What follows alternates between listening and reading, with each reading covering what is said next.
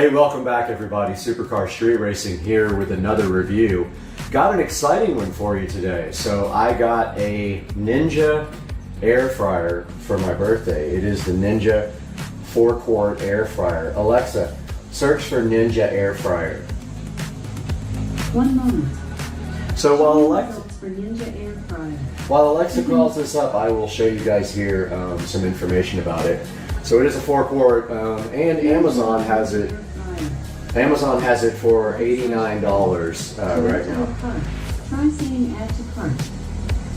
And then here's a few pictures of it. So some of the things it does is air fry, air roast, reheat, and dehydrate. And it does come with a little nice cookbook quick start guide. So it has some recipes in here, like fries, beef jerky, jalapeno poppers, loaded baked potatoes. There's lemon and herb crusted panko. And another thing I really liked about it is it also comes with a chart here, and there's probably millions of these available online. But it shows you air frying tips and tricks, like it wants you to shake your food several times when you're cooking, so that way it promotes more crispiness, because the burner is actually up on the top, and I'll show you guys that when we look at it a little bit closer. You can definitely go online and just search for air frying recipes, and I'm sure there's millions. It says it's dishwasher safe, but I heard do not. It says dishwasher safe, but I thought it said somewhere in here not to ever put it in the dishwasher, but I'll look further for that and let you guys know. So for example, today we're going to be doing hot dogs in it. I'm going to show you guys how that works. And the closest thing to that in the actual recipe, without going onto the internet and looking, is sausages. And it says 4 sausages here are 8 to 10 minutes at 390. So I would probably just do 8 minutes because they're pre-cooked hot dogs and they're thinner than sausages. We also have a nice dehydration chart right here. So you can dehydrate things like apples, asparagus, bananas, beets, eggplants, herbs, anything like that that you desire to dehydrate. But I really like this thing a lot, and taking a look at the front panel here, we start in the upper left if you're facing the unit. Right here we have a temperature control. So basically when you turn the unit on, it always comes on with the temperature. If you put it on air fry, it comes up with the temperature on 390, but you can then adjust it like this. And then the time will always come up on 20, and you can adjust it up or down with this guy. So like I said, moving from left to right, we've got the temperature, then we've got the time adjustment here, and then right below that we've got the functions. So if you notice right here, we are on air fry, but we also have a preheat here, where we can preheat the unit before we, reheat, my mistake, where we can reheat things before. The preheating is actually done when you actually hit start. You'll want to add a couple minutes to preheat, especially if your recipe says that you need to preheat the device. But yeah, we've got preheat here, we've got dehydrate here, we've got our power button here, and we've got start and pause there. Now notice on the side here, we've got a little quick decal, which I didn't remove yet because I wanted you guys to check it out. We have a little chart here. So it shows for chicken, you go 350 for 22 to 25 minutes. Fries, you go, if they're cold or frozen, you go 350, 20, 25 minutes. And then it shows you fries if they're not frozen. And then steak, cupcakes, or I guess cake, and then it shows you fish there. Now taking a deeper look at this unit here, the 4-quart Ninja air fryer. If we pull this thing open, it does have a basket right here that holds 4 quarts. Okay, so here's the inside of the basket, and if you see right here, this part here, and I guess they call this I don't know what they call this part, but this comes right out for ease of cleaning, and also you can preload your food on here, and then you can just literally drop it right into the basket here. And then this just slides right into the front of the unit like that. And yes, so when you're cooking, if you want to take the basket out, it's easy enough. You just leave it running, you pull the basket out, you can shake your food like this, and then you can stick the basket right back in, and it will continue to cook. And so now let's take a look at actually using this. So what we're going to do is we are going to make some bread hot dogs, so no buns, just bread. and we're going to cook the hot dogs first. We're going to add bread and cheese, and then we are going to melt the bread and cheese with the Ninja. So let's get on to doing that next. All right, welcome back, guys. So today we are going to be actually cooking some hot dogs in the 4-quart Ninja fryer. We have all of our ingredients here, and then if you like to drink, we have some wine right there as well for you for after we get done with your hot dogs. So we also have our wiener grabbers right here. Got our wiener grabbers. We got our plate, 2 slices of American cheese, our mustard, because you gotta have mustard and ketchup on a hot dog, and our turkey dogs. If you're trying to be healthy, obviously you want turkey and not full fat. And we're just going to be doing this on bread today, so we're going to show you guys how that works. So first things first, you want to take out your air fryer basket here. Get your wieners out. Everybody get your wieners out. There's one. We're going to be doing 2 today. Second wiener. Throw that in the basket there. Reseal your hot dogs so they don't go bad. Take a look at the hot dogs inside the basket there. They can go just anywhere inside there. Go ahead and put that in. And in our guide here, the closest thing that we have on the air fry chart, let's see, let's go to air fry pork. So we got sausage, but that's probably for like the bigger sausages. So this says 8 to 10 minutes. We're gonna go ahead and go with 8 at 390. So let's push our power button, our air fry button. It's already at 390. We push our down arrow button to get to 8. And then we hit start.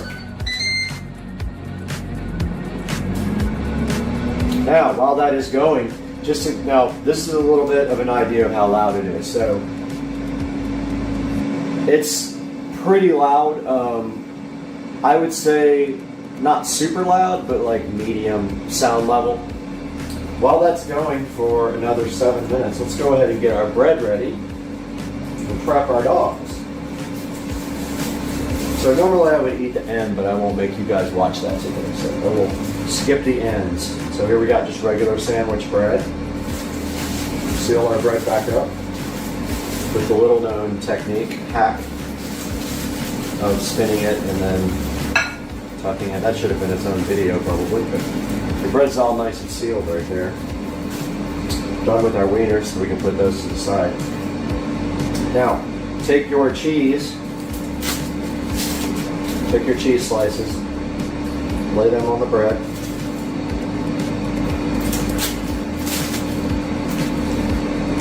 Just like that. And so the next thing we are doing is waiting for our hot dogs to get done. If you like to check on them, you can open it. They look great. You can open this device when it is running, and don't feel bad or that you're going to hurt it. It is designed for that because they actually want you to take it out, and we're going to roll them around so they cook better and throw those back in. When they're done, make sure you have wiener grabbers because they're going to be hot little wieners. So have something to grip those with when you take them out.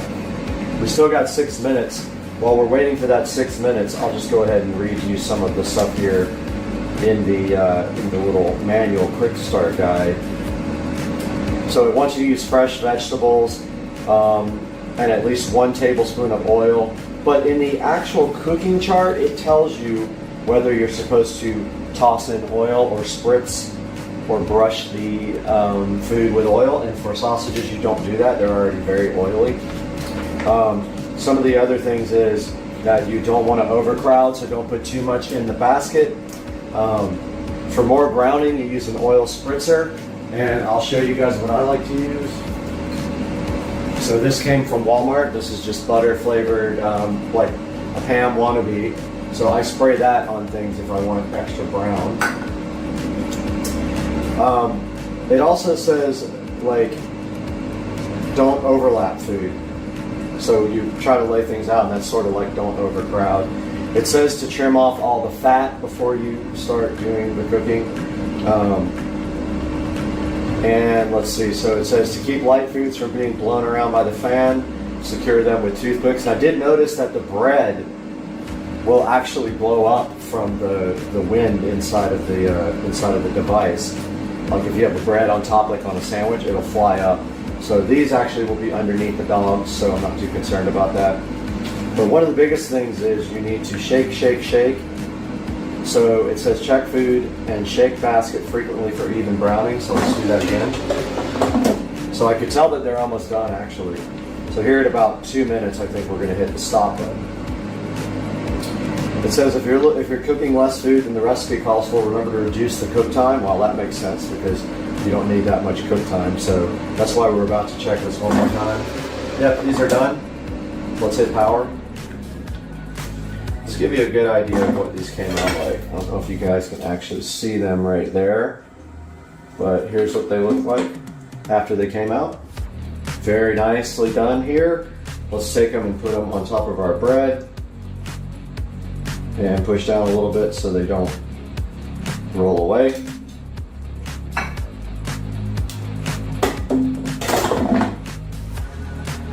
And that's perfect.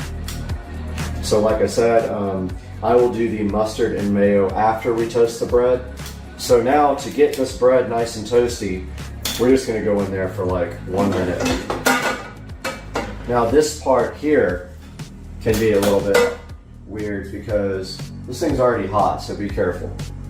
So I'm gonna do one at a time for probably 30 seconds to a minute. I'm just gonna push it on, air fry, and start. So what we're doing now is melting the cheese and toasting our bread just a little bit.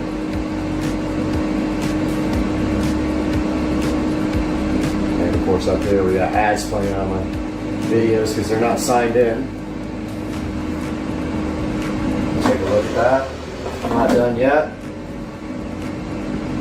So this is 2% cheese, so it's not going to melt all the way. So I just keep checking it. Starting to melt. I don't want to go too much because I don't want like rock solid bread. So that's good. These are done. So let's go ahead and turn the power off. And this part can be kind of difficult because this thing is hot now, and so is the hot dog.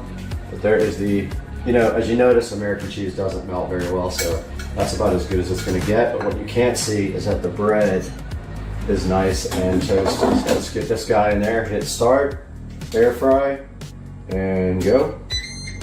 Now what we can do is just put it on a minute like that if you want to.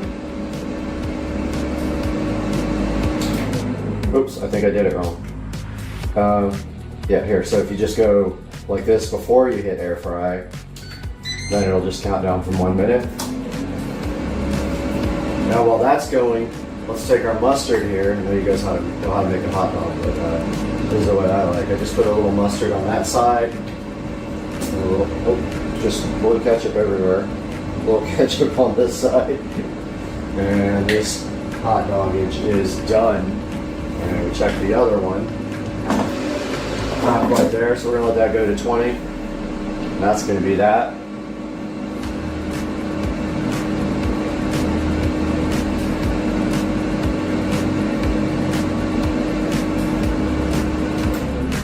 All right, guys, so we got our other hot dog on a bun ready.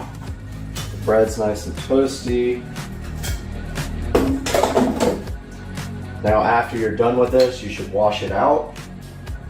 You just want to, you don't even really need soap, but if you want to use soap, you can. It also says it's dishwasher safe, but I'm not 100% sure because I thought it said never use in a dishwasher somewhere. Hot dogs are done, but let me check the cleaning of this guy. See if it actually says.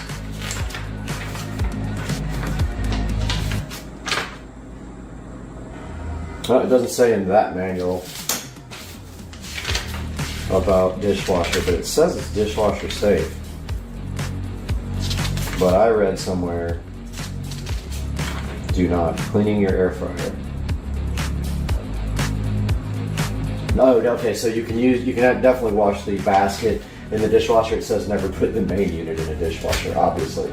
So there you go, guys. There's our review of the Ninja 4-quart air fryer. Love this thing. I use it probably 3 or 4 times a week to cook all kinds of stuff in. I highly suggest you get one of these. I hope you guys enjoyed this review. Check out the link in the description. Please support the channel by subscribing and clicking the thumbs up, and buy the products through the link in the description. It helps me earn a few dollars here and there. Have a good day.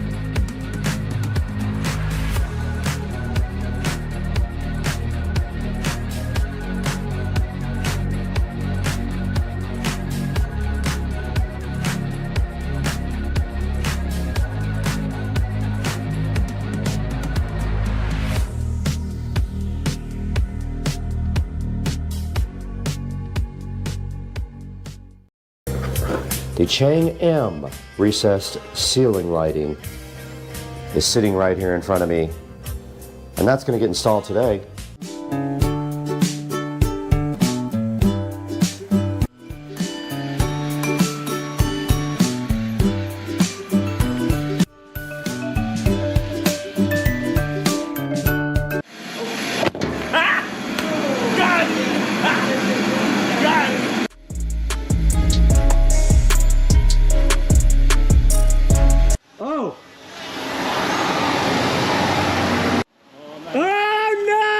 Guys, welcome back to part 5 of the garage makeover, and today we are getting everything out of this garage and into my new storage shed. I chose not to build the shed myself, but let's get into it today on Supercar Street Racing.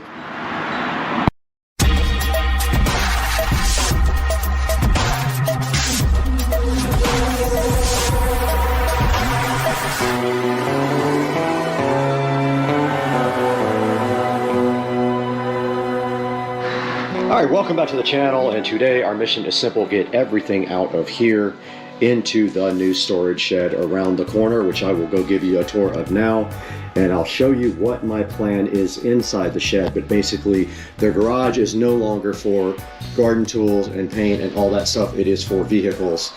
Some tools will remain under that workbench there, but that is all, and then everything else is going straight outside. So let's get to work. All right, we are inside the new Suncast shed. This is what it looks like on the outside. And it was professionally assembled. It is 7x4. Now, my plan was to go up against the house, but it will not fit. It does not fit underneath my gutters, unfortunately. It's too tall. If it was 6 inches or 2 inches less, it would have fit.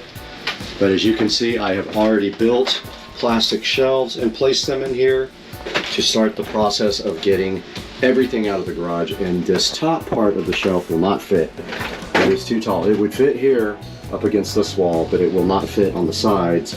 And in the middle here, I want to put up my hanger rack and hang stuff off of this guy. So that is what we're doing now. We're slowly getting stuff in here, and I'll take you guys through that process.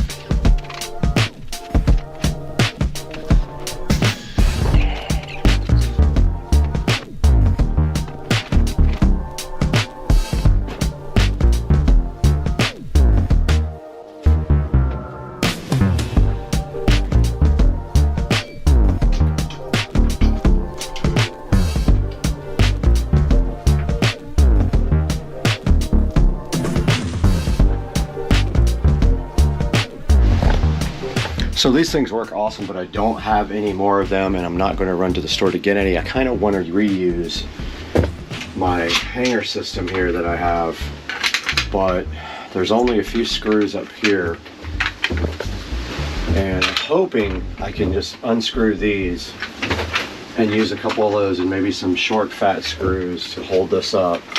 It is plastic, however. There's some threaded things here, but I don't know exactly what they're for.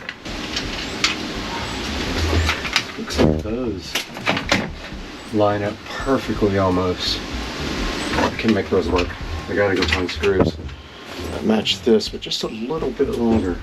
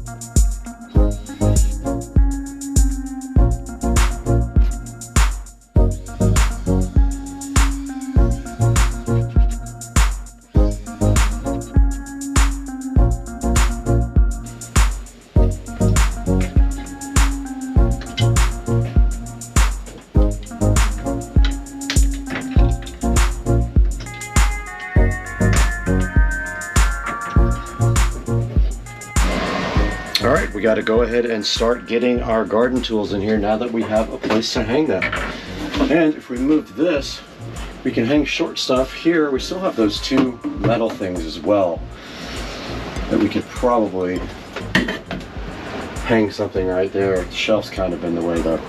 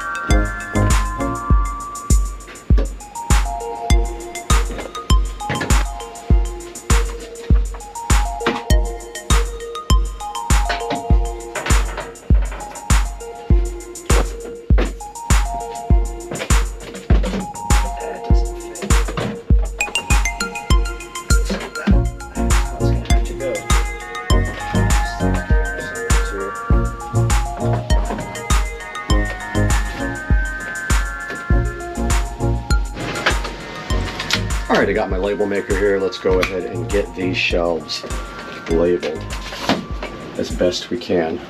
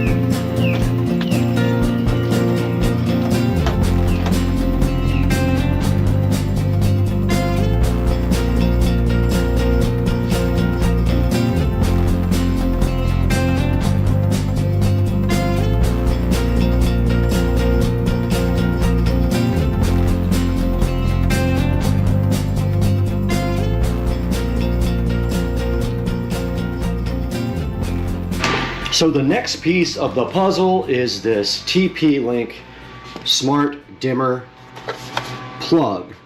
Now what happened is this thing drew so much power it burned out a regular smart plug. This is designed for high power, so I bought that. I've already set it up in the app. I need to get up in the attic and plug it in and see what the minimum light level is, but I think these hex lights can be dimmed. If not, they'll just come on at 100%, but let's get up in the attic and get this thing connected. So this worked once and then burned up, so absolute garbage. So that's going back to Amazon, and I gotta find something different. Little update, I ordered 2 non-dimmer smart plugs of the same brand, hoping that I will split the circuit. I'll do the outer ring on one and the hex lights on another, and run 2 heavy-duty extension cords to the outlet in the attic. That does it. Now, let's get this place cleaned up.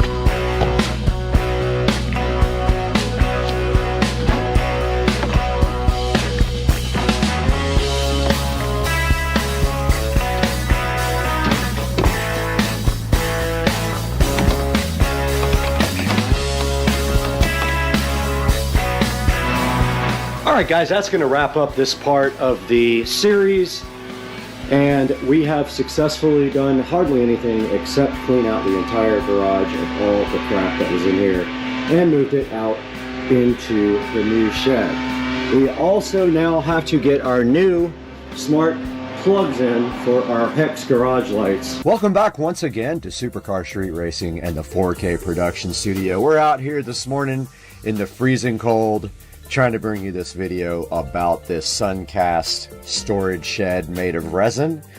And I wanted to give you guys a little bit of insight into my experiences with the shed.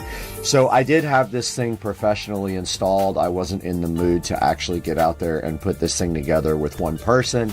And they came out and then they got it done in about 4 hours. I did see they had a little bit of difficulty, but nothing too major. They just kind of had to figure everything out as they went. And taking a look at the shed right here, you can see it is built very well. It's a well put together shed, very solid, doesn't feel flimsy at all.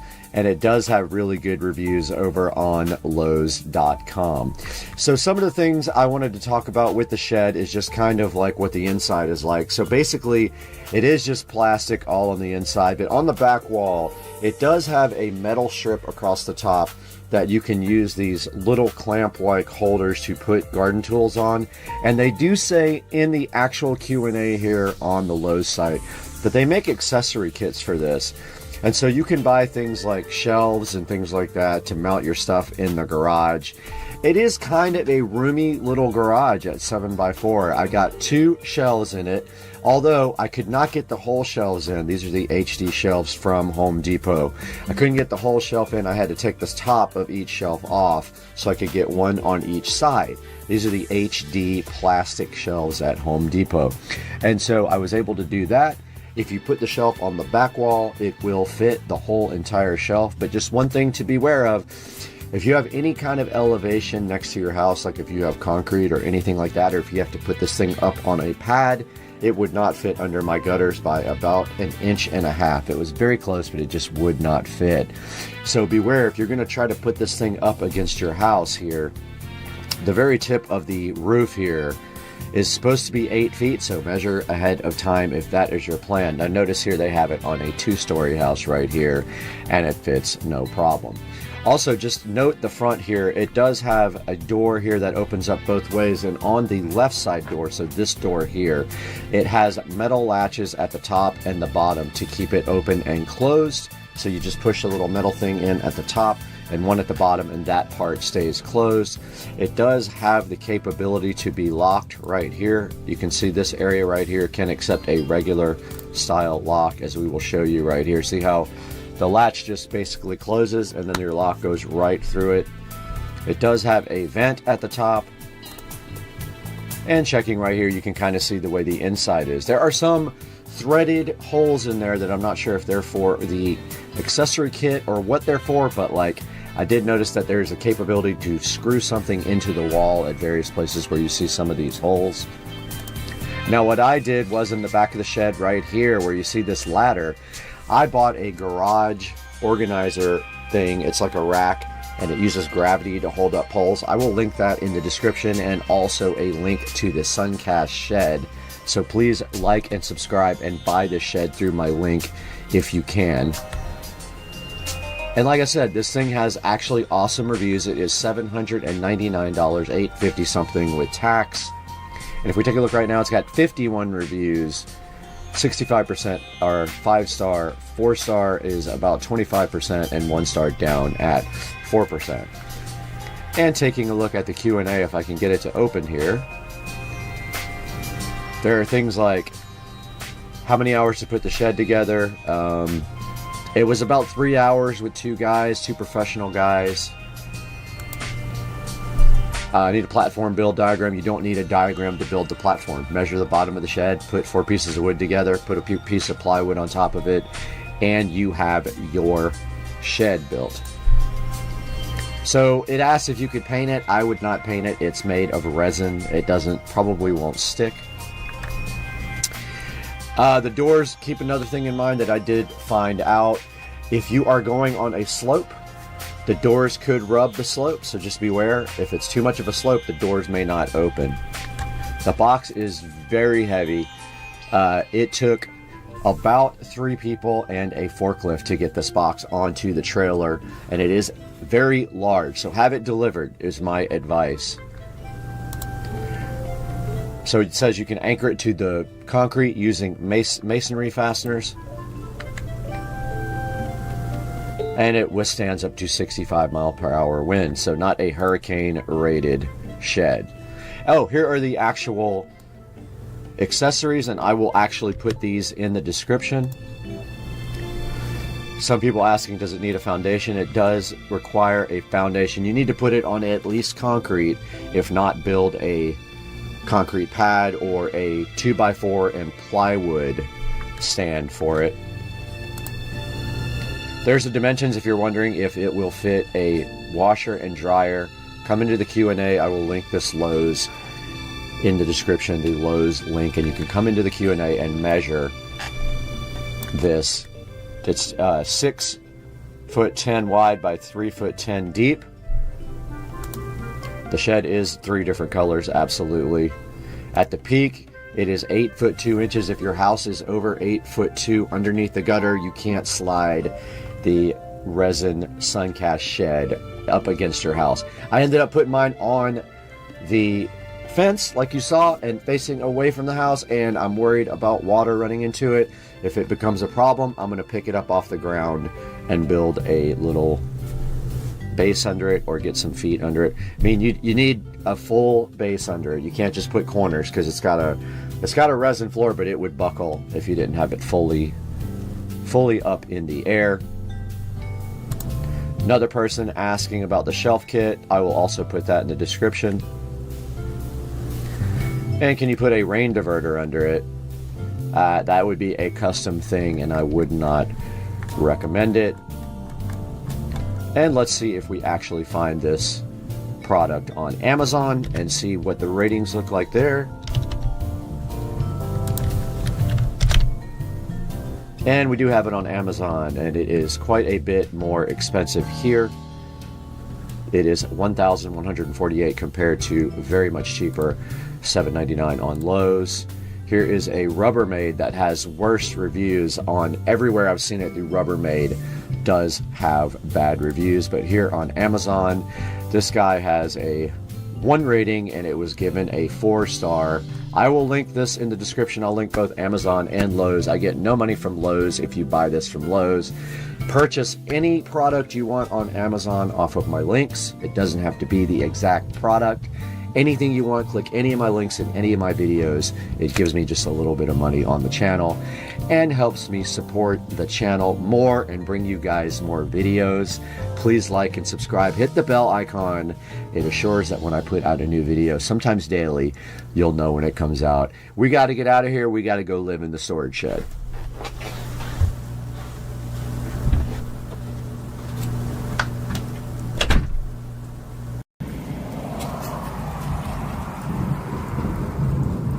Yep, we got some angry individuals upstairs right now.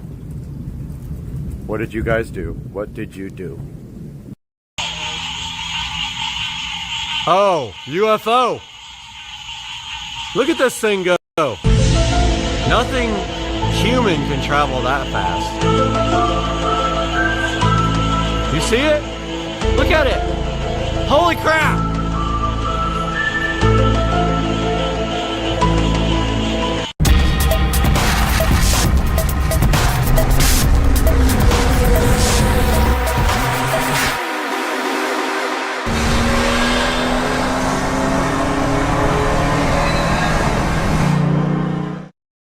Making some air fried chicken thigh cutlet thingies, and we got 2 big boxes from Amazon here. This should be the in-ceiling speakers, and this should be a couple of hose reel things and one of our wall plates. Let's take a look. Live unboxing, not live, but you know what I mean. So I've been waiting for these. They weren't supposed to come till Monday, but I got a free early present here today. Now, the wire won't be here till Monday. I bet I have enough wire to actually get this done, but I'm gonna wait till the other wire comes in and run fresh wire up there. So that'll be Monday, so I can cut the holes and paint the ceiling tomorrow. That would be my mission for tomorrow. Yep, here they are. I have a bunch of these already. In fact, those are the same ones right there. Just noticed the speaker wires caught in that one. Huh. I never even noticed that. The wires caught right on the side there. Interesting. So yeah, these are the 4 in-ceiling speakers. Pair there, and I was waiting for the actual speaker so I could see how far the lip is on, because after you cut the hole, there's still a lip there that covers the whole area so you don't see it. Was waiting to see what that is so I can draw my hole. Now let's see what's underneath this guy. I went ahead and pre-opened this guy because it's a pain to open with one hand, but this is going behind the television. It is a dual gang, like a double gang, 2 gang for behind the TV. It has power and USB on this side for one part of the gang. On the other side, it has a Cat 6 plug, which you literally just plug right into the back of there. It's got a TV cable plug, which we're not going to use, and it's got an HDMI plug, which you literally just plug in. So the plan is coming from the wall plate at the bottom of the wall. We'll go up through the wall, plug into the back of this, and then in the front, we'll plug this into the TV. Underneath that, we have our hose reels for the side of the house, and they're basically just black with like a star on them. I'll show you guys those when we open the boxes. All right, so inside of the box, one of the lips was actually, one of the cardboard lips was the template. It didn't peel off good. I'll just take some scissors and cut it, but it's actually, I made one out of cardboard last time that was more heavy duty, and see, it's exactly the same. So I did have the right size already, but what I didn't have was the equalizer. I didn't know what the lip is. So inside of here we have, I'm going to be right back and change the lens. So this is what the back of the PD-IC81RD looks like. That's what we were looking for right there. We need to measure that and make sure that there's enough room between the edge of the where the hole stops and where the trim piece starts on the bedroom wall. So all we gotta do is quickly measure that. So I'm gonna go ahead and grab the tape measure and see what that might be. Okay, so the lip is 3/4 of an inch. So we need our hole to be at least, actually it's less than 3/4. It's 5/8, I think. So between 5/8 and 3/4, we need at least that much to 3/4 to be safe. And so what we have to do is go into the bedroom here and make sure that this hole has at least 3/4 of an inch from the edge of the trim, or this speaker will not go in the hole. So I have a bunch of stuff on my ladder. So I'm gonna get up there and measure that right now. Hopefully not bust my ass on this stool. This is my step stool. Okay, so we have an inch.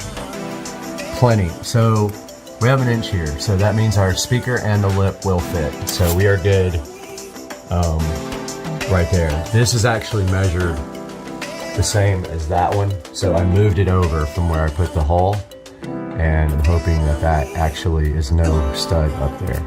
If it is, we have a problem. So I'll probably cut a circle out right here, and like big enough for me to see in there, or put my finger in there, and then test whether there's a stud right here. I can put something in there and run it over. Hey everybody, I got the first hole cut, no problem at all. There are some wires running outside to the speakers outside that literally run right on top of this. So just got to be careful when I put it in, but it does fit. I had to make a little adjustment. It was just slightly too small.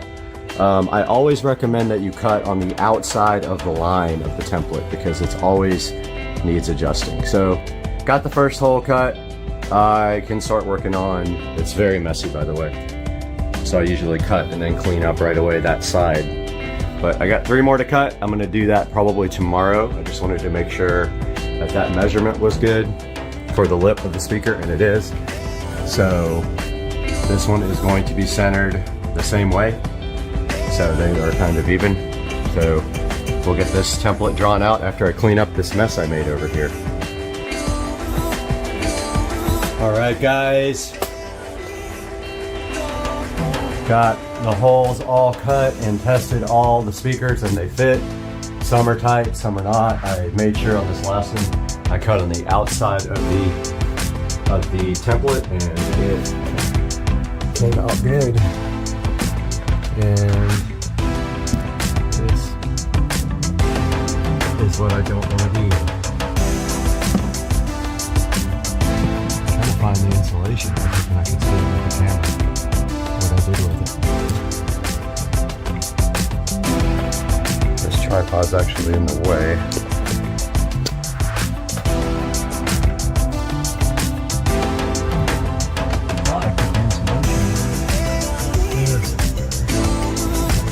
Shows on the video. It's a total bummer. The insulation is too far for me to grab with my hand on that one, meaning I have to crawl on my stomach to cover the speaker back up afterwards. That's a bummer.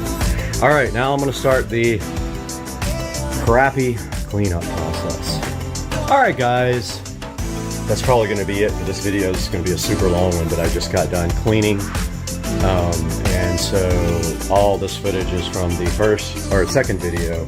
Third video will be painting the ceiling and then hanging the TV and pulling the wires for the 5.1. But as you can see here, we've got our rears ready to go. We got our front, our center, our left, right, center, left.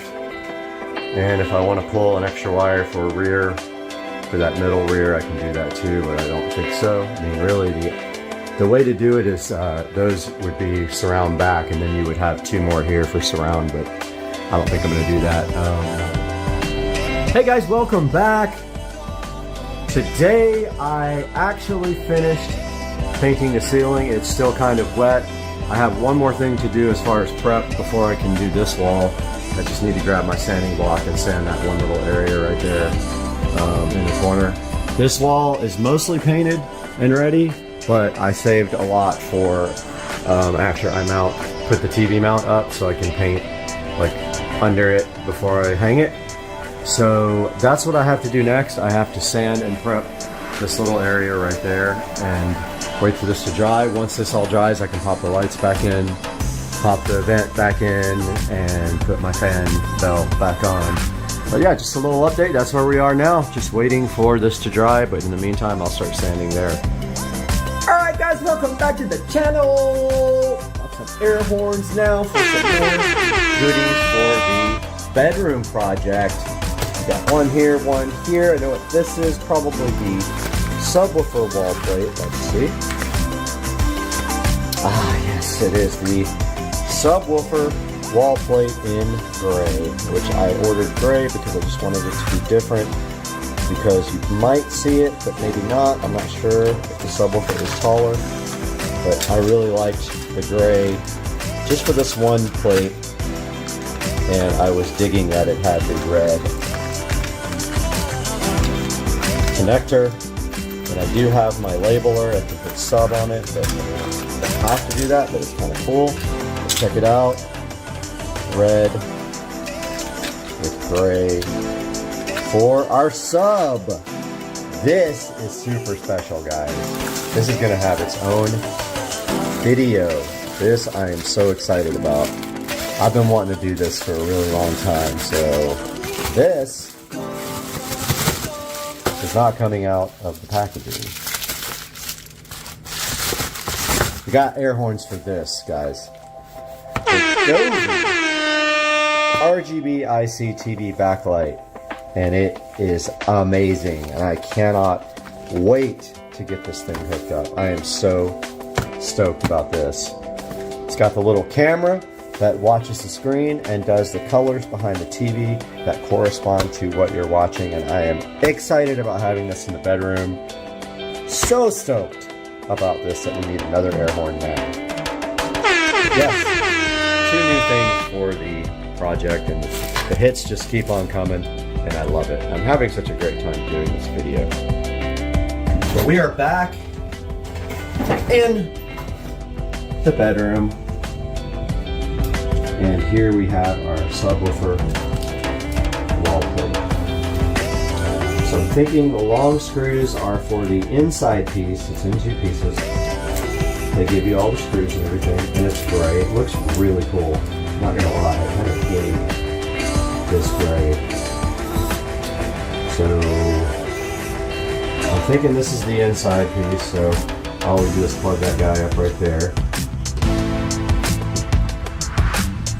And stuff what we can in the box.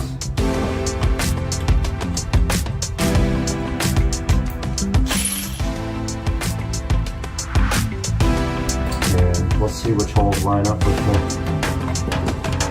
green. That one and that one. Yep. Alright, so these guys go here.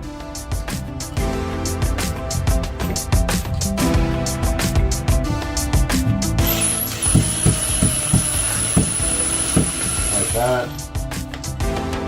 Trying to strip out because the screwdriver head is the worst ever.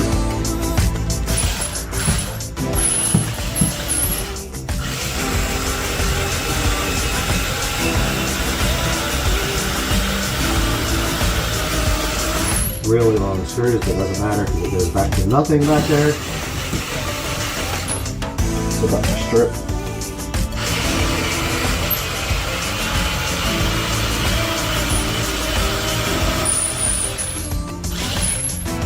Okay, if you tighten it all the way, you won't be able to move it left or right, but it looks pretty level.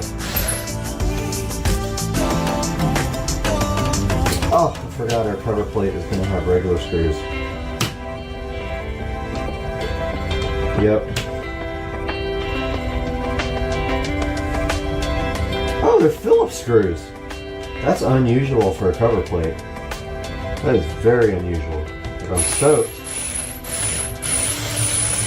because I don't have to get a different screwdriver.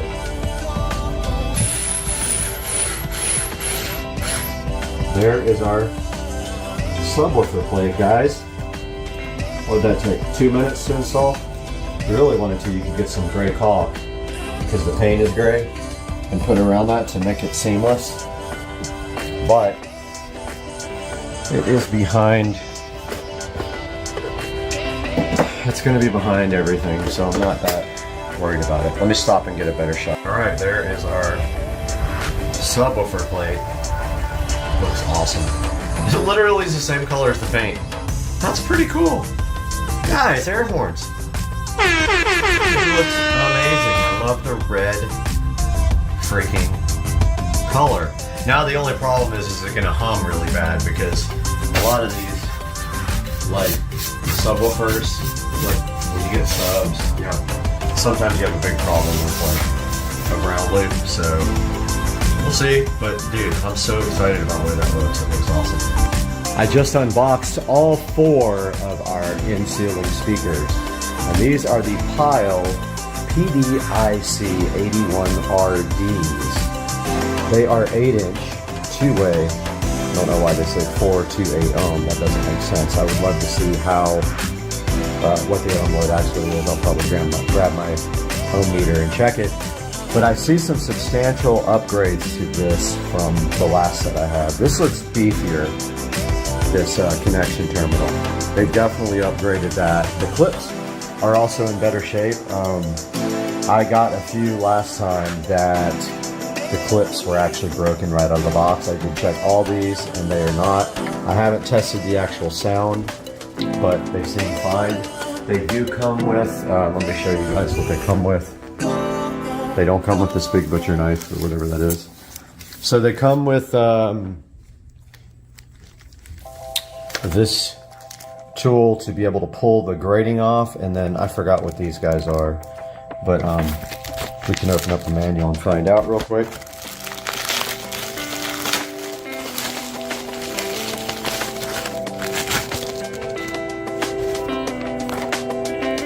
Okay, got the manual open. It looks like it's for all of them. Kind of shows you about the placement and shows you their in-wall as well. You can do them in the wall or in the ceiling. And doesn't really say what the other little thing for is in the bag. I think they're like for anti-vibration. I can't remember. Let's see. Yeah, it doesn't really say. No big deal. They're super easy to install. It comes with a template right here on the actual box lid. So it's actually part of the cardboard flaps. This might be the box that I removed it. But now there's the template. So you just, pop that out and then put it on the ceiling and draw your circle. And so these front grills actually pop off with that little tool that hooks onto them.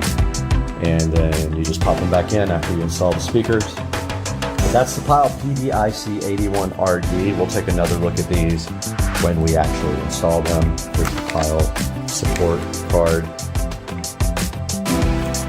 That's all for now, guys. All right, a final update for part 3 of the video.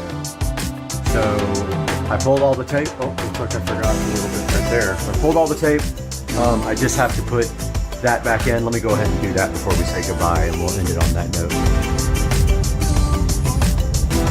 Okay, we have our freshly painted AC vent here, register, and it is ready to go back up on the wall, just like this. Got these 2 super long bolts, and it needs to face this way. It's almost at the top of my reach. Yes, it is, in fact. So we're going to need our stool here. Let me grab that stool. This thing that's going to kill me one day. as I fall off of it. And we need, feels good, the air is actually on. Okay, so this guy needs to face that way so that the airflow is correct. So need to this down for a second. Get this in.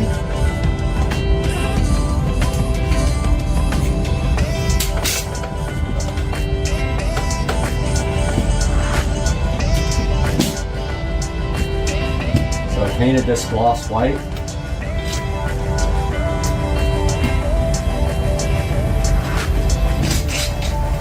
Okay, where is the... This is going to be a pain, isn't it?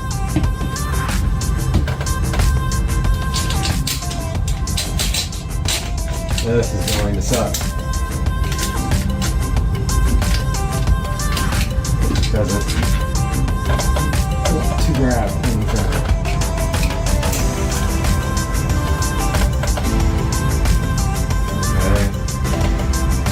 Trying to see where it was kind of forced in there.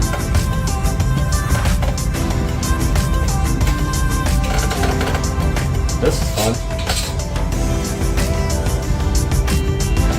These things are all jacked up in my house. That's what the system originally did a bad job.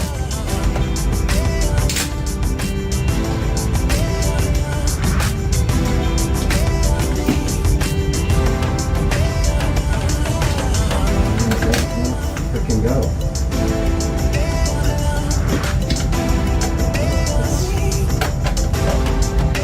It's in something.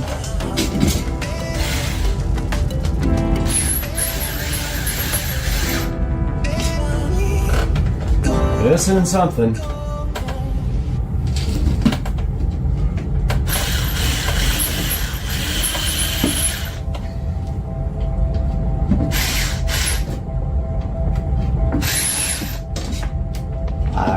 Nope, that's not in anything. Gotta make sure it's catching something up there. And I think this stuff is off to the side.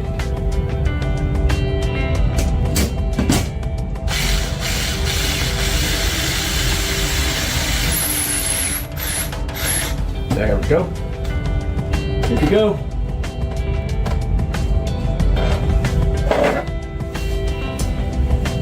And while we're up there, let's go ahead and get that last little piece of tape off.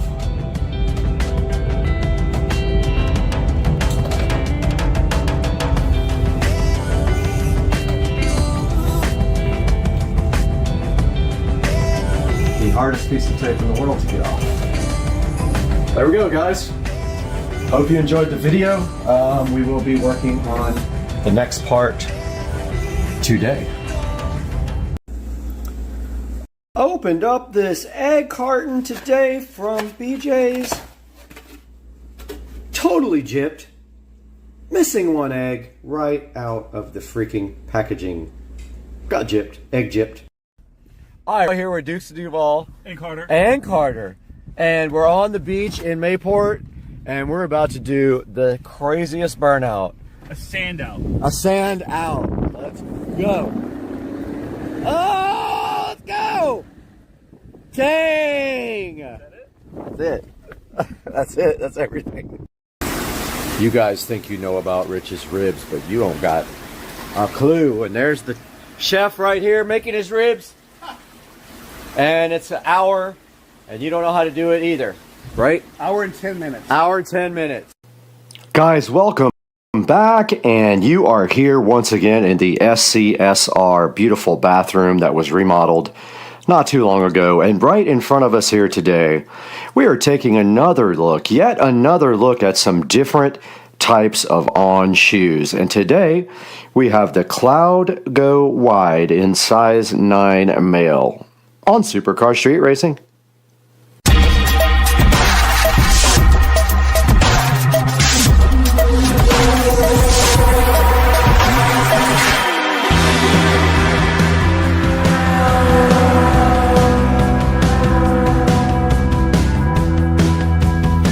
Back in the Supercar Street Racing awesome bathroom, and sitting right here on top of this beautiful vanity are the Cloud Go wides, and these are in the color black and shale.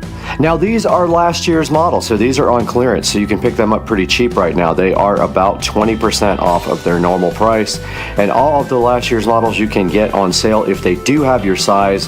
One of the problems is though that usually my size is not available, so I have been buying these up as I can. But as of right now, these are the Cloud Go wides for me, and I have not opened them yet, but we're gonna do that next, so let's go. Right on top of here is the ON logo, which I call the chicken, because to me it looks like a chicken with a beak up in the air. But it is an ON, not a chicken, and inside of this box there better not be any chickens, because today we are going to be unboxing the ON Cloud Go wide in size 9 male. And I do need wide shoes.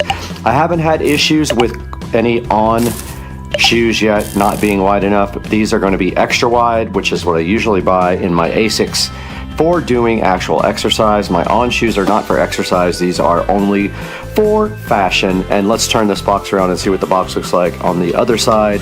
And there we have the chicken logo again. And a reminder, these boxes are all environmental friendly. They are all made of recycle. The Cloud Go wide's looking so fresh inside this box, I would almost guarantee it. So let's go ahead and open this guy. And inside we always find the ON promise here about the 100% recycled cardboard right there. And only water-based inks, no oil-based inks as well, which is better for the environment. And then we have some recycled paper right here with the ON chicken logo all around it.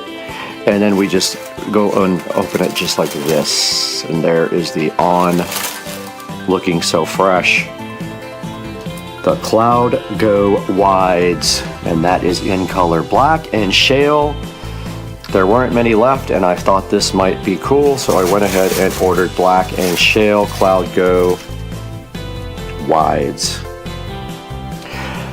The Cloud Go wides looking so good in front of you guys today, and that's a little bit what they look like. Now let's get them out of the box here, and then inside of them they do come with a protective shoe condom that keeps them from losing their shape in the box, keeps them fresh in shipping. We'll go ahead and pull that out of the left shoe and go ahead and unbox the right shoe for you and pull off the protective shoe interior shoe condom for you guys, which it is very stuck. Very stuck. All right, yeah, got it. Now we see a good look at the Cloud Go wides. And you can see on the side right here the Cloud Tech logo. And that is the first look at these, and next we take an in-depth look all the way around the Cloud Go. Starting at the front of the Cloud Go, we can see the ON logo in a silverish white right on top of the black, and this is kind of a rubberish black right here. And then on the front they have the ON logo again right there in black, which connects to the bottom of the rubber on the soles. And then right here they've got the Cloud Go logo on the top that runs right underneath the laces. And this is kind of cool. It has another lace up front here. So the front lace is way further up than these laces. And then here's the black breathable material on the sides. Good look at the side. You do see these holes in the bottom of the sole, and the ON logo again in like a silverish. It might even match the color. It's a little bit more white than the actual shale color. And then moving towards the back, we've got these fashionable stripes that run both right here and right here. And then they go all the way and continue around the back here and repeat the same pattern on the other side. And on the back there is just a slice up the middle right there from the bottom of the sole that heads up to the top of the shoe. and a good look right there at the top. Checking out the sole, the bottom of the Cloud Go wide shoes. You can see they're wide right here is why they call them wide. They're sized wide. But on the bottom, they've got a pretty fashionable mix of the black rubber and the actual shale colored rubber there that continues all the way from one side to the other. And then they have the ON logo right in the center in the channel that runs all the way from the front all the way to the back. Not sure what the purpose of that channel actually is, but we'll take a look at that online and see if they do mention what that is about. Right down below me in size 9 are the Cloud Go wides, and you can see I am wearing my ASICs. These are my everyday exercise shoes, so I had them on from my treadmill session this morning out there in the Supercar Street Racing sunroom. And now we are going to take off these ASICs and give these Cloud Go's a fitment try. Now I do have pretty bad feet. I have pretty bad bunions and I have flat feet. So I'd rather not show my feet, but I will do it for this. And this is the whole point of having a wide shoe. And you can see those go on nicely, and they are extremely comfortable shoes already. I have some Pumas that I put on and they almost kill me, and I had to manually stretch them. But you can see right here with the low cut ankle white socks on, they look absolutely cool. The Cloud Go. They feel awesome, and next we'll take them for a little spin and see how they feel in action. All right, we got the Cloud Go's on, and immediately I noticed towards the back of the shoe there is a dip down because that's the way the shoes are designed. They roll towards the back. As far as comfort goes, especially on the issues I have with my bunions on the side, no problems at all with that. No problems whatsoever. And they are extremely comfortable. They're actually more comfortable than these ASICs that I just took off right here. Those ASICs are about $45 shoes. These are $150 shoes if you pay full price for them. Very much different price point there. And these are extremely comfortable. And that's the treadmill I usually get on in the morning. But I do wear my ASICs on the treadmill. I will not be wearing the ONs. I guess I could try them, but I am pretty comfortable on the treadmill with my ASICs.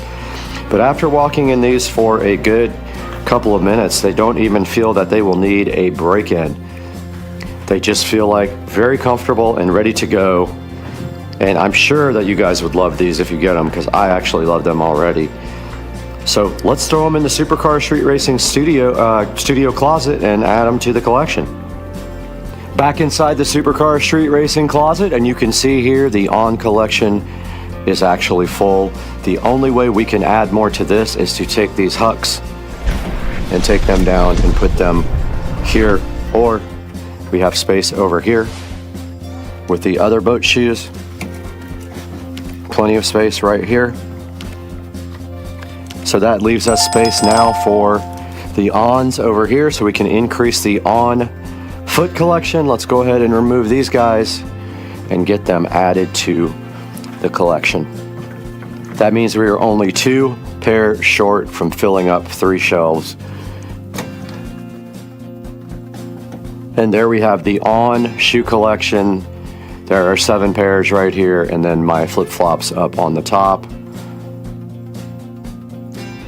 And then over here on this side, we have the Puma collection. All Puma shoes, except for these are Guess. But all the rest are Pumas there. And now let's take it back to the 4K production studio and see what Brad has going on in there with these ON Cloud Go shoes.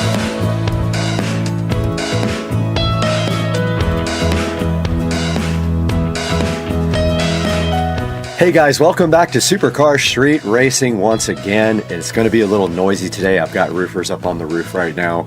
So bear with me as we hear some sounds from outside, but we're taking a look at the ON Cloud Go wide shoes you just saw there in the Supercar Street Racing closet, and I have them up here on the screen right now, and those guys are actually $149.99. I got them on clearance for much cheaper, but those are $149.99. There will be a link in the description. I love these shoes so much. Just On shoes in general, I like a lot. So these are pretty cool looking, and I did get to walk around in them for quite a long time, and they are super comfortable. Now, when you go onto the On website, I'm gonna show you guys how to do this, and there will be a link in the description, of course, to buy these. But when you go onto men's here, and you go on last season, we can just click on shoes. And I could not find them on the clearance section anymore, but I will try one more time here, because that's where I did buy them. Here are all the ones that are on sale right now. And when you go into these, make sure that you check if they have your size. If they don't, it won't allow you to even check the actual shoe. Like for instance, this Cloud 5 Ready. If I go in here, these are reduced by 20%, but if I hit my size, they do have my size in that. So that's what you have to make sure of when you buy their last season shoes, that your size is available. And taking a look on Amazon, Cloud 5. I'm just going to put it in Cloud shoes here. And there are all of the On Cloud shoes right there on Amazon, and I will put a link in the description for these guys. And please buy through our affiliate links and like and subscribe to the channel. It helps us out greatly when you do that, and you don't even have to buy what is in the description. You can buy anything you want if you click on that link, and it gives us just a little bit of money. Get your On shoes, they're awesome. I have about 10 pairs now, and I love them. And we'll see you guys later, because peace out.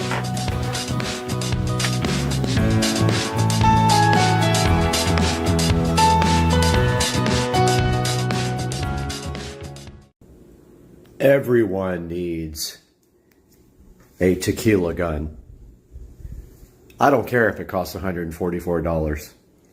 You need a tequila gun in your life.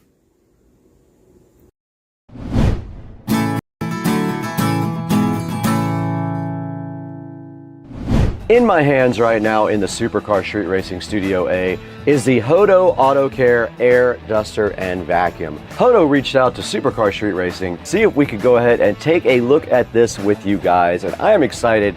You know how I feel about car products. I love them. So we have this sitting in my hand right now, right from Hodo. We're gonna be opening that up today and trying it out on Rich's truck. Let's do that today. Let's get busy.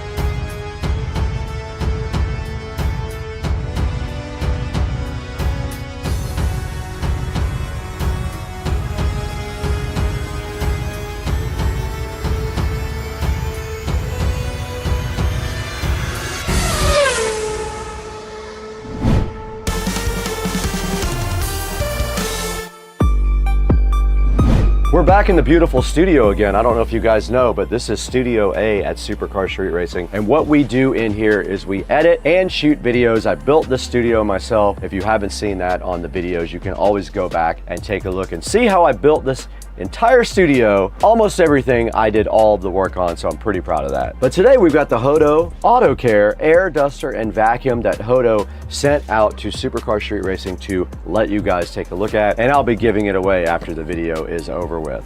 This Hodo Auto Care Vacuum and Duster is pretty cool. It has a bunch of different attachments that go with it, which you can see right here on the screen up behind me.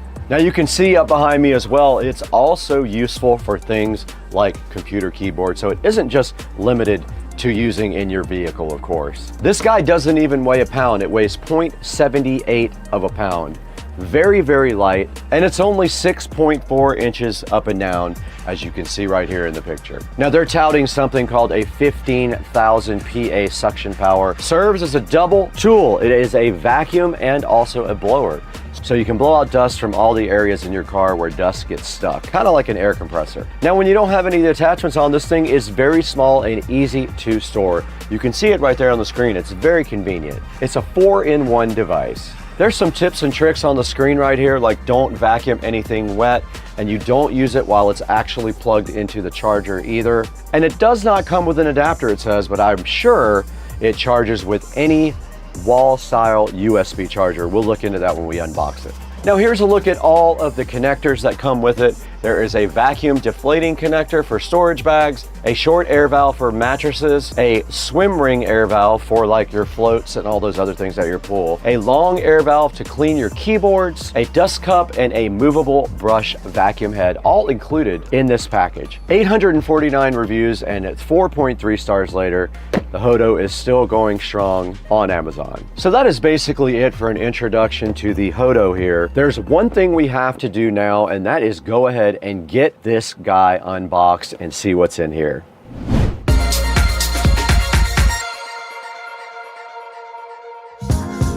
All right, guys, right in front of me, we got the Hodo Auto Care Duster and Vacuum. This thing looks pretty cool. I'm pretty excited about trying this over on Rich's truck. Basically, on the front of the box here, it says the Smart Driver's Cleaning Companion. It does vacuuming, blowing, inflating, and deflating. So like if you have rafts and stuff like that, you can do it with this. And it does have vacuum sealing as well, so you can vacuum seal things with this guy. On the side of the box, it does show you a bunch of different ways you can use this. You can clean your house, you can do some technical maintenance on it, so you can vacuum out your keyboard, outdoor equipment inflation, and also of course interior detailing. And then on the back, it does show you everything that the vacuum does come with. It comes with a dust cup nozzle, a pointed crevice nozzle, a 2-in-1 grooming brush. They call it a subtle air nozzle, a swim ring nozzle, and a Type-C cable, and a fiber cleaning brush. So they do give you a lot of accessories with the Hodo multi-purpose cleaner here. It's an air duster and a vacuum in one. It says 20,000 PA of suction, pop to open the dust cap, and then you can wash out the filter. So that's also cool. It's got a washable filter, as it shows you right there on the side of the box. Now let's not mess around anymore. Let's go ahead and unbox this guy. We'll just put that right here for now and get this guy out of the box and see what it's all about. And it does just slide directly out of the package like that. I like the presentation already. We don't need the box where we're going anymore.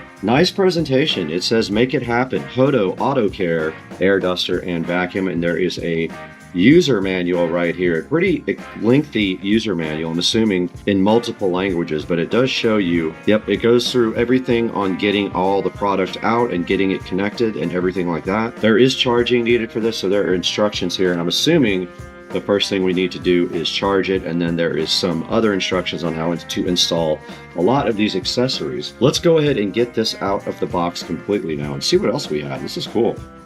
So the top does open up like this to get to everything else. Let's start on this side. This looks like the swim ring nozzle here is what I'm thinking. You put it in those little raft rubber things that you would usually blow up with your mouth. This is the subtle air nozzle, whatever that means. I guess it's directs the air down to a little small point here. And then this is the filter cleaning brush. That's all this is for cleaning the filter inside of the device, which apparently we will see momentarily. This is the pointed crevice nozzle.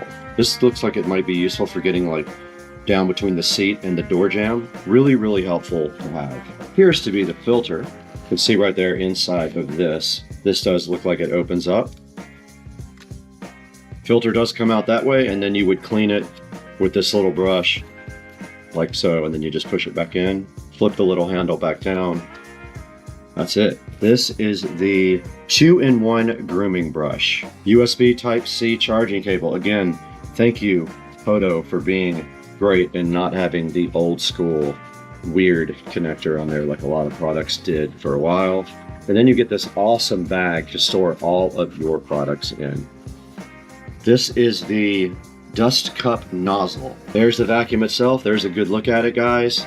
Your charger port is at the bottom. We do have a charger right here. Let's go ahead and plug that in. There is an indicator that it is charging. So when this guy is completely charged, these two indicator lights will be solid. When it is charging, that says that they will breathe. So that's what you're seeing right now. It is charging at this moment.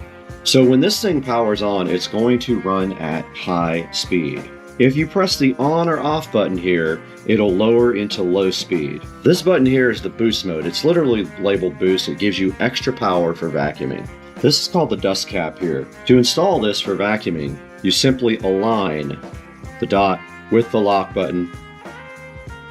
twist it that way, and it clicks, and you are ready to rock for vacuuming.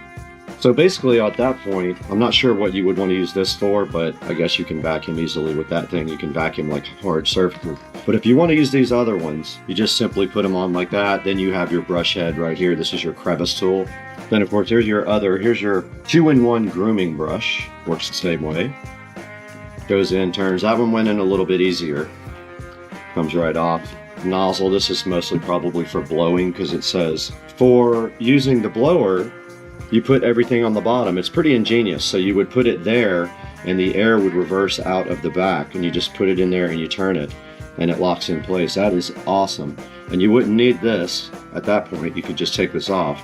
This is such a neat product. I'm hyped to let this guy get charged up now that we know how to use it, and then go test it out over at Rich's house. Now, all of your collection stuff will go in this one little thing right here. This is not designed for a large amount. This is not to vacuum a very dirty car because it'll fill up very fast. This is for dusting and things like that, light vacuuming only inside the car. And that is all for taking a look at the inside of the box here and all of the cool accessories for the Hodo Auto Care air duster and vacuum. So why don't we go ahead and take a look at how this works after this thing gets charged up.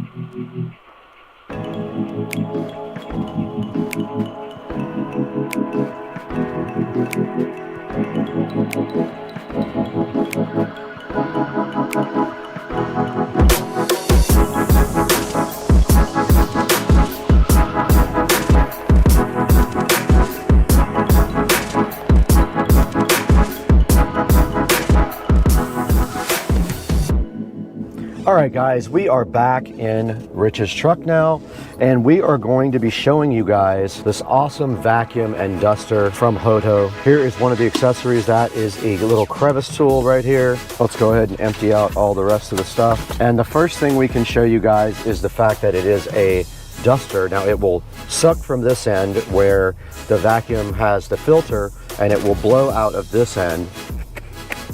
That just goes on like that and locks in place, and then we should just be able to turn it on. And it is blowing. You can see it can dust. It is dusting everywhere. And you can dust out all your crevices and everything. And that's from this side. And then there's a boost so you can actually make it go way faster. But that's that simple for the blower part. It just is really that easy. You can also add different nozzles on the top like that for your dusting. And then you just hold this down to start the power. Pretty cool. It does great, and there's a lot of power when you do use the boost. Now the vacuum feature is exactly the opposite. In order to use the vacuum, you flip it over to this side. Like I showed you guys earlier, this has the filter inside of it, but you do have to put something on the top to go ahead and vacuum, like this cool thing right here. And then you simply just turn on the power, and it is sucking there. And you do just get in there and vac it out, and it has a small nozzle to get into tight crevices, and it does have good power. I just sucked up a lot of dirt around this center console thing right here. And then the last thing that we have right here to show you guys, so you simply put that on there, and then you turn on the power. After you stick it in the side of the raft, and it does blow up the raft. We'll show you guys that on a little life preserver that I had. So yeah, this thing is pretty cool. We'll look at it again some more in the house, but it does great. It does a great job on both the vacuuming and on the dusting part of it. I love this thing. I can't wait to keep this in the Tesla.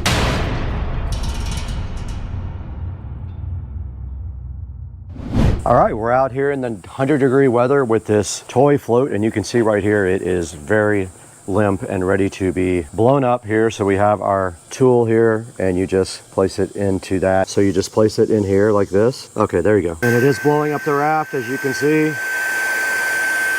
Blowing it up very quickly. Awesome. And that's all there is to it. It blew this thing up in like 15 seconds. And that's how you use the raft inflation tool on the end of that.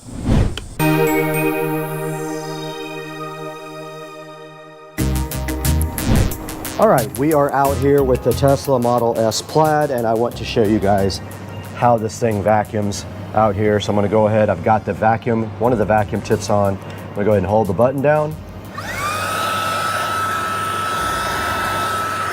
And it is vacuuming. No problem, I haven't used turbo yet. Don't have to.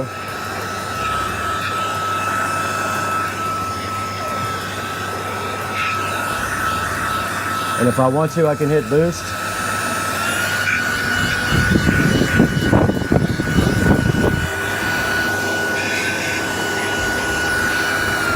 And I can turn boost back off.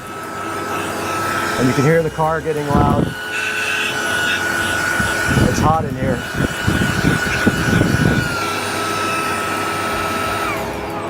So you guys can see this thing did an awesome job vacuuming out the Plaid. It works very well in both vacuum mode and in blower mode. Now let's throw it inside.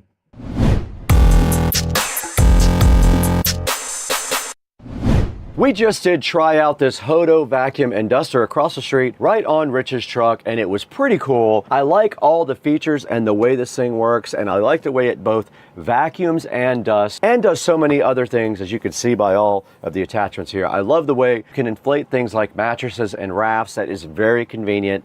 I love the rechargeability of this guy right here, and I did enjoy working on this in Rich's truck, and I'm keeping this actually. I was going to give it away, but I actually need it to do rafts and things like that for the pool. And now that you've seen everything this guy can do, there's only one thing left to do, and you guys know what that is. We got to throw it to me to look at this on Amazon. Please buy it from the official link in the description, and thank you for 200,000 subscribers.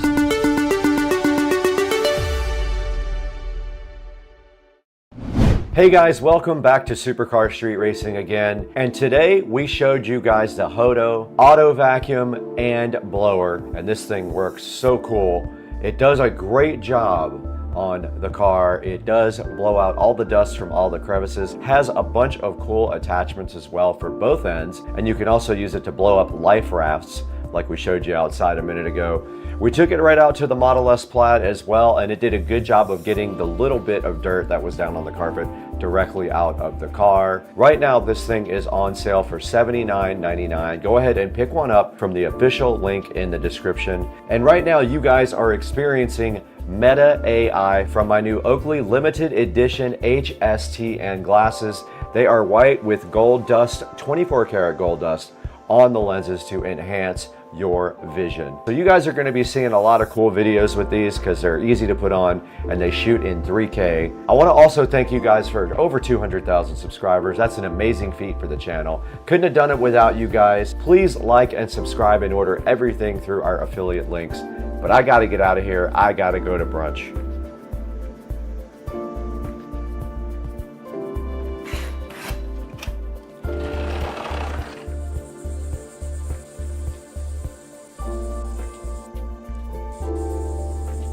What a day.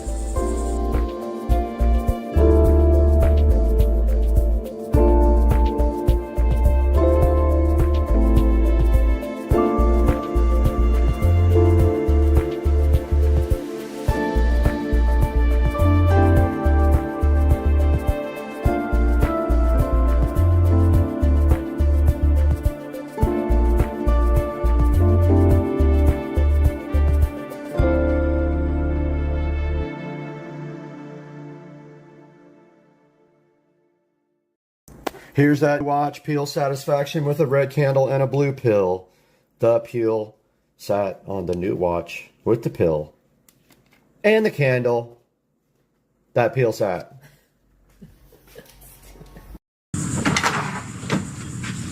What the heck is this?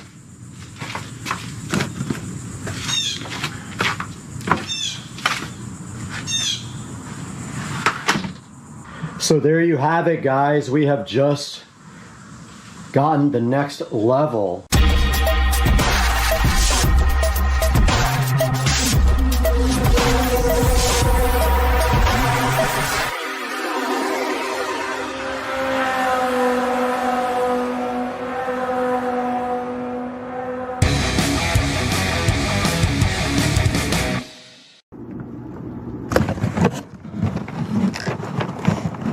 Oh yeah. Now I know what this is. Guys, I did not know what this was at first when I got the alert on my security camera and saw a package sitting there so nicely. But now I do know what's in this box, and this is the next step for the Tesla Model S Plaid. We have a 2023 Tesla Model S Plaid, and we are going for all the carbon. And this is the next logical step. And this has been back ordered for over a month and a half. And I might have the first set in the country. Go ahead and open it up. See what's in here.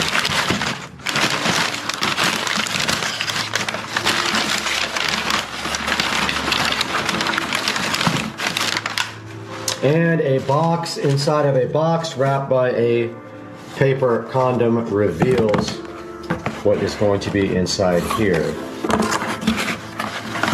I might have the first ones. I might have the first ones installed here in the next few minutes in the country. Hopefully. Maybe not. But inside of this box we have the carbon fiber camera covers for the Model S Plaid. The 2023 has different cameras, remember. I have hardware 4. My cameras are different. I have only cameras. I have no sensors. And these have been in the works for a while. And this is what they look like. And they look amazing. This is real matte carbon fiber. They weigh literally about 1/4 ounce each. And this is how they look underneath the light right here. Good look at the matte carbon. And I can't recall how much these were. I will put a link to them in the description, but these did come from T-Sportline, as you can see on the back here. They have the 3M tape all ready to go. And basically what you do is just peel that off. We're gonna test fit them first. Peel off this stuff here, this 3M tape, and then press them right onto the cameras. Carbon fiber, and you can get these in gloss carbon or matte. All the carbon on the Plaid is matte carbon, so I chose to go with matte. And let's get you guys actually in the light here, but that's what they look like. And even better over here, if you get a good view of that in the light, that matte carbon life looks so good, man. I'm hyped. Let's get out there and get these things test fitted on the Plaid and see what that looks like. We're out here in the Supercar Street Racing Magic Garage with the Model S Plaid, and you can see right here the factory cameras there, and these are designed to just fit right over the top, just like that. And you just basically take it off and you can like throw these right on, and that's what they look like, just like that. I don't know if you guys can see that very well with the lighting in here, but that is how they're going to look. That is, I believe they're either side, works on either side. Let's go check. Well, no, that's not possible. Is it? Wait. No, that is not possible. They are made for a particular side.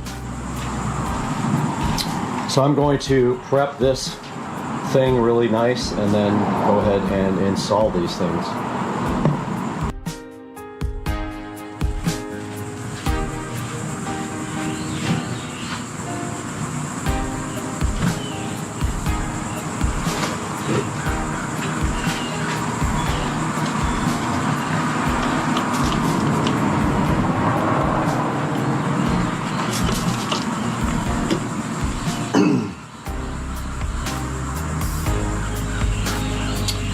Probably not a good idea to use this. I think this has wax in it. So I decided against using the wax, spray wax cleaner, because obviously it leaves wax on there. I do have some Windex instead.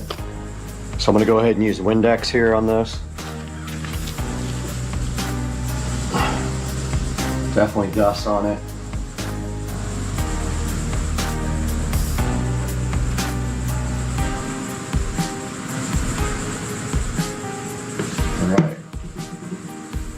dry it with the other side now.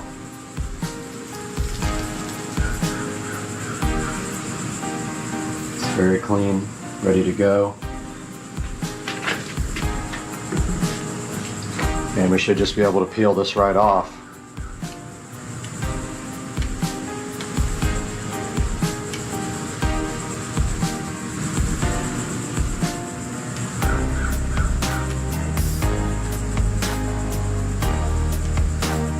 So I'm just peeling off the 3M here. If you guys want some peel satisfaction, key and peel.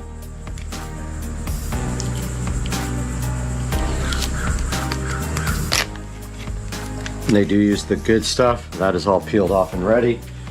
Now all we have to do is install this and just get it right.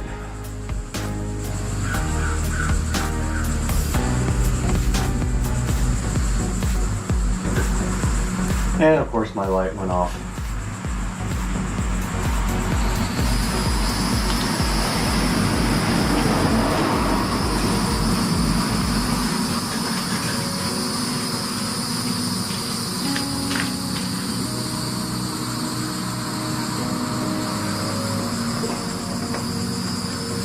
Okay, I'm just going to press on this for about 20 seconds.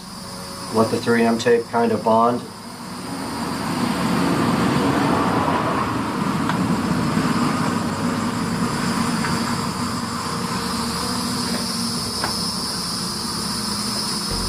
All right, first one is done.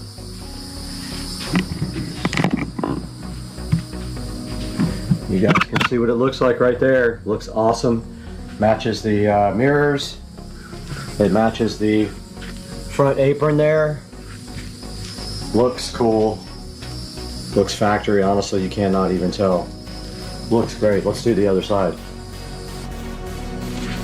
All right, here we are on the other side of the Model S Plaid. And we have the other camera cover there ready to rock. Let's go ahead and get this thing wiped down and dried to help adhesion.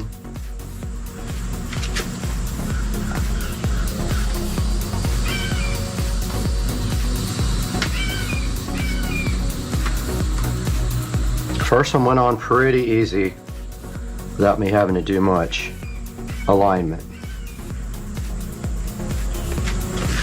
That is prepped and ready. And now that peel, that ultimate peel.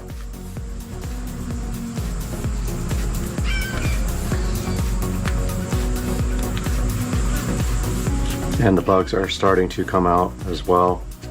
Okay, that started to peel off the actual 3M, so I'm going to try a different corner here.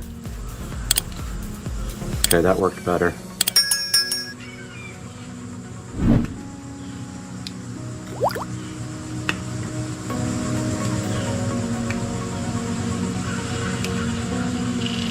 That peel,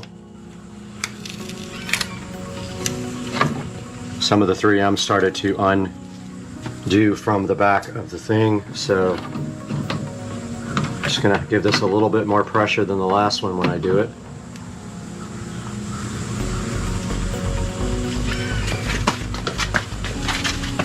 I know I'm doing the crip walk.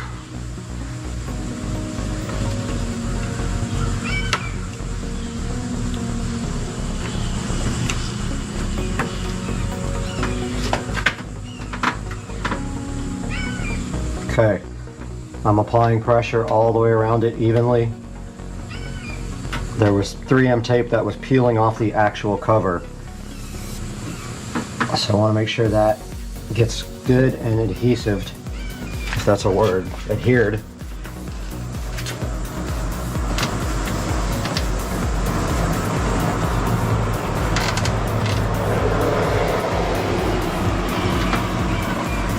Okay.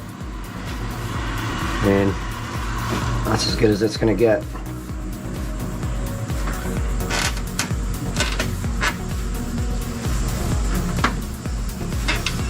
It's on there.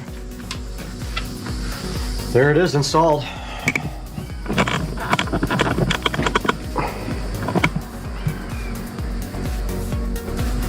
Looking really nice and fresh there. really stands out with that carbon fiber mirror. So there you have it, guys. We have just gotten the next level of carbon for the 2023 Model S Plaid here with these camera covers that look so awesome. And they go so well with the front apron and the front V right there. The only thing about the V is there's a little bit of adhesive right there that I probably can get off if I really try. Right there. But that's the way the car looks after getting the full carbon treatment with those BC forged HBO4 wheels in matte black. The factory carbon wing there. And then the T-Sport line accessories.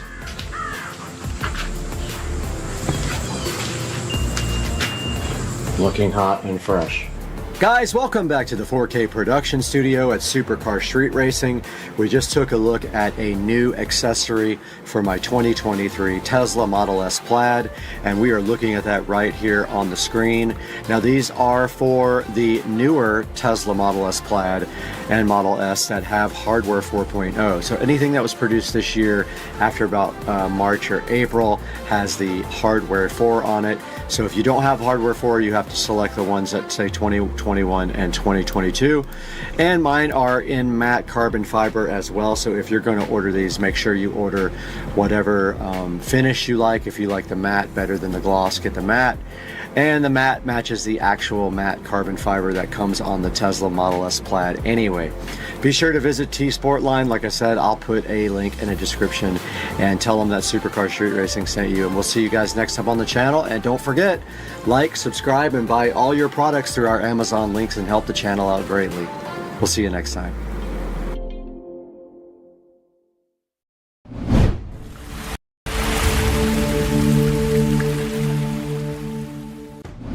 Guys, welcome to Supercar Street Racing again. We are so happy to have you back. And before I do anything, I have to take my medicine real quick. Hold on, because I've been really sick. Let me do my medicine. All right, I got my meds taken.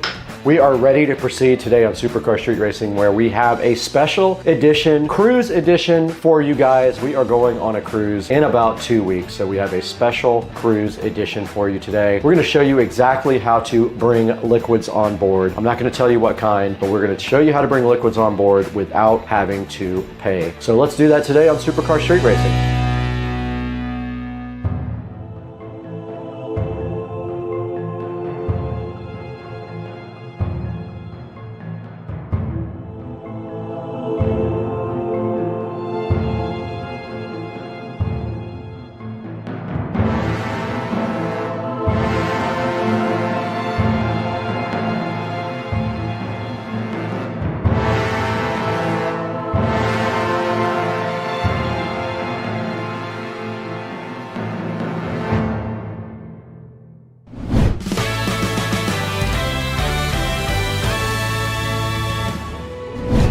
Guys, directly in front of me and also right here in this space is our kit for getting some liquids onto the cruise. Now this kit is called the Smugs. I will have a link in the description, but let me go ahead and preface this by saying this is not illegal. You can do this without going to jail. At the most, they will take yours and take it out of the suitcase, but that has never happened ever to me. So I feel like you're fine. In all reality, I am sitting at a 100% success ratio. This is a new mission for myself and Joe though. We're gonna try this out. We're gonna get this stuff out of the box. We're gonna go ahead and show you how to use it. And we're gonna see when we go on that cruise if this does work the way it's supposed to. Now what we have directly in front of us today is we have 2 Smugs kits right here. And then we have the caps to reseal all of these lovely containers in the Smugs. We also have our liquid water right here and right here. We have 2 different types of water. This one's from Mexico.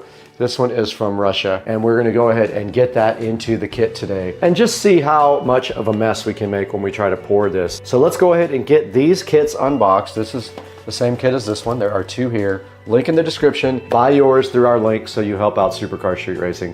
Let's get this opened up.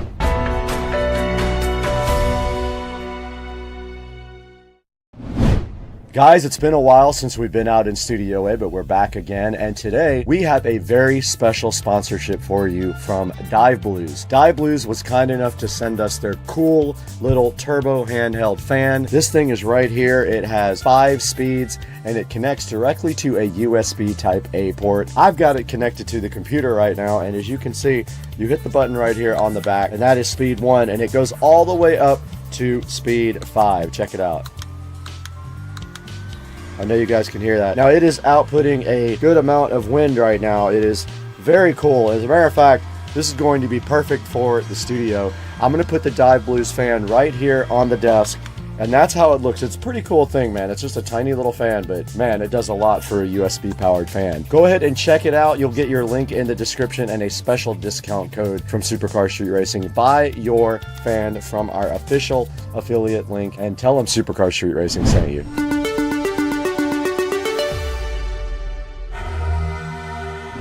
Right in front of me, you see the patented SCSR Smith & Wesson Extreme Ops knife, ready to tear into the smugs. And directly inside the smugs, first thing we have there is a Habana Joe sunscreen. Next thing up, we have a coconut milk healing shampoo and body wash. We have a body lotion, silky smooth body lotion infused with Hawaiian orchid oil. We've got a aloe after sun cooling, so when you go to the pool, you have both of those. We have a aloe vera body wash, and we have a relaxing lavender oil. And I didn't know it, but they actually did give us caps, so I bought those for no reason. Oh well. Now what you're gonna find in the other one is the same exact thing, because this is my set, that's Joe's set. And so now let's open up the other kit. And directly inside the other kit is exactly the same thing.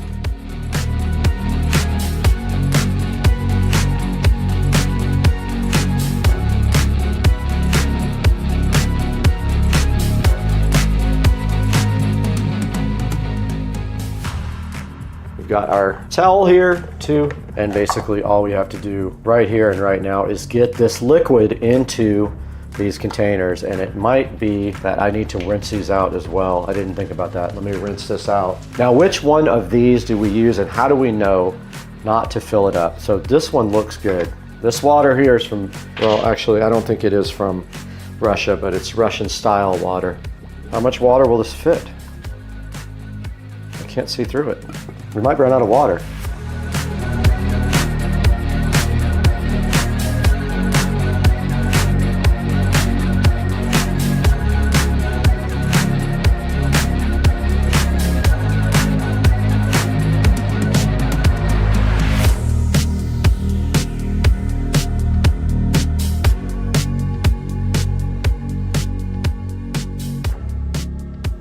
All right, this water bottle is ready to go. We can now take water with us on the cruise. Let's go ahead and fill up the aloe vera.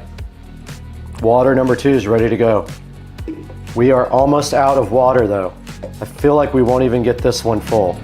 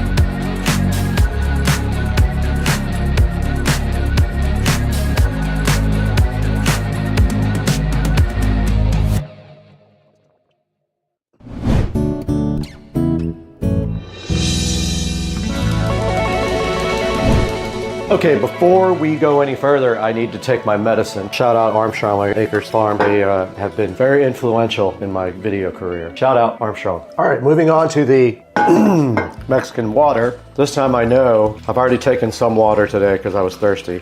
This pours way stronger. Where we are. We're not close yet. Oh, These nuts.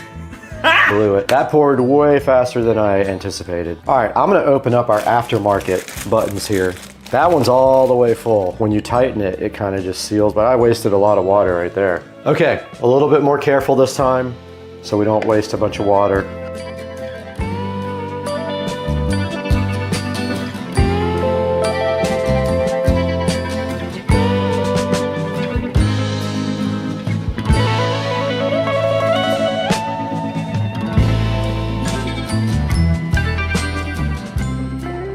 Okay, we're right here in front of the Smugs, and I'm not gonna finish this in front of you because it's boring. But I do wanna say that they want you to put these into the caps, not onto the bottles, but it's kind of the same thing. You place them in the caps, and it does say do not try to walk your luggage on with these, only check your baggage, which is what we're going to do. That's not leaking at all. So you fill them up so there's no sloshing, so you fill them all the way up. That one might need a little more liquid. That one does not, so they want you to make sure it's all the way full. It tells you to put them in storage bags, so we're gonna get some gallon Ziploc bags to put those in as well. That way if they leak, it doesn't matter, it leaks directly into the bag. These are to pour in the bottles. Got him. Anyway, guys, you get the picture. The Smugs kit is comprehensive. Get your Smugs kit from the link in the description. I would love to hear your experience if you try to put, it's gonna be fine. Look, guys, I have actually done way less of an effort than this and had zero problems. Let Supercar Street Racing know how you did on your trip. Now let's go into Studio B and check this out online, how you can get your kit, order it now, let me know how you did. Shout out Armstrong Acres Farms.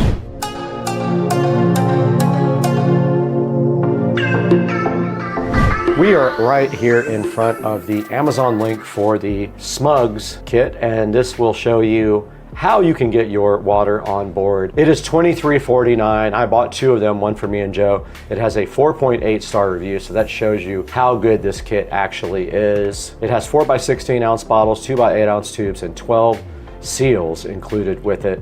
These are all food grade plastic with 12 safety seals and instructions, leak proof. Keep it discreet, guys. Go ahead and order these from Smugs. There will be a link in the description you can see right here. So you're gonna need more than a 1.75 if you're gonna fill all these up. So that's perfect for cruises, beach days, pools, anything where you need to Smugs your jugs. $100 of savings inside, fits in any luggage also, but I would encourage you to put those in a big gallon Ziploc bag before you go directly onto your cruise ship. There will be a link in the description to the Smug, so you will be able to order your own for when you go on your nice trip. And right here on the dashboard, we have 129,173 subscribers, and we encourage you to like and subscribe and hit the bell icon so you can see when we publish a video. And we are so appreciative for your support. I am sick right now, and I'm sure you guys could tell by my voice, I've been struggling for the last 4 or 5 days. So getting this video up is going to be tough, but I'm working through it. Like, subscribe, support Supercar Street Racing. Watch our last video about recess sliding. The one before that about AI robotic lawnmowers is also killing it. Let's get going, guys. We got a cruise to go on. Let's get out of here. But I gotta get some medicine first.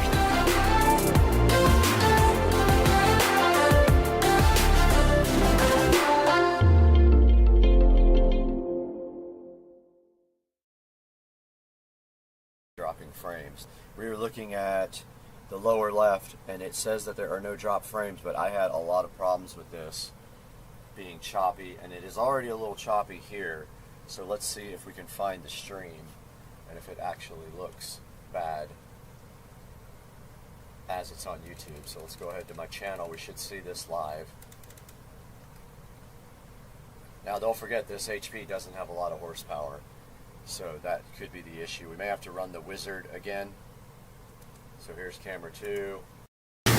Hey guys, welcome back to Supercar Street Racing, and today we're going to talk about life without a car.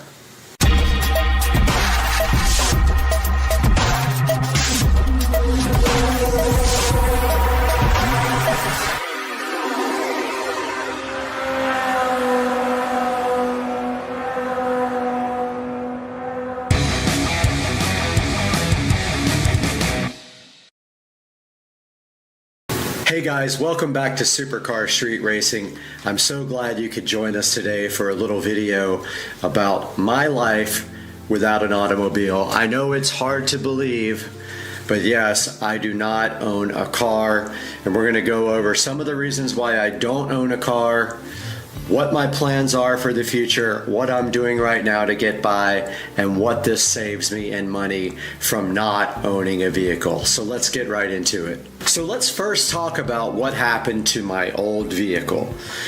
So I had a 2011 BMW 335i convertible.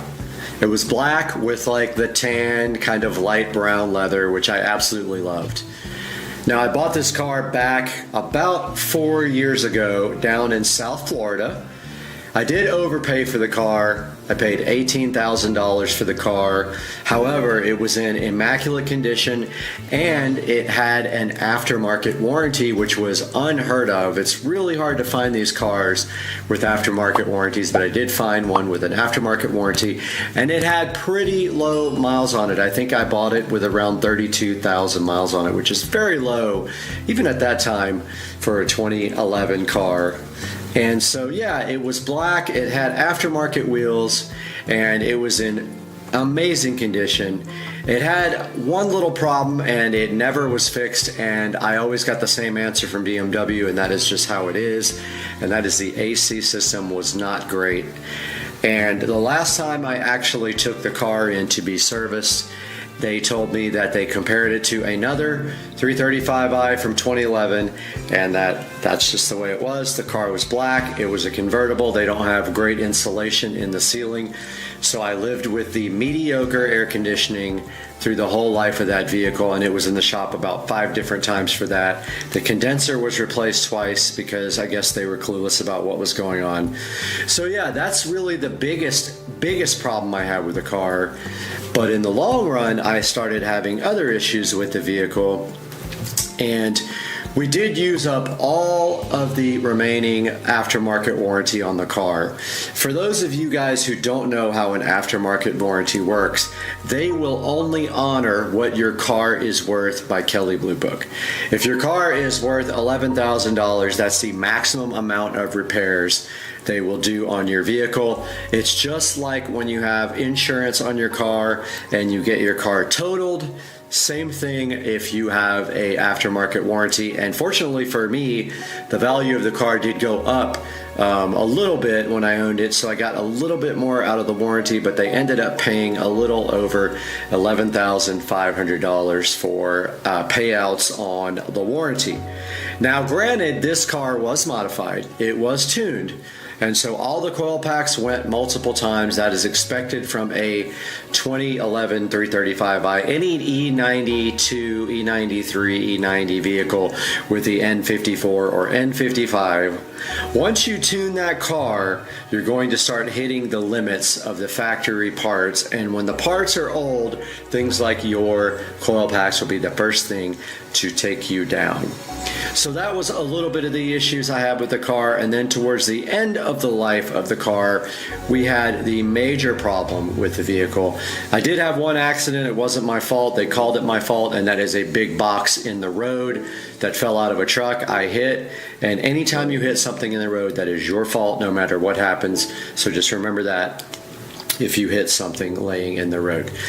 But as we were talking about a few minutes ago, what started happening later in the life of the car is that all of a sudden, out of the blue, you would start the car, it would run fine, and then all of a sudden it would start running super rough and want to go dead, and then it would just stop doing that. But it progressively got worse and worse as I owned the car, and eventually I had to take it to the same shop that works on my car all the time, that is Sam's Automotive in Jacksonville, and that is where my bad experiences started. So we brought the car to Sam's Automotive in Jacksonville, and that's who usually worked on my vehicle. However, this time was a different story about what happened with the car. We did get the car in there, and I kind of knew this was going to be a nightmare, and so he started checking what was wrong with the car, and he did a smoke test, And he did find a issue with a leak in one of the pipes. I think it was the intercooler pipe was disconnected, and I thought for sure that was what was going on with the car. Now here's another thing. Before I took the car to Sam's Automotive, it was throwing codes. When you would get on the throttle hard, it would throw a code, and something about air leak detected between turbocharger and intake valves. Now I thought for sure that was a good indication that intercooler pipe that was off, fixing that would clear the codes. So I did go back to look at the car again, and he did tell me that it was not running good still, and he was still checking out what was wrong with the car. So I started getting frustrated because he had the car for about 2 months and I had not heard back from him, and I kept calling, and eventually I did finally get a call back from him that they were at a dead end and they were not going to charge me anymore for the work that was done, and they wanted me to come get the car because they were out of ideas, unfortunately. So at that point I did go pick up the car from Sam's Automotive. So I picked up my car from Sam's Automotive, barely knowing if it would run or not, and thinking, well, the next logical step is obvious. We got to pay the dealer, to really break into this car and see what's going on with it. Now, here's another thing that started happening with the car. When Sam's Automotive got the car, I did not clear the codes in the car. He had asked me not to do that anymore, so I had stopped actually clearing the codes from the car. Once Sam got the car, and even right before I brought it to him, I checked the codes on the car and it had 0 codes and it was running like absolute garbage. So Sam had the car, it wouldn't show any codes, it would not throw any codes whatsoever the whole time he had the vehicle. Now that's even before it had the code about the intake leak. So when I first brought it to him to diagnose what was going on with the car barely running, it had no codes going on whatsoever and it would never throw a code. So I took the car to the BMW dealer, I dropped it off with them on a Friday morning. At 2 o'clock in the afternoon, BMW called me and said, come get your car. Now, when has a dealership ever told you to come get your car? When have they not at least tried to rape you on prices or see what's going on with the car? Well, long story short, when they plugged up to the computer and they could get no codes on the car, they asked me to come get the car, and I did. I brought the car home, barely got the car home, running absolutely terrible, would try to die at every light. You'd have to keep it revved up and it would just try to die. Got the car home, tried to pull the codes again, and of course, the car is not throwing any codes. So this was a time of serious contemplation for me. This car was slowly losing value. It was worth less than $10,000 at the time. These cars don't hold their value whatsoever. Even a perfect 335i 2011 is worth almost nothing. There's millions of them out there. This one had issues. I thought to myself, do I want to deal with this car anymore, or do I want to sell this car and take the money and put it right into my house? So this was a pivotal decision for me. I absolutely love this car. It had awesome wheels on it. It had a lot of aftermarket parts. It had a digital instrument cluster, which I did take out, by the way. I wasn't able to sell the wheels before I took it. Nobody was interested in the wheels. That's another thing. It's very hard to sell parts off of this car as well. I tried on Facebook Marketplace before I sold the car, and nobody was interested in the wheels. Nobody is interested in the heads-up display because it has issues and doesn't fit right. And so I did leave the Android head unit inside the car, but I did take out the instrument cluster. I still have it if anybody's interested in the ID4 instrument cluster for the 335i. So what did I end up doing with my car? So it's really simple.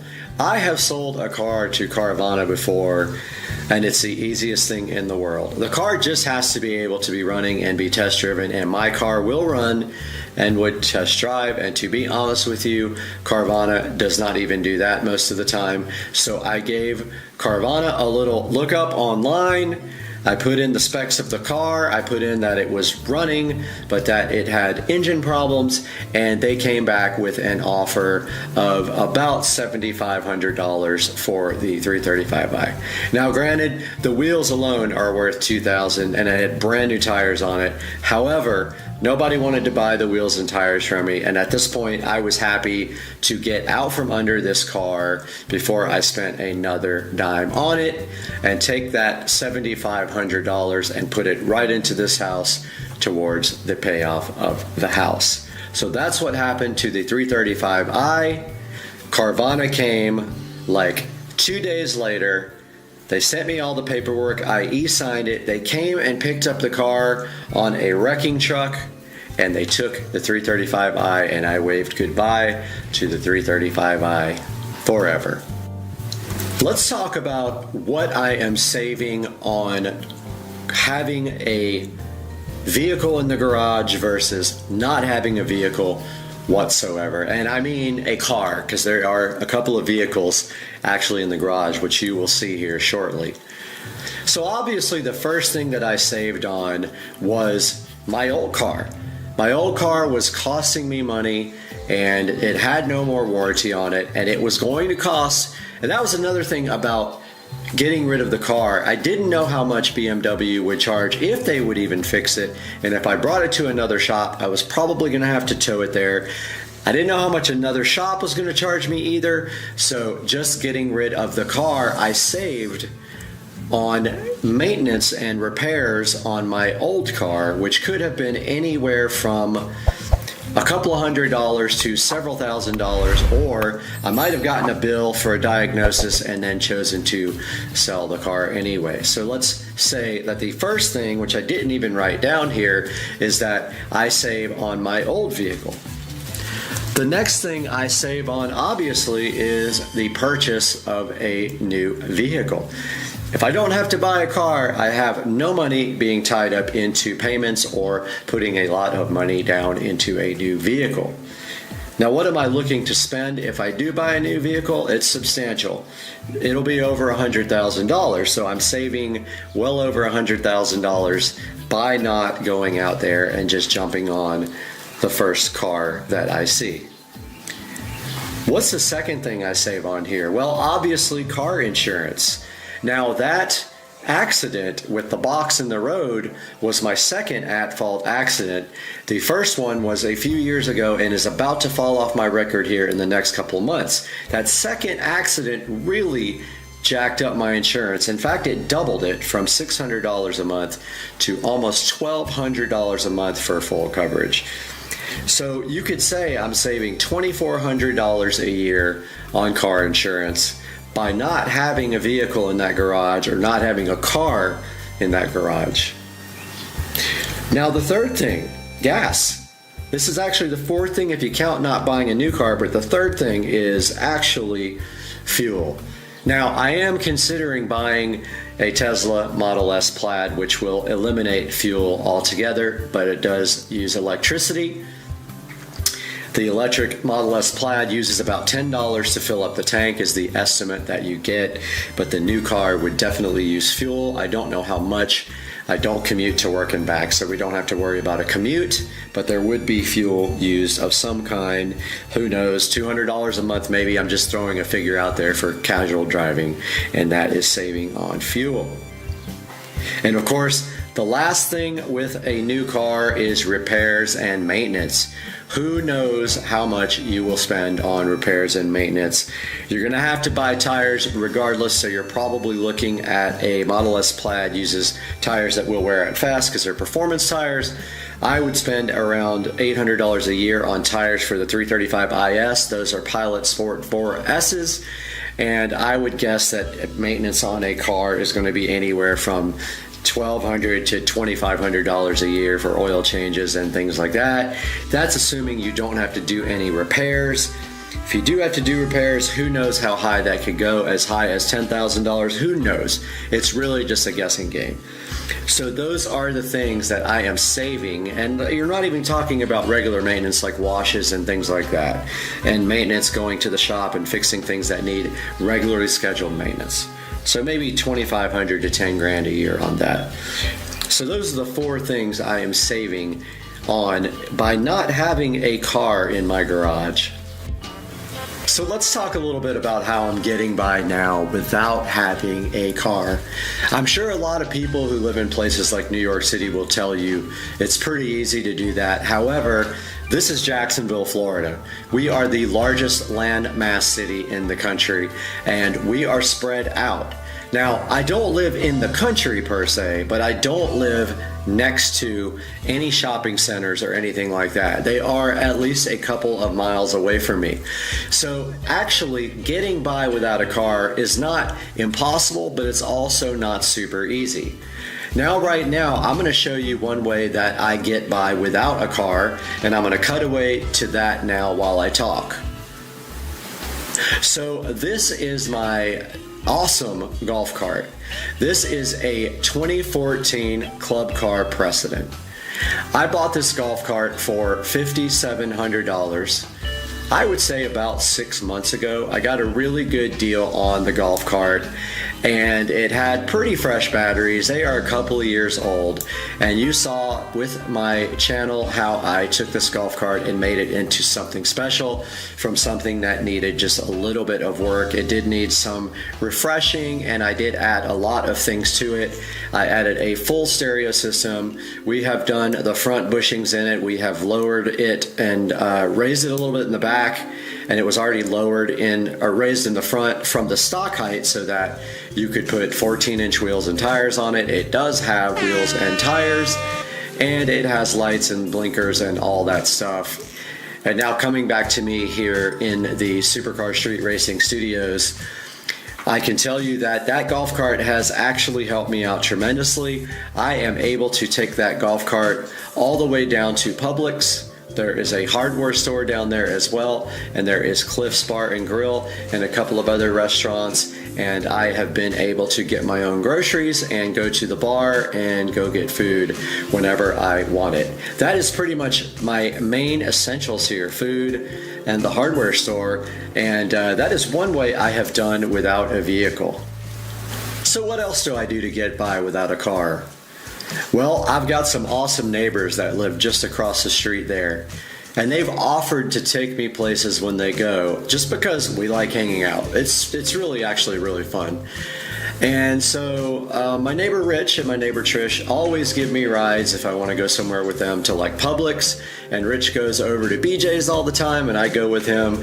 And if I need any special favors, if I need to go somewhere else, they're always down to kind of drive me around, and it's been really nice to have them as my neighbors. And what else do I do to get around? So of course, there's Uber and Lyft. I haven't had to do this a lot, but if I need to go somewhere that's far away and I don't want to inconvenience my neighbors, of course, I'll just call Lyft or Uber and I'll take them. So what have I spent on Lyft or Uber per week? No more than $20 per week, because I really don't go that many places. Sometimes I go to the local bar and I don't want to take the golf cart, like on a weekend night. I'll just take Uber or Lyft up to the bar, and it's about $8 each way. So Uber or Lyft has taken me where I needed to go. If I need to go to the doctor or anything else like that, I will Uber or Lyft.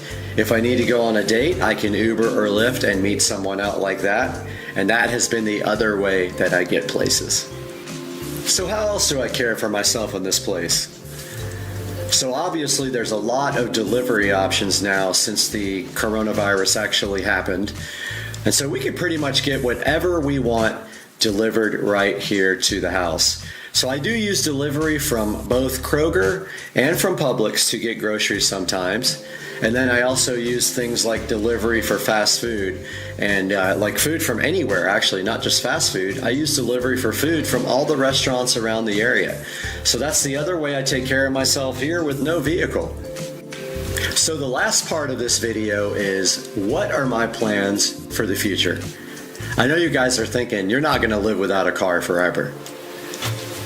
Well, that is the hope that soon I will purchase a car. Now, here is my conundrum here with a car, and this is what has kept me from purchasing yet. So I've been looking at a lot of cars. I've been looking at Tesla Model S Plaid, Lamborghini Huracan, 911 Turbo S Porsche, and also Audi RS3, RS7, and a few other ones like the R8. and I just really can't make up my mind. I love the Model S Plaid. I love that it's electric and one of the fastest, if not the fastest vehicles on the street. However, I also love the Huracan with the attention that it would get, and the Model S does not get that much attention because it looks like a regular Model S. 911 turbo, fantastic performing car. Audi R8. There are a couple of twin turbo Audi R8s out there for around 150,000. So the hope is that one day soon I will find something. Now, the longer I don't buy a vehicle, the more money I am just putting in the bank, and that's just better all the way around for me and for everyone else, especially the people that I'm buying from, because I would have more cash to put down. Now, the other thing is also I can't actually find the exact vehicle that I want as far as the Model S Plaid. That is the one car that if I buy it, I want black on black, and the black interior has to be the carbon fiber interior. I do not want black on white or black on cream or any of that, and I don't want the ash black interior. And it does have to be a 2022 or newer because they changed the headlights to their new laser LED headlights, and they were a big improvement, and I do want that. They have not changed the vehicle from 2022 to 2023. However, I do want at least a 2022.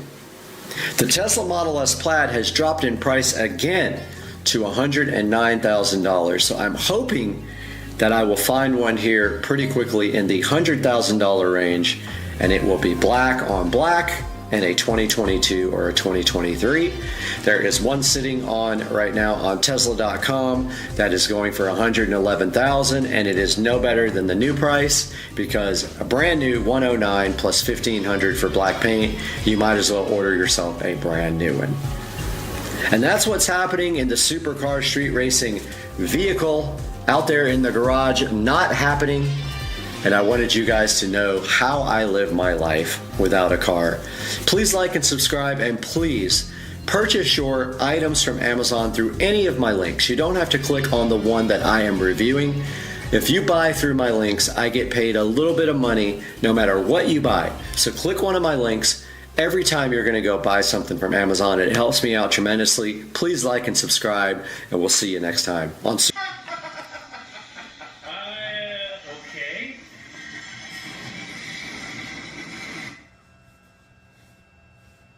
The fight is on. Yeah. Coming up today on Unboxing and Reviews. This is fine.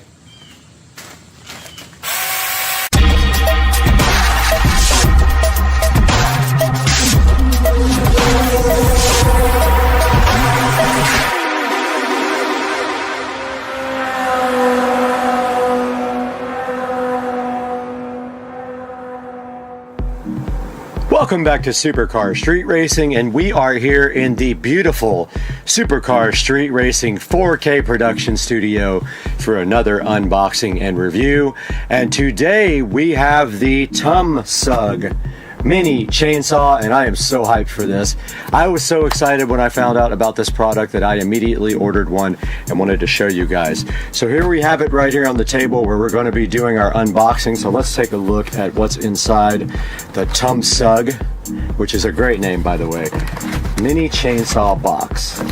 Was a little bit damaged right there, but no big deal.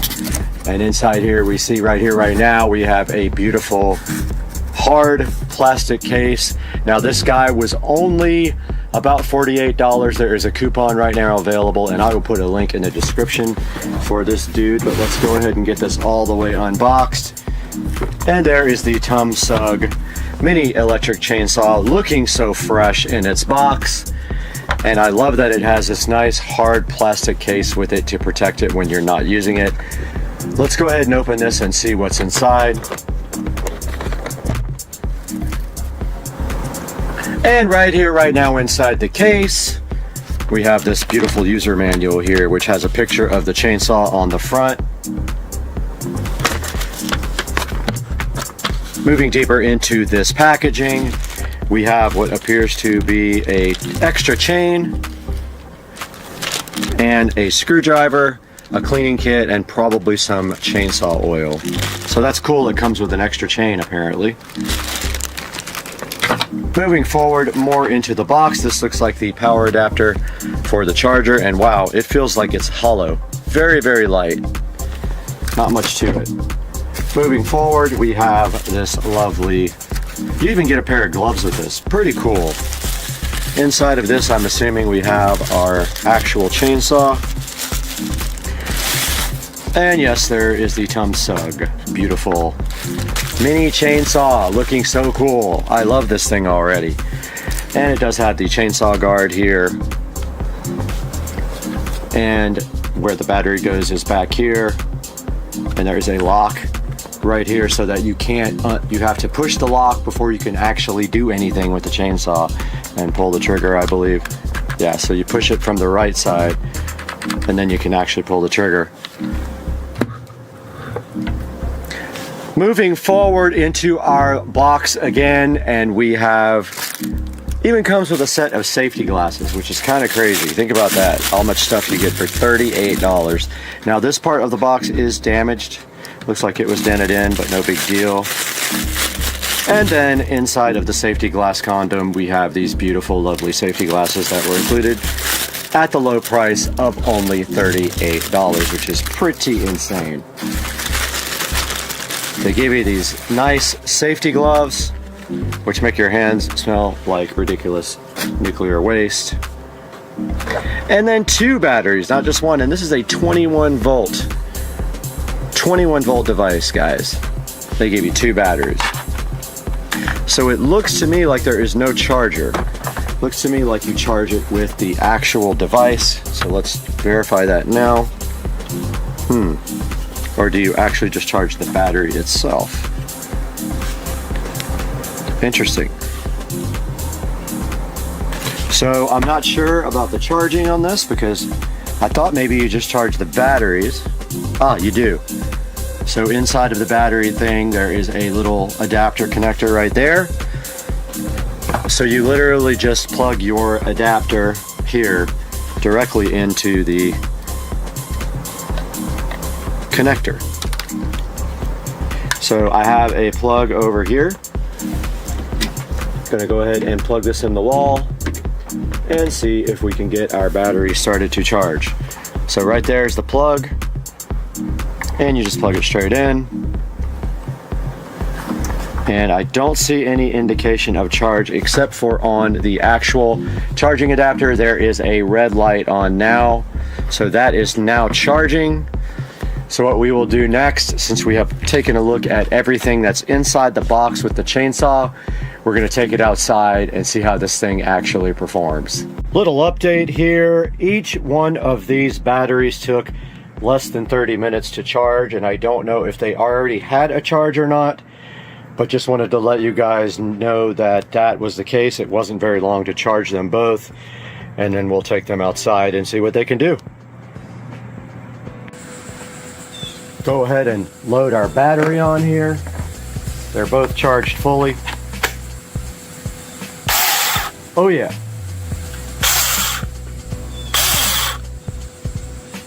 Let's get this thing out there and see what it can do. But first, as we drop that, we must go ahead and put on our brand new gloves.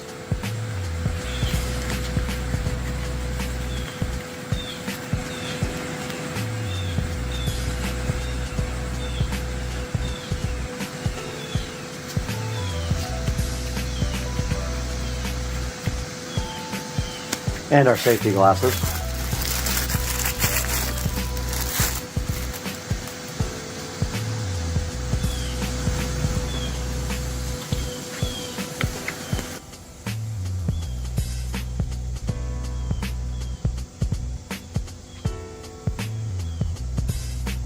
Okay, these berries that like to grow on this tree need to come off. And traditionally I use loppers, but let's see if this can handle taking off these palm branches. We have 2 or 3 of these that need to come off and 1 dead branch that needs to come off. Let's go for it. Now these have gnarly stickers.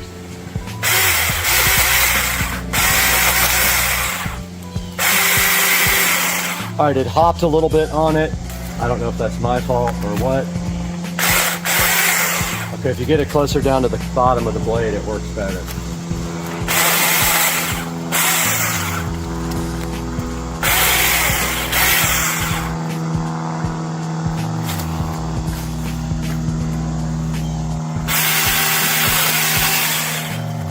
Perfect.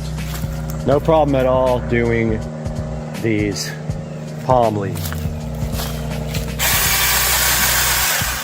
I actually kind of chews them up though, probably because they're so light, but it does work.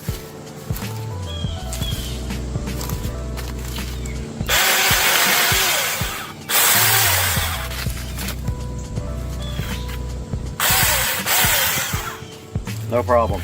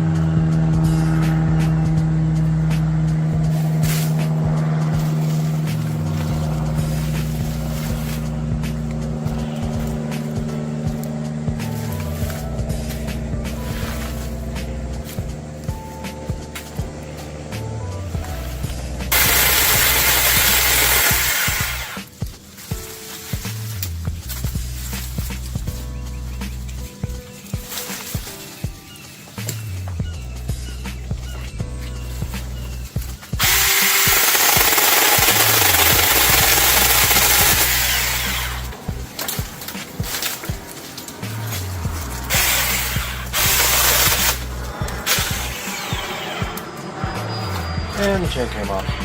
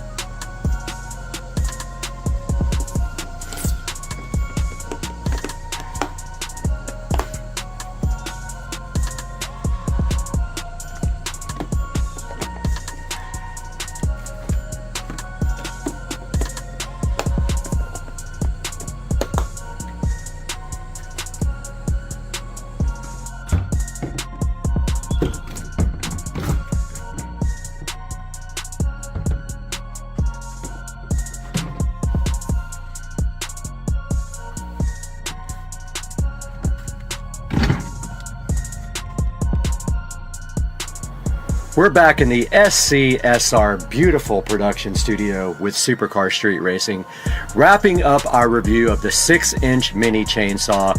And let me tell you something, that thing absolutely rips. I highly recommend this. We took that thing outside. We tested it on both regular palm branches and also regular tree limbs. I did knock off the chain one time, but that was my fault. If you push too hard on the thing, it is going to break the chain. I am going to put a link to this in the description of the video. Please click that link to buy this or anything from Amazon, as we get just a small amount of commission off of everything. As you saw on the chainsaw unboxing here, it comes with everything for about $45 to $48. You get the chainsaw, 2 batteries, the charger, the gloves, and the safety glasses. It's a really good deal, and I highly recommend it. So go get yourself one right now, and we'll see you next time on Supercar Street Racing.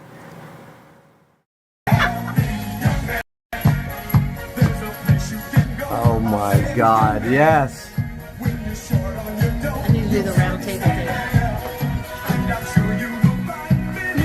Here we go. Here we go. Are you ready? Are you ready? Are you ready? We are out in the Supercar Street Racing sunroom after a short break. And today with this tiny Tesla, we do have this Keener or Quinner, not sure how they pronounce it, LED curtain light that was so graciously given to us from the manufacturer. We're going to get this thing unboxed today on the channel and see what it's all about. Hang out with us for the Keener or Queener, whatever it is. I will get an answer from them. LED curtain light on Supercar Street Racing.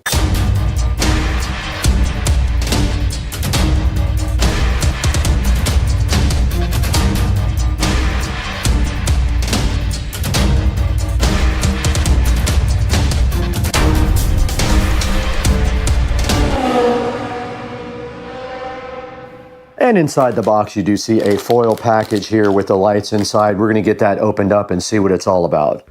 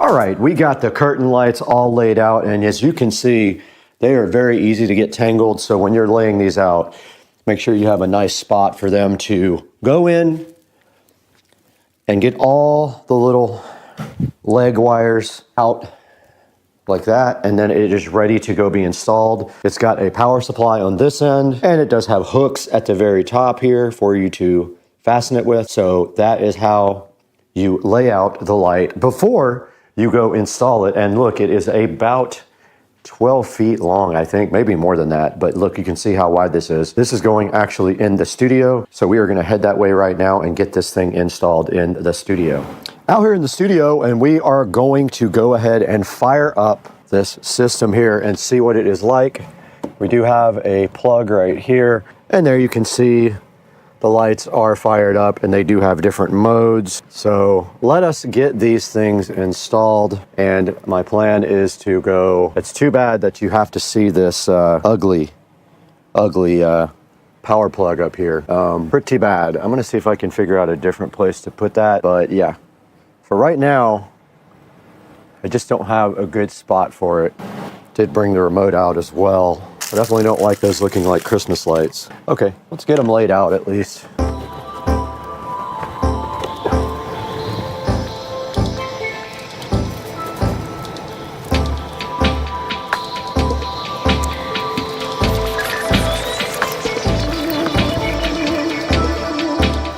now. This is a mess.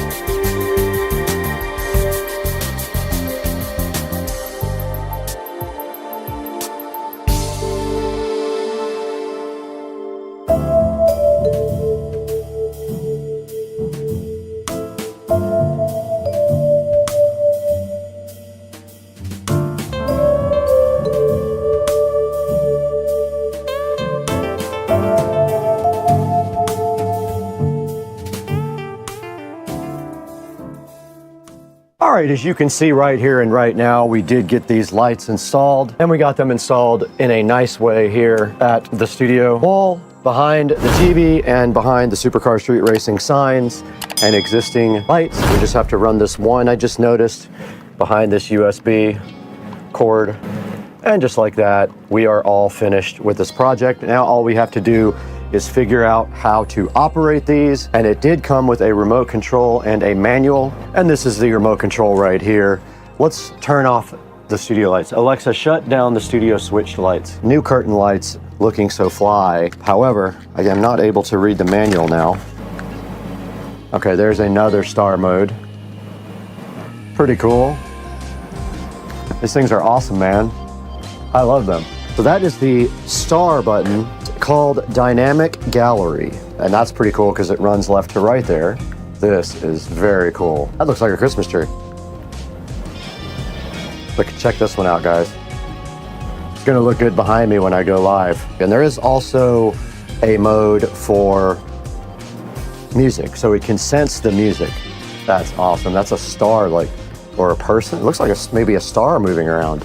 Very cool. That just kind of fades between each color.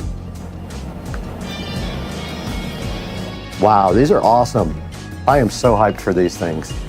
They look great. All right, guys, here is another look at the curtain lights, and I will put the name of the company up on the screen as well. There is actually an app for this as well called SerpLife, and I believe they are smart.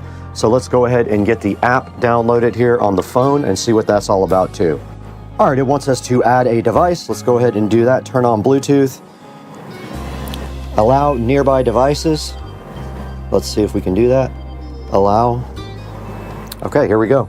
It found the device and it is adding it now. We're gonna call this the Studio Curtain Lights, and it is named as such. And then once we open up the Studio Curtain Lights, you can see all the different effects that we have available on the app. Got colorful, you've got effect, you've got gallery, you've got rhythm. You can make your own, and you can splice, which I guess means you can do multiple light sets. You have to have multiple. When you hit it, it says you need another light set. So apparently we could have done this in multiple strands, and we could have went all the way around the studio, but this is mainly for behind me when I am doing live stuff.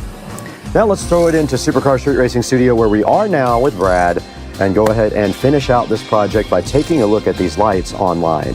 Hey guys, welcome back to the Supercar Street Racing 4K production studio. And you got Brad right here. And today I'm so excited to show you guys the Keener or Queener. Not sure, it sounds a lot like Wiener, but it's Queener or Keener curtain lights. They are smart string lights for indoor or outdoor use. IP65 waterproof, meaning they are waterproof for outside use. And these things are pretty fly. If you see right behind me right here and right now in the Supercar Street Racing 4K production studio, we got these lights looking so fly and so fresh, installed right behind me with the wildlife looking great as well. And right here and right now, they do come with this remote control, which allows you to change the pattern.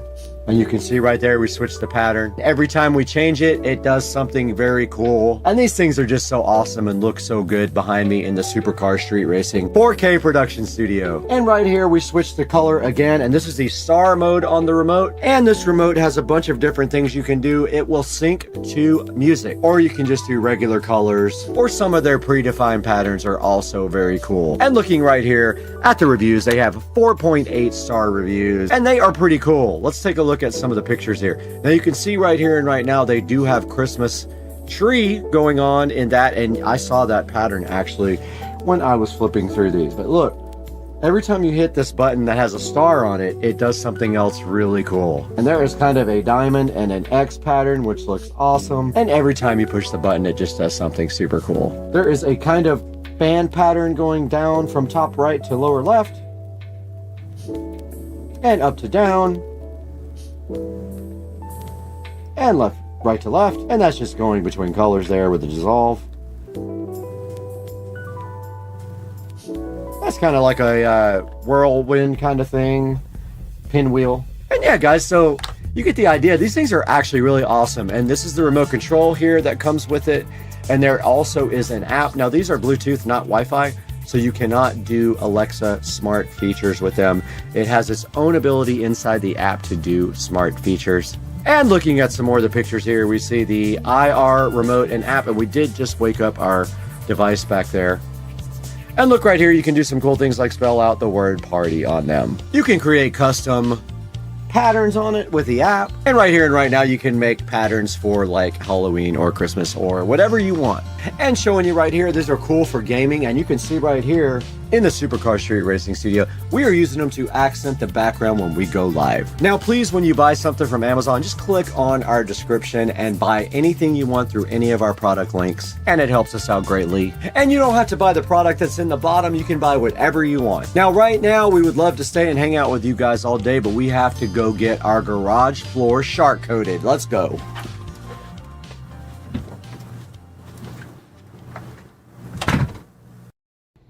Welcome to Florida, where we had a hurricane. It's completely sunny and pouring down rain in Florida.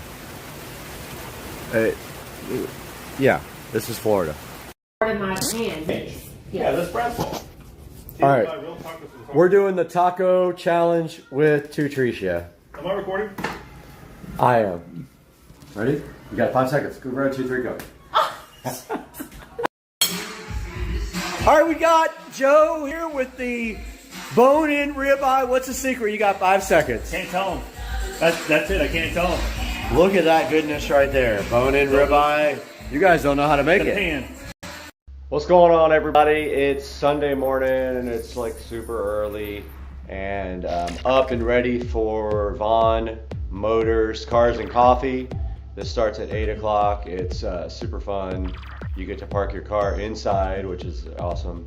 And I got the car out in the garage running right now. You can maybe hear it in the background. Got it all waxed and ready to go. I'm bringing some other cleaning materials too, so I can do some when I get there. So maybe shoot some video on the way if I can find anything interesting going on. If not, see you at the meet, homie. Got everything loaded up in the car. It's loud as hell. Got the car running here. Looks beautiful. Just got to get the rest of this clear bra off. So look at the Accord. Car's all ready to go. About to load up, take off, go get some fuel. See you on the road. Cruising along here. About 75 miles an hour. Got Waze going. Help me with the cops. Don't need any police action this morning. Clouds look rough. Scared it's gonna rain on me already. But yeah, we're headed to Walmart first to get some sunglasses. And then to Vaughn early to get a spot. Got some kind of Civic. I think it might be SI, I'm not sure. See what he wants, but I gotta exit, unfortunately.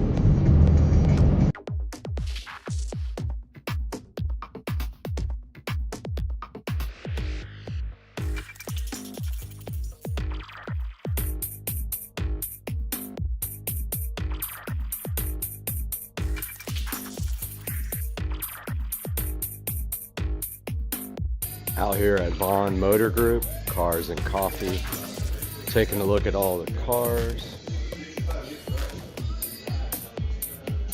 Very clean GL1.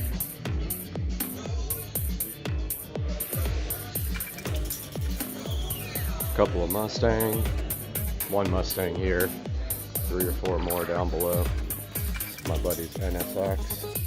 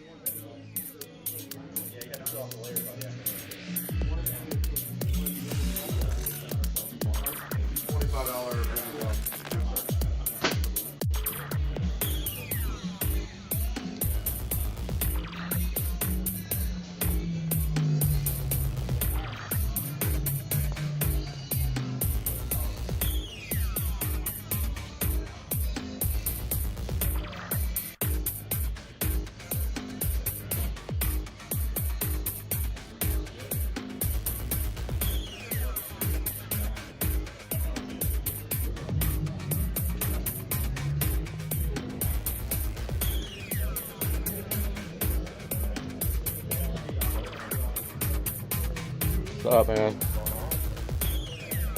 Not much.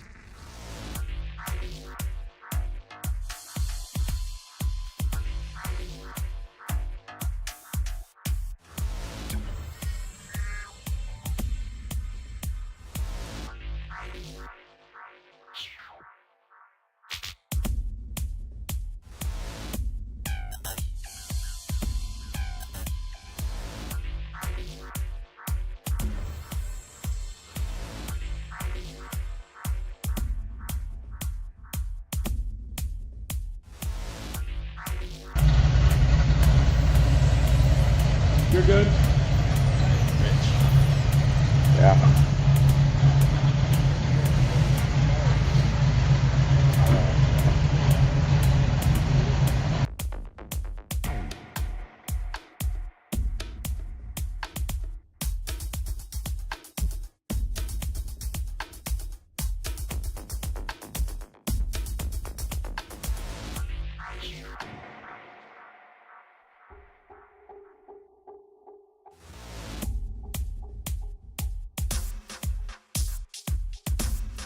packed.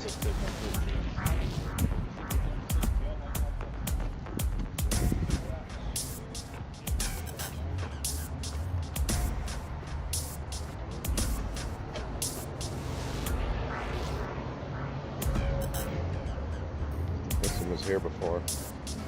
Man, I love this thing. So clean.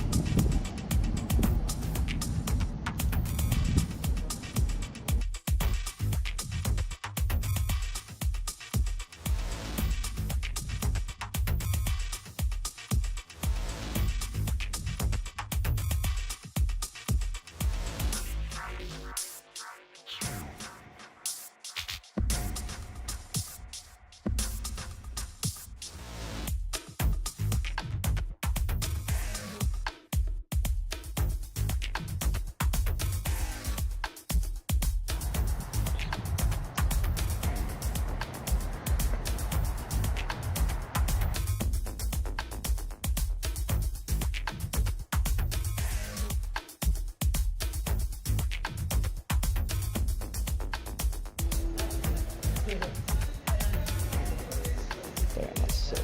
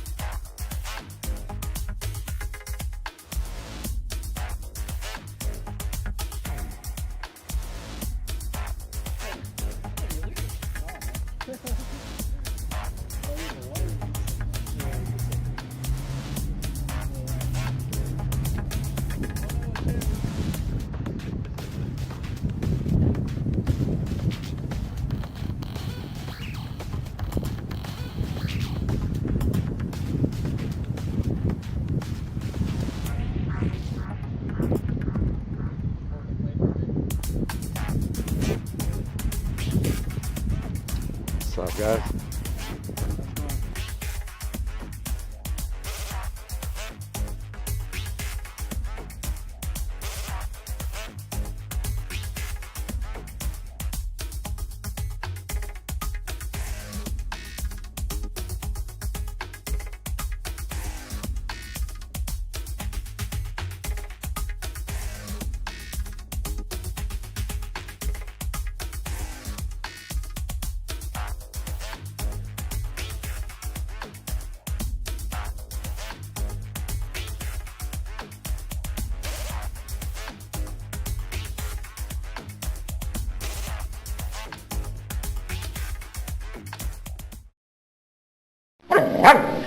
Come again?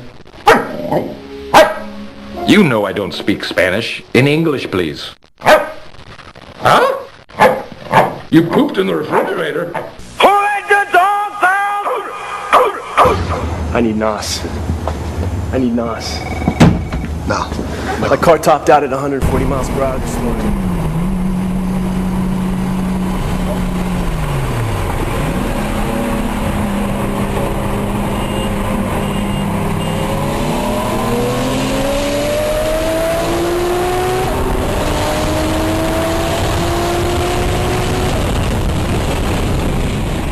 You got knocked the fuck out!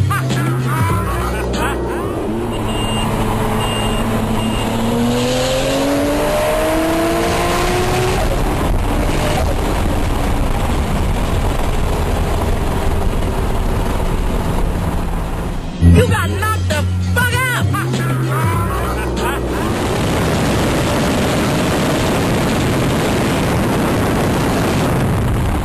You got knocked the fuck out!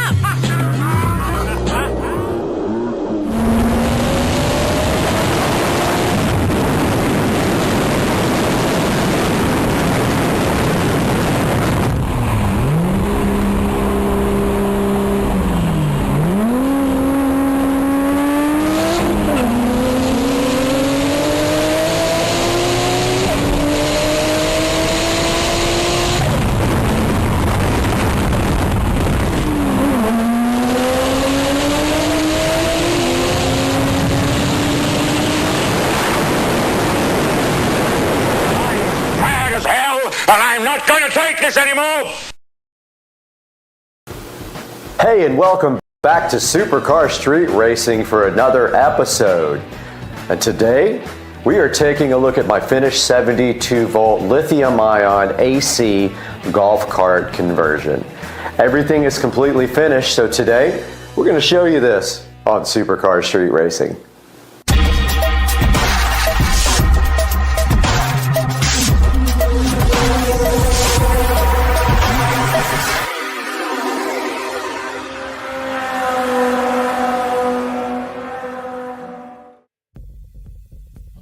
Hey, and thank you so much for coming back and joining me again on Supercar Street Racing. My name is Brad, and my channel is all about doing things around this house, working on cars, motorcycles, golf carts, anything related to power sports. We're all about it at Supercar Street Racing. And today, we're taking a look at the lithium-ion club car precedent 72-volt and AC motor conversion. What we're going to do next is we're going to go take a look right out in the garage, have a look directly at the golf cart, and see everything that was done to the cart. When we're done with that, we're going to come right back in here and we're going to break down all the costs on what it took to build this golf cart, and then you can decide was it worth it or not. And you can let me know down in the comments section. But please like and subscribe, it helps me out a lot. Now let's get out into the garage. We are out here in the Supercar Street Racing amazing garage, and right in front of me we have the 2014 club car precedent, looking oh so Darth Vader-y and good. And we're going to show you today exactly what is done to the body of the golf cart first. So the first thing that I did to the golf cart, and not in any particular order, was start the process of blacking out the cart. Now I have had mixed results with that, and we'll discuss that in everything that I like and hate about my golf cart conversion project.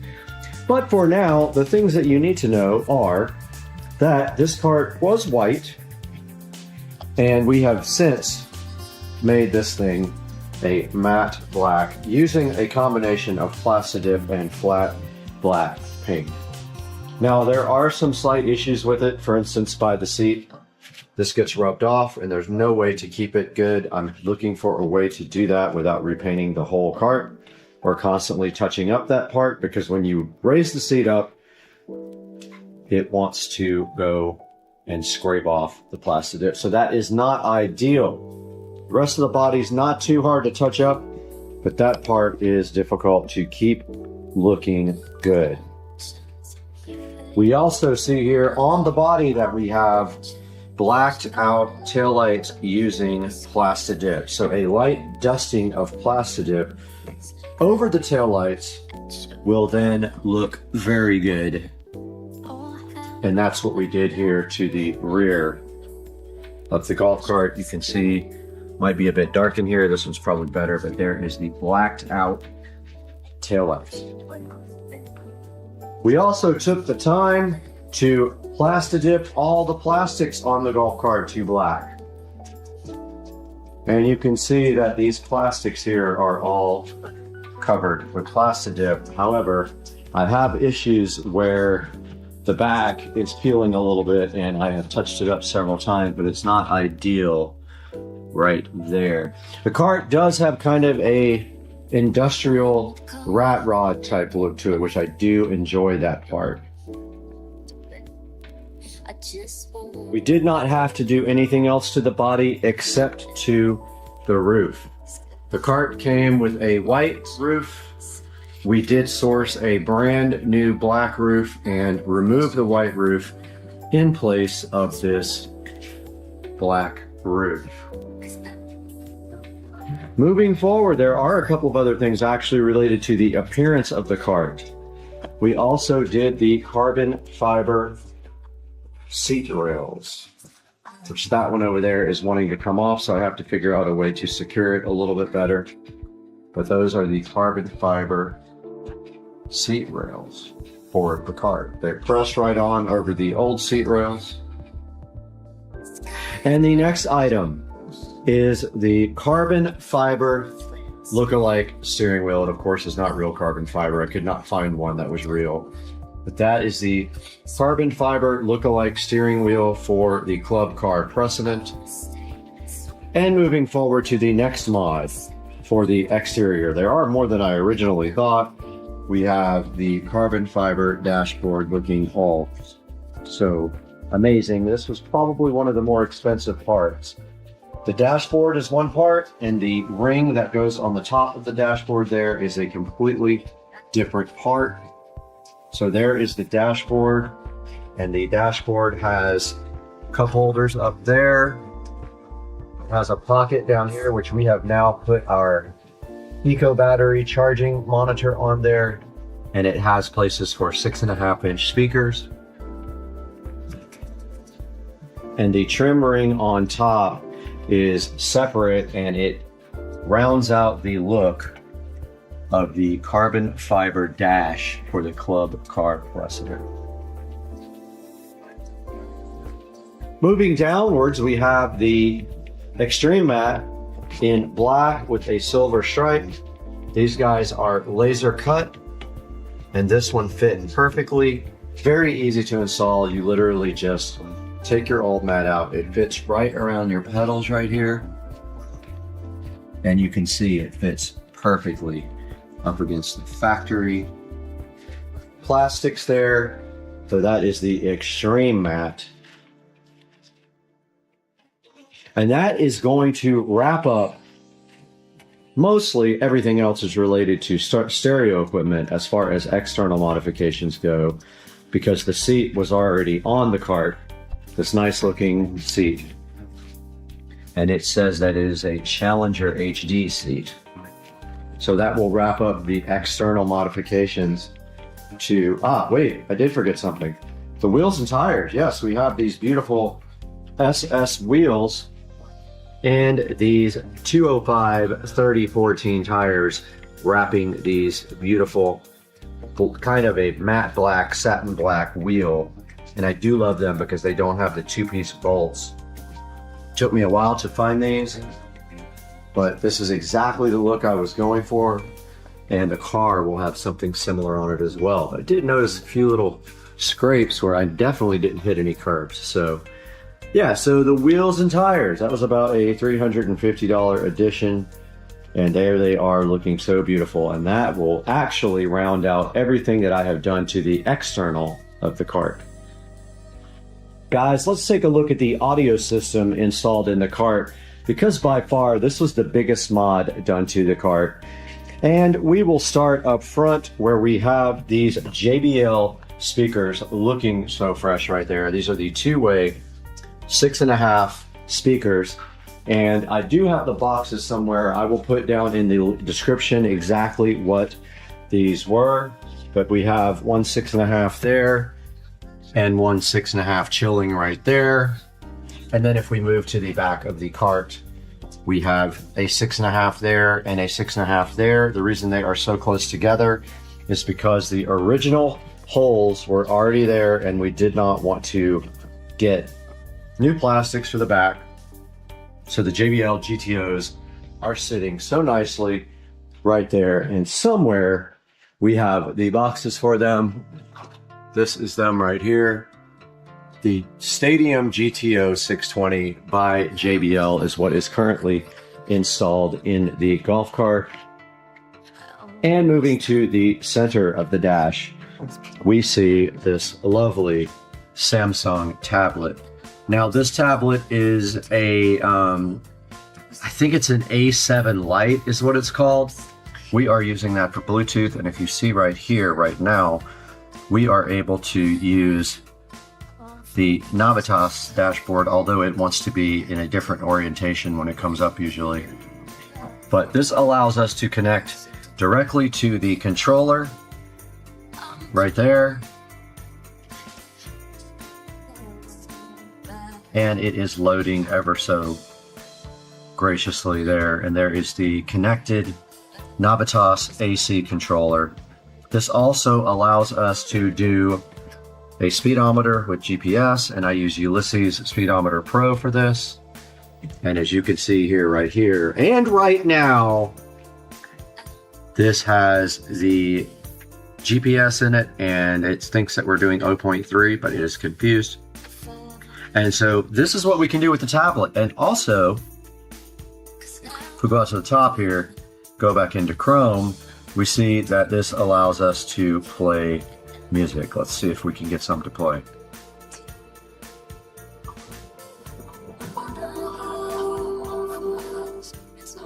And there's the volume control, and this is, of course, royalty-free music. And we are playing directly off of Purple Planet here. We can use, of course, YouTube or anything audio-wise. And that is feeding Bluetooth back to the rear, which we will show you here momentarily. Let's turn this music off now.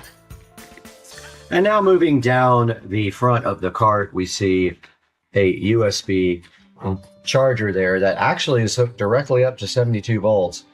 And it is showing 7.3, but I think that means 73 volts. It is not designed for 72 volts, therefore it does not know. But it does actually work. And then right next to it, we have one that is connected to 12 volts. It is currently turned off. It has a button on it to turn it on.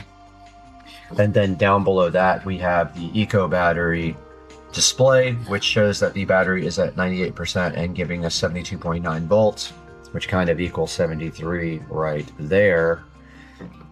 And that is a look at the dashboard for the cart, for the audio system. And now let's move towards the rear, where all of the fun is happening. All right, guys, welcome back. And now we are taking a look at what is in the rear of the golf cart. This is the business end of the golf cart. Most of the audio equipment is sitting right back here. And so we have a light to kind of assist us. And the first thing we see on this side is a inverter. Now this inverter takes the standard 12 volts from the voltage reducer and puts that down to, actually increases the voltage to 110 for regular standard outlets, and also has a USB outlet as well. So that is the nice voltage inverter right there, which needs to be cleaned off. It's kind of dirty. Moving next to that, and on the top, we can see the power amplifier there, and that is a 5-channel amp, and it provides channels to all four, power to all 4 channels for the audio system, and then also the subwoofer. And then moving over next to that, we have the Epicenter EP1600X. It is a Blaupunkt copy of the Epicenter, and that allows bass control and also enhanced low frequency synthesis of bass. The control for that is actually right there, and I had a custom plate made that says minimum maximum Epicenter level, and I moved the control and the LED up to the top right there that you can see. Next to that, we do have another charger hooked up to 12 volts, and it is supposed to be a quick charger, but it does not quick charge. I found out pretty quickly.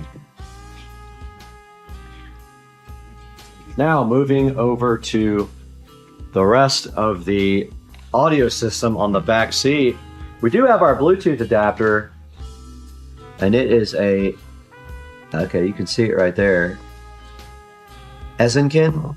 It's on the side right there. And that is what actually provides audio from the tablet or a phone if you have a phone. And then it is split out of there and fed to the amplifiers in the Epicenter. Just a standard Bluetooth adapter receiver. And moving towards this side, we have an inline fuse for the 12 volt system. It's a relay fuse, so you don't have to ever replace a fuse if something goes out. And then right below that, we have our voltage reducer. Now this takes the golf cart high voltage and reduces it down to 12 volts to run all the systems on the golf cart. Now it doesn't say it would work with 72 volts, but it is working just fine. As you can clearly see, the amp came on, everything else comes on, and under there you can see the wiring for the voltage reducer and how I did that. That then runs under the seat to a fuse block there where it is distributed throughout the cart. Now, yes, everything is mounted nice and clean to the back seat and is out of view right here. It was a great idea that we came up with for doing the audio system, and it is nice and clean. And now we will show you what happens underneath the seat of the golf cart. We are back now with a little information about what's under the seat of the golf cart, where all the fun stuff is. The seat will not stay up, unfortunately, by itself, which is one gripe that everyone has about this cart, the way it was designed. But here is the beautiful eco battery in all its glory. This is a 70.4 volt. I always call it 72 volt. It is 70.4 lithium ion, 105 amp hour battery. And it is all self-contained there. And we were able to remove those heavy lead acid batteries, and also they spit acid all over the place. So now we have this beautiful eco battery in its place, and we do have some more stuff to show you here. I'm trying to get the light to balance. And also down here with the eco battery, you can see the connections that go over to the solenoid and the controller. But right next to the eco battery here is the onboard charger. Once you do a 72 volt conversion, you no longer need a charger sitting out here on your shelf or in your garage. Your charging port converts over to a standard 110 volt connector, and you plug a female, such as this, into your charge port, and that is how you charge eco battery with this built-in charger. Up front here, we've got a nice, let me get the light on that.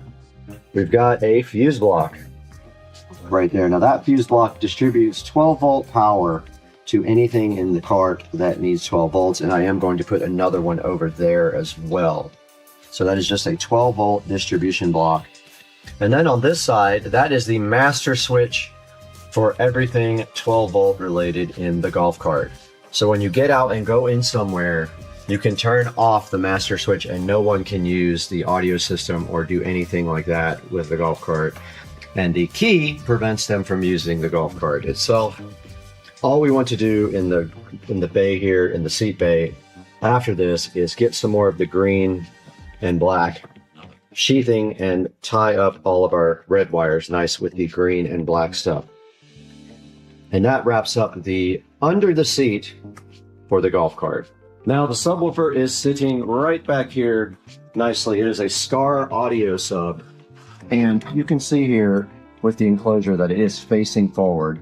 And I created a quick disconnect using standard 110 volt plugs here, which I will show you here momentarily.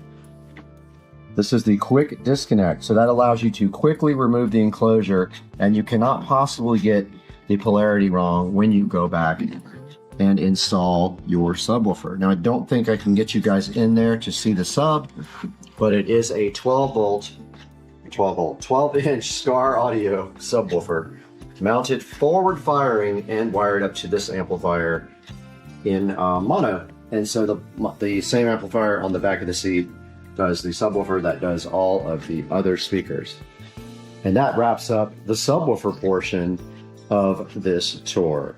Guys, that is going to wrap up the tour of the golf cart from the Supercar Street Racing Garage. We hope you guys enjoyed the tour, and now we will take it back to yours truly in the Supercar Street Racing Sunroom to talk about the cost of this whole project and tell you what that might be and whether you would want to do this yourself.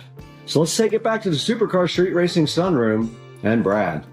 All right, so we just got back from the Supercar Street Racing Garage, and we took a look at the 72 volt lithium ion club car precedent conversion and everything involved in doing that.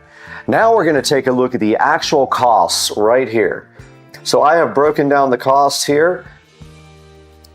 Let's open this up. So first things first here, we have the golf cart itself. Now I did pay $5,400 for the golf cart just in the very beginning, and that was when golf cart prices were pretty inflated. So yes, I did pay a little bit more than I would have in the past. I actually got a decent cart in the past for about $3,000, but I had to pay a premium because I wanted the golf cart when I wanted it, so I paid $5,400 for the actual golf cart. Now, let's talk about the wheel and tire setup. Now, I looked for a while for the wheels and tires that I thought were perfect for the golf cart, and it did take a while to find the ones I wanted. I didn't want bolts around the wheels that make it look like a two-piece wheel, when actually for the car, I did get real two-piece wheels, and you will see those when they come in. For the golf cart, I did not want that look. I ended up finding the golf cart wheels on Facebook, and I think I paid around $300 for the set shipped to me. And then we had to find some tires, and I wanted to make sure I had 14-inch tires for it. We found some tires at a local place, and I bought the set, so everything all together here was $450 for the wheels and tires for the Club Car Precedent. Moving on to the audio system, which was a big deal. It took a lot of work and a lot of parts to get done. Some of the parts I actually had, but I did have to order a lot of the parts. So first is the amplifier. It is a 5-channel amplifier, and I actually had that from another project, so I count that as free even though I paid for it way back in the day. So first thing, the amp, and it was free, and it is 5 channels, so it runs all 5 channels of the audio system on the golf cart. It is not a marine style amplifier, so this cannot get wet, and I don't plan on driving the cart in the rain anyway. Moving down the list, next we have the speakers. So I'm talking about the 6.5-inch two-way speakers. Now, we did go source those locally from Daddy-O's Car Stereo over on Atlantic Boulevard, and we did pay around $350 to get the JBL 6.5-inch speakers for the front and the rear of the golf cart. You can see right here, $350 for that setup. Moving down to the Bluetooth adapter. Now, we don't use anything as far as a head unit. We actually use a tablet with Bluetooth to establish a connection to the back to the amplifier. That was $25. Our subwoofer is a Scar audio subwoofer. I want to say I paid about $65 for it on Amazon, and all that will be linked down in the description for the golf cart audio system. The enclosure for we're talking about the box for the subwoofer, was around $125, and it worked out and fits perfectly down behind the golf cart, and you just saw that when we were out in the Supercar Street Racing garage. Moving down the list here, we've got the tablet, which was $100, and that is a T-Mobile connected tablet, a Samsung Lite, forgot what version, I think it's a Galaxy Tab A7 Lite. I'll have to go check it out before we edit the final video. That was $100 on eBay, refurbished, and then of course I subscribe to internet, so I have internet connectivity anywhere I go. Moving down the list next, we got miscellaneous wiring. That's going to account for any kind of wiring or little adapters I had to buy, any clamps, any tools to do the wiring, and that is, I put in here another $150, but it actually could be a little bit higher due to the fact that I did have to buy some basic tools that I always wanted to get the connectors all shrink wrapped and done properly. Now, our 72-volt lithium ion and AC conversion, that was a big deal. It actually costs almost as much as the golf cart costs. You cannot get this actual setup done, I think, in a golf cart stock. So we paid about $5,300 for the lithium ion conversion, and that included the Navitas DC to AC conversion. So we have the AC motor, we have the AC motor controller, we have a solenoid, a 400 amp solenoid, and we have the Eco battery, 72 volt, 105 amp hour battery. Now, by far the most expensive thing of this whole conversion was that battery. The battery was about $3,600 just on its own, but everything together in the kit was around $5,300 shipped right to Supercar Street Racing headquarters. Next, we got suspension bushings around $35, and Dukes of Duval and myself actually did the labor, so we saved on that. Now for the body modifications. So just plastic dip and paint, about $50 on the body. That's all I really have done. I didn't put the mat in here. That was actually another $130. So we should add that on. That is the mat at the bottom of the floor on the golf cart. Got a new black roof to match the black body, and that was $100. But I sold my white roof, and that is part of the parts down here at the bottom. Sold about $650 worth of parts on the golf cart to recoup some of the damage done by the expensive eco battery and AC lithium ion conversion, bringing our total down to around $11,500, $11,600. If you got to get very detailed, I would have to go back and pull out invoices, but I'll put links to everything down in the description. And I hope you guys really want to enjoy this lithium ion golf cart conversion for yourself. And if you have any questions, it's kind of a complicated process to get it installed. Make sure you like, subscribe, and comment. Please buy anything from Amazon through one of our links through the description of the video. You don't have to buy the actual product. If you just click through and buy anything, I get a commission on it, and it helps me do more projects on the channel. Thank you so much for joining us again today. Your support means so much to myself and Dukes of Duval, anyone involved with supercar street racing. We do this for fun. We do not make money on it. We lose money. So we appreciate you. We appreciate you watching, and we hope you liked the video, and we will see you next time on Supercar Street Racing. Guys, welcome back to the channel for a Supercar Street Racing studio build update. And it is Sunday, and I am hard at work on the studio, and I want you guys to check it out because we are live there and up there. And what have I gotten done since the last update? So I have been working hard on the foam tiles. I made a mistake up there and started tiling, and of course when I ripped the tiles off, the paint came off with it. No big deal. Since yesterday though, I finished this entire wall. Probably have to replace this because it got some glue on it and you can really see it, but in the dark you don't see much.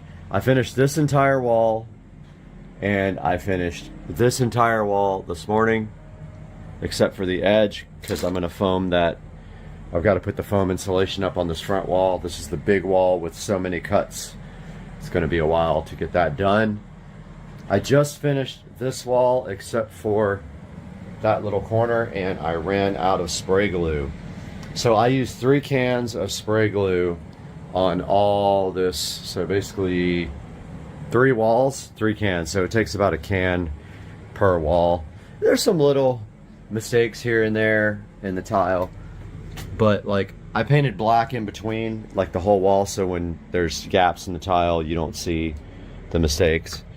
Like there's one right there where you can see white through it where the paint came off. I just need to pull the tile up and re-glue it, but I'm out of glue. Now if this glue doesn't work for some reason, if it starts coming off, because there's been some, the first things I did, I spray glue on the actual tile, not the wall, and those have been peeling off slowly, and I didn't use a lot of glue.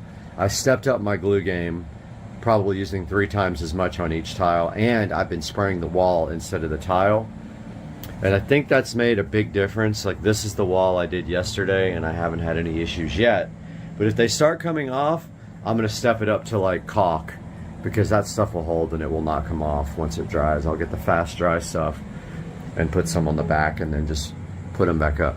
This wall was tough. These walls are hard because it's an angle. It's a lean-to building, so it's not going to be perfect. And these tiles, there's absolutely no way to make them perfect. You just have to accept the imperfections. That TV is completely done now.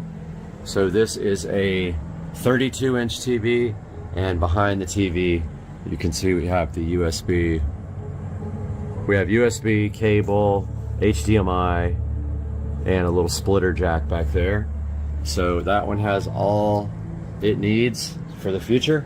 And the HDMI jack actually runs from there down to there, so you can actually connect a workstation or laptop and or anything, tablet, and you can project up there if you want to. Same with this. We got the USB network. And by the way, there is Cat 6 run to all these televisions. This guy doesn't have a Cat 6 jack. You could add it to the Fire Stick that's on this guy. This is an older television. This guy has a direct network connection that is actually plugged in. But up in the corner up there, I have not installed the switch yet. Once I put the switch in, then we will have network, hardwired network to these televisions. Same with the 50-inchers up there. So guys, I have to make a run to Ace Hardware here in a few minutes and try to get some more spray glue. I think I'm gonna buy like 5 cans because I used 3. I've got this whole ceiling and this whole wall to do. So I think 5 cans will get me through it, I hope. And that's gonna do it for today's update. I'm gonna go ahead and upload this now and get to the hardware store and to brunch ASAP. Okay, this is how you, if you forget your cutter, you take your axe, that right? you normally throw, your heavy axe, yeah, and don't hit your thumb, right? Oh, hell yeah! Bye bye.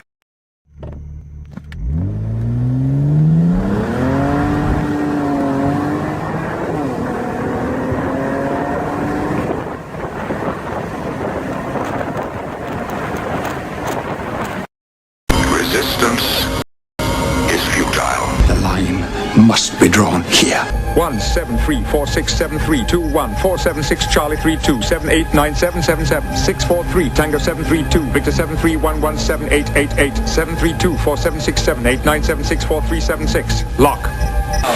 Oh, yes! I hate this! It is revolting! More? Please.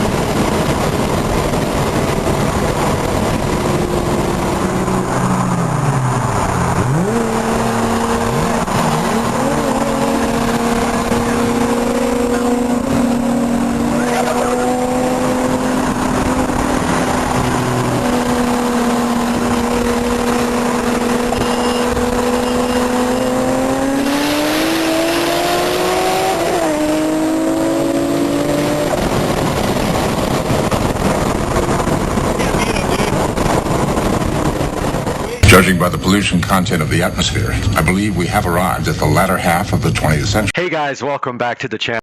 Supercar Street Racing. I'm Brad, and what we are looking at today is part 4 of the golf cart audio install, and I am going to insert some clips over that to kind of explain what's going on in the clip this time, because there's not a lot of dialogue. It's just me working, and I didn't give a good explanation of it. So you'll see that now on Supercar Street Racing.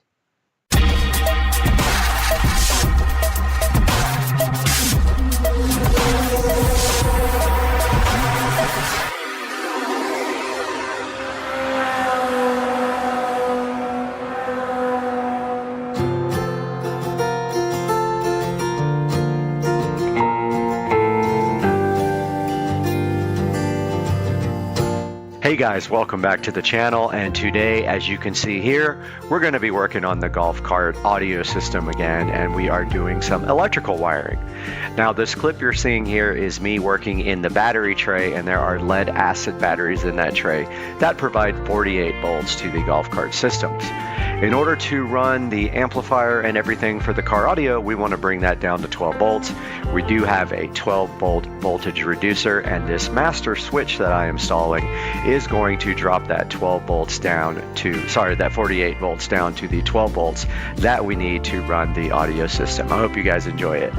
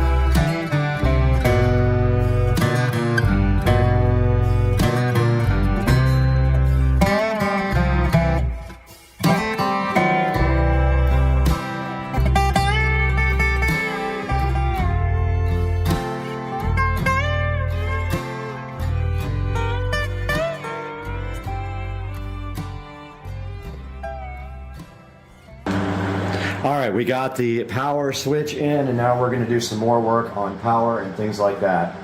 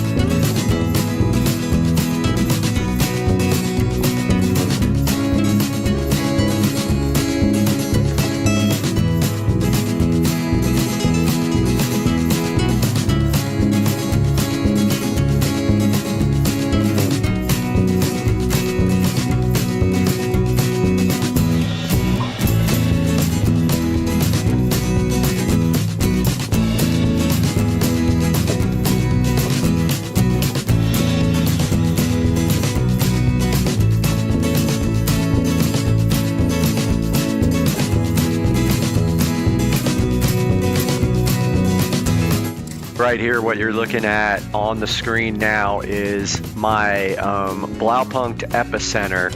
Comes with a remote control for the base stop, and it has a little LED on it. Well, I was going to put this in the dash, but I decided to put it in the back because you really don't adjust it that much. I mean, it would look cool in the dash and all that, but I decided to put it right behind me. I could reach back and adjust it if I ever need to. So what I did was I removed the Epicenter volume control from the actual metal mounting plate, and I removed the LED from that as well. And now I am soldering the LED back to the wire. I made it like a longer wire to connect the LED to the little circuit board, and I'm soldering that, drilling the hole for the LED, and mounting this stuff in the back of the golf cart.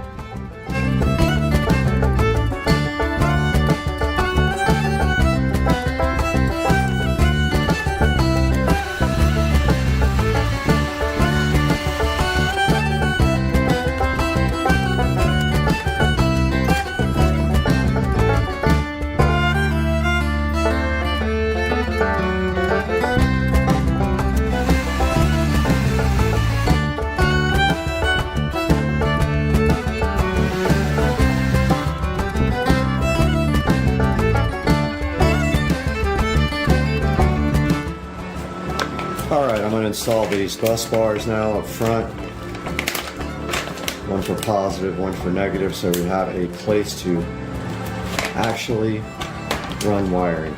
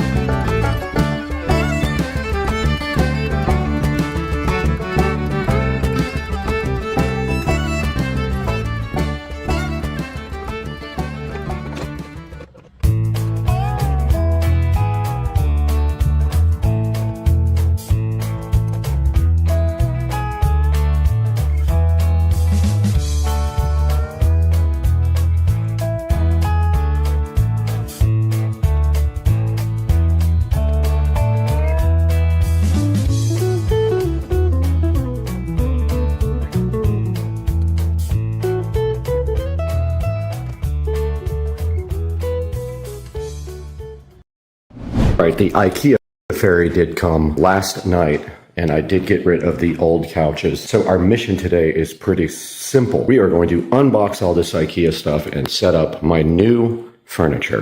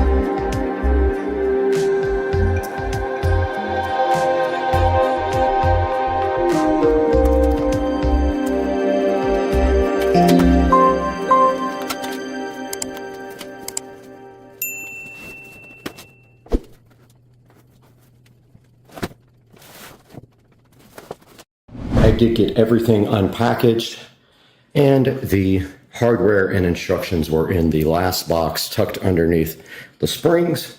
So I'm going to get the instructions out right now and figure out what is going on here. This is a modular set, so it has to be put together a certain way. Let's get to work.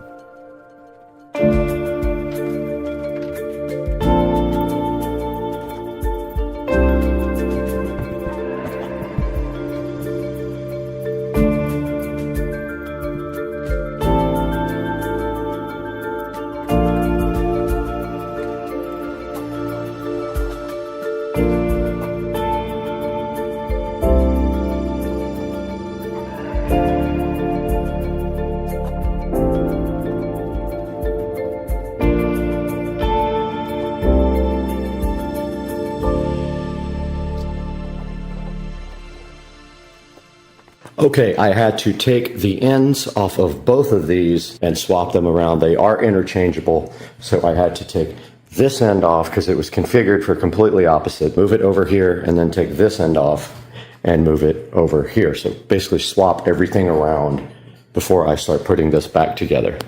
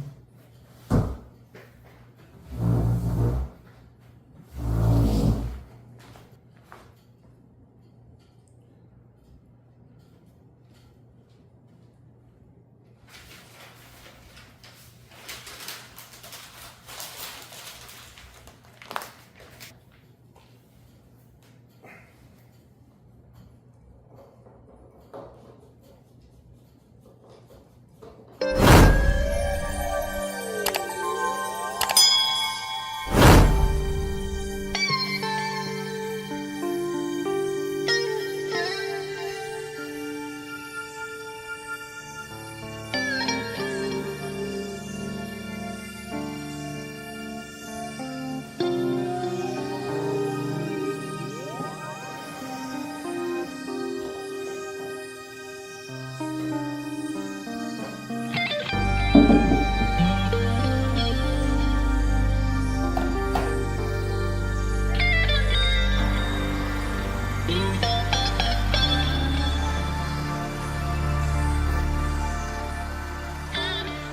this part of the project is done and the couch is put together. It wasn't too bad. I made one mistake that cost me maybe 30 minutes of extra time, but I got that fixed now. And you can see right here, let me step back here and put it on wide. It's a better shot at it, the modular couch. Remember, I had to move one side to the other to get it to the configuration that I wanted with the small part over here on this side. So not too bad. I'll put a link in the description to the couch, and watch the video back if you need any help putting it together. We'll see you guys.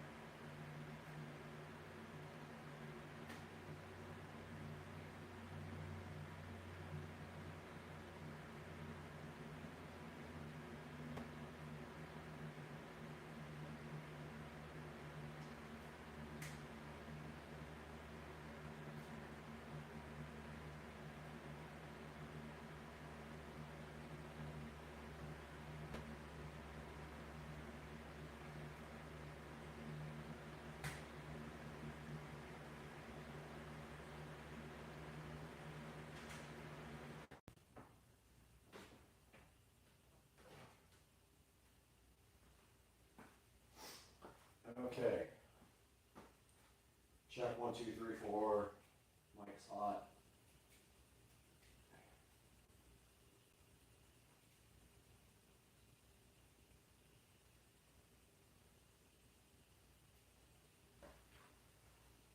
Plenty of headroom. Okay. So leather conditioner, leather cleaner. Shake well, apply 1 to 3 lines of product on a premium microfiber, spread evenly, massaging the surface, allow to penetrate, wipe dry if desired. Reapply as needed to keep leather looking. We recommend using chemical dyes leather first. Okay.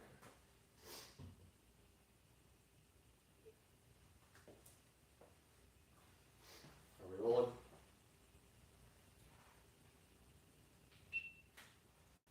We're on it now.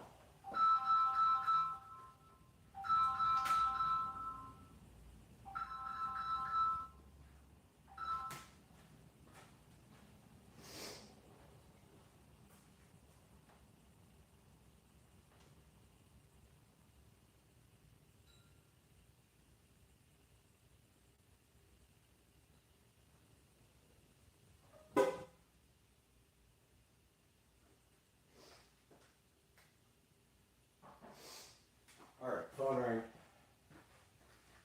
All right, we're back. This thing can see a lot. Don't need to see the washing machine and dryer.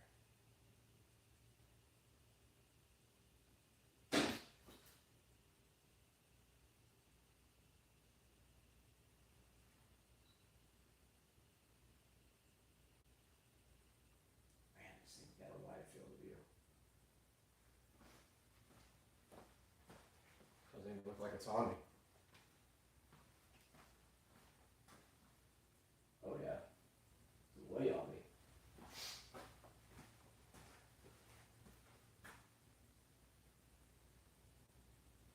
Ladies and gentlemen, welcome back to the SCSR Compound Garage. And today we have a new sponsor for the channel. You can see sitting right here on top of the Model S Plaid, another tiny Model S Plaid, and then right next to it, our new sponsor, Chemical Guys. And Chemical Guys was so kind enough to send us this leather conditioner and this leather cleaner. And Chemical Guys was so kind, they sent us this leather conditioner and this leather cleaner to show you guys. We're going to show you how to use this today right here on the 2023 Tesla Model S Plaid and right behind you on the 2014 Club Car Precedent. There are specific directions for using this stuff, and we're going to show you that today. So hang out with us on Supercar Street Racing while we detail the inside of the Model S Plaid and the golf cart.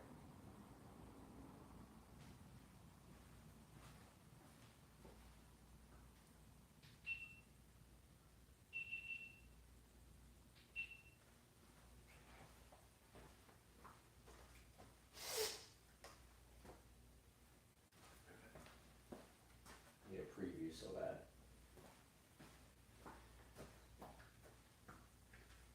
Welcome back to Supercar Street Racing, guys. You can see we're out here in the garage with our Chemical Guys leather conditioner and leather cleaner. They were super nice and they sent us this to show you guys. They're trying to get the word out about their great products. So today we're going to give you guys a look at these two products right here in the SCSR garage. Now, there's a certain way you need to apply these. There's a certain order and a certain way you have to do it. So we're going to show you today the correct way to do it because we're actually going to detail the inside of the Model S Plaid. Now, we try to keep this car pretty clean. We barely... What? What's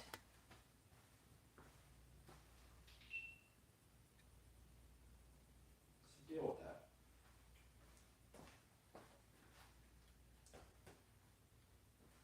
Stops all of a sudden. Stupid thing. Great.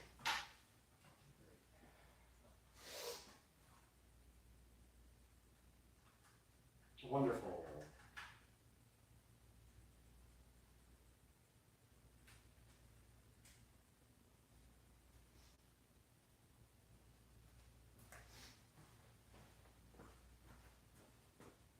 Now we try to keep this Model S Plaid really clean. It only has about 2,000 miles on it. And so we drive it on the weekends only and we keep it detailed and nice here.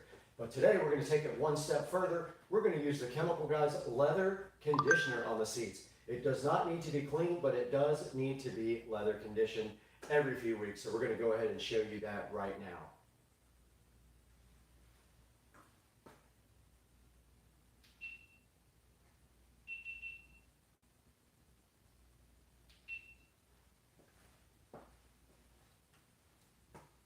Now you guys just saw me clean the whole inside of this Tesla Model S Plaid with the Chemical Guys leather conditioner. But we got to take this one step further because we need to show you guys how to use the leather cleaner. So what we're going to do with the leather cleaner today is we're going to turn our attention to our Club Car Precedent over here. We're going to clean all the seats and then condition them with the leather conditioner. So one step at a time, let's get busy now with the leather cleaner on the Club Car Precedent.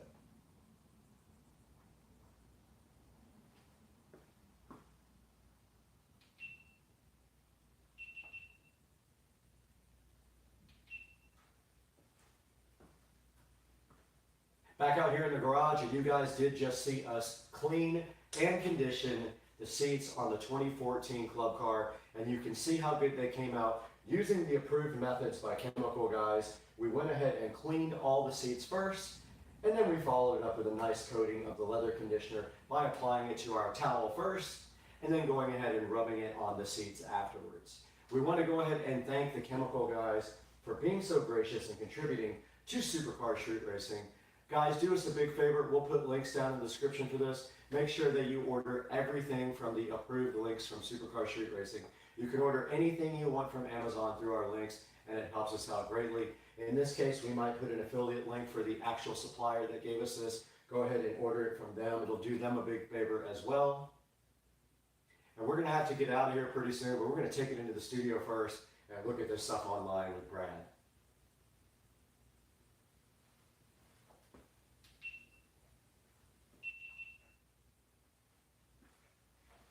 It's hot in here.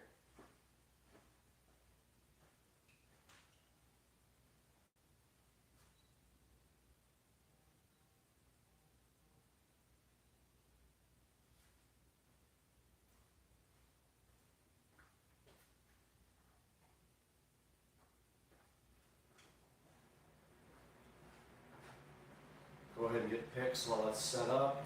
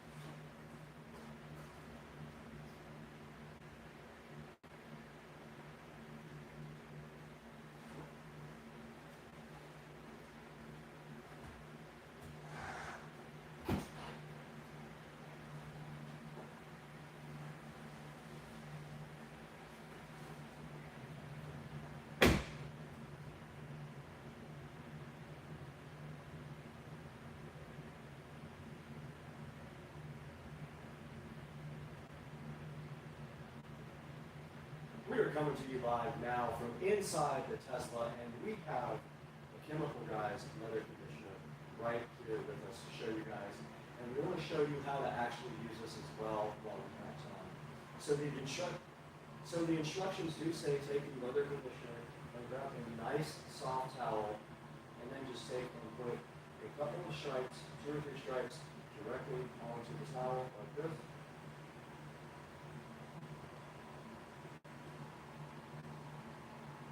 Take 2.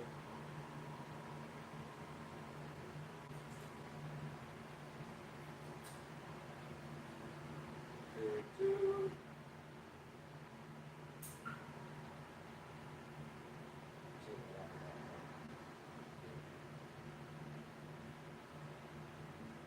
Zoom in on this.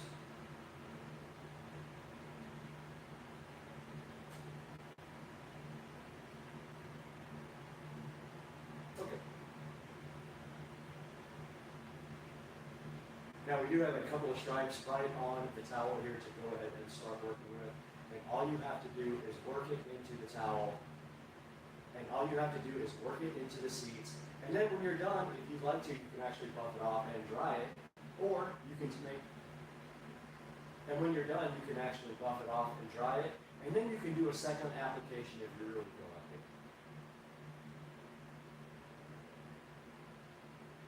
Let's get out. How? Let's try to do AC flips here.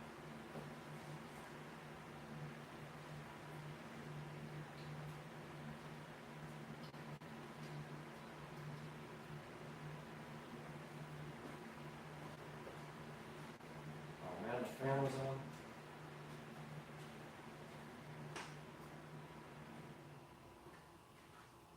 That sucks. Hopefully it didn't pick up all the fan noise.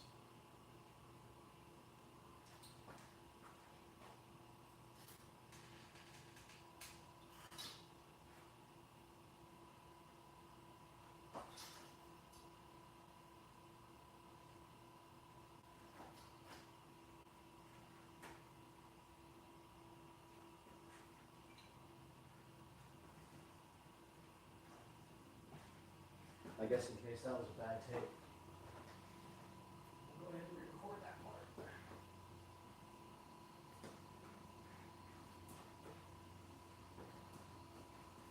All right, we're going to record that part again, just an overview of how you put it on the towel. So yeah, you just take your towel and you put about 2 or 3 stripes of the stuff right on the towel, and then you work it into the surface. We're going to go ahead and start with this Model S door panel right here. It's a lot. There's a lot on this. So I'm gonna go ahead and knock this down a little bit because I've been putting quite a bit on it. So I'm just gonna knock it into both sides here so it's not so thick.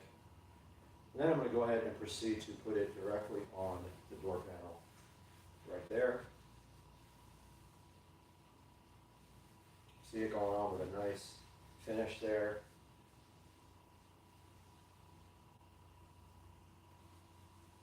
I'm going to go ahead and get all over the door panel with this stuff, and you can already see that it's drying. Don't forget to get into the cracks.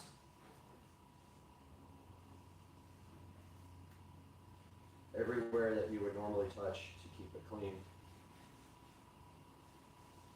And the sides too.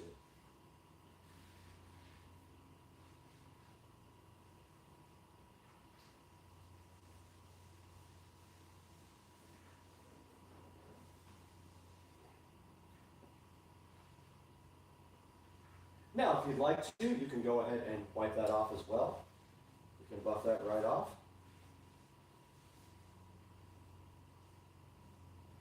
Just like that.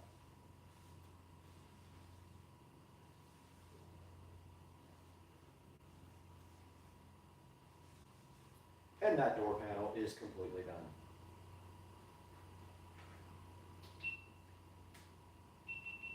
All right, we need to reset somehow for the seats. I don't know how we're going to get this shot.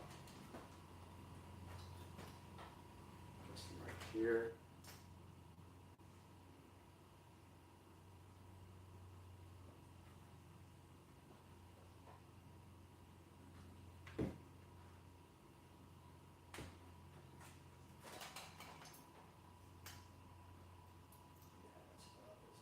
going to get in this light is in the shot.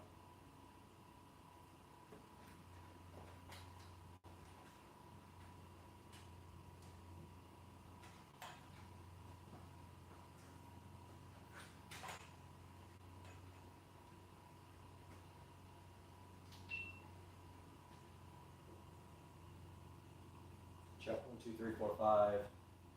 Check the shot here.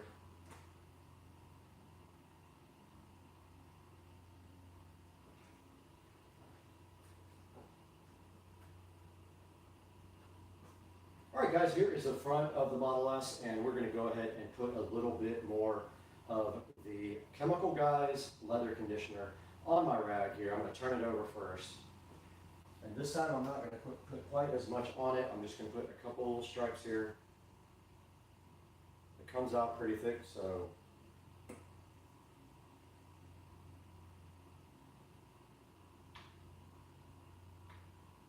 should be good enough. And now let's go ahead and apply it to our seats, but let's put the seat forward a little bit so you guys can see it better. And we'll go ahead and start, get it worked into the towel a little bit. And go ahead and start conditioning the seats on the plaid.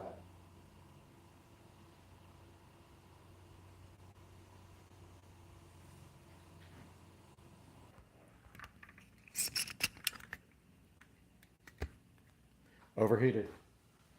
You guys overheated.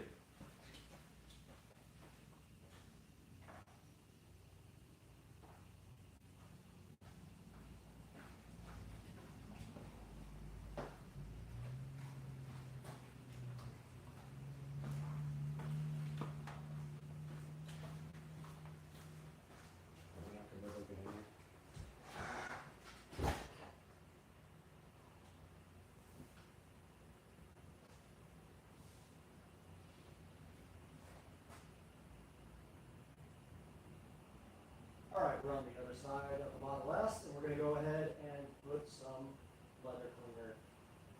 All right, we're on the other side of the Model S. We're going to go ahead and put some leather conditioner on our rag and do this other seat for you guys.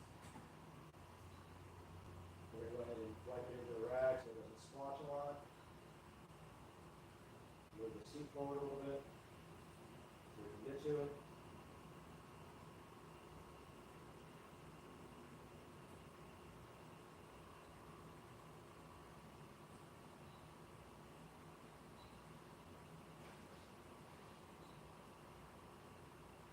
And go ahead and apply the leather conditioner.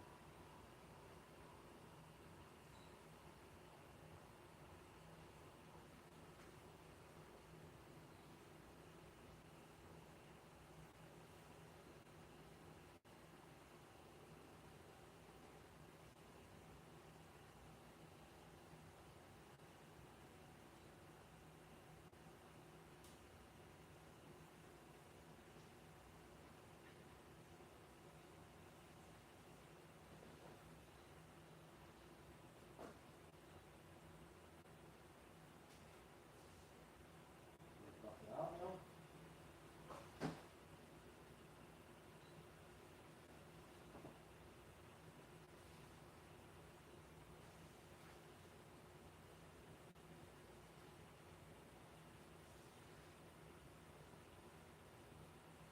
And we'll go ahead and do the bottom.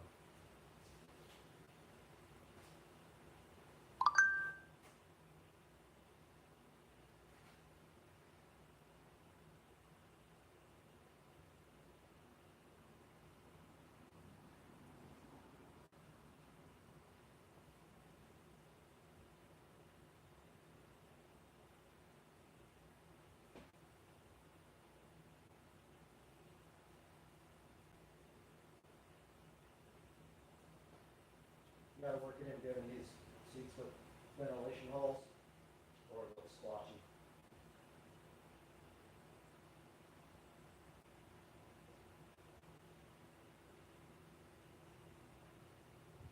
And I'm going to buff that out.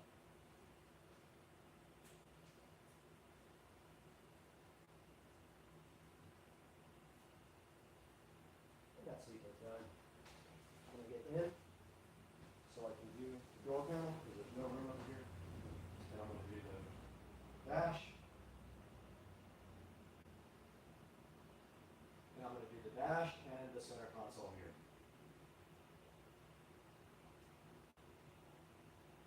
towel over.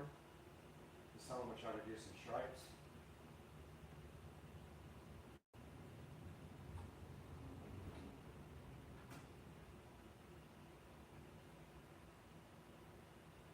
And I'm going to go ahead and rub that into the flash.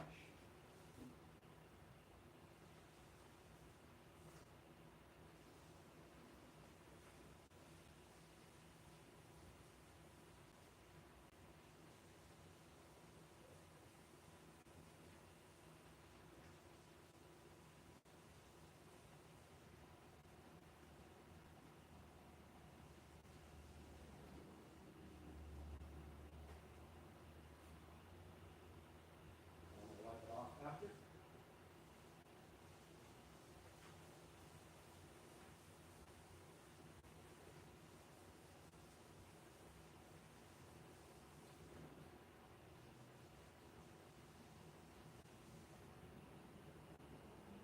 I don't have a dry enough towel for this, unfortunately. Moving on to the center console.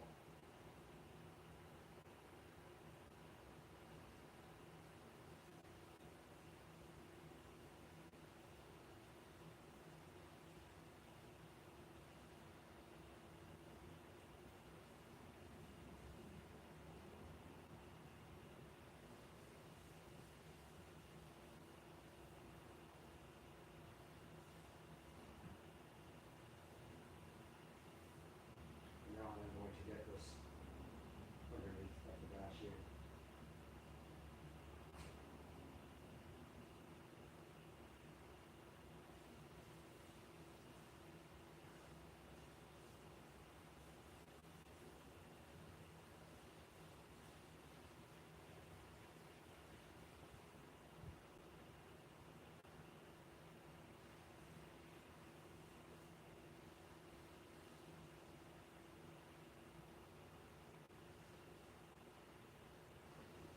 And now the door panel.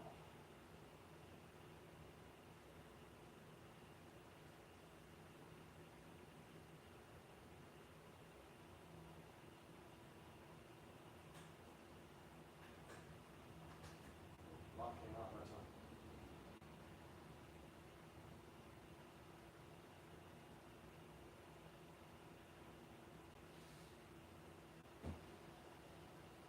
If you roll the window down, it'll keep you from getting it all over the window. Like pretty obvious, but a lot of people don't do that.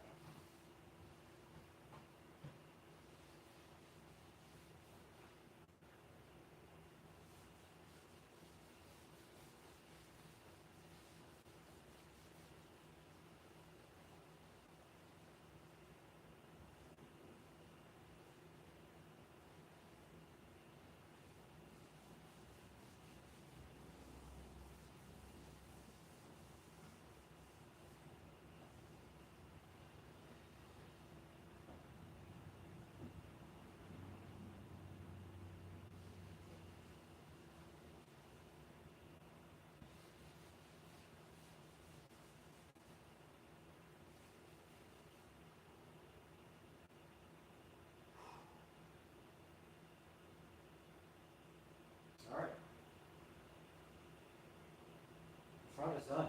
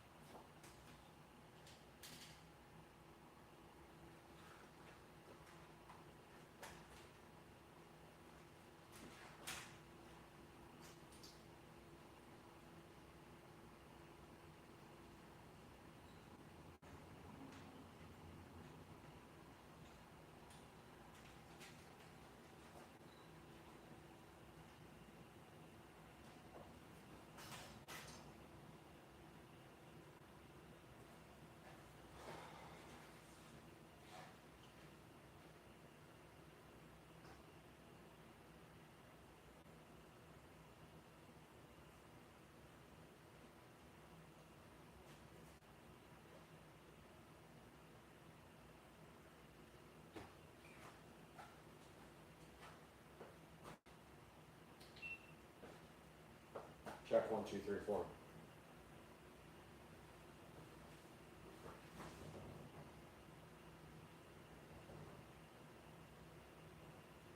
Moving on to the back with the Chemical Guys leather conditioner. We're going to go ahead and do the back doors. Try not to put too much on the right. I mean, it came out a lot already. So I'm going to just take that and kind of buff it into the rag a little bit so it's not so thick. It came out a lot that time. Like a whole lot. And this window won't roll down any more than that, so otherwise I would.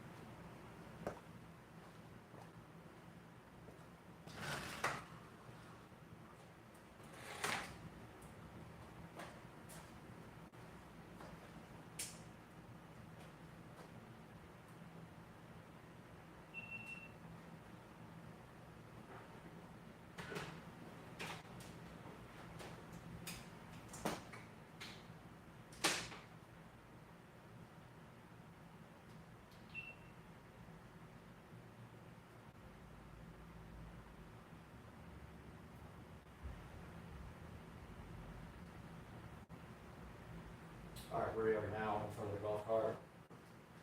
We're gonna go ahead and do this take.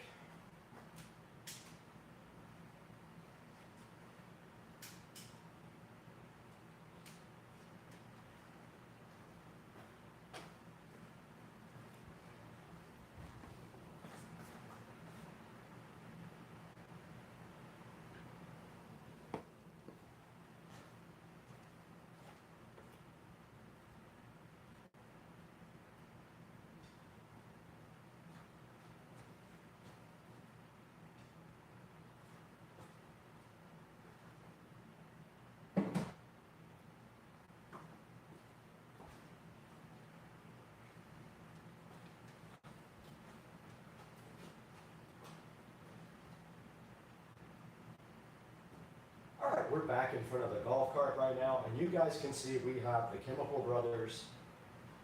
I say Chemical Brothers. All right, we're back in front of the golf cart. You guys can see we have the Chemical Guys leather conditioner and the Chemical Guys leather cleaner sitting so fresh here. This time though, we're going to go ahead and clean the seats with the Chemical Guys leather conditioner, and per the instructions, you shake well, you spray the leather cleaner on a microfiber cloth, and then you wipe the leather cleaner into the surface to remove the dirt. Let's go ahead and get our microfiber cloth out, fold it up, go ahead and spray some of the leather cleaner on it, and we'll go ahead and clean this leather.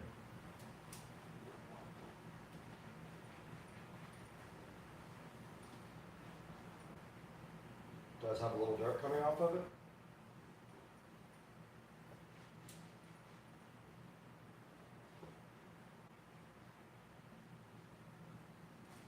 And that's all there was to that. And we'll flip to the other side because there was some dirt on that seat. This cart is out in the garage all the time, so it is going to get dirty.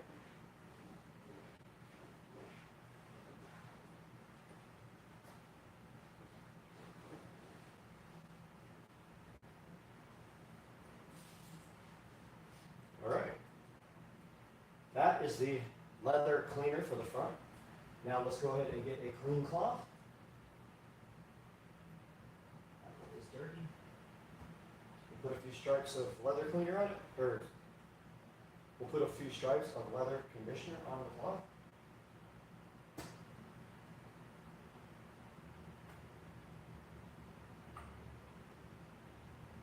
And then we'll go ahead and condition these seats.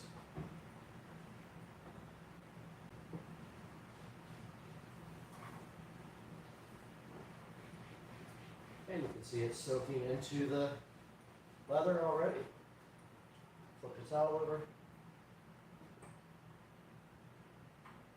Put a few more in it.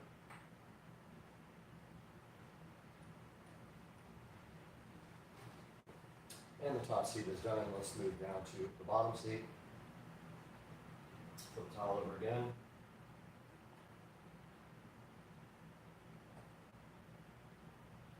Not put way too much on that. That would be enough for the front and the back. We'll put some of this on this other towel for the back. Let's go ahead and do the bottom seat.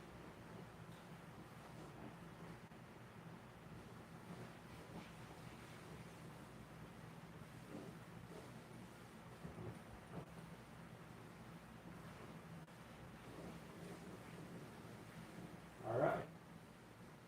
The front of the golf cart is finished. Let's do the back now.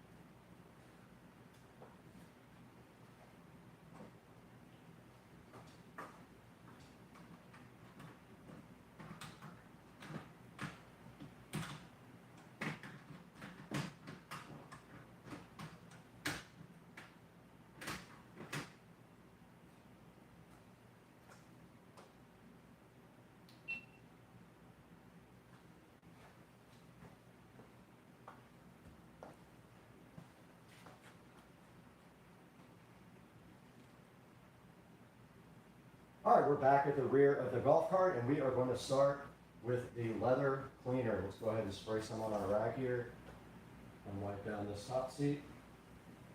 Be careful of the tiny Tesla.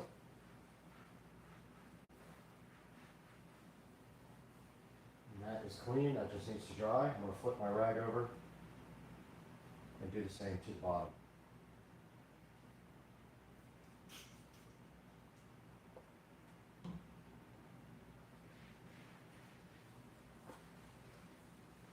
That will get all the grease and contaminant off the seat and clean it and get it ready to be conditioned. Top's already drying, bottom is done, and this rag is also done.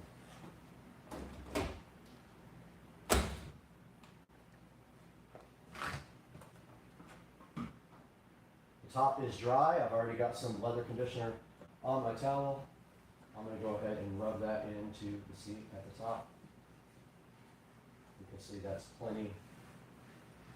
I have much on my rag, and I'm just going to let that dry however it wants to dry. And then I'm going to flip my rag over, put a little bit more on the back. Hopefully not a lot this time. And go ahead and rub the bottom seat as well. You can see that it takes all of 2 seconds to do the seats on this golf cart. And now the bottom seat is done, and if you want to, you can grab a dry rag and wipe off the excess.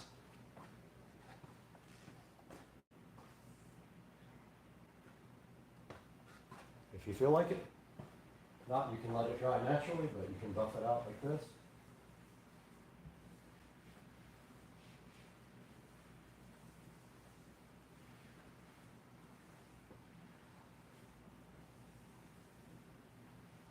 And that is that.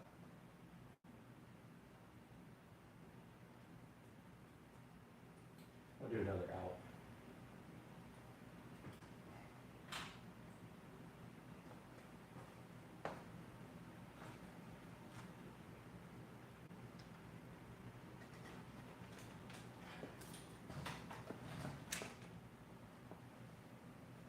Do another outro.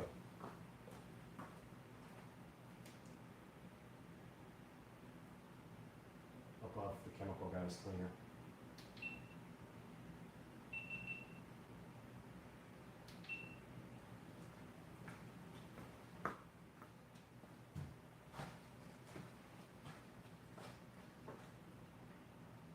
All right, guys, you just saw us go ahead and condition the. Take 2. All right, guys, you just saw us go ahead and condition the seats on the Model S Plaid. And then we came over to the 2014 Club Car Precedent. We cleaned the seats with the Chemical Brothers. I want to say Chemical Brothers all the time. We cleaned the seats with the Chemical Guys leather cleaner, and then we proceeded to go ahead and condition them with the leather conditioner. If you want to pick up this product, it's going to be down in the description. Go ahead and check it out there. If you want to check out this product, it's going to be down in the description. Go ahead and check it out there. But for now, let's throw it over to the Supercar Street Racing 4K studio and see what Brad has to say about this product. Why was I looking at the light the whole time? I'm going to do that over. I was looking at the light, at the camera. I'm stupid. All right, guys, you just saw we went ahead and conditioned the seats in the 2023 Tesla Model S Plaid.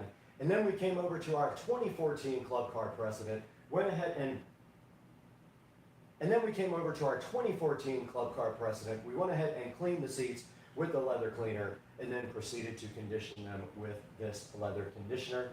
Go ahead and check out the Chemical Guys. Go ahead and check out the Chemical Guys products down in the description and pick yourself up some. Now let's throw it over to the 4K production studio with Brad and see how you can get this stuff online. Perfect. Come over. It's hot.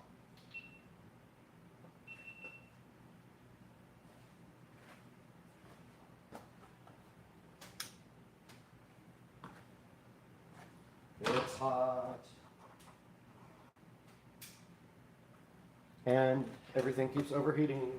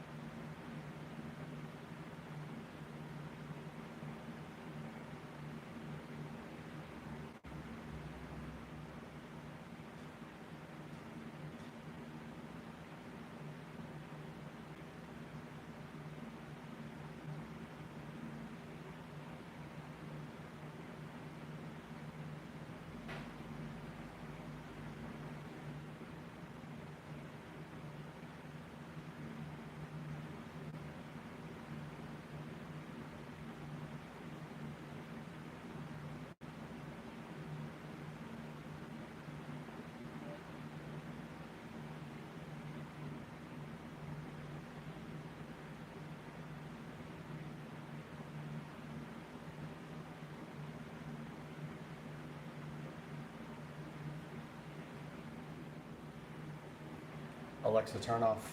Never mind.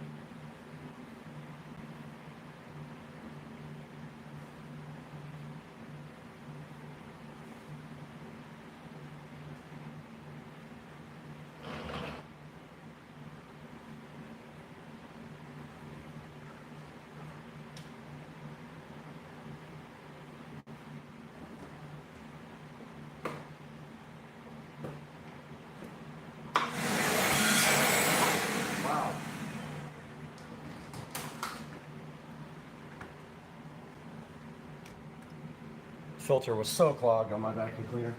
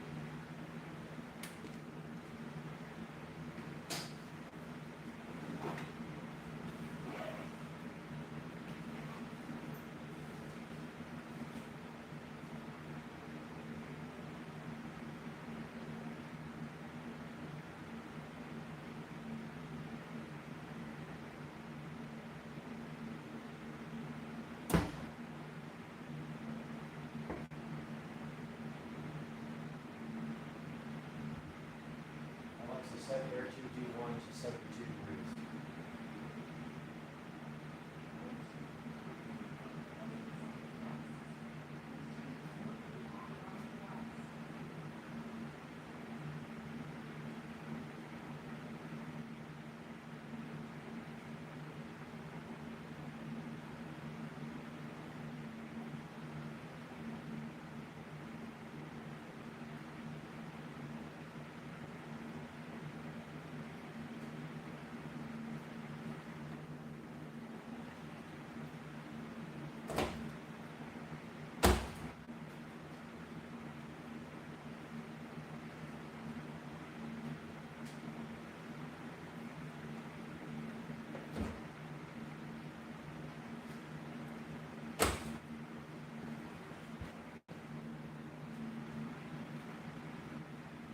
Alexa, fire up the studio.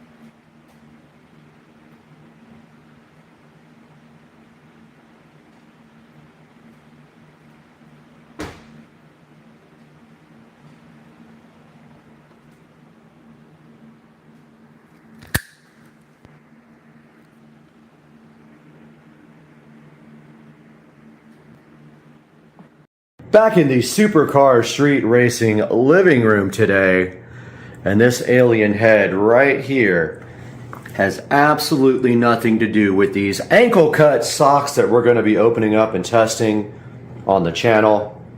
We're going to give you a good idea of whether you should invest in this exact same brand here, Wernies. And we're going to do that all today on the channel, Supercar Street Racing. Stay with us.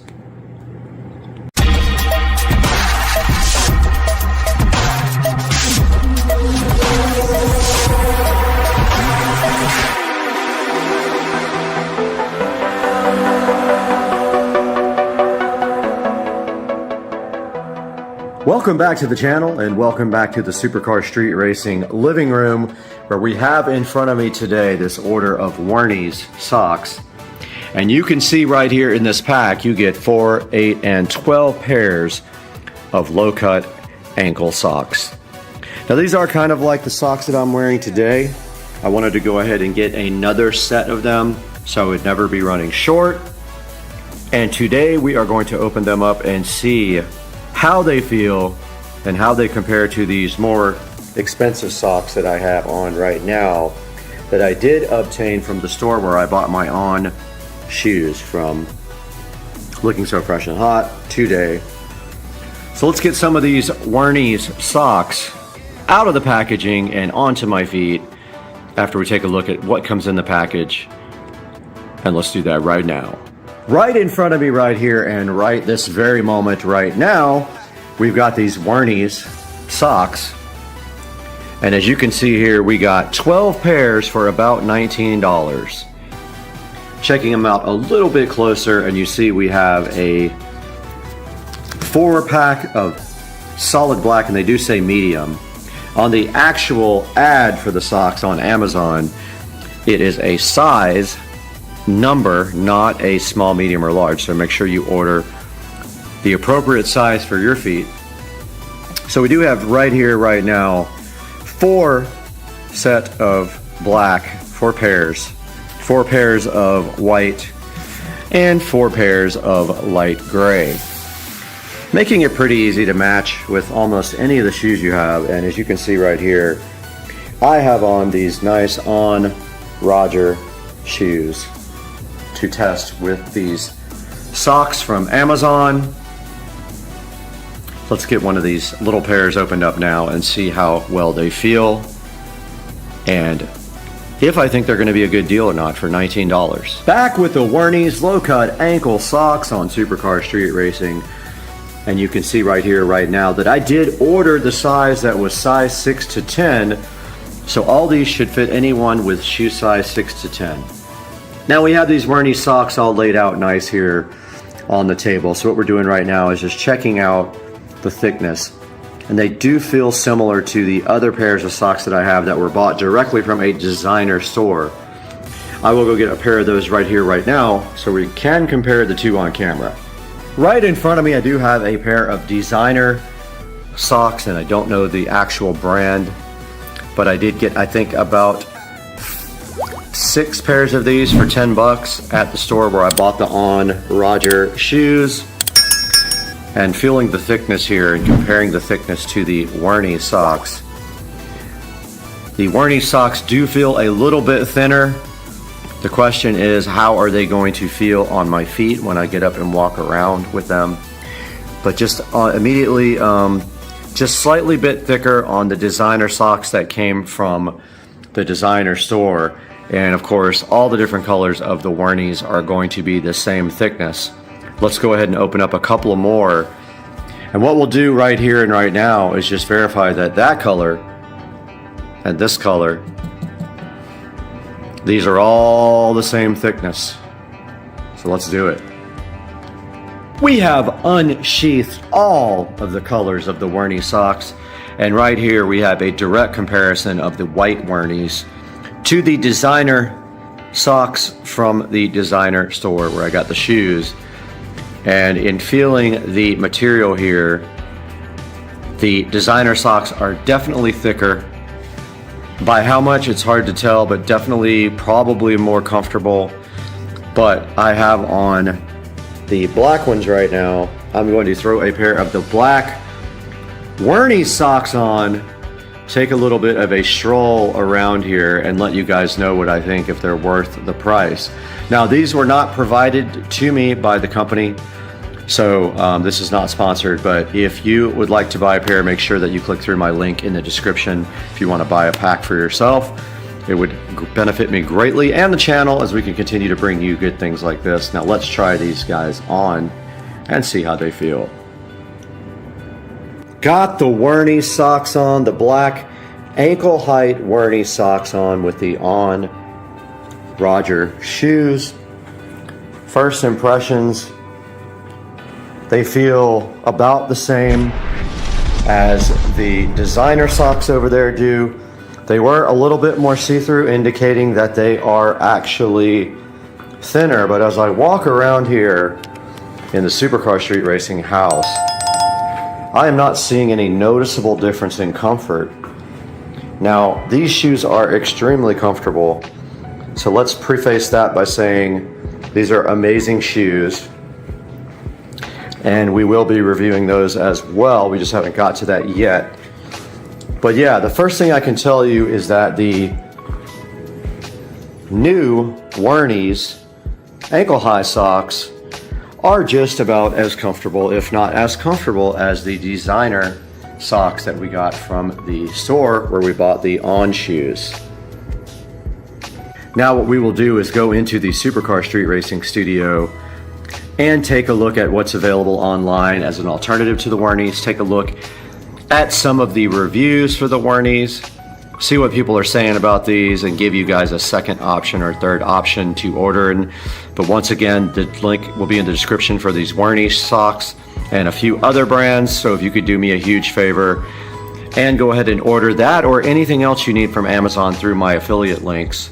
You don't have to order what's exactly in the link. You can order anything through any of my links, and it will give me a slight credit.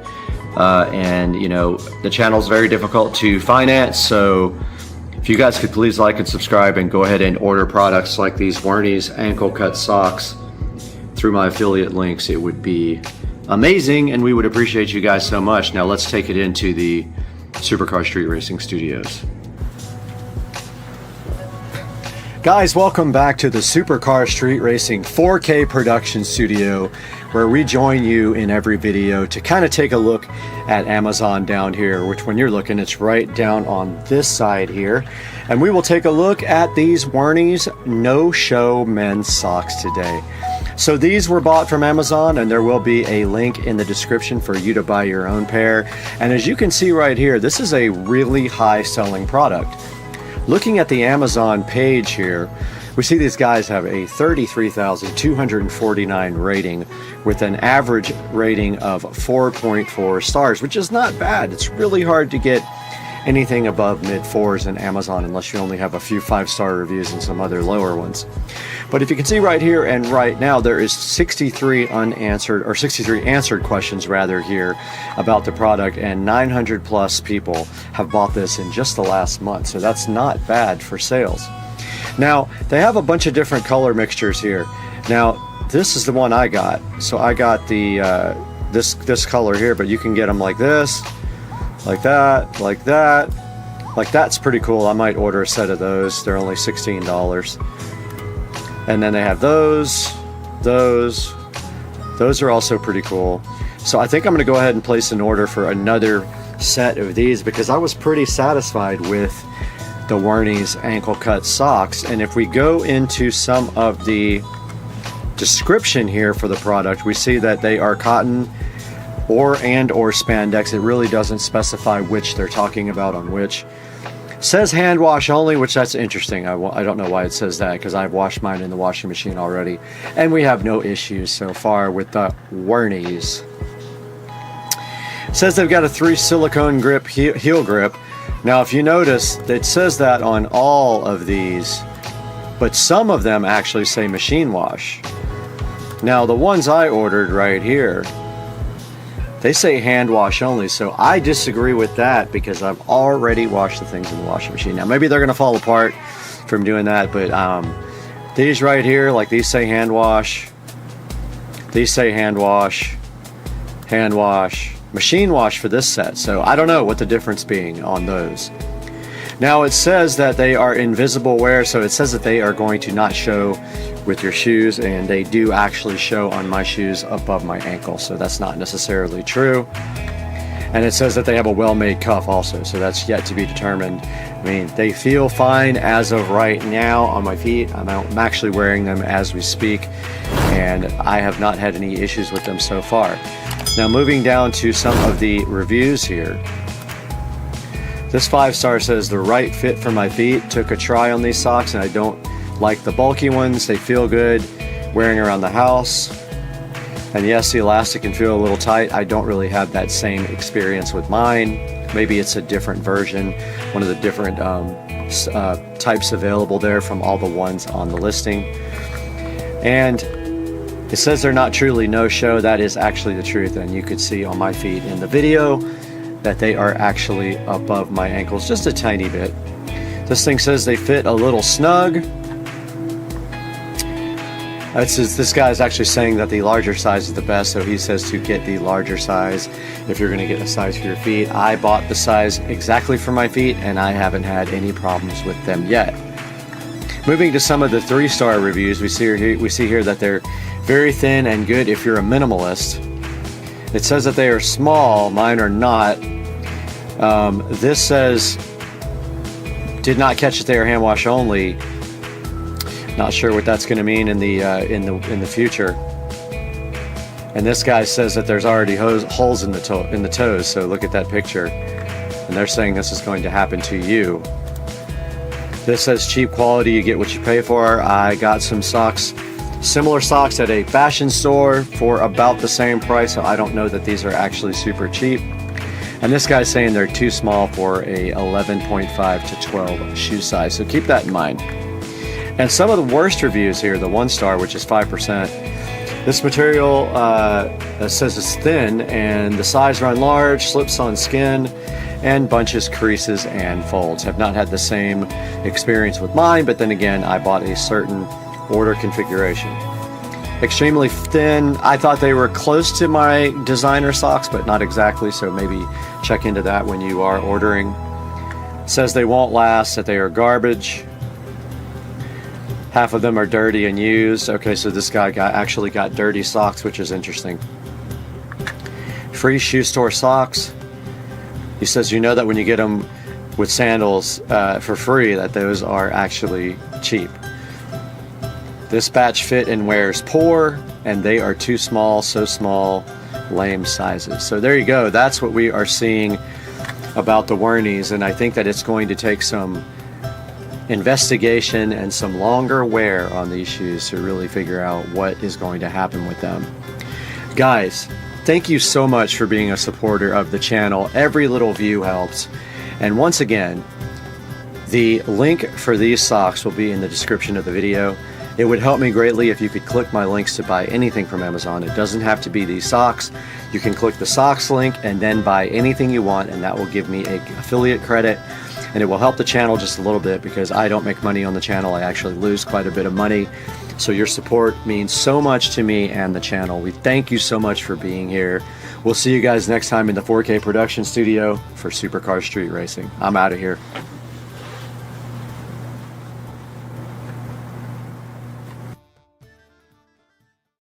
Hey guys, welcome back to Supercar Street Racing. We have something special for you today.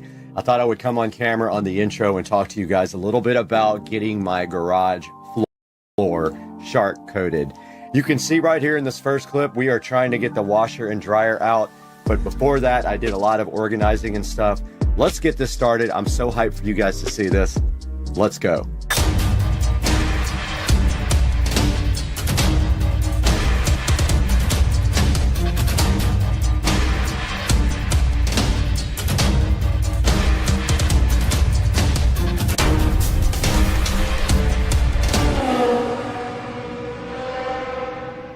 Welcome back to the channel. We are Supercar Street Racing. You can see right behind me here, it says it somewhere.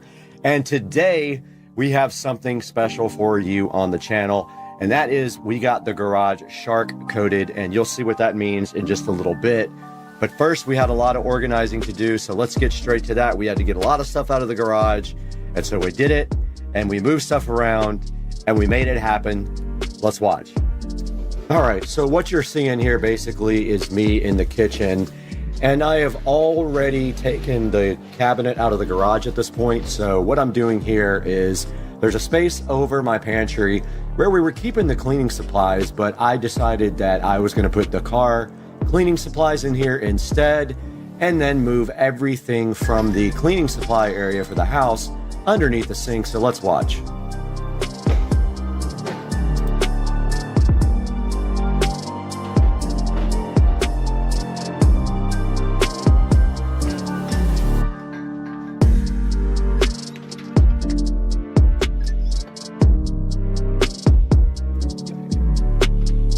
So right here, basically what I'm doing is putting everything for the stove cleaning above the microwave, but actually I ran out of space under the sink later, you'll see.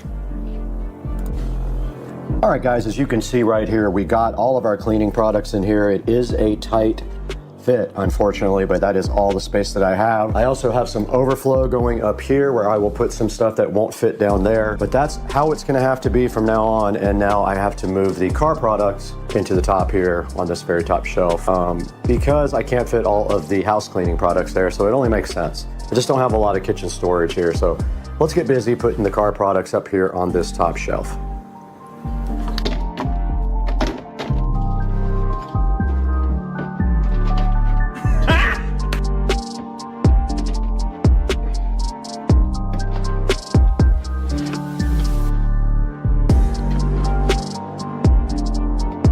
Okay, we have finished mostly cleaning up. No, we haven't. We gotta do the rags. We gotta do rags, and then we'll be done with this automotive area. Now, this is just temporary until we get some real nice garage cabinets installed. This is what I have so far. A lot of this stuff is really just in here for the moment, so things like that aren't needed can go up top. Then all my supplies for my car cleaning go right here. Now let's get all the towels folded up and inside of here as well.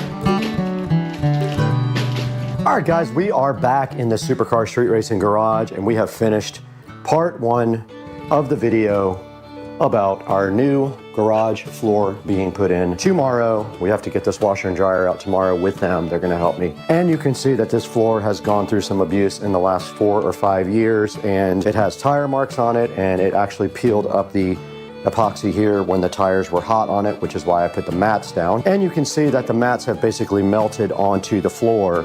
But as you can see, I got the cabinet out of here today, completely out. I got cleaned out underneath it. Unfortunately, we can't take out the hot water heater. I was gonna do tankless, but I don't have enough service. I think I only have a 100 amp breaker right here, and you need at least 200 amps. I can't do that. We got all of our products out of there, out of our garage cabinet, up into the cabinet up here and up there. We got all of our cleaning products out of there and move them down underneath the sink right here. And then we put the rest of the overflow right up here on top of the stove.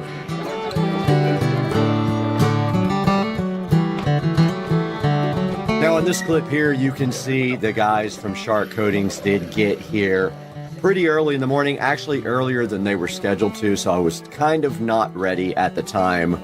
But right here in this clip, you can see we're trying to figure out getting the washer and dryer out. Now just remember, this washing machine is actually 2 washers. I do have the thing below it that's a small washing machine. This thing is heavy, and my hand truck has flat tires, so we did struggle a little bit getting this washing machine out. The dryer wasn't so bad at all, and we took those and put them on the side of the house because they had to be out for 48 hours, where we covered them up with a tarp. So let's check it out.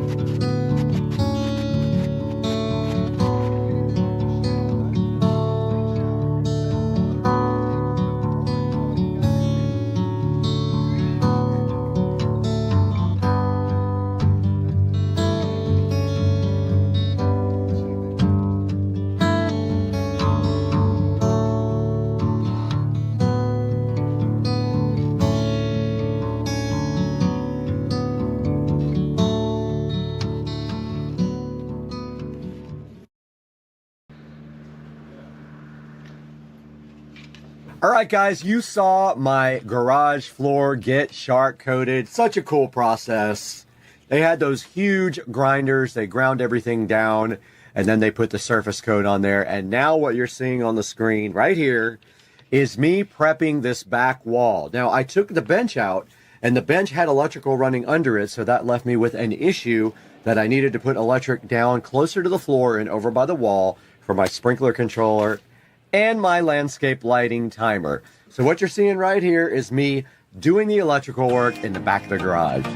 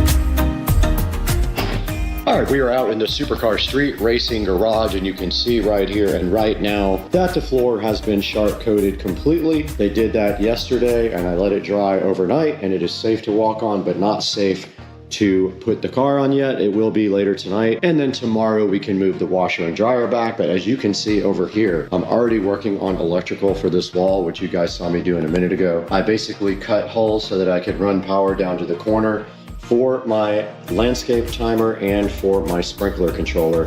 I just had to figure out what I'm going to do about this wall, because basically I'm probably going to have to cut the pegboard and screw it back on, because the wiring is all running really bad through there. So yeah, I'm going to go ahead and keep working on this, but you can see I've got I've got the box in, I've got the power run up to where I'm going to tie into the other power, and now all I have to do simply is tie in right here. But I went and painted the new receptacle and the new cover plate black, and also I put in a Echo Show wall mount hole here, and I have a Echo Show mount that I just painted black, and I ordered a Echo Show in black to go right here. Now let's get back to work.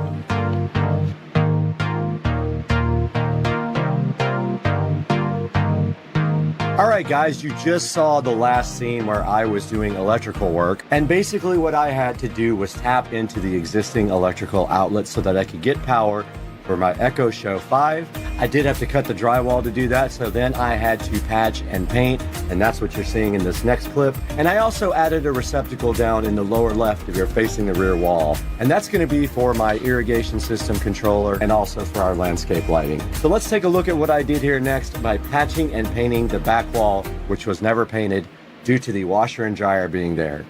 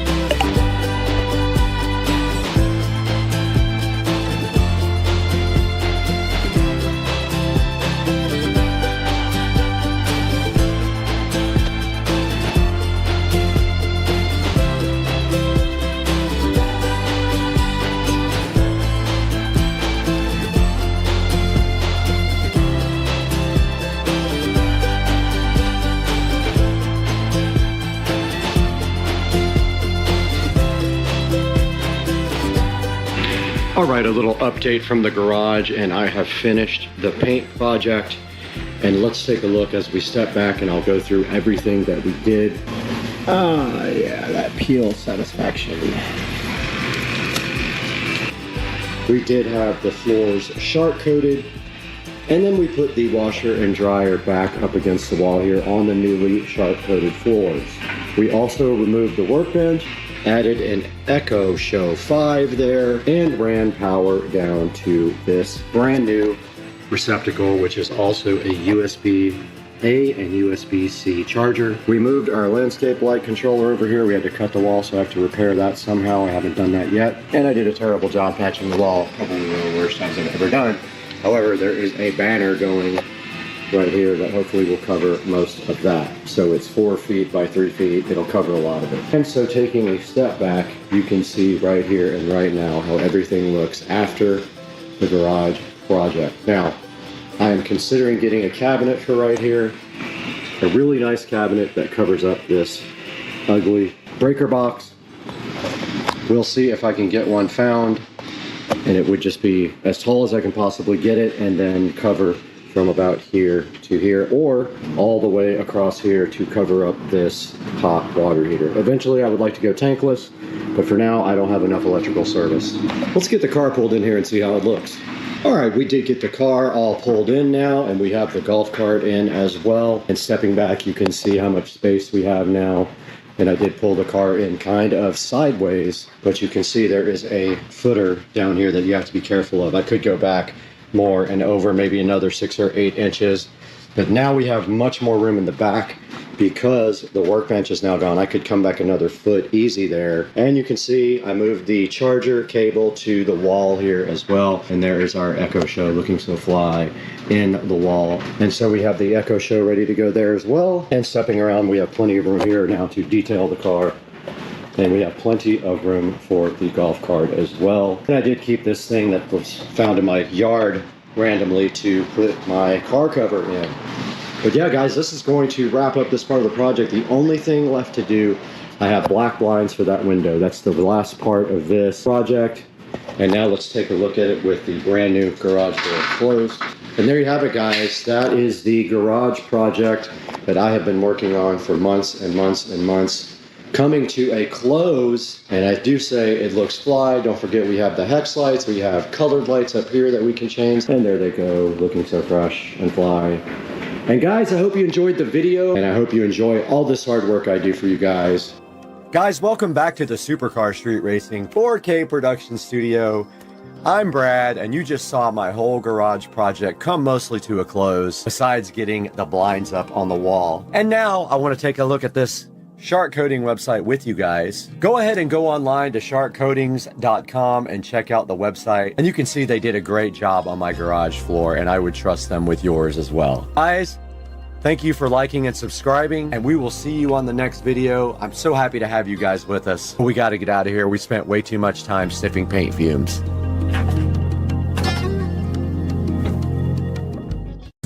All right, this dude was in the fire pit. Check him out. He was hiding in there when I started the fire. He crawled right out, and I don't know, that looks, I don't even know what kind that might be. Have no idea. Anyone knows, comment.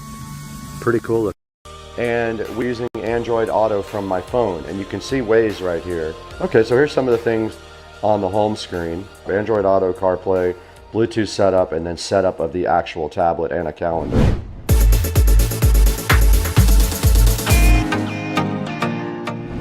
Hey, what's going on, everybody? Welcome back to Supercar Street Racing. We are so happy to have you on the channel once again for something super special. You guys saw what just happened. Joe and I got two Navi ST3 Pro scooters. We went ahead and took them out and did an awesome excursion. We went about 6 or 7 miles at one time. Didn't even get close to coming less than 50% battery power. What you see on the screen right now is the Navi ST3 Pro. Navi sent us two of these, and we were so happy to go ahead and check them out, modify them, and in the process, we added another sponsor to the mix. Lamto sent us their 7-inch wireless motorcycle CarPlay system. Does Android Auto also, and we put it directly onto our Navi ST3 scooters. It was a very cool project. You see, we can do everything from there and play out the music on our Bluetooth speakers as well. What a cool time we had with Navi and Lamto on this collaboration for Supercar Street Racing. Go ahead and pick up your Navi ST3 Pro. These things are awesome. They are not kids scooters. They have full suspension, so they work great on any ground. You saw me go into the park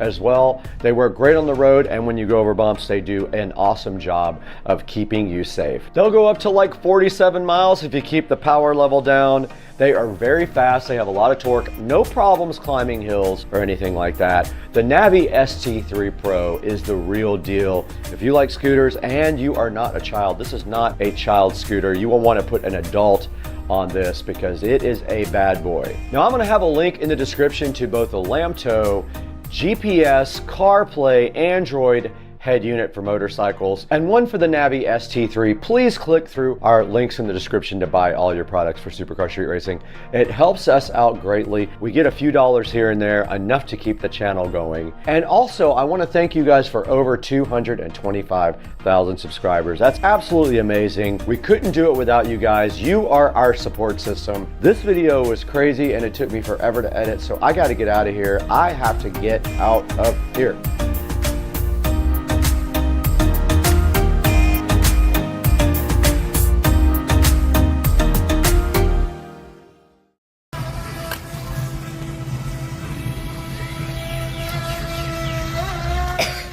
This thing's so sick. And that's a slow one, man. We need a 80-mile-an-hour one. Yeah. Where's the liquor cabinet? All of it, all the way right around's open. This thing is awesome. Look at this full kitchen. Holy crap, dude. 2 TVs. They swivel. This is ultimate Tesla peel satisfaction. New sill plate. Let's go. Let's go. Yeah.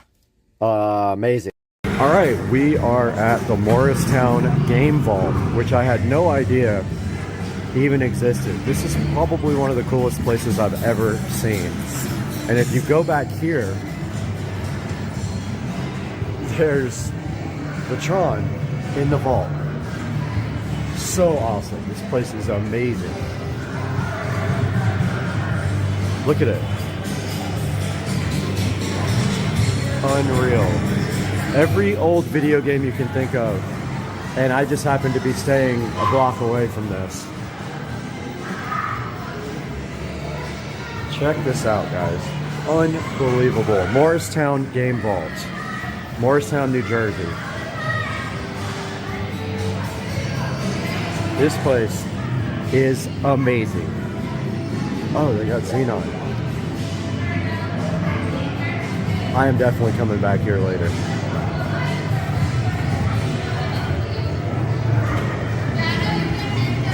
Absolutely insane. The Morristown Game Vault. A good look at it. Unreal. What's going on, guys? It is Tuesday evening and just got off the phone with Chris Rudnick, Ricer Miata, talking about N54 3 series stuff. But when I got home, I did have a little gift waiting right here. So this came in today for the SL65. Apparently it works on a lot of different R230 models. So let's give it a little open here. So this is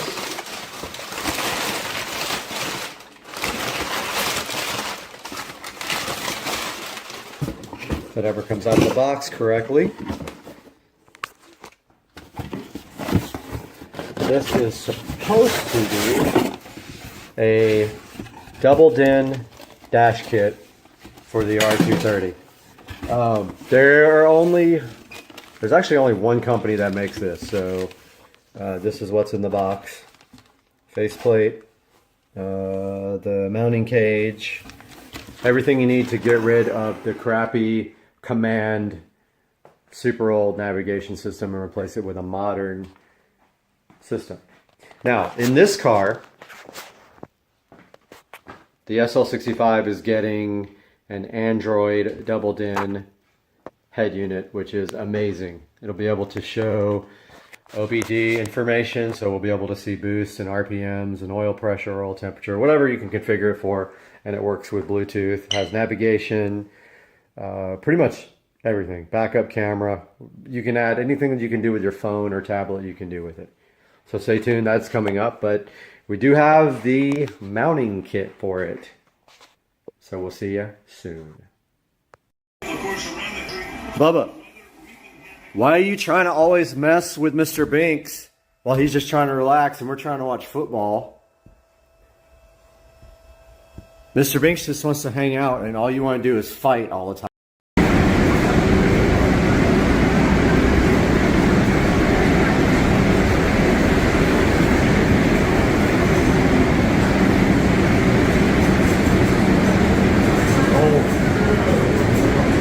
History down here, man.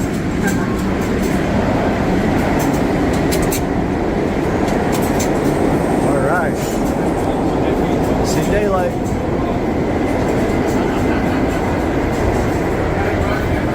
Oh, it feels good.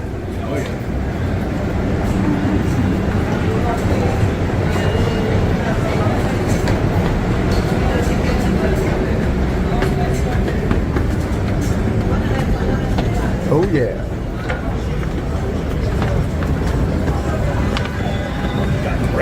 Right up to Applebee's. All right. We gotta go to 48. Okay. Sorry about that.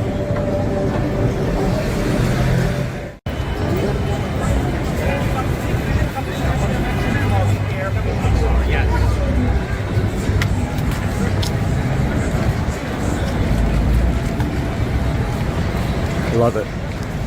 Yeah, man. City's awesome. That's the cool thing, you know? It's so cool. Weather's perfect because we're walking, so you don't need it to be hot. Right.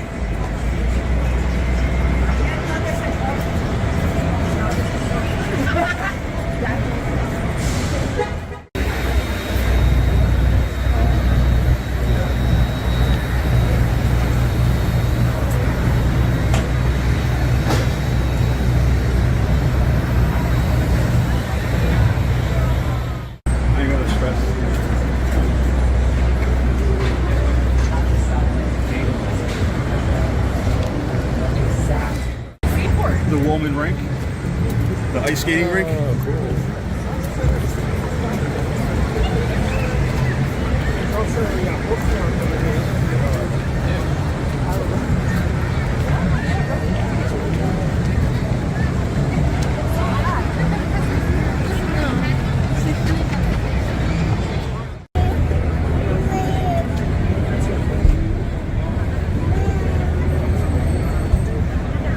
Wish it was sunny, but I don't know.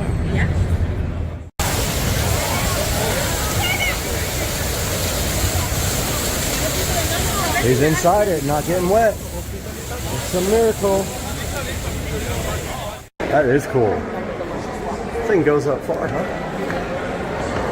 Yeah, there's sort of a goofy on with it.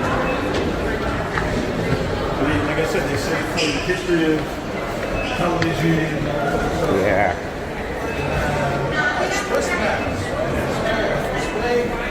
You'll take your phones for the full QR code as possible?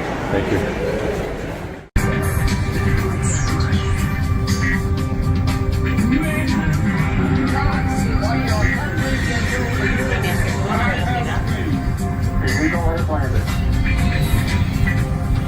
I covered mine.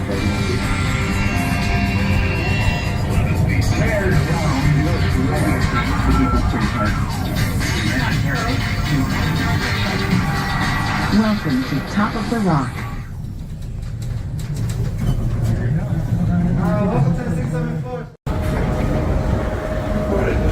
All right, here we go.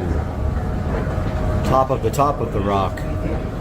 The tip top of the rock. Wow.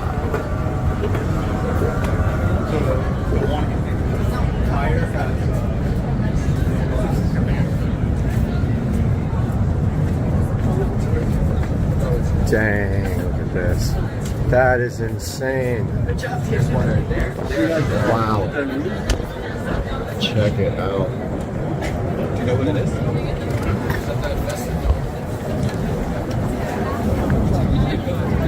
We go up again. No way.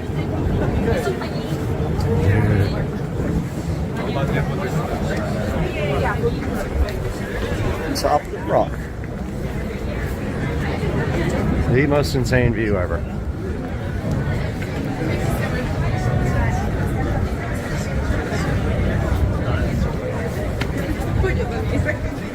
And we keep going. Oh. Cool. If you're scared of heights, this is not for you. I'll tell you right now. Oh.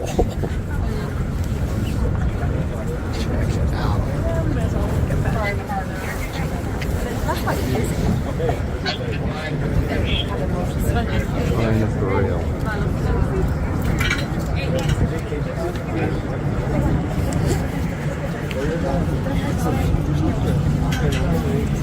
jest taka fioletowa ściana jak na tym jednym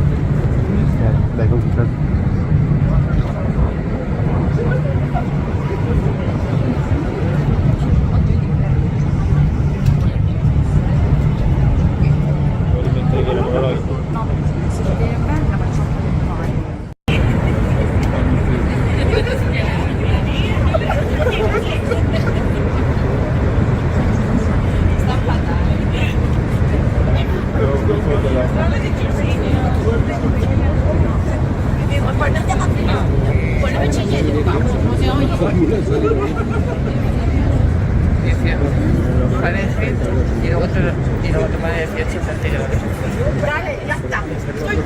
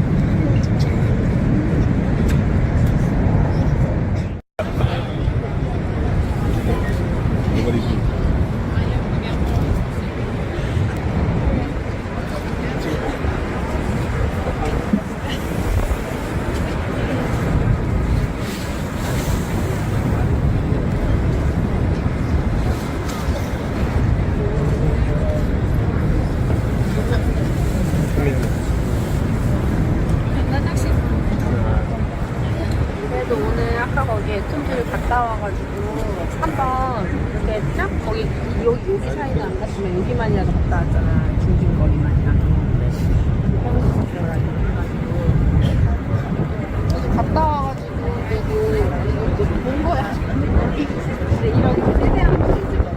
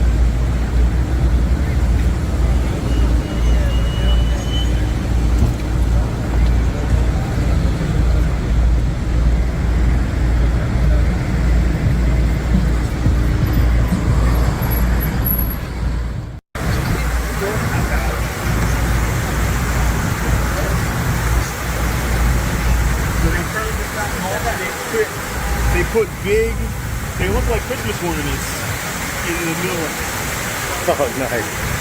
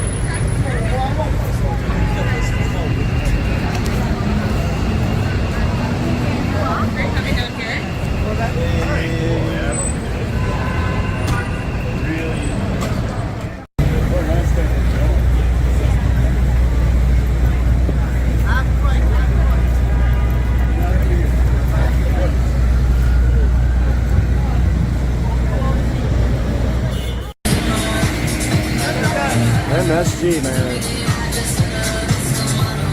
Boxing.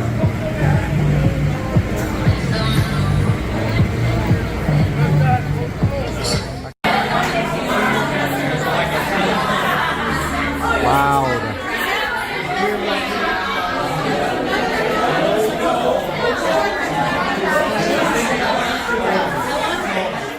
Supercar street racing here, about to do these exhaust tips on this 335i with high temp silicone coating, which is heat resistant, also matte black, and looks really awesome. So you see I got this exhaust tip taped off really nice. I just got to put another piece right here. Just beware, this is not like Plastidip. This stuff will dry on your paint if you let it. So I've got this ready to go. I'm going to start spraying it. Shake that can nice and good. Let that stuff all. And then let's just start. Spray a little bit out here. And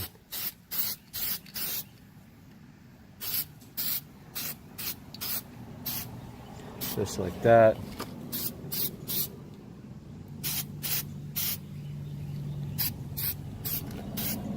Little ways inside there.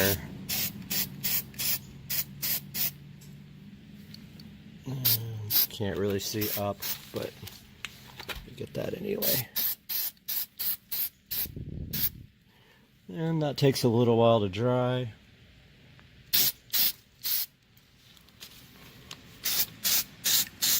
I'm going to put a second coat on that when it dries. Go ahead and spray the inside really nice. And that should do it for that side. And then I'm going to repeat the other side. First, I'm going to do a second coat on this side. Starting on the second coat here of exhaust tip number 1.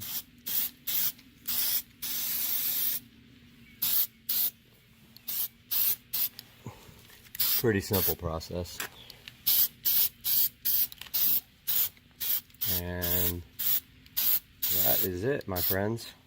There you have it. That's how you do your exhaust tips with DEI high temp silicone coating. Stuff prefers to be baked on, but it lasted as long as I had my SL65. So that's funny, it's coming out of that one now. I'm going to go ahead and do the other side now. Hope you guys have good luck with this. I'll show a picture from when it's done.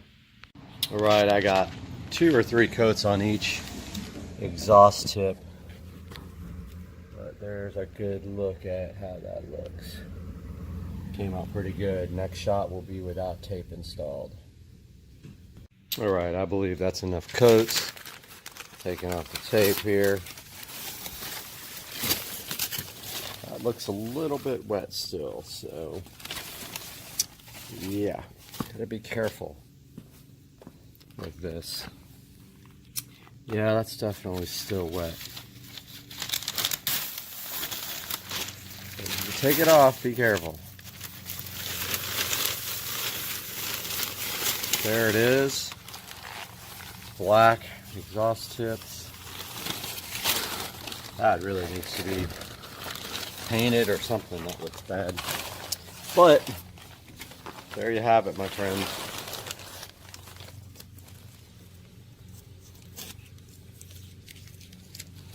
Taking off all the tape. Wow, that looks so good. Came out really nice. Came out really good, guys. So that is the DEI high temp silicone spray on your 335i. Do it. We ain't got no place to park no cars up in this garage. Oh well, let's sell them. Whatever.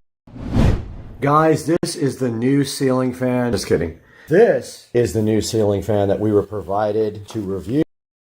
And this is from Keener, who have been so gracious to our channel to provide us with multiple types of devices to review. So today, We're going to get this out of the box and install it somewhere, which is going to be difficult because I don't really have a lot of places with standard bulbs, but I do have a spot on the patio I think this will look great in. Let's get this thing unboxed and see what's inside on Supercar Street Racing.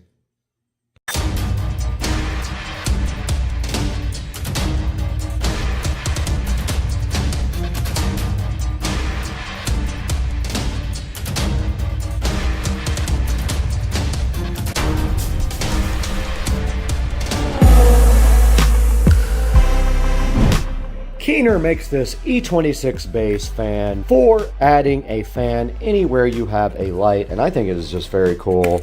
Comes with a little remote here too. We are unboxing this now, and if we pull this top part out, we can see inside we have a bunch of little fan blades right here. This thing is so cute. And we have the base right here. Let's get this thing opened up ASAP. Inside the box with the Keener turn your socket light into a socket fan light fan is this cool little motor right here that is so cute. Comes all packaged up in this styrofoam condom. And then all you have to do after that is take your blades right here and put them right inside of it. And I think they just snap in. We'll get those unboxed. We'll get this unboxed. Get it a nice battery because there is nothing else left inside of the Keener fan box. I got everything unboxed here now, and the remote looks like AAA batteries in there. Got to go see if I have any. Then we have this nice little extension right here as well. And basically, now here's the actual screw-in base, but they gave you a little extension, which we will probably need. So you just screw the extension on right there, and then you screw this into any standard E26 bulb base.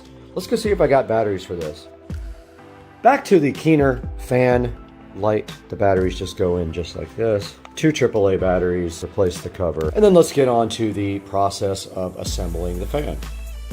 Back here on the Supercar Street Racing desk with this nice LED lamp light to illuminate our assembly of the Keener fan. Now they do provide you with all these blades, and I'm assuming they're super easy to clip in. It looks like they clip in this way because there's a little indentation right here which I see inside of this, so I think they go this way.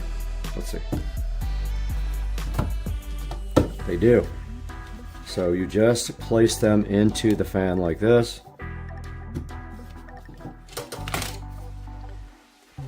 A little bit harder once you get a few in because you don't have a surface to put them on, and then this just continues to go in with the dot facing towards the bulb socket. Make sure they're in all the way. They will click when they catch on the blade. And this one just does go right like this. And now they are secure, and I believe that's a light, but I don't know yet. We have to check. There's your fan fully assembled, and it does have a light on the remote right here, an on-off switch on the remote, a timer, and then these 1 through 5 buttons here, which might be the speed. We have to check the manual. We have the manual out now for the Keener fan, and you can see right here, it does do different color temperatures and brightness adjustments on the light. And it does have installation instructions right here in English, and it says, ensure the power supply is disconnected. So basically turn the power off. You install the 5 fan blades. So it doesn't want you to put this in anything that's not solid. I am going to do that anyway because I don't care. Mine's going into a lamp with a neck that can move. We'll see what that does. Might break. You insert until it clicks, and then here is your remote. The upper left on the remote basically is the LED on and off. The upper right is the fan on and off. The middle button here with the power is the LED and the fan on and off. And this is a timer to turn the thing off after a certain amount of time. And then at the bottom here, we do see the fan speeds. It doesn't say which is the fastest fan speed, so we'll have to test that out. So it says if you turn off the wall switch and turn on again within 0.5 seconds or after 5 seconds, the fan light remembers the mode that it was in before. There are also instructions in here for changing the color of the light, and that has to do with how much time is taken between turning the light switch on and the remote. Let's see. And then there's instructions here for making it warm white. And when they're saying the C button, they are talking about A, B, and C, which are also diagrammed here on the page before that. And there's a bunch of safety features right here to think about before you install the fan. Here's a good up-close look at the remote on the fan, and you can see on top here there is a light switch and on-off switch. The light switch for the light, on-off for the fan. This does both. There's a timer right here, and then the bottom here. All these right here are fan speeds. We have to test that out when we get outside. So I was just chilling here with the Elecan LED fan light, and I noticed this might be the infrared receiver for the remote. Let's go. Okay, this lamp is definitely on. I have no place to put this because I have no regular standard bulbs in my house. So let's see. Oh my goodness. Let's go. This thing rips, dog. All right, so it is on. Let's turn the light off. The fan is on, so let's see what 1 does. 1 is the lowest speed. 5 is the highest speed. And this thing is ripping. I wish I could use this on. The light on, works perfect. Light off. You push it, it changes the color temperature. Every time you press the light button, it changes the color temperature. Let's try to find another place to put this.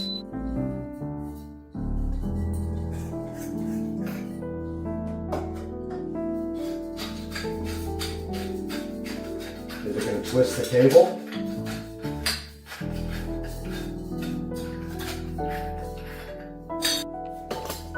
Okay, what happens when you install this fan on a cable? I believe the cable is going to twist up.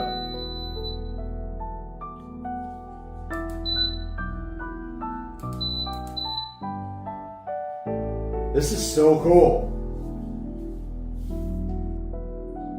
This is high speed. This is low.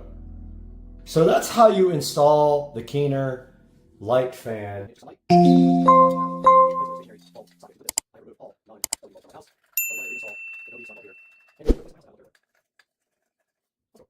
For now, this room gets really hot. Basically, I think this sliding glass door and the lack of enough ventilation from the AC system gets this room hot. So what I'm going to do is install this fan right here, right next to this AC vent. And I'm hoping it will pull air out of the AC vent and pull it down towards the ground. Let me get that installed now, and we'll see what happens. Let's go. So this light is pushed out.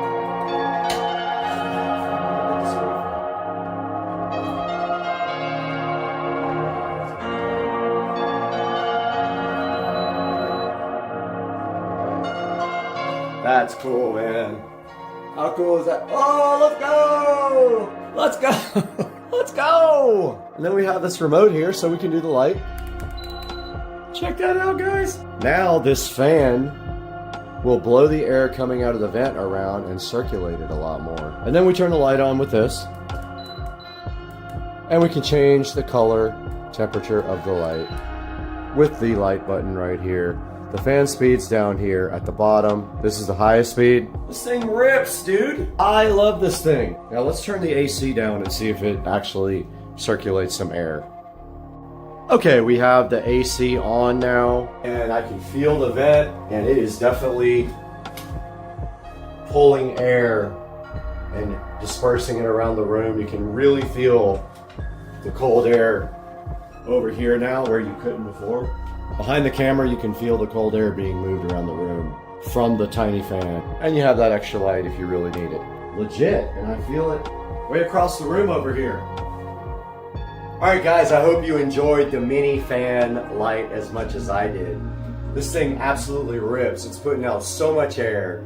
I'm so happy with this for my office because the AC is on right here and it is pulling all the air down into the rest of the office, which gets hotter than the rest of the house.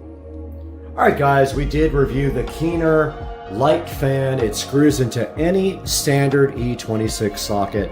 You can see right here and right now that this thing is absolutely cool. It totally rips. It would be so good on like a patio where you don't have a fan and you just have a light switch. You can go ahead and plug this right in and it will work for you anywhere I just don't personally have any place to use this because I have no E26 sockets that are mounted to a solid base. And make sure you go ahead and click through our links and like our videos so that we get maximum exposure and grow the channel. I did dent this pretty bad when I dropped it, but it still does work. Look at that dent. All right, we're out here, me and Christian, and we are checking out this little dude. He's so cute. So cute. Florida alligator life. There's like 3 over there, 1 right here, and that is Florida.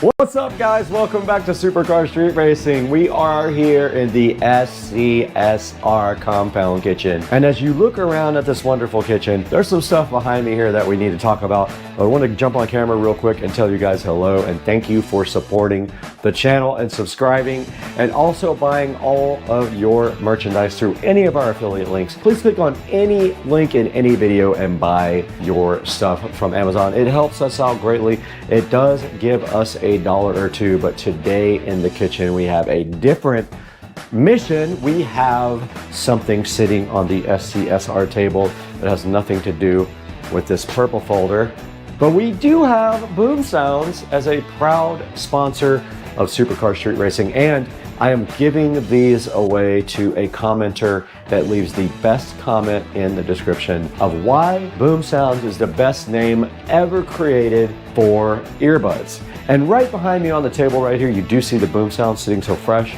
and so fly and ready to be opened by Supercar Street Racing and reviewed for you guys. So why don't we get to business here? Let's get this opened up. Let's check it out. Let's listen to it, pair it to the phone, see what it sounds like on Supercar Street Racing. Let's go.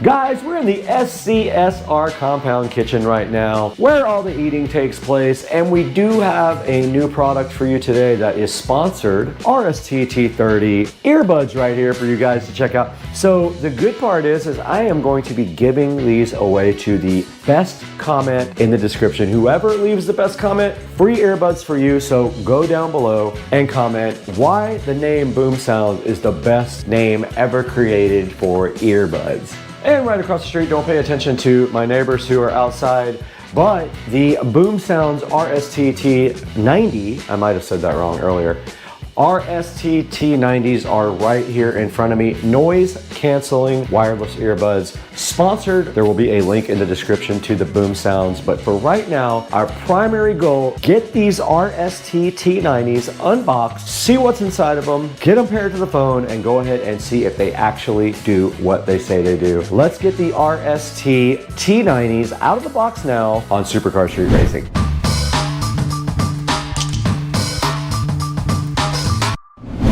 Directly in front of me are some little tiny pieces of a log which have nothing to do with these Boom Sounds RST-T90 noise canceling wireless earbuds that we were so graciously donated by the company as a sponsor for Supercar Street Racing. So today we take a look at the box here. There is a manual here. You can go ahead and scan that right now if you want to, so you can download it with your own phone. And right in front of me, it does show a picture of the charging case and the headphones right there. And it says that they are noise canceling and wireless earbuds for your ear holes. And right here, it does say that they have different ear tips, large, medium, and small. I'm assuming all those are actually in the package. And then on the back of the box, it does have the specifications. It has their Bluetooth version, their supported protocols, their transmitter distance, and all of the delicious good stuff about the RST-T90 Boom Sounds headphones is located right on the back. And right on the side of the box here, it does say that it has an environment noise canceling feature. It has a dual mode, I guess that pertains to music and or voice. It has a voice assistant. They are wireless, of course. It has 6 hours of battery life, it says right there. There is a multi-function button on the device, easy pairing, and then also sweat-proof. So for those of you who sweat a lot, you'll be happy to know that these are sweat-proof. And that rounds out the side of the box. And on the top of the RST-T90s, Red Star Tech has graciously put their logo right there and put their Boom Sounds name right there along with the model numbers for you guys to see again. But that's a good look at the box. And the next step just really has to be to get these things unboxed and see what they're all about and possibly even charge them.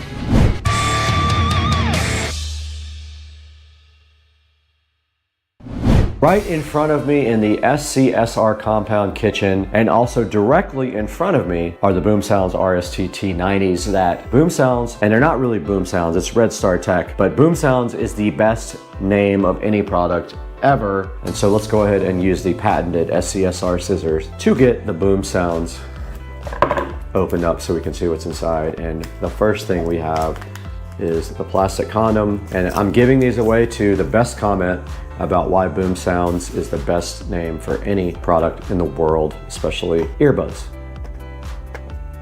And it does have two protective plastic-ish condoms on both ends.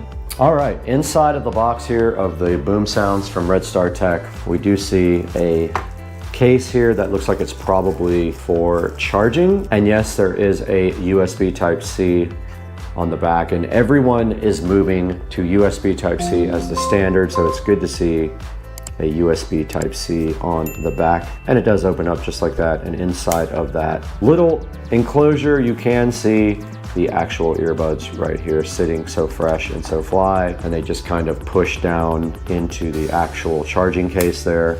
And then over here on this side we have something, yet another short USB Type-C to USB Type-A cable to add to my arsenal of ridiculousness. And then over here we have different sizes of the headphone ear filler things for your head. If you have weird or different types of ear holes, you put these guys in there, and that is it.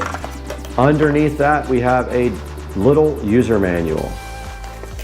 Let's see what this says real quick. All right, taking a deep dive into the user manual here for the Red Star Tech Boom Sounds earbuds. The first page just shows you their Facebook, their X profile, their Instagram, and their email support. And then there's an accessory list here. This comes with the actual charging case, the earbuds, and then a USB charging cable, and some extra tips for different size ear holes like this one. And then down below that you can see it is compatible with the Android smartphone and iPhone. It is compatible with laptops and tablets. So it does support both iPhone and Android, and it shows you how to operate the different modes on the actual device. There's a call mode and a music mode, and to change the mode you follow these instructions right here, and there is a Google Assistant or Siri option right here. Okay, the last page of the manual just does have specifications about Bluetooth earbuds here, and then it has instructions on getting started, how to power it off and on, how to pair it, and then also reconnecting the earbuds and other things like that. You can go ahead and check out what you're going to have to do to get started with your new earbuds. All right, so the last page does just have a reward. They're giving you a reward on your next purchase for buying the Red Star Tech Boom Sounds RST T90s. So go to the back page of the manual when you get your Red Star Tech headphones here, and go ahead and get your reward so that if you want to order another pair for someone else, you can do that. All you have to do is simply scan the QR code on the back page and go ahead and get a reward for your next set of headphones or any purchases in the future that you wish to do in Red Star Tech.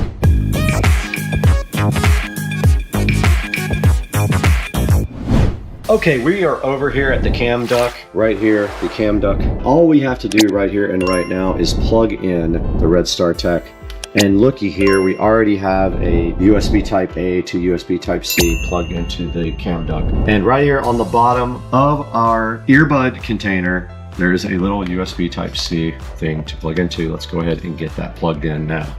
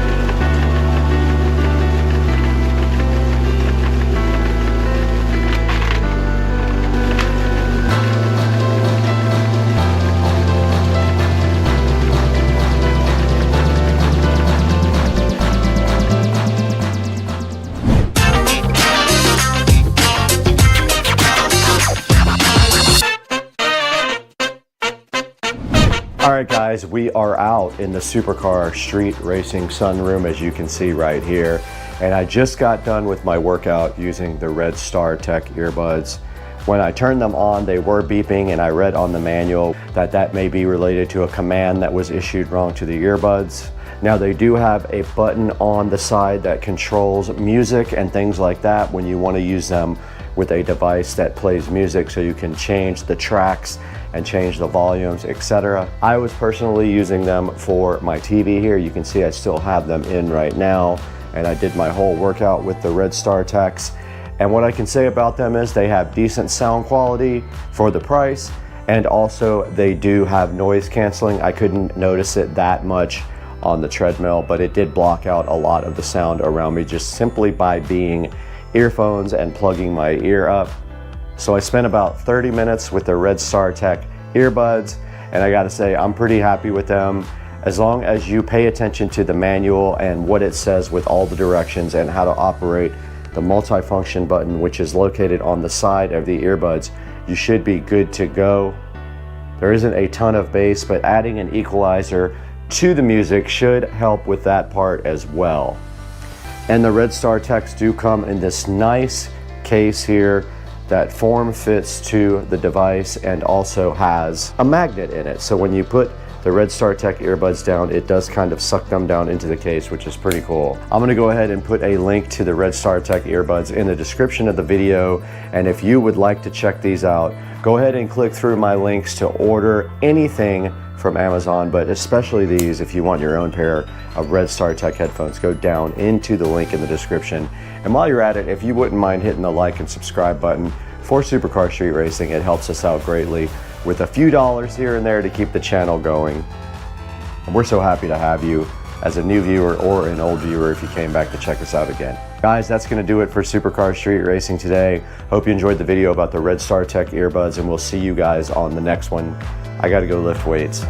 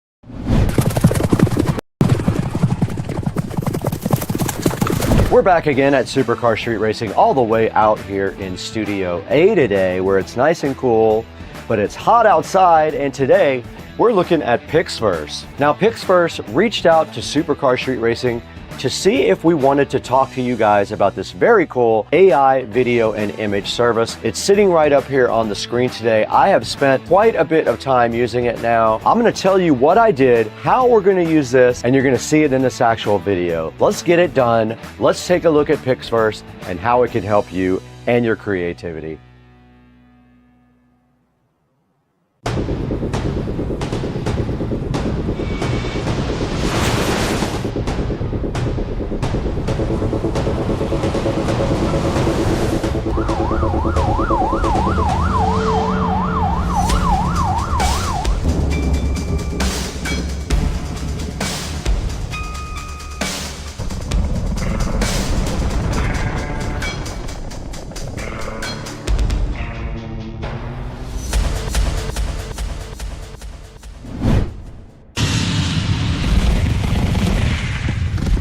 Back in Studio A once again with Supercar Street Racing. I'm so happy to have you guys in the studio with all the fly lighting and cool equipment we have in here. And today, Pixverse reached out to us to see if we were interested in working with them on the Pixverse AI video and image generation tool. And it's sitting right here in the background, and I have spent quite a few hours with it. I made some cool things that you're gonna see today in this actual video, and I might even switch from my traditional AI program to this. Now, as you guys know, if you watch my videos, I use AI a lot in them to add a little bit of fun to the videos and kind of as bumpers and on the opens. So I spent a lot of time working on this on camera for you guys. So the first thing we need to do is go ahead and throw it back into Studio B, where we can take a look at all the cool features of AI in Pixverse.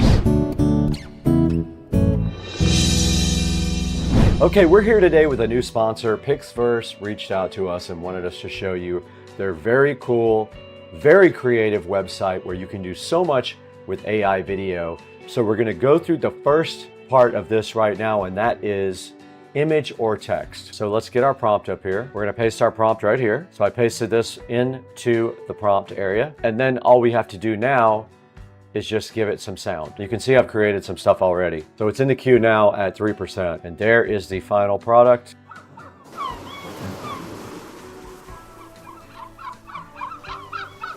And that's kind of an idea of what the image to text can give you. All right, so the next thing we're gonna talk about here is called transition. Basically, you give it a first frame of video and you give it a last frame of video, and then you describe what happens. You look on my screen right here, I basically took a picture of the astronaut on the moon. That was my first frame. And then my second frame was another picture of an astronaut on the moon. And then I added a prompt down here. The astronaut on the moon turns to look at the American flag, then looks back at the camera. Here's some of the cool things that it did with that nice effect there.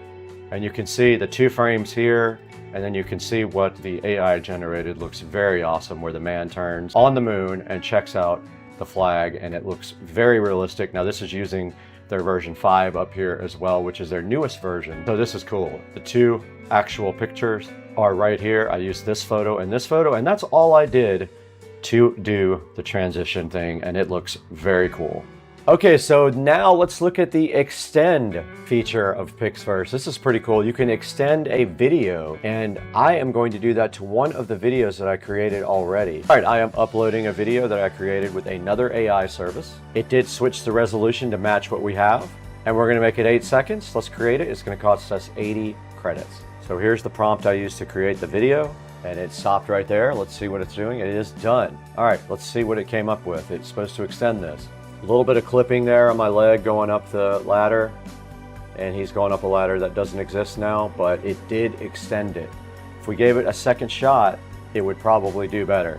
But that's how extend works. It took my 5-second video and made it into 8 seconds. And technically you could take something shorter than that and also make it into 5 or 8 seconds. All right, sound I have not done yet. Apparently sound allows you to add sound to any video by describing the scene. So let's do that with the same video. The sounds of rockets taking off, and that is fast on that one for sure. And here it is, let's download it.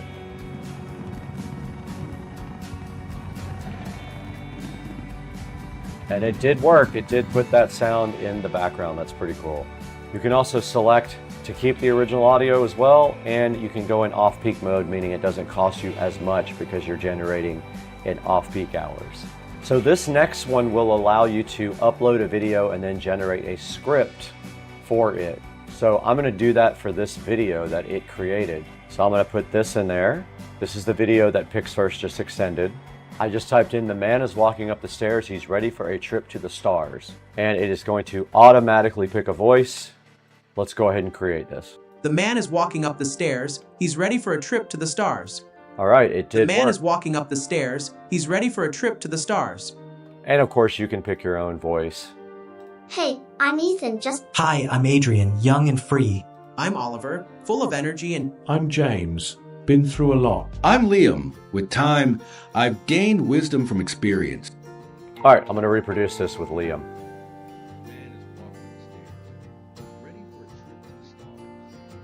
The man is Oh, walking it up made the his stairs. voice also. He's ready for a trip to the stars. All right, it did make him say it as well. All right, we're taking a look at Restyle right now. That allows you to upload a video and pick a style to change it to. For example, let's go back and upload a different video that we just worked with. I'm gonna upload this video, which was created with AI. All right, I uploaded another video of a Titanic-like scene, and all you have to do after that is pick a style, or you can customize it in the style of a classic no sound movie, black and white. Let's see what it can do. All right, it is done. Let's see what it did. Okay, so that is how it decided to put this scene. Pretty cool, man. I love this. And now the last one I want to show you guys is the most important one for me. Now this is called character. This is what I use the most for my videos. This allows you to upload a character reference and then explain what the character is doing, and it will create video for you. We're gonna go ahead and use that. We'll call it Brad. We did create it, so now all we have to do is grab him, Brad1 right here, and go ahead and hit create. It will cost us 80 credits. And we're gonna go 1080p. All right, not bad. I like it. Let's go ahead and put that somewhere for later. But let's see what it can come up with for Captain Jack Sparrow as me. This is actually not bad. I'm gonna add sound to that later.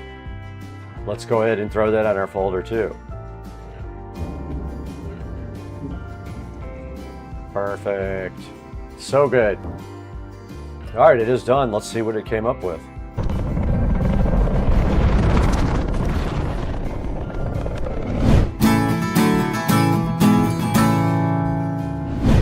Guys, that's the new open that we made with PixFirst. So we made the whole thing in PixFirst. That was pretty cool. Now let's throw it back to Brad right here again to show you where you can get PixFirst and how you can get it. All right, you guys just saw how cool PixFirst is. We went through all of the different things it can do, and we actually created some cool videos with sound, and we also used them in this actual video. So what I gotta do now is throw it back to Studio B with Brad and show you guys how you can get PixFirst, and you can get your 30-day free trial on Supercar Street Racing. Let's throw it back inside to Brad for some more PixFirst stuff.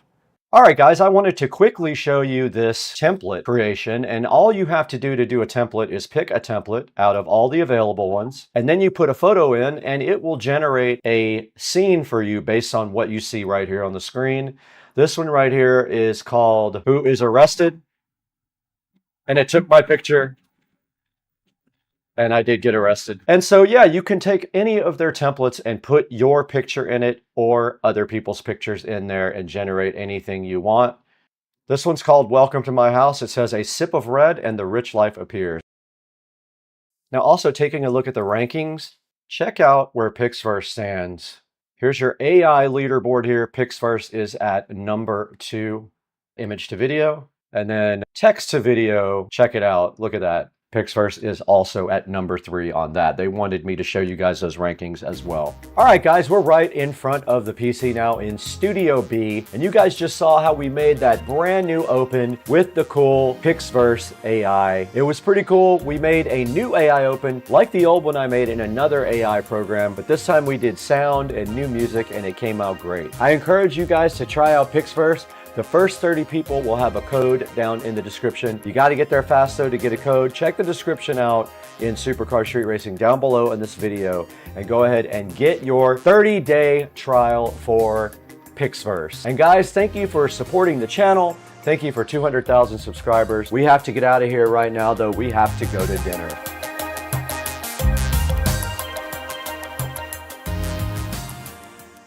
What's going on, everybody? Supercar Street Racing here. It is Wednesday, and want to give you guys a little update because you probably saw the Z06 dyno video from yesterday. What happened was we took the Supra out to call it a Supra. It's actually IS300 with partial Supra swap. We took the IS300 out to Tuners Inc. to Tracy. And once we got there, we decided that it was probably silly to go ahead and dyno and tune on the current setup without getting more fuel. In the current setup, the car made about 523 to the wheels. That's on 22 pounds of boost on 93 octane fuel in Florida. Yeah, fuel, I said that. So the plan is to go ahead and get these injectors, which you are going to see on the screen right now. And these are the 1650 Fuel Injector Clinic injectors. They are a brand new technology from Bosch. They are stainless steel, so they're able to handle E85 with no issues whatsoever. We're also doing a second fuel pump. This will assure that we have the right fuel pressure to deliver for these injectors. Now, this also is the first step on two steps. The next step is going to be a larger turbo. I want to try to put down between 800 and 900 to the wheels.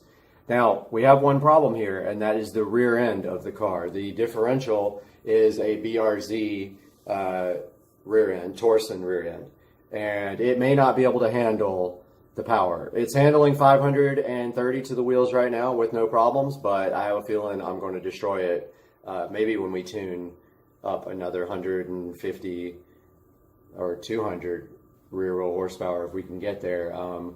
Dusty at MVP Motorsport seems to think that 650 is the limit of this turbo. However, someone online did 800, but with a higher compression motor. I think. I don't know what my compression is actually. So take a look at these injectors. This is what we're getting. And as soon as these injectors are put in, which they already arrived at Tuners Inc., we'll be going back for a retune. So stay tuned for that. That's coming up. Later, dude. Hey guys, welcome to today's video. Today we are taking a look at something that I really messed up on my ID4 installation. That was my USB cable for the flash updates for the instrument cluster. Today we're going to be showing you how to install a flush mount USB the correct way, because let me show you what happened with this one. Yes, that's right. It was directly in the trash can because so I did this, and actually the paint came out terrible, so I would have had to sand this down anyway.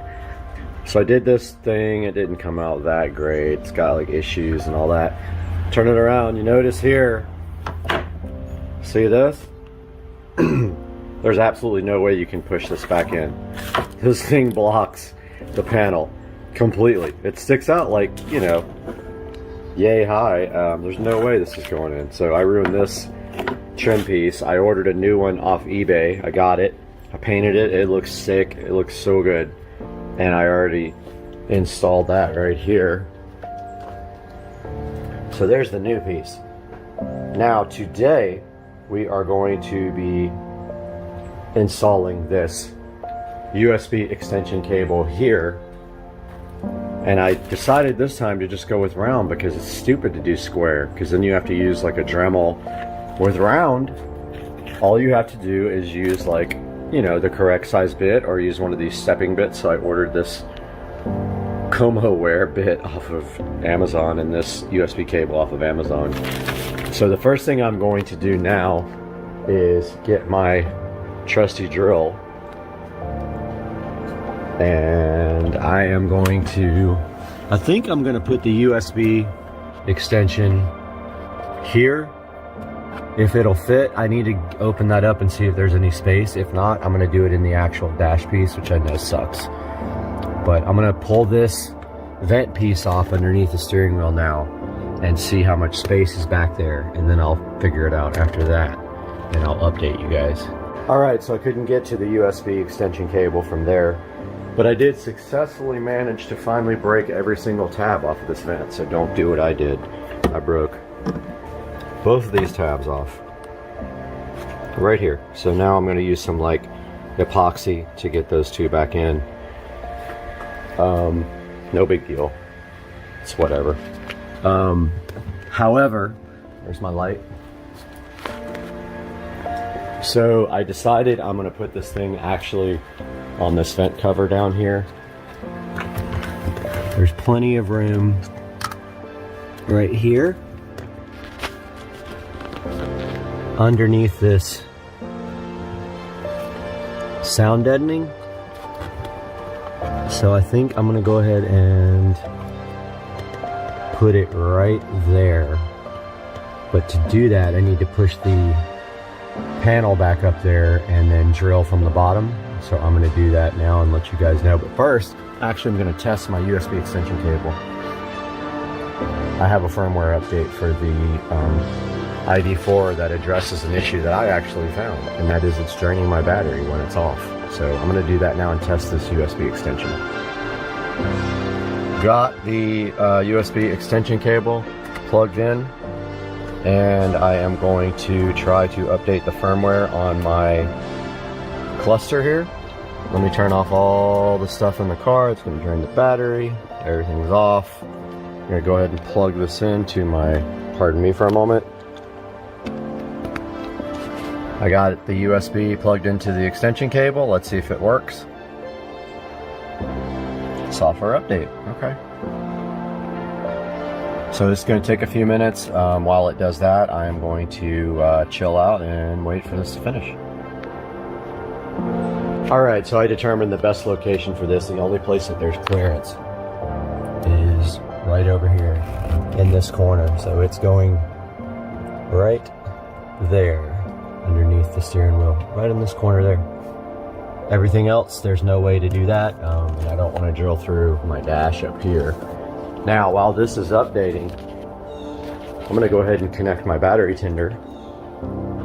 And if you guys don't have one of these, they're freaking awesome.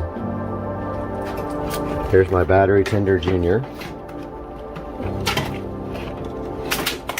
Right here. And of course on BMW, you can hook it to front. Otherwise, you know, BMW batteries in the trunk. So always hook up the battery part first before you plug in the actual battery tender. So lights on there is going to be red because the battery is going to be slightly drained. Yep. So it's going to be red for a while, then flash green, then go full green when the battery is charged, which usually takes 4 or 5 hours. So I'm still waiting for the software to update on this thing, and then I'll run the cable down to where it's going to be permanently and start drilling the hole. Software update just finished and the cluster rebooted. Got my variable step drill bit on here to drill for the USB mount. This comes also with it, but this is so ghetto, there's no way I'm using this for under the dash. Now the only issue now is I don't have a tightening tool for the drill. So hopefully I can get this tight enough where I can actually do this. I'm going to try that now. Just started drilling my hole right here. It's going to go right there. If focus would ever work. It's not big enough yet. I already tested the USB cable by feeding it through the hole. So I am going to drill that out just a little bit more and try that. Alright guys, got my hole drilled. It came out so good. Check that out. That's my new USB mount for the instrument cluster upgrades. Fed the wire down through the dash, got it right here. It's going to be connecting to this female here. I'm going to get that connected, tape it up with some electrical tape, put the vent back on, and then update you guys after that. Alright, got the panel all put back on. There's my new USB extension interface for the instrument cluster. I'm gonna go ahead and epoxy this vent back together that I broke. Put a few little, either epoxy or silicone sealer, it really doesn't matter. It's not a big deal. I'll probably epoxy it. It's just never coming off again. So gotta make sure that's what we want to do forever. I'll go ahead and do that now. All right guys, I got my epoxy quick weld just on those two little tabs that I broke, no big deal. Got the inside wrapped up. I'm gonna go ahead and give this thing a good vacuum now while this quick weld dries. In 6 minutes, this stuff is ready to be put back on. All right guys, just got done cleaning up all the tools, and this is what we did today. We now have a USB extension for the center console that doesn't break the trim anymore. So I will put a link to this in the description. Again, this can go anywhere. Probably would have been cool to put it in the center console, but honestly, this thing's gonna get used like once every 3 months, so I'm not super concerned about the location. Going to disconnect the battery tender and then see if my console gives a high battery drain again, because they did introduce a firmware update just for me to test whether I get high battery drain now. So I'm going to disconnect this, get this video all edited up, and I'll see you guys again really soon.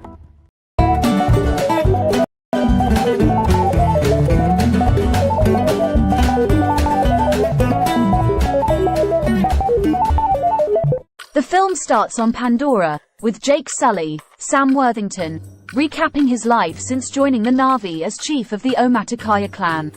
He and Neytiri, Zoe Saldana, have become parents to Netiyam, Jamie Flattis, Loak, Britton Dalton, and Tuck, Trinity Jo Lee Bliss, along with another adopted daughter, Kiri, Sigourney Weaver, who is the biological daughter of Grace Augustine's Na'vi avatar. The kids also spend time with a human boy, Spider, Jack Champion, who was left behind with the human scientists after the previous group evacuated Pandora since babies couldn't be put into cryostasis. While the children see Spider as something of a cousin, Neytiri feels the boy would be better off with other humans, in part due to her own hatred of the Sky People. While everything seems blissful, Jake's happiness is quickly shattered when shuttles of RDA ships begin to descend upon Pandora, destroying huge parts of the forest and killing the wildlife. Jake and Neytiri get their children and the other Na'vi to safety, but Jake holds his wife as they watch in horror at the devastation left behind. 1 year later, Colonel Miles Quaritch, Stephen Lang, wakes up resurrected in his own avatar body. While he attacks his former teammates, all now in their own Na'vi skins, Quaritch soon realizes what happened after watching a video log he left himself before their previous attempted mission to tear down the Naivi's Tree of Souls before he and his team were all killed. After gathering their new weaponry, Quaritch decides to lead a team back onto Pandora with one goal in mind: killing Jake. The RDA has colonized Pandora and built a mining base, along with a settlement called Bridgehead City. Jake leads several Na'vi to fly their Ikran to attack the humans' aircraft and supply lines. Netiyam and Loak attempt to join the fight, nearly getting severely injured in the process. Jake gets them to safety but chastises them for putting themselves in the line of fire. The group returns to their camp with the rest of the clan. Jake discusses with Neytiri how these changes are impacting their children's lives. Meanwhile, Spider joins Loak and Kiri as they go to the humans' research facility where Norm Spellman, Joel David Moore, and Max Patel, Dilip Rao, continue to work. Kiri talks to Grace's avatar as her body lies in the tank. Spider then notes that his Na'vi friends at least know their parents, while he knows and resents who his father was, Quaritch. Quaritch and his team arrive at their base and meet General Francis Ardmore, E.D. Falco, who updates him on their operations since his time being dead. Ardmore informs them of the advantages the Omaticaya have on them before telling them how they can gain their own upper hand. The team enters the forest at the exact same time that Jake's kids and Spider are playing there. While Kiri immerses herself in the nature, the other kids spot Quaritch and his team as they survey the former link unit for the humans and their avatars. He finds his skeleton inside the AMP suit where he was killed. The villains find the kids, and they realize they are Jake's kids because they have 5 fingers. Quaritch meets Spider and realizes he is the boy's father. Quaritch calls in Ardmore and her squad to come down while he takes the other kids as hostages. Jake and Neytiri are alerted to the scene, and both are stunned to see their nemesis alive and in a Na'vi body. Neytiri kills some of Quaritch's team before they open fire. She and Jake manage to get their kids back, but Quaritch and his surviving teammates fall back, taking Spider with them. Ardmore subjects the boy to a torture method to get him to disclose information on the clan's location, but Quaritch stops her and opts to try and get closer to Spider to earn his trust. He convinces Spider to ride along with him on their mission, or else the scientists will experiment on him. Jake talks to Neytiri about having to leave the clan now that they are being targeted. While Neytiri doesn't want to leave her home, Jake assures her that it is best for their children and the rest of the clan. He passes on leadership to another warrior, Tarsum, Keston John, and he leaves the clan with Neytiri and their children. They fly their Ikran and head toward the eastern seaboard to the home of the Metkayina clan of Na'vi. The clan gathers with their leader, Tonawari, Cliff Curtis, and his pregnant wife, Ronal, Kate Winslet. Jake requests shelter for the sake of his family, though Ronal and other tribesmen are quick to look down on Jake and his kids for their half-human heritage, as well as the potential of bringing their dangers to this land. However, Tonawari respects the accomplishment of the Taurik Makto and allows them to stay, and also instructs his children Ernung, Philip Gelio, and Sireya, Bailey Base, to show Jake's children how to adapt to their oceanic surroundings. Quaritch and his team take Spider through the forest, with Spider becoming their translator for the Na'vi language that the team is still trying to learn. Quaritch also manages to link himself to his own Ikran, albeit more forcefully than the Omaticaya did. Jake's kids join Ernung and Sireya, plus Ernung's friend Rotexo, Dwayne Evans Jr., as they explore the reef. Sireya shows that they communicate with the underwater creatures via sign language, and they link to them the same way the Omaticaya link to their animals. However, when Loak attempts to connect to a creature, he is pulled quickly through the water and is thrown off. Meanwhile, Kiri has a more natural connection to the creatures and helps one of them interact with Tuck. Jake and Neytiri are shown how to fly the Surak, which can move in the air as well as underwater. Loak gets closer to Sireya, who shows him how to better his breathing underwater. He also takes him and his sisters deeper underwater by using creatures that provide air when resting on their backs. However, Ernung and Rotexo are antagonistic toward Kiri for her being considered a half-breed, leading to Loak punching Ernung in the face. Netiyam joins in the fight along with Ernung's friends, leading to Jake scolding his sons for their behavior. Jake forces Loak to apologize to Ernung. He does so, and Ernung invites Loak to hunt with him and his friends. They go far enough until they trick Loak into going after a creature, just before he and his creature are attacked by an akula that kills Loak's mount before chasing after him. Loak attempts to swim back up before he runs out of breath, but the akula attempts to go for the kill until Loak is saved by a whale-like creature called a Tolkien, named Payakin. Loak follows Payakin and finds a harpoon stuck in his fin, so he removes it and earns Payakin's trust. Jake speaks to Kiri, who has been feeling different lately due to what she has been seeing. She claims she can feel the heartbeat of the goddess Awa, and that it is mighty. Jake assures her that there is nothing wrong with her. Everyone then sees Loak return, and Tori scolds Ernung for leading Loak beyond the reef when it is forbidden, but Loak takes the blame for everything to spare Ernung from getting in trouble. Jake tells Loak that he has shamed the family with his actions, but Ernung comes to respect Loak. Loak tells his siblings, plus Sireya and the other Metkayina, about his encounter with Payakin, but Sireya informs Loak that Pakayan is considered an outcast among the other Tolkien. After Loak attempts to communicate with Payakin to learn more about his history, Sireya takes the others toward the cove of their ancestors, showing them how the land looks during the eclipse. She also guides them underwater to the Metkayina Tree of Souls. When Kiri connects herself to the tree, she is able to see and communicate with Grace. However, Kiri soon suffers a terrible seizure, and her siblings bring her back to the shore. Jake gets Norm and Max to try and help Kiri, but they are of no help until Ronal tries her hand and is able to revive Kiri. Norm tells Jake that any visions she thinks she is seeing might be a result of frontal lobe epilepsy. Unfortunately, Quaritch's teammate Lyle Wainfleet, Matt Gerald, informs him of a radar picked up off the gunship that Norm and Max came in on. The villains then meet up with a whaling vessel operated by Captain Mick Scoresby, Brendan Cowell, and Dr. Ian Garvin, Jermaine Clement, to give them more of an advantage, since they are already hunting Tolkien for anti-aging remedies. The Metcalina bond with their Tolkien, including Ronal and her soul sister Roa. Soon, Quaritch and his team show up.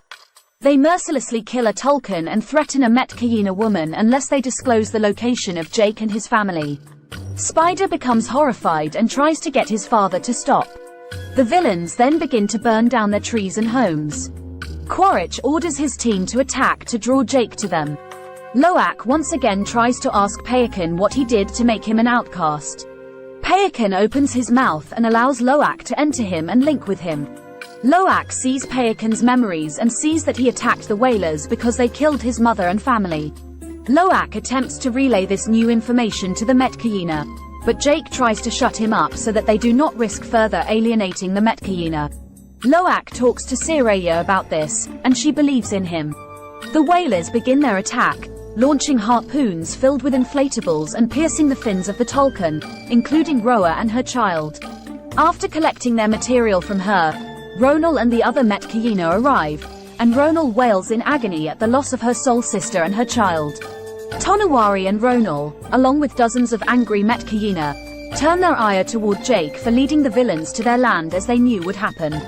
When Jake points out that the Tolkien will be marked for death with the whalers' trackers, he tells the Metcalina to warn the Tolkien before more of them are killed. Loak heads off to warn Payakan, despite Netiyam's warnings against it.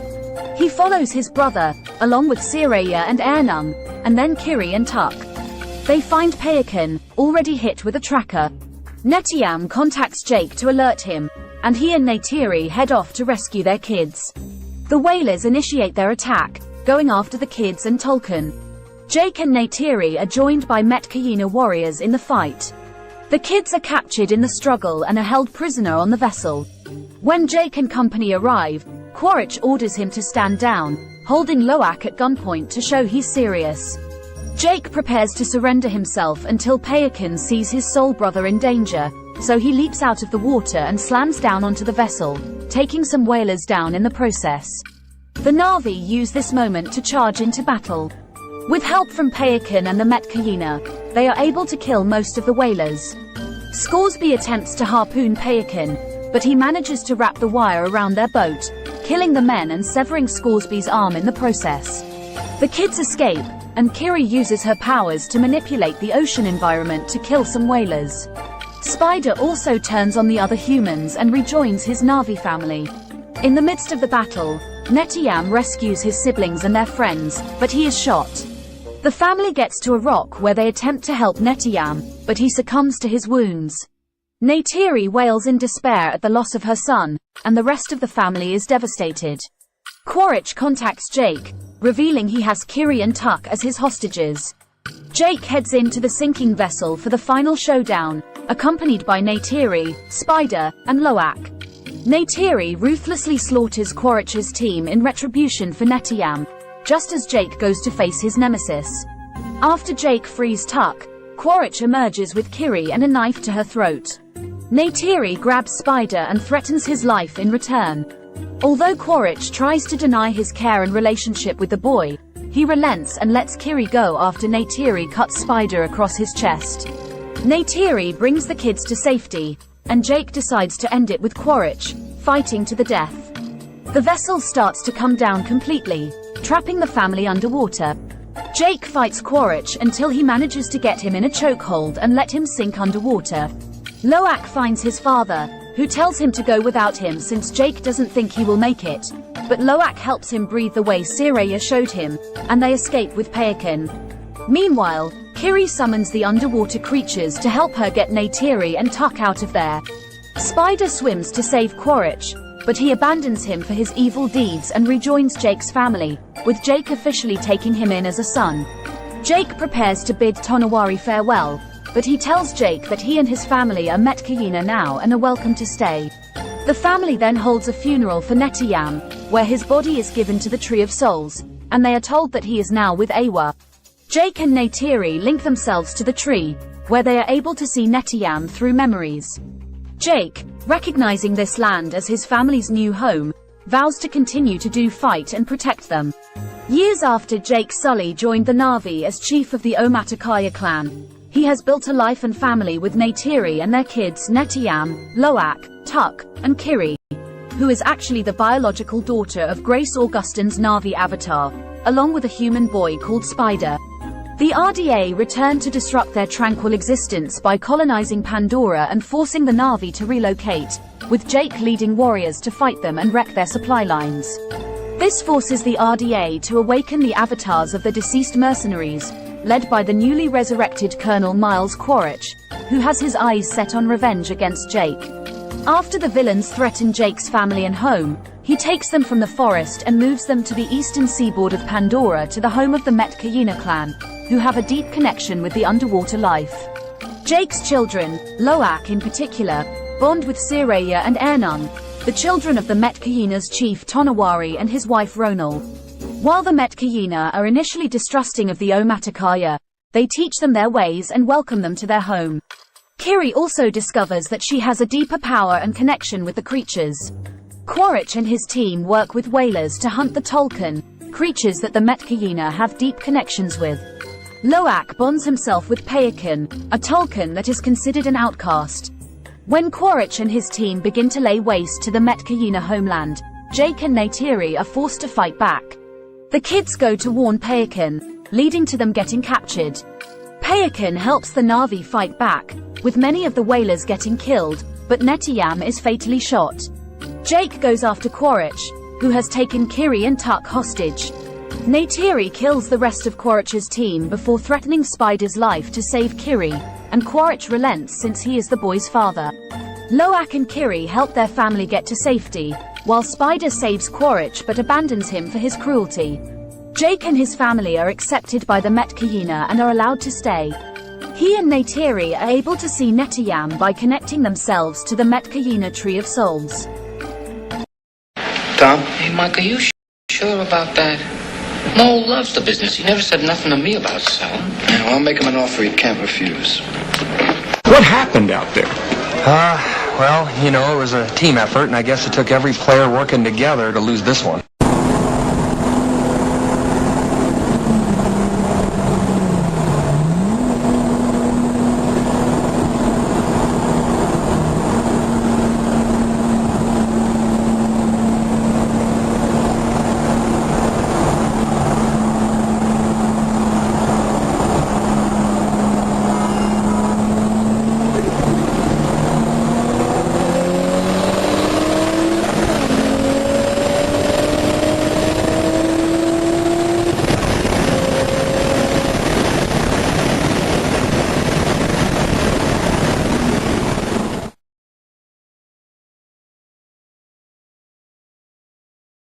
All right, welcome back to the channel. And today we got Dukes of Duval here, and then behind the camera, introduce yourself. Hi, I'm Wayne. Wayne is behind the camera doing all the videography today, and we got this brand new to us golf cart we're going to be working on. So Joe, tell us a little bit about what you found here. Well, obviously the first thing I recognized that the batteries were bad. They were about 7 to 8 years old, which is a pretty decent lifespan for a set of Trojan batteries. Right. Typically what you get out of them, but they start to fall off about 5-6 years. So to get that long a lifespan out of them is pretty good. So I knew that was the first thing we need to replace. But this is 36 volt, so you got to get 6 volt batteries times 6, and we knew that we needed to replace them. So just had a guy come over, drop them off. A lot of guys that do delivery service, so just called them up. They came right over, helped me just remove the batteries. Typically they'll help you kind of reinstall the batteries, but in this case, once we removed the first battery, which I kind of knew was going to happen, it was going to be ugly underneath. So we're going to have to show you guys the clean. It's on. We're going to have to show you guys the cleanup here. That's coming up in a minute. But let's talk a little bit about what this is right after this.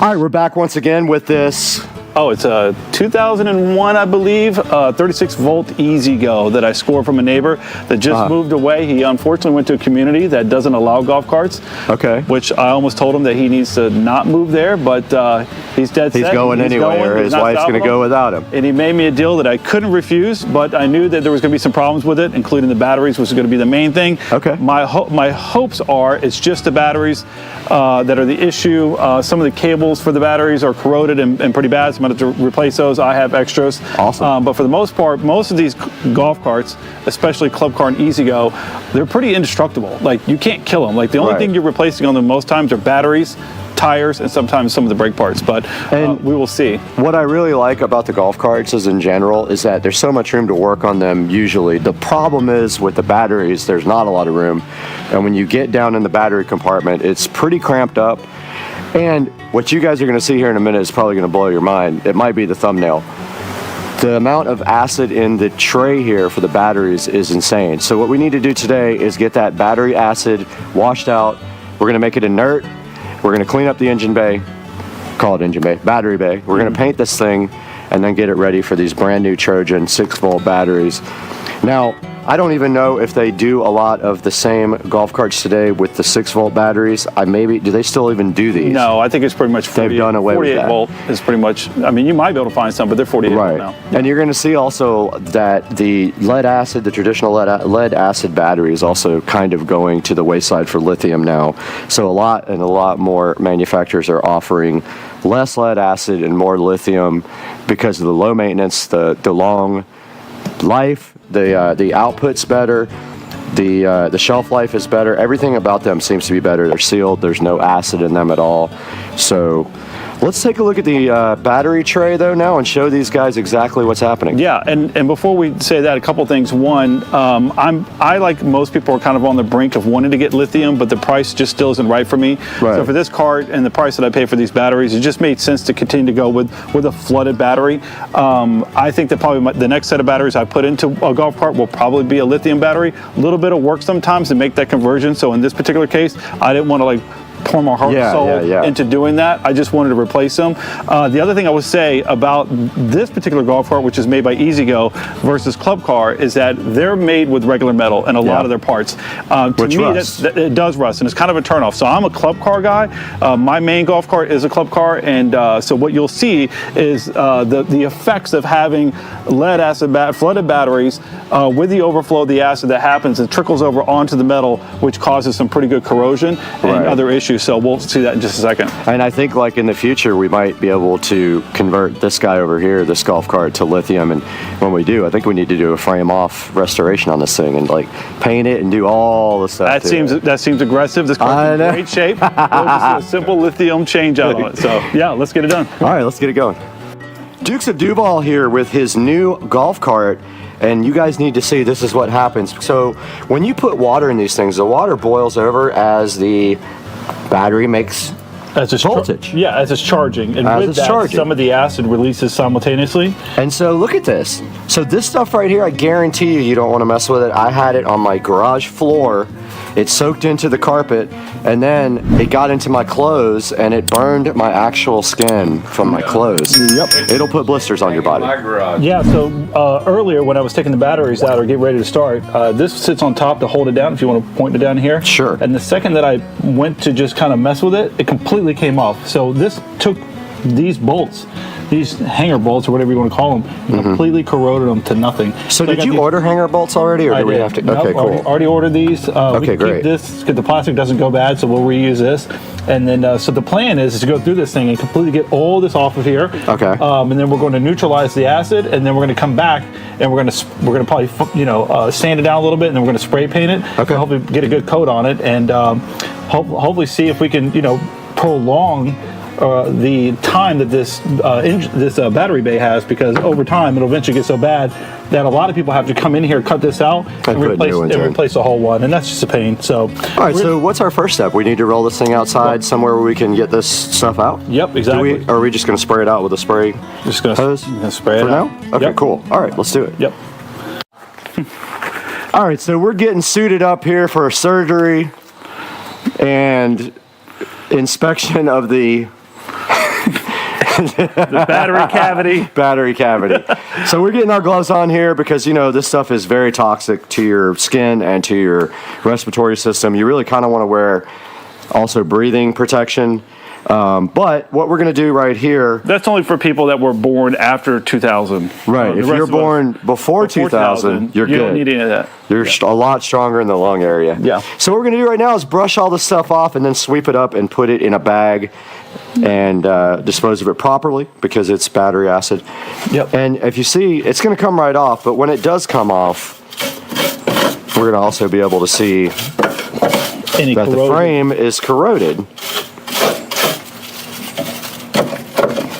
And that stuff might need to get something else to scrape. I'm thinking, yeah, we're going to need a scraper as well. I didn't bring one. Do you have one? I got everything. All right, cool.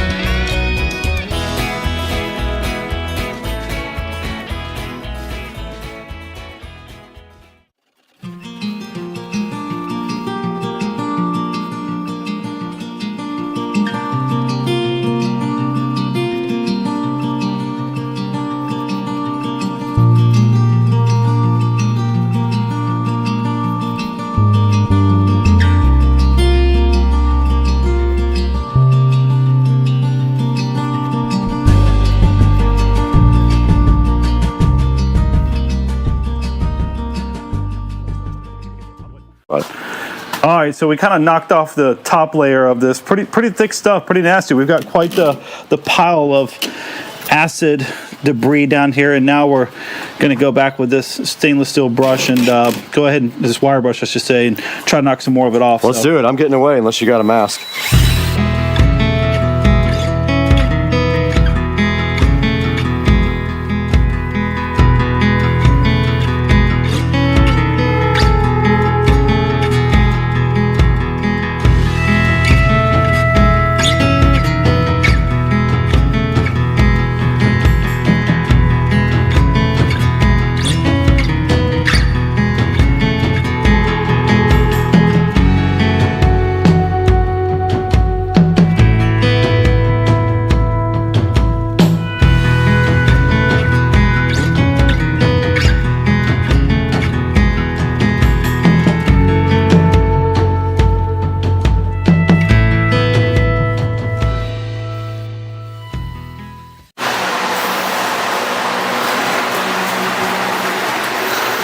That's good enough.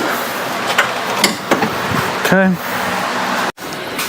All right, we're back out here in Dukes of Duval Garage, and we have a whole bag full of goodies here that I brought over to work on the golf cart. More importantly, look at all of this corrosion. So this is what he knocked off of the, and it's hard to imagine that came out of the battery tray. Battery tray, right? Easy go. You got to figure this out. So we're going to send this to all the small children in the neighborhood. That cleaned right up, so that will be put in a plastic bag and be inert now. And then we brought over some stuff. We got some baking soda to make the acid inert. So we'll put that with water, mix it up with water. I bought a spray bottle to put that in. And some black paint. It's engine paint. So we're going to knock all the rust and acid, inert that thing, and then spray it black. So, Brad, do you want to, I can pull my spray nozzle out. We'll just spray it. I mean, spray nozzle, my air nozzle out. We'll spray that out. This is a family channel. You can't pull your spray nozzle out. This isn't OnlyFans? All right, so now we kind of got it, the top layer, we grinded it down pretty good. I think from this point, we're just going to blow it out with the air chuck. Okay. And then from there, We'll see if there's any other bigger spots that need to be addressed, but after that, then we'll neutralize it, which hopefully will be pretty quick, and then let it dry, and then we'll paint it. Sounds good to me. Let's get to work.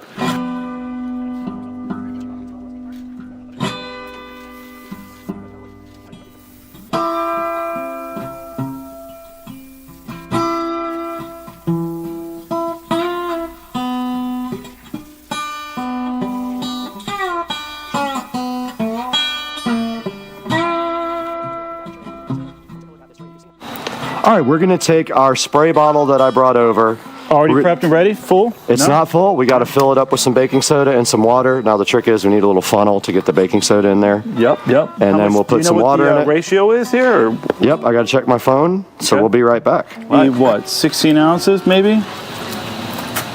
Probably. 27 fluid ounces. Okay.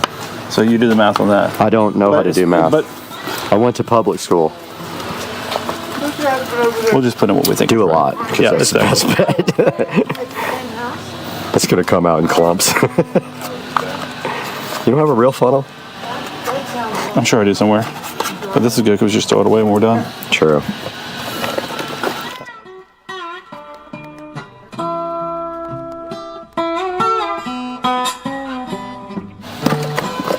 All right, so we're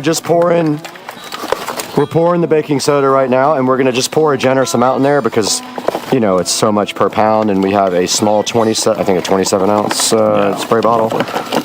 And we're gonna make sure we got enough we might have filled up the hole. Yeah. And then we're just gonna put some water in there, shake it up. Again? Something per pound, I don't remember. Oh, that's plenty. Okay, that's the whole box, so I guess we're good. No, it's not the whole box. All right. Yeah. And now we'll fill this up with water. I'll be back. All right, so Joe just filled this up with water. Yeah, look at this. And look at this. Watch this, because this is what baking soda does to battery acid. It instantly starts neutralizing the acid, and this is why you do this when you change your batteries. Wow. Check out, it's almost like peroxide going on your skin or whatever. Now, here's the thing. Look at that. Look at that go. I think my spray nozzle's clogging up here. Oh my goodness, your nozzle's clogged. Look at this. Yeah. Look. There it goes. Breaking. Whoa, that's working good, I almost said. This is killing it, dude.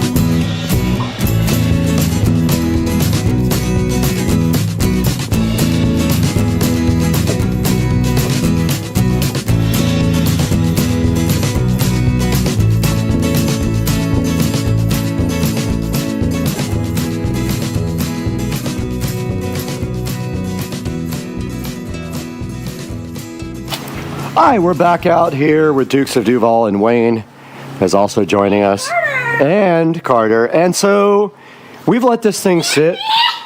Yes, and you. And we've let this thing sit for a minute, and look at this. Where are the... Yeah, we need the lights. All right, Joe, look at this. Yeah, pretty impressive that it's eating up a lot of the rust. Carter, look at this. Look at That's this. so cool. That's nasty. Now watch, he's going to just knock the... Yeah. It's really easy. Right? So look at all that come off, and that's after 2 applications of baking soda and water. It's taken all the rust off, all the acid off. Back up. You guys already know it's going to be perfect when we get done. So the next step here is we're going to get the air compressor out again. And this isn't a regular air compressor. Look at this thing, man. I mean, it's not a beast. It does a trick. We're going to blow this off now. Try to get it dry enough to paint.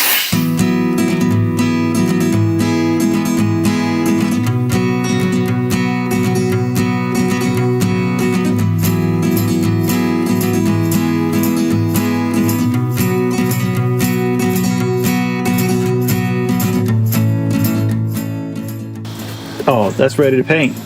All right, guys, we are back out here in the garage, Dukes of Duval's house, and we have prepped this as best as possible. Now we're just gonna spray and pray. Yep. Oh! And we're about to paint this. Oh! What? All right, all the nonsense just happened, and then we are about to spray this guy with paint. So I think we're just gonna pray and spray. Yeah. You know, I was just gonna say, they make a product, and we're not trying to do all this, called OSFO, and I believe that it will turn like, it's a product that will turn like rusty metal to galvanized by just like painting it on or spraying it on or whatever. Really? That's kind of sick. It actually is pretty sick, but we're not gonna do all that. This is, I would call this the aerosol overhaul. All right, so where are we gonna paint this? We can't paint it on your driveway because we'll just paint your entire driveway black. We're not. I'm gonna buy some cardboard or grass. Grass will just grow back, so maybe we just pull it right over there? Yep. All right, this is not a major cleanup. So, what kind of paint is that, by the way? 2 times Ultra Cover Paint and Primer Rust-Oleum. So it's flat black, so I think it's gonna look good. Yeah, listen, nobody's gonna be in here looking anyway, so it's just to stop the corrosion, right? Right. All right, here we go. Yo! That's gonna actually turn out good.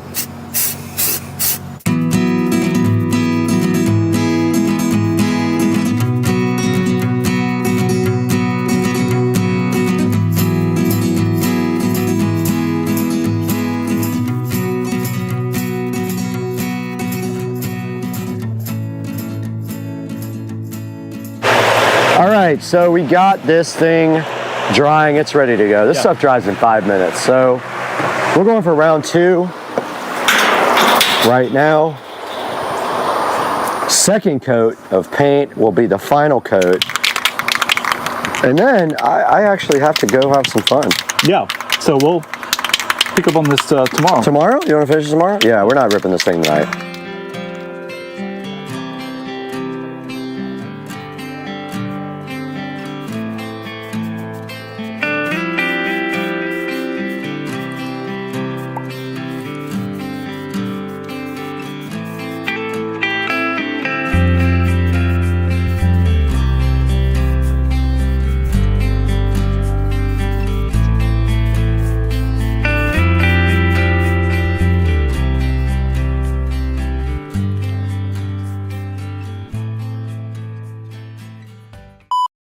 What do you think about this whole story?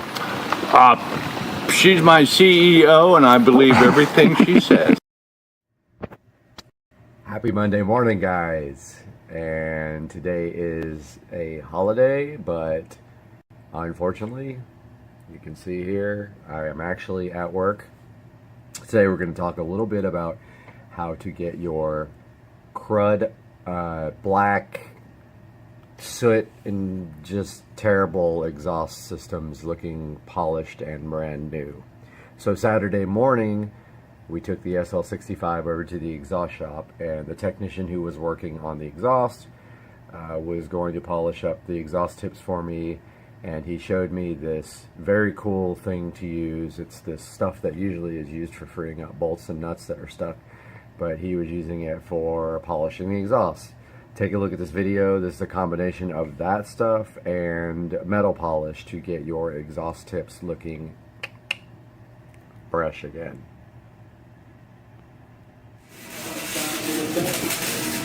Looks good.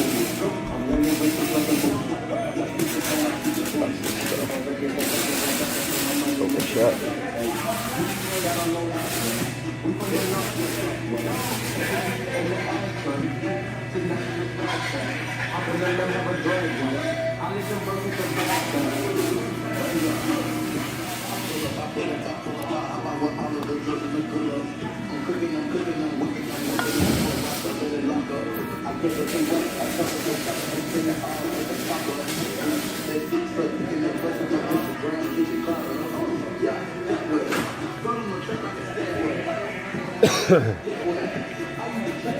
Nah, it ain't cheap though. That stuff ain't cheap. Like $20 a can. Oh yeah? Damn. And they don't have it at any auto parts stores, huh? Nope, you'll never find it. And if you do, let me know. The only place I found it was eBay.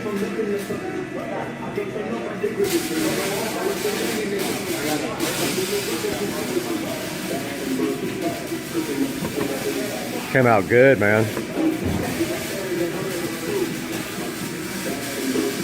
But the cool thing is you can use it on a lot of stuff. Right. A lot of stuff. And what it does, it can't, like, say, now that we're doing it like this, you get water spots on it next time, oxidation or anything, you just wipe it off. It leaves like a foil film on it that protects the tip. Came out good.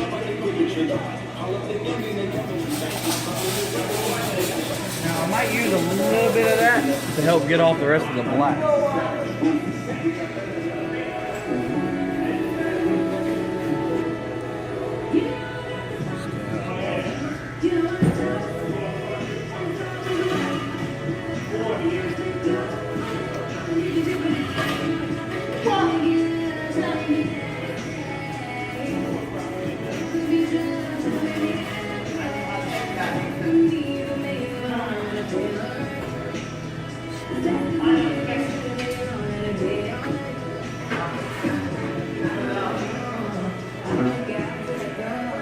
I don't think it works that great. Photos of least planet behind, journey to another. It is one of those rare moments when history is not being made, destiny is being embraced. TPSS, verify go for launch. TPSC, verify go for launch. SRO, verify go for launch. LM, verify go for launch. DLO.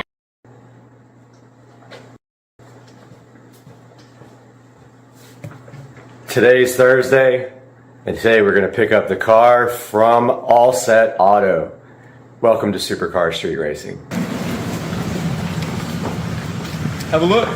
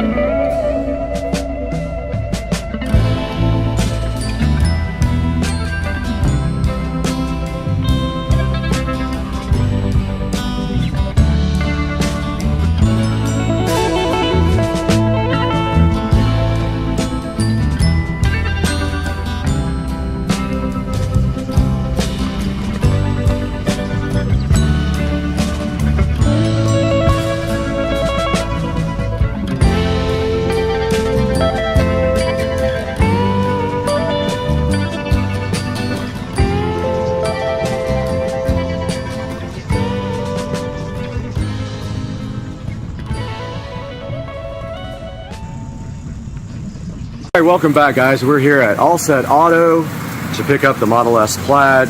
So let's go in and check it out and see if it's all ready to go. All right, All Set Auto. We're back. Morning, Brad. Good morning. So how long has it been? About a week and a half, 2 weeks since we dropped it off? About a week and a half, yeah. Yeah, and so you guys made some progress? Oh yeah, it's done. To say the least, right? Oh yeah. All right, well, let's go check it out, man. I'm hyped. Let's see. Have a look. Wow. Look at this thing.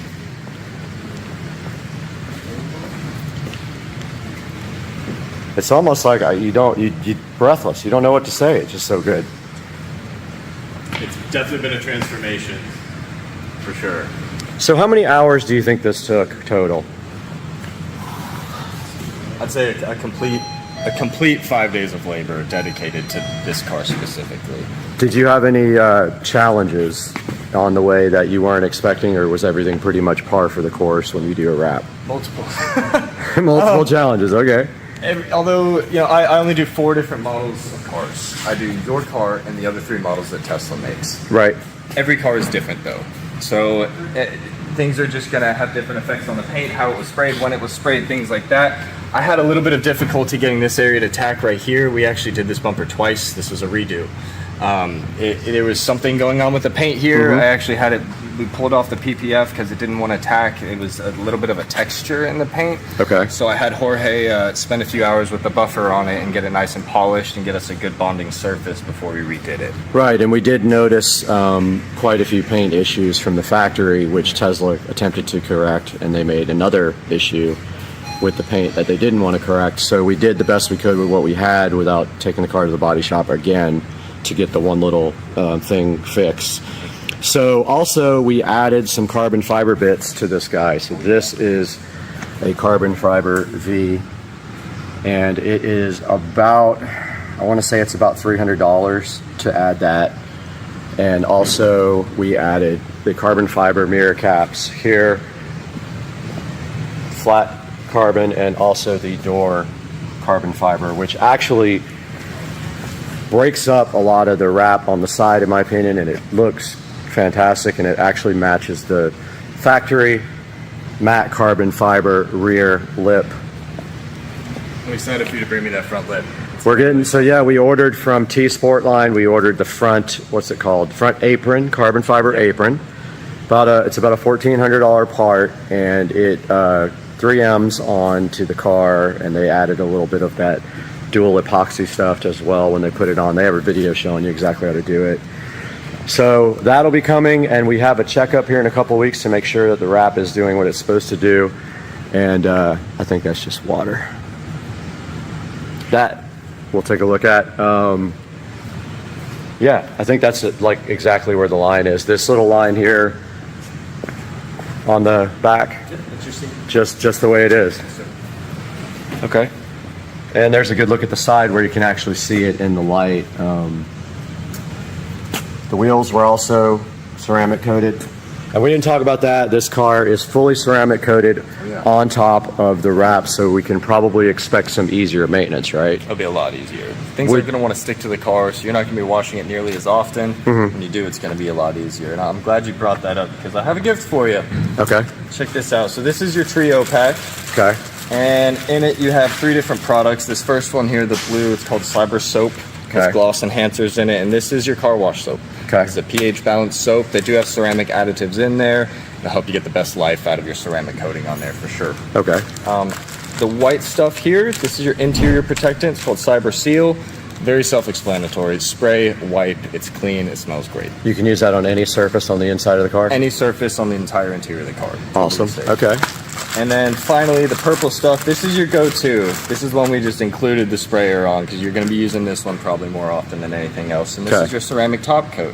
Cyber Slick, it's our in-house brand, by the way. Okay. And this is a ceramic top coat or a detail spray. So when you get a little fingerprint on there, a smudge, or you just want to get that nice and glossy, use that stuff on there. It's very hydrophobic. I recommend you use it on the windshield too. It works better than Rain-X. And so this is not designed to clean the car when it's dirty.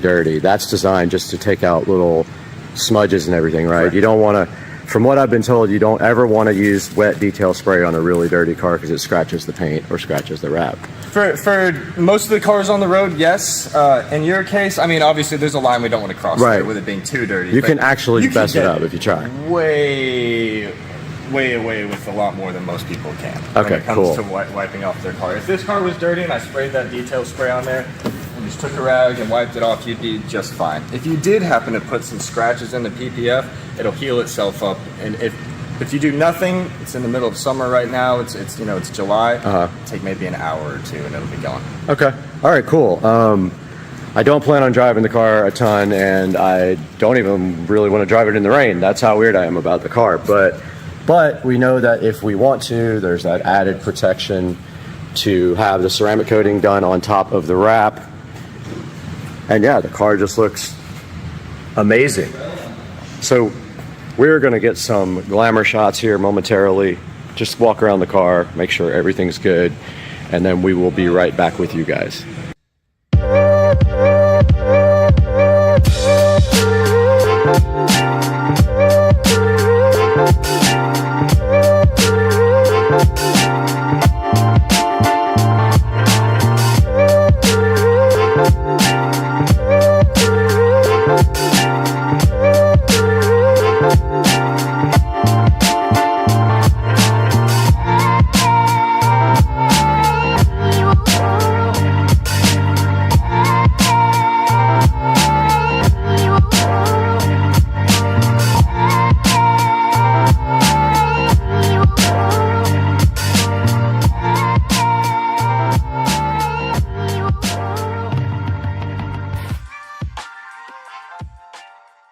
To Accessory Boulevard. What's up, guys? And the navigation just went off, and you guys just saw we picked up the Model S Plaid from All Set Auto about 10 minutes ago. Just make sure you stick around to the end and like and comment. Turn right onto Arlington Expressway. We will. And we just parked the Model S Plaid in its final resting spot forever, and I'll never drive it again. And you see it has the full satin PPF applied here, and the BC Forged matte black HBO4 wheels, and the car looks absolutely crazy. And I just put enough air pressure in the new wheels and tires to stop the TPMS from complaining at 42 PSI. Parked it, and now we have another exterior mod coming up that you don't know about yet, and you cannot know about it until about a week and a half or 2 weeks. And that is going to do it for a killer episode of Supercar Street Racing. Please like and subscribe and buy all your products from Amazon through any of our links. You don't have to click on the actual product in my description. Click on anything, light went off, click on anything, buy anything, and that helps my channel so much by giving me a tiny bit of money to offset the cost of this beast. Have a great day, guys. We'll see you next time on Supercar Street Racing.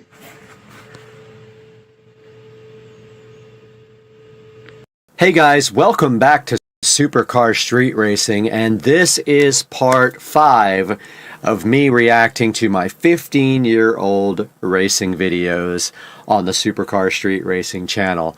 I'm so glad you joined me today, and I can't wait to check out the last videos that I have of me racing on Supercar Street Racing.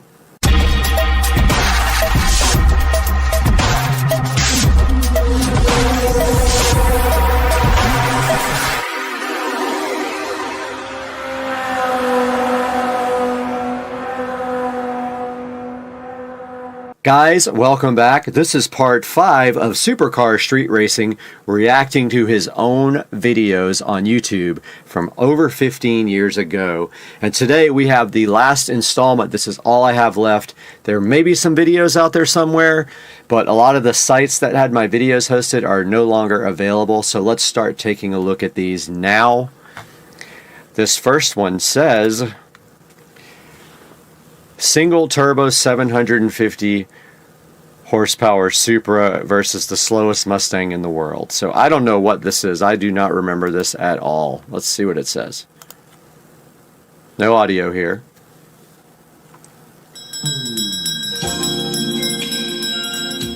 Oh, the music had to be replaced. And so yeah, you can see there that it was a Celine Mustang. It was a Celine Mustang and it was incredibly slow. I know it's hard to even tell with this old video.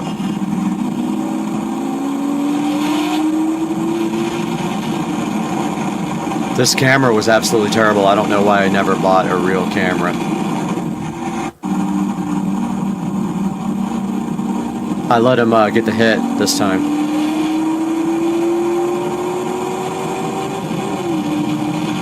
And of course just walked him. Alright, so this is very interesting. So this is the only video in existence that I know of my M3 Turbo, my E36 M3 Turbo, which was totaled in an accident. A lady hit me and absolutely destroyed it. And so there are videos out there somewhere of me running high speed in it.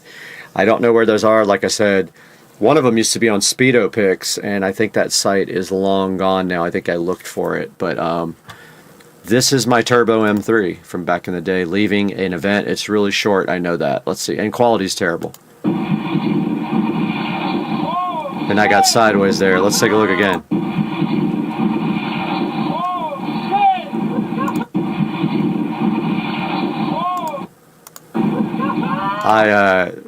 Nice wheels, huh? These are Dynon wheels, or Dynon, or whatever you want to call them. I don't care what you call it, but I think it's Dynon. I don't know. So that was my E36 M3 Turbo from back in the day. This is an old video. Let's go ahead and like it. And this one is from this event called, it was some kind of toy thing where you would go to a car show and you brought a toy to enter. So on the way there, obviously we must have had a little bit of fun, but I don't remember anything about this. Let's see. Okay, so let's pause it right there. So this was actually called Motor for Toys. That's a Ferrari F40, I think, right there.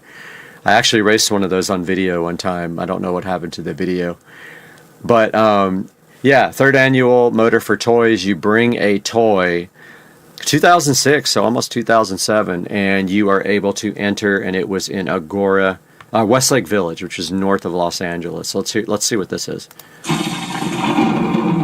We decided it was street racing for toys. Okay, so this is my buddy's brother, and he had a fake M3 CSL. So it's not a real M3 CSL. It had M3 CSL parts on it. So it says M3 CSL. It's really not. Let's go back.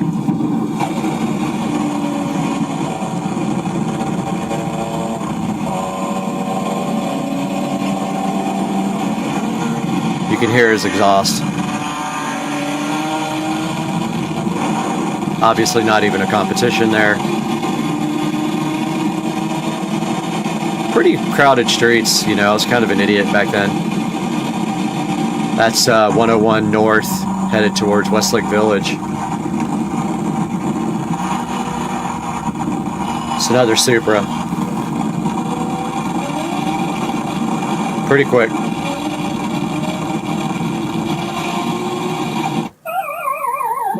I was worried about my face being shown for whatever reason.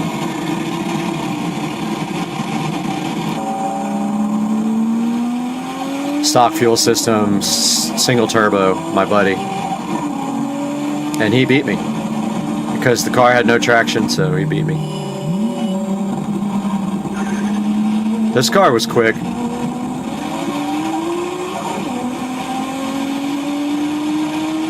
Really close race there. Here's the M3 CSL again. Oh, from another camera view.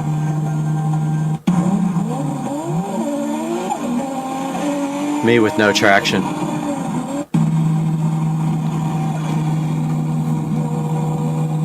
This is a good video, man. I forgot all about this one.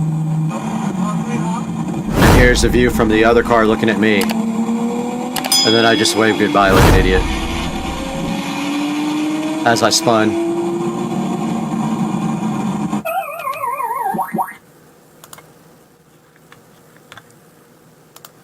And I don't know what this is. It says Super Racing in Los Angeles like effing idiots. Let's see. Okay, this is my buddy Dan's car, which had gears. So he had a different rear end, so he had some good acceleration compared to me. And of course it had this stuff in front because I thought that was cool. This is a cool car, actually. So this is my buddy Dan, and he is in my other video with the R6. I hate this. It is revolting. More? I remember this. Please. Alright, so there's me. I'm in the... That's me in my Supra.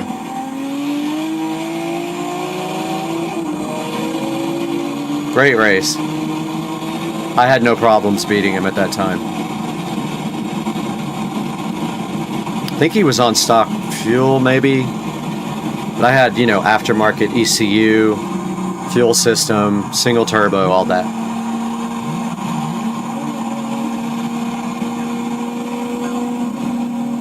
And then we had some traffic. I think we had to slow down there.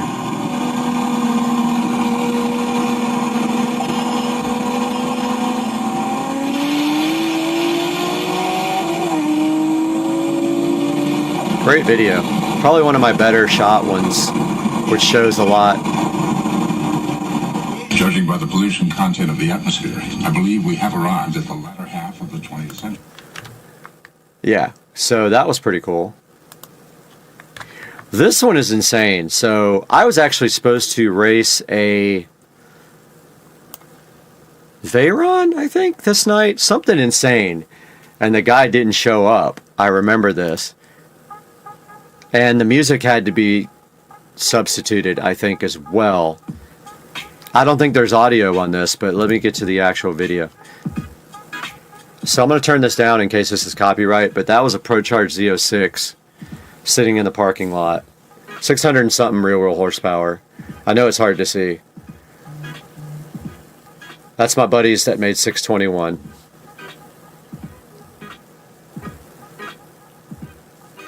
Supra. Hot girl.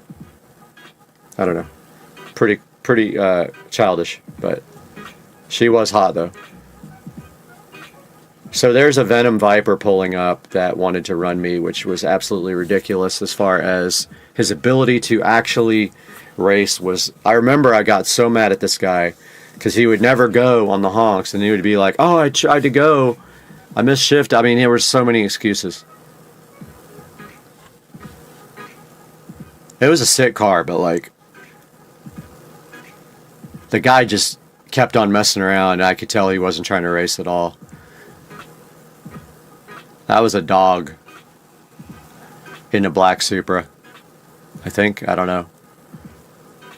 So this is my buddy Dan against the ProCharge Z06.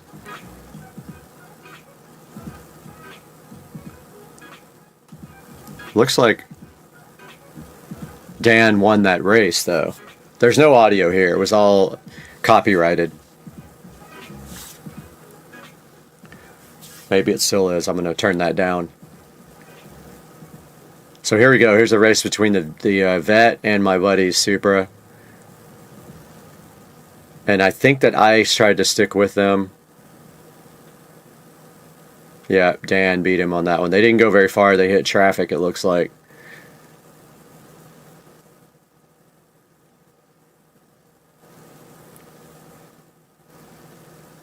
Now here's me versus the Vet versus Dan. And I spun most of the time. It looks like Dan... Oh, okay. I think they let off right there. Oh, okay, no, they didn't. I actually kept the race going and won. Yeah, this dude was like... He said he would never get beat by a Supra on the freeway.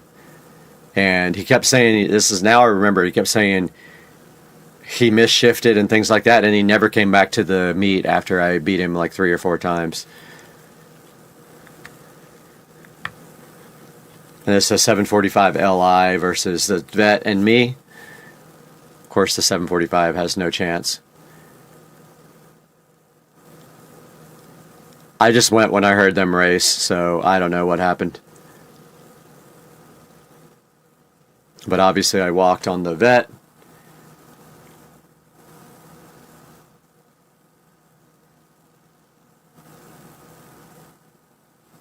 Pretty interesting video back in the day.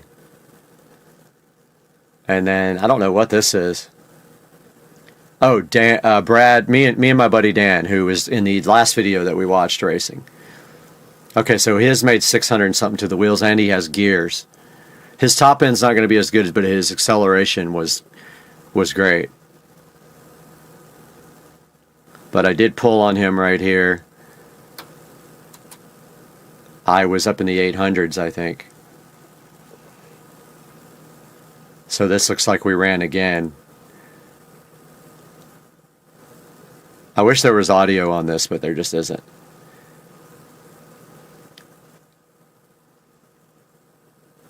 Dan was a cool guy, man. He helped me out a lot with Supras, and really nice car. And absolutely terrible camera work here. These videos are so bad compared to what we have now. And I think this is just me playing around on the freeway, it looks like. Yeah. There's no audio on this. It's just me kind of ripping. It looks like the speedometer is buried down there. Wow. Okay. And that is the end of the video and the end of the series of me reacting to my 15-year-old racing videos. And I think we went enough time. We did get past that 10-minute mark. So guys, thank you so much for watching. Please like and subscribe and buy through my Amazon links. It helps me greatly. Even if you're not buying something that's in my link, please click through one of my links in any video and purchase things. It helps me out, and I can give you guys better content. And thanks for watching Supercar Street Racing. This thing right here went into my brand spanking new foothole. Welcome back to Supercar Street Racing once again. And our mission today is simple. We are going to get these wheels off and get these wheels and tires over to the tire shop to get the new tires mounted.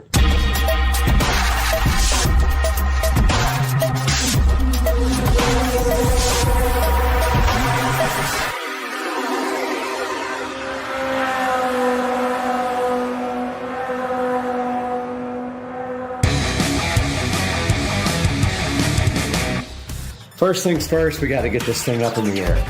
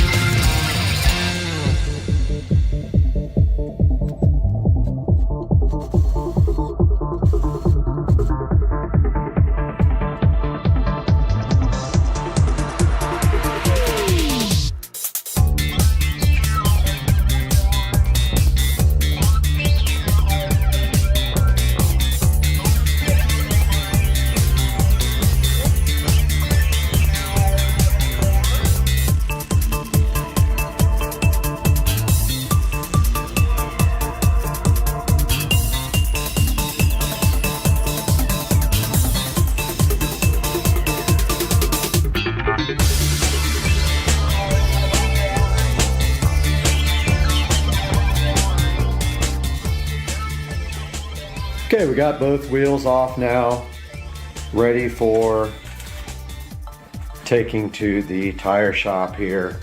Once we get the tires on them, we'll go ahead and paint them black, and the sprocket as well. All right, we got Rich. Hey. Taking us to bring the tires and wheels to Tire Outlet, and then we're gonna go get lunch and maybe even a liquid refreshment. That's a very good possibility. And we got the wheels and tires in the back here. I don't know where we're going to lunch yet. Probably somewhere over close to Tire Outlet if they can get the tires ready for us quickly. And then we'll grab some food. What do you think? I think that's a good plan. It's a deal? Yeah. All right, let's do it. All right, we just got back from the tire shop and we got these beautiful brand new Sunf. So funny.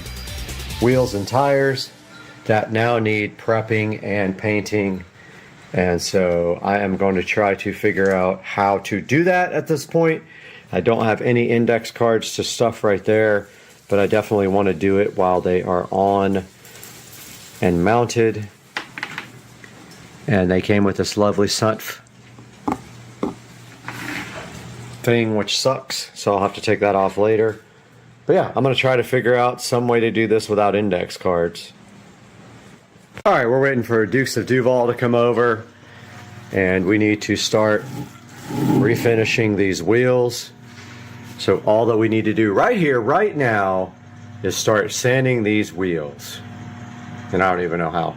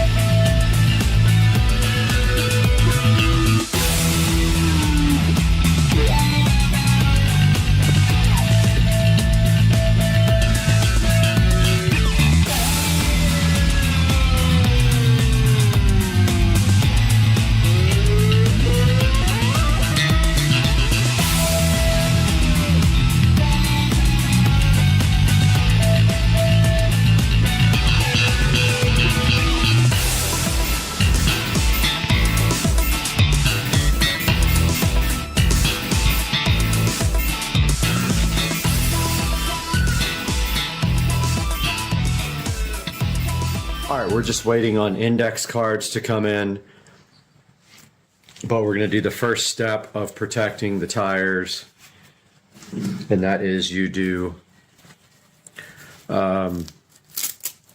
the tire protectant around the edges here, and that will wipe right off. The paint won't stick to it. So you use index cards and then the tire protectant for the whole entire protection.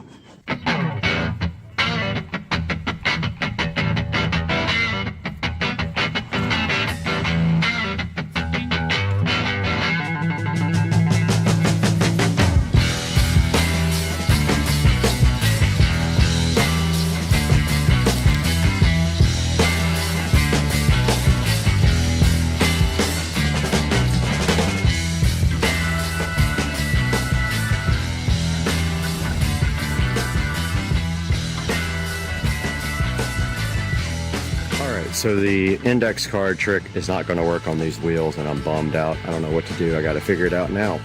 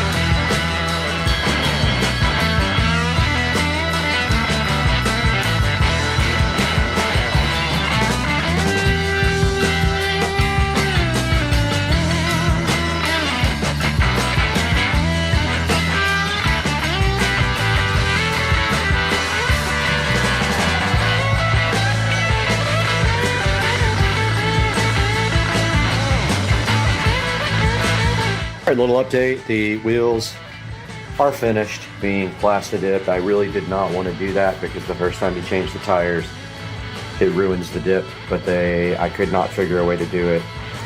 I probably should have done it off of the rims, but then even then, when they mount the tires, it messes up the wheels. So this is kind of the only way to get it done without buying black wheels. Oh man, Lynn's kicking.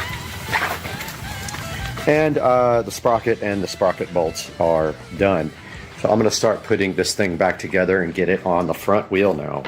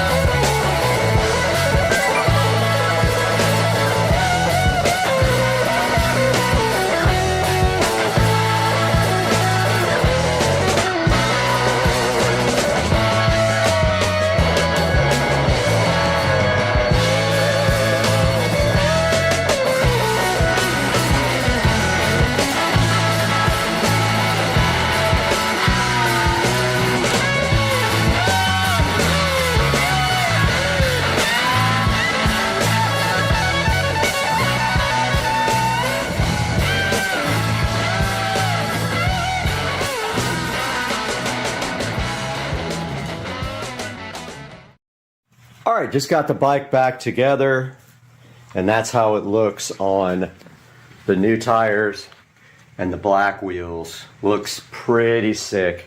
I almost painted the chain guard black too, but I kind of left it copper. I can always do that. I just need to touch up some of the bolts where the paint came off from tightening them up, but yeah, it looks awesome with these new tires. I love the way the street tires look compared to the other ones. So tight. Looks great. Hyped.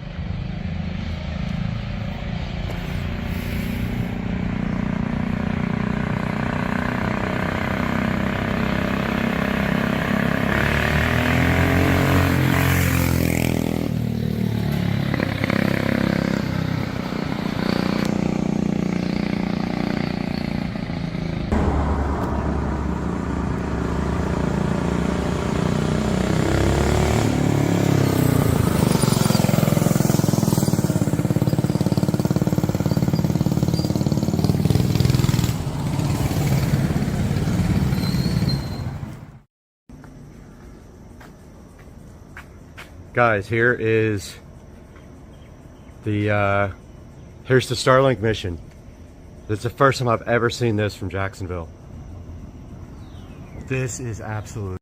Guys, just a little quick update. We got the Supercar Street Racing 4K Production Studio mouse pad in, and it looks absolutely fantastic. Check it out, guys. Ordered directly from Amazon.com. It came in, and it just looks so good. If any of you guys are interested in one of these, I can hook you up with one. But check it out. Supercar Street Racing has its own custom mouse pad up in here.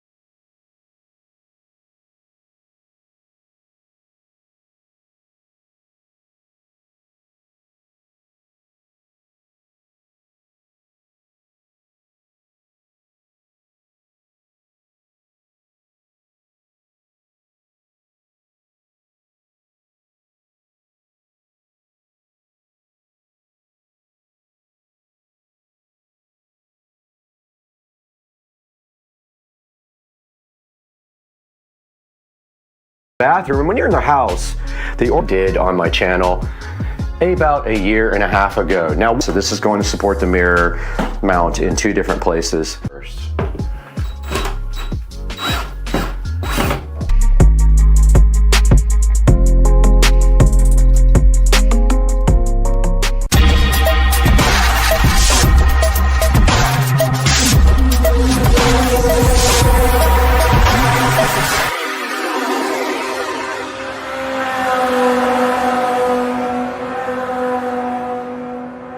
Alright, I've got the GoPro plugged into a rechargeable battery pack. I've not tried that before. I'm going to see if this is going to keep it charged longer because the batteries last like 15 minutes. But I think I have a new plan that makes more sense. I think towel rack here makes sense. And then the Echo right here. But is there any studs?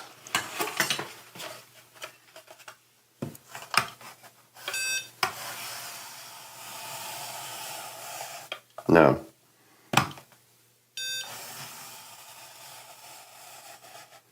Don't think there is. I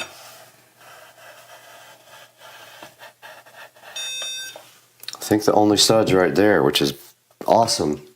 I mean, I'll have to, unless I can cut around this, I'll have to fill this.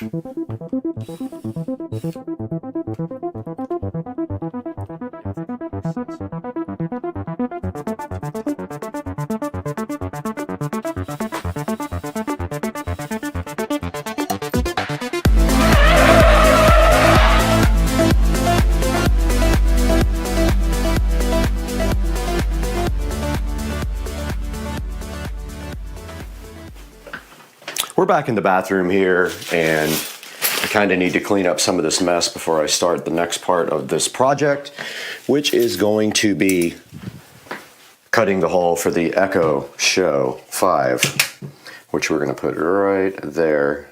And we're going to keep it up top here to keep it a little bit higher and also reuse these holes. So mounting this is super easy. I've done it many times. The trick is getting it level. So this is the kit. And pretty cool little kit. All you have to do is cut the hole, and there's some little clips that hold it into the drywall. They also give you an extension for your plug if you have to run power somewhere, but we are going to be putting a power adapter inside the wall, so we don't need this guy, so I have a bunch of extra ones of these.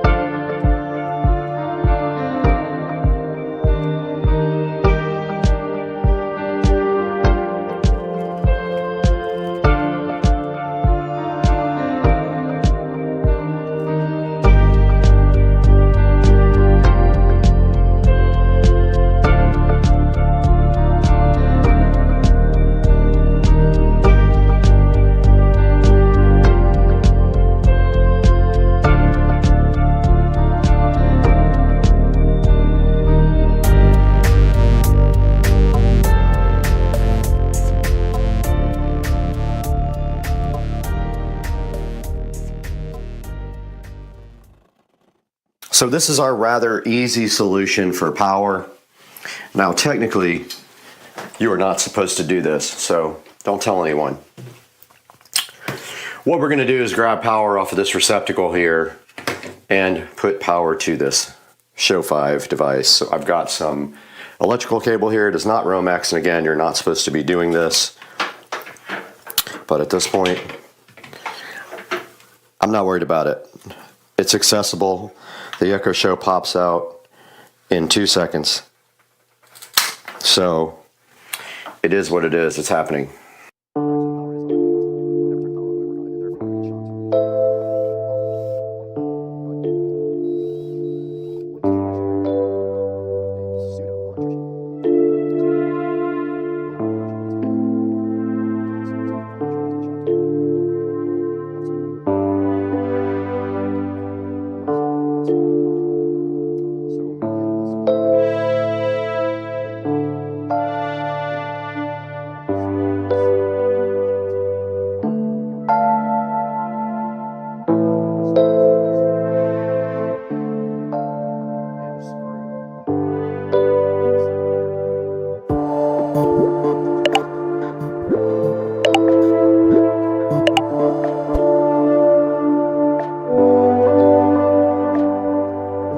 We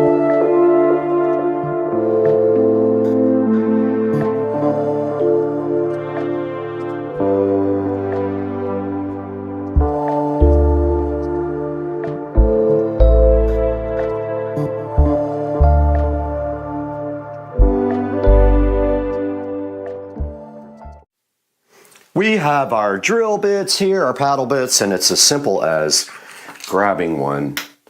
And I'm going to put a nice size hole in the side of this guy. And when you're doing it, do not hit wires.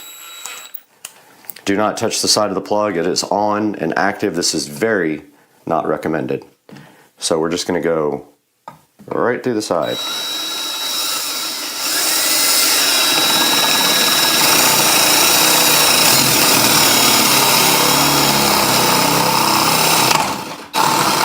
Just like that. That's all we had to do. That easy little plug hole. And now here is our electrical. We are right in access point here. So we're just going to come right through the side of that hole with our electrical.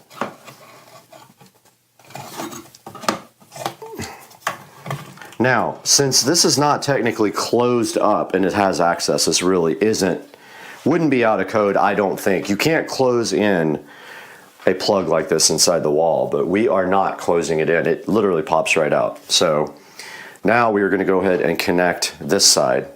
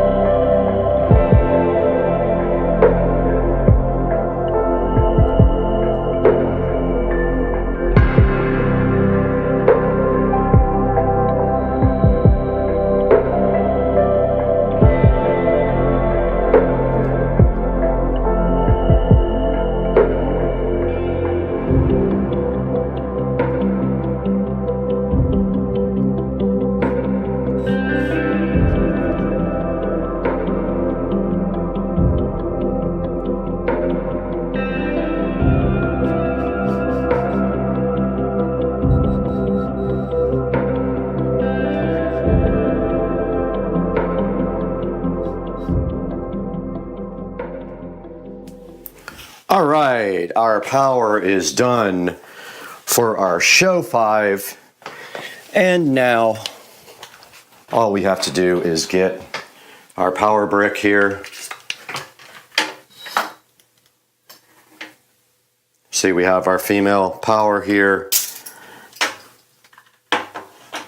And all we have to do is plug this guy in like this. Just like that. And it just simply falls right back into the wall. And it can't go far because it feels like it's resting on something. But I am worried about losing this in the wall, but I have to take this plate out to paint. But if we see right here and right now, we should have power. Let's see. Why don't we have power? There it is. So we have power, and then this simply clips right into the wall, like so. And that is how you officially mount the Echo device. And it is booting up right now. Let's turn the lights off. All right, the device is powering on right now. Let's go ahead and let it do its thing. We do need to change the wallpaper on that. We'll figure that out later.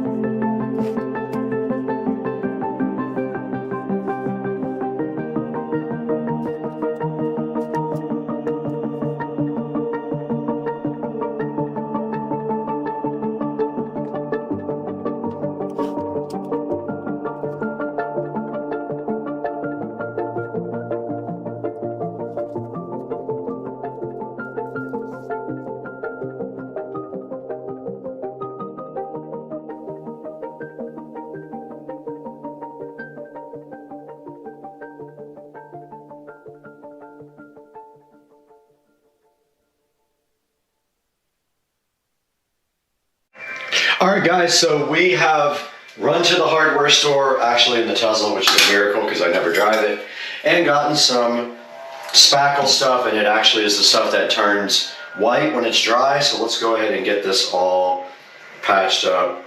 These are the old mirror holes with the dumb mirror that has the outside.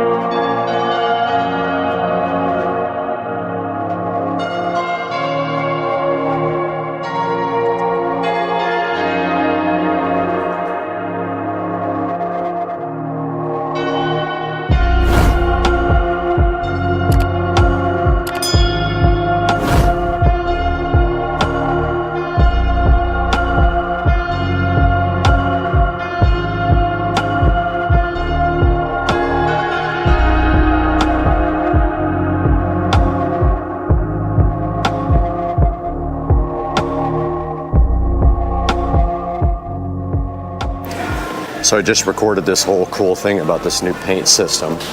These new paint cans are awesome. They have like a key to open the top, and then the thing becomes a funnel, which is pretty cool. It's a new thing I've never seen before, but we're headed back to electrical.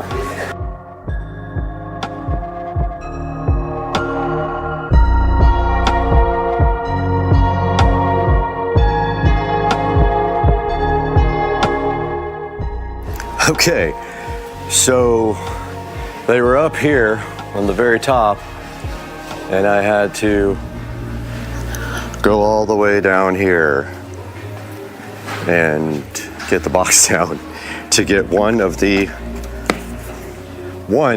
old work boxes out.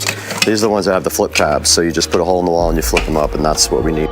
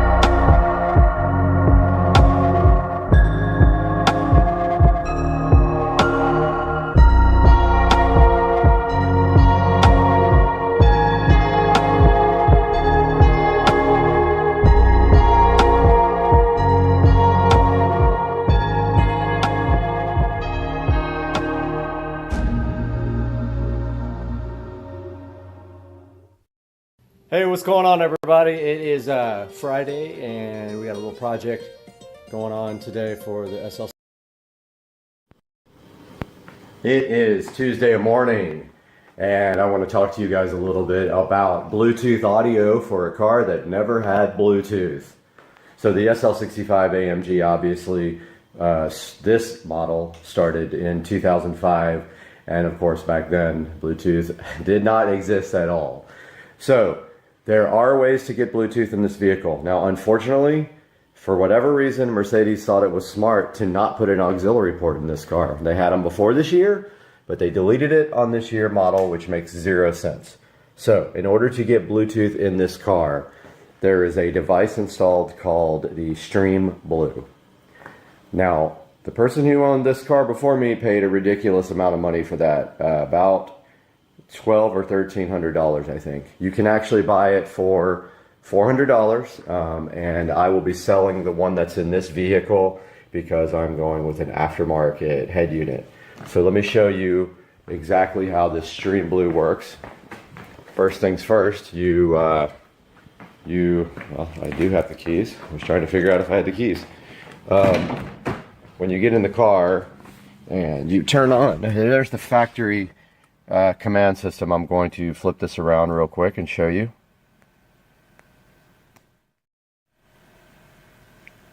So there's the factory command system, of course, almost 12 years old now. When you put that in there and you turn it on,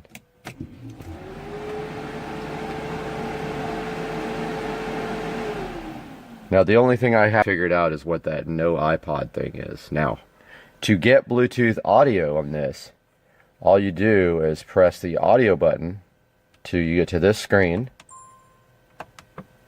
And then once it's on that screen, on the phone, there will be a Bluetooth that says Stream Blue. Now, I will include a screenshot of that. And then once that's on, then you have Bluetooth audio. And there it is. So that is Bluetooth audio playing from my phone right now. There's the old school navigation. If you press audio, I don't know what this no iPod means. Not figured that out yet. But steering wheel controls work only for volume, nothing else. So that is the Stream Blue audio adapter for the most M.O.S.T Mercedes fiber optic Bose system. Out here at Tuners Inc. I almost called it Speed Fab. Tuners Inc.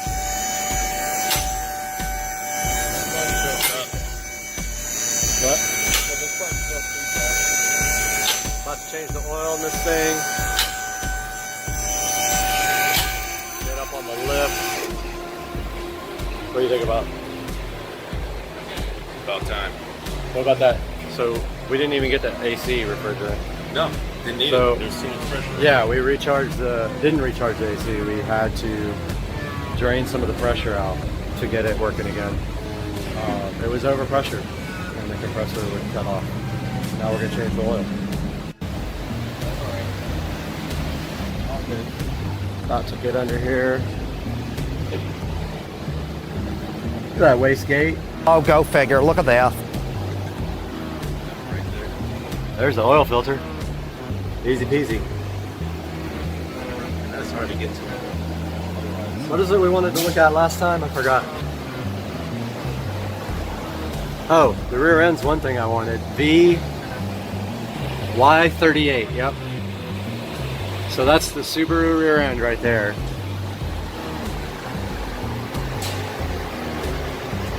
Oh, this axle's leaking.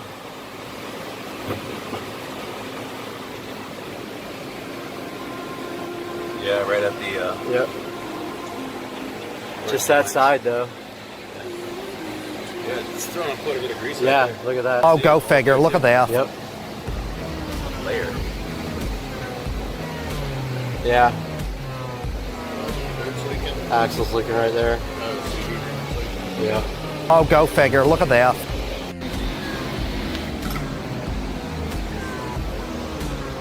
hot oil coming your way.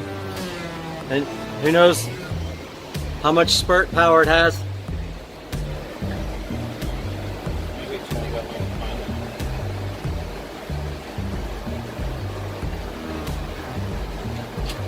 Oh, look at that. Oh, look at that.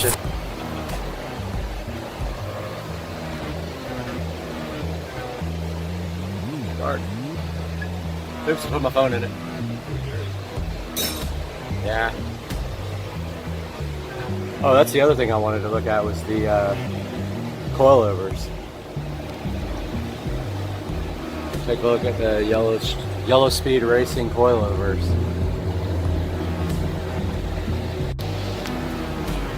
Look at the coilover.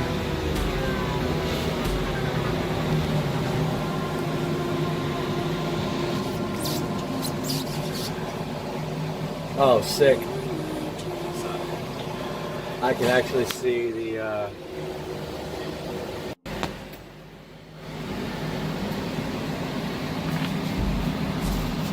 premium performance. Yeah, that's the ones that we thought.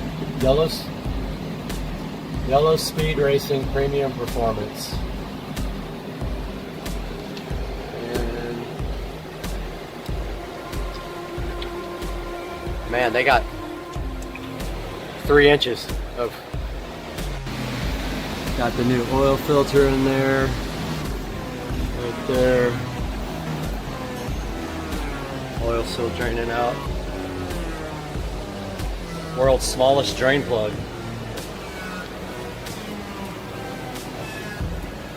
That's the tiniest hole I ever saw. That's what that girl said. I know. Went over and tried.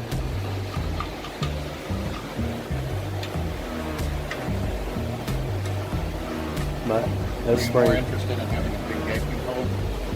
A what? Are you more interested in having a big gaping hole down here? No, it's a good size, I guess. I guess that'll work.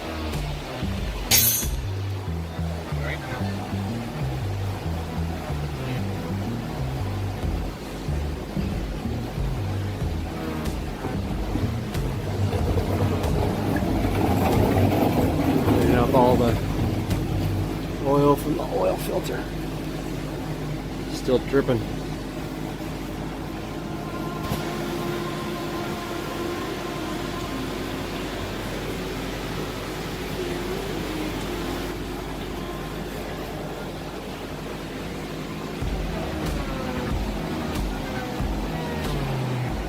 Some oil right there too. It's a tad bit. Right here? Yeah. Wonder what's going on there. Here too, so it's going further forward. Oh yeah, it might have just been from the engine. Yeah. Yeah, transmission's like brand new. It is brand new.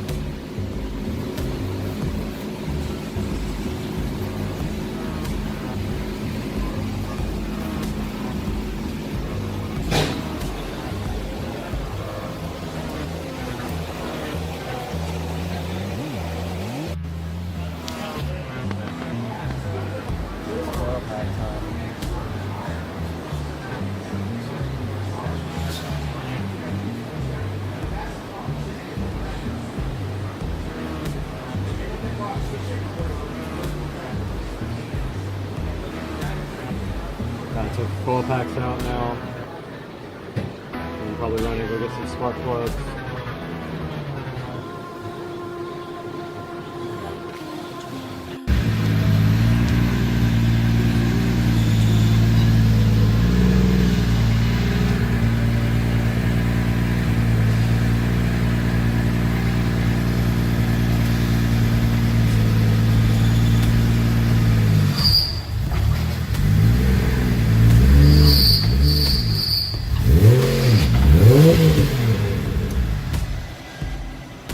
Tracy's getting the car up on the dyno.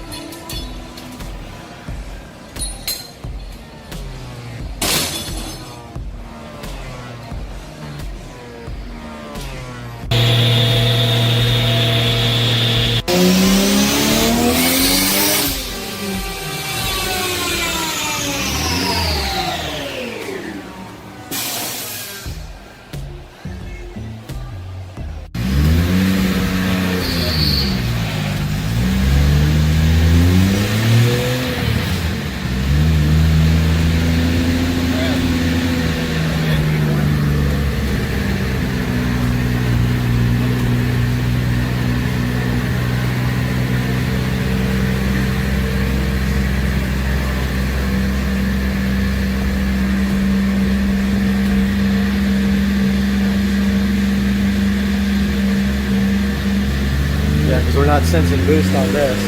We don't have the thing hooked up. You can see it from here. Here we go, dyno pull 2.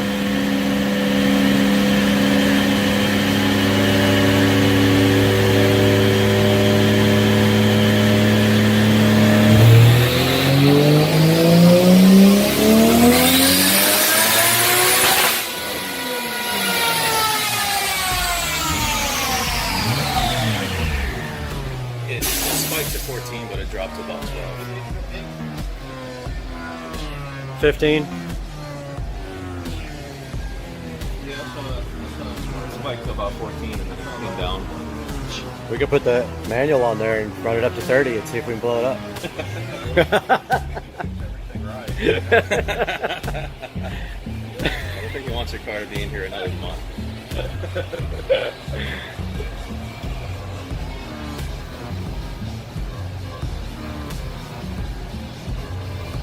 Well, Lexus. Did it? I think he got it. Yeah, he did.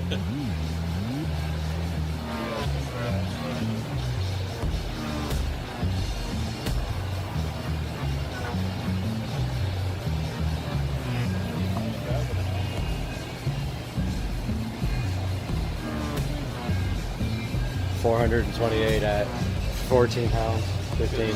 That's like pretty much exactly what I made on first round. Yeah. Oh yeah, that's his first dyno pull.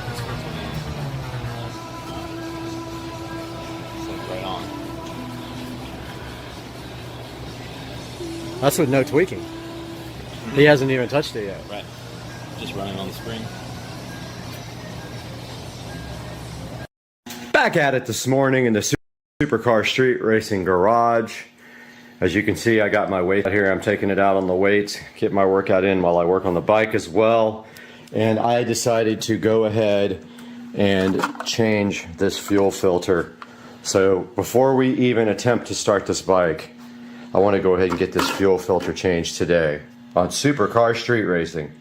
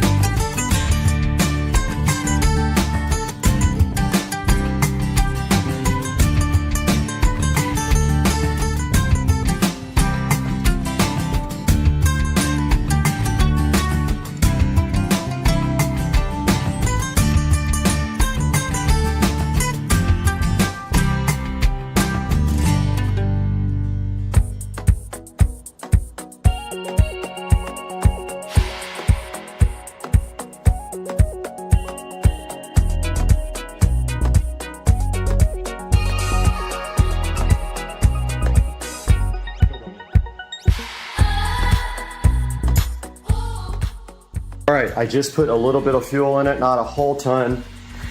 Looking for leaks, and sure enough, there's fuel coming out somewhere. I gotta figure out where it's leaking from. All right, so the fuel filter was cracked, and I don't know if I did it putting on the zip ties or not, but I just found this other fuel filter, went ahead and dropped it in, and now I have to zip tie this. Well, I already did zip tie the side that came out. I'm gonna try this again with just a little bit of fuel because I learned my lesson just now. If there's a leak, it goes everywhere. So just a touch, it all leaked out on the ground. Of course the garage smells like fuel.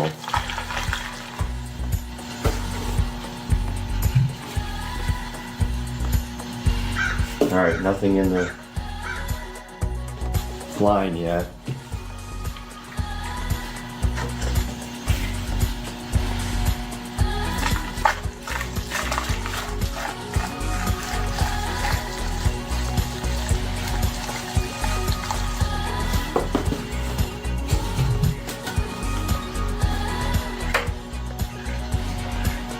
Okay, I don't understand that.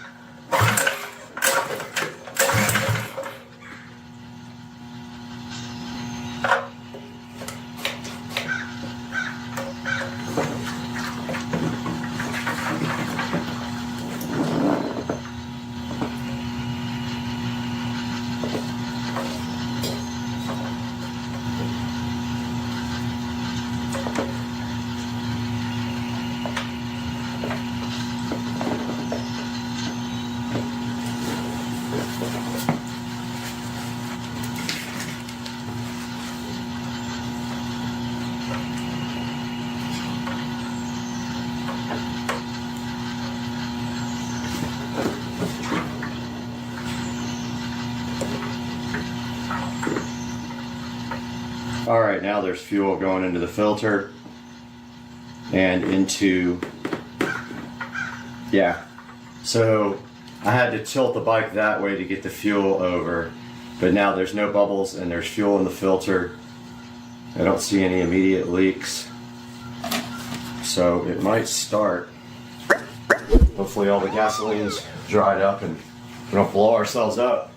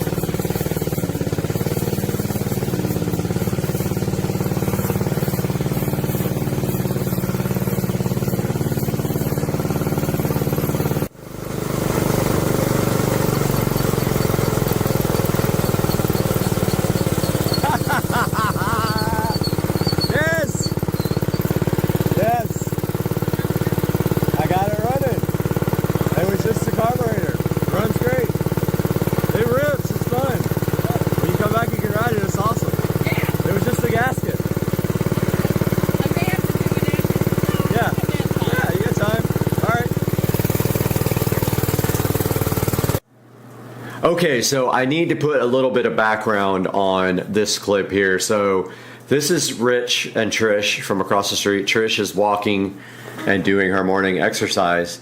Now, the context behind this whole clip is the motorbike was given to me by Trish's sister, and that bike was ridden by her nephew, who now plays in the NFL. Shamar Bridges, you can look him up. He's an NFL player for the Ravens. He is going to be going back to Baltimore here soon. This is his bike from 10 years ago that was given to me by his mom, and now we are going to see if his aunt will ride the bike. And I'm sure he would absolutely love it. So let's get that going.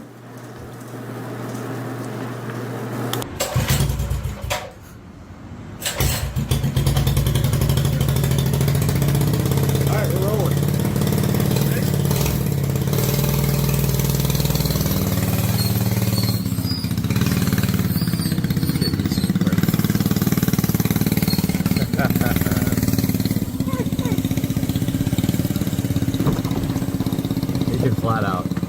That thing moves. It does move good. I love it. And that's not even fixed up. It's just pretty much stock, except for the carburetor. Alright, try to get a little bit further.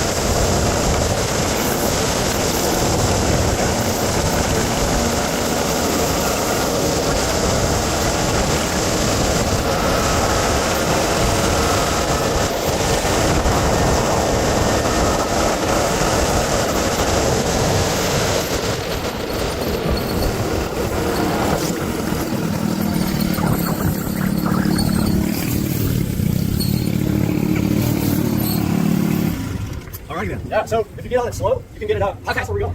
We were doing 28 coming down Ashley, man. And that'll go faster? Yeah. A little bit. Yeah, ease it up, it'll go pretty good. Okay. If you get on it too hard, it likes to cut out. And I really hadn't got to that point. I got nervous. That was fun. This thing is so good. It goes, I don't know what's going on with the jet, with the carburetor coming out at high speed, but I'll figure that out. Super cool. Self.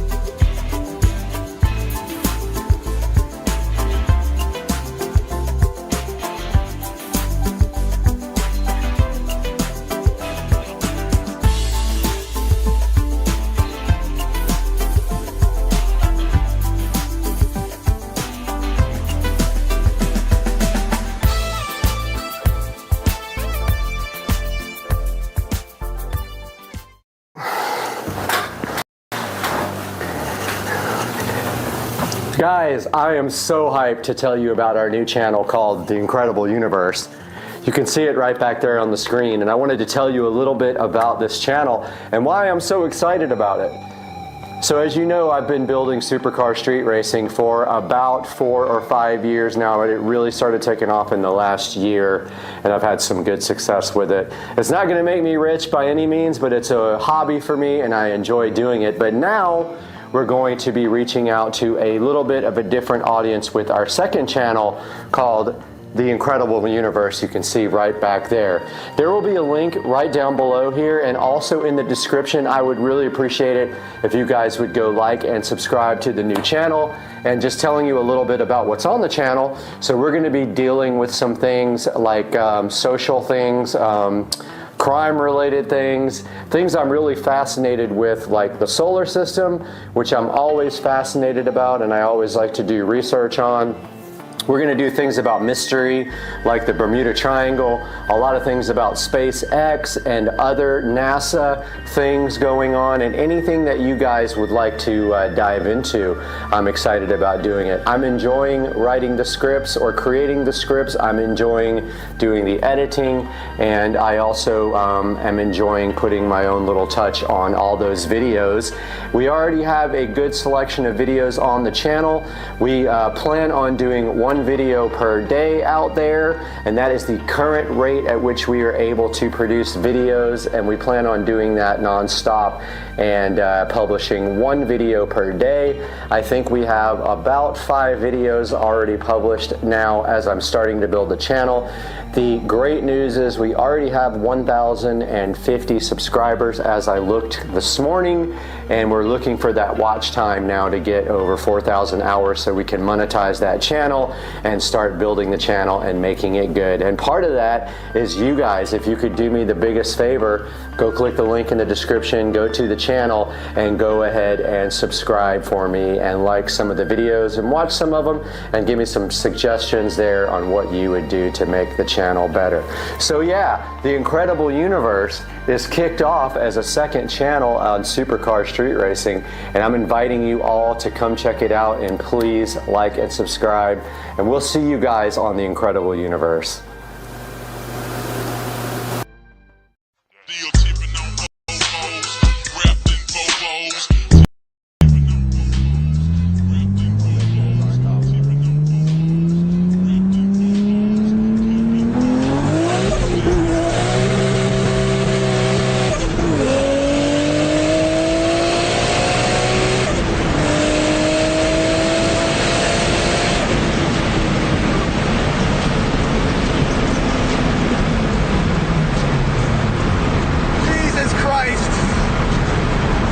Awesome.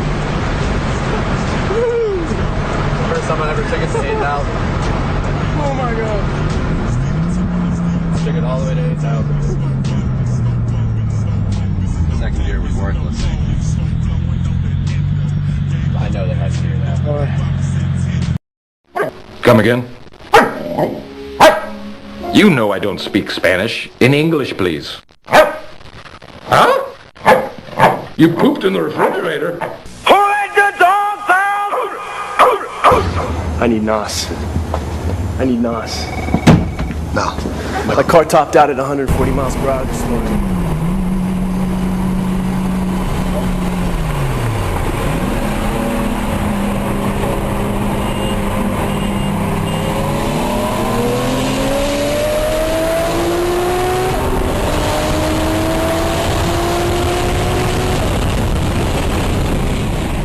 You got knocked the fuck out!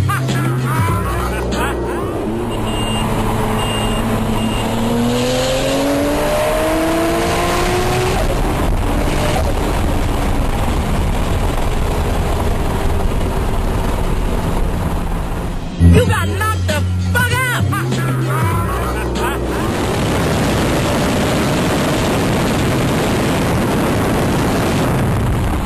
You got knocked the fuck out!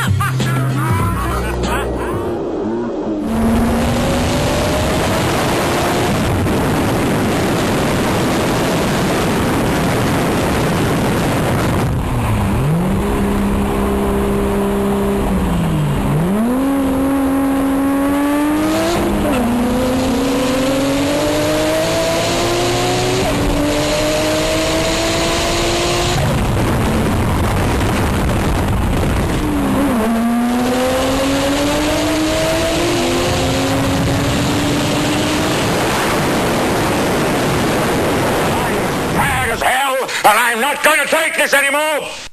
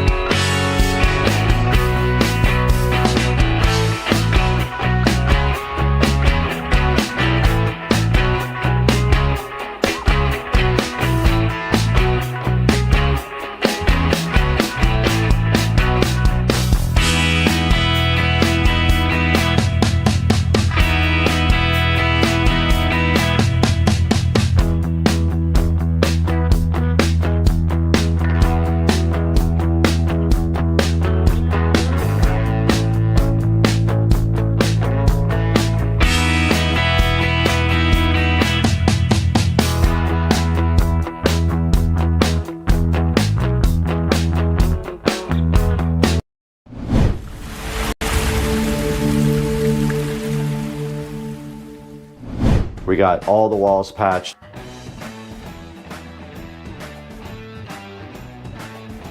Right there, that's where we will power up our power conditioner. And then we need about the same to get to the wall.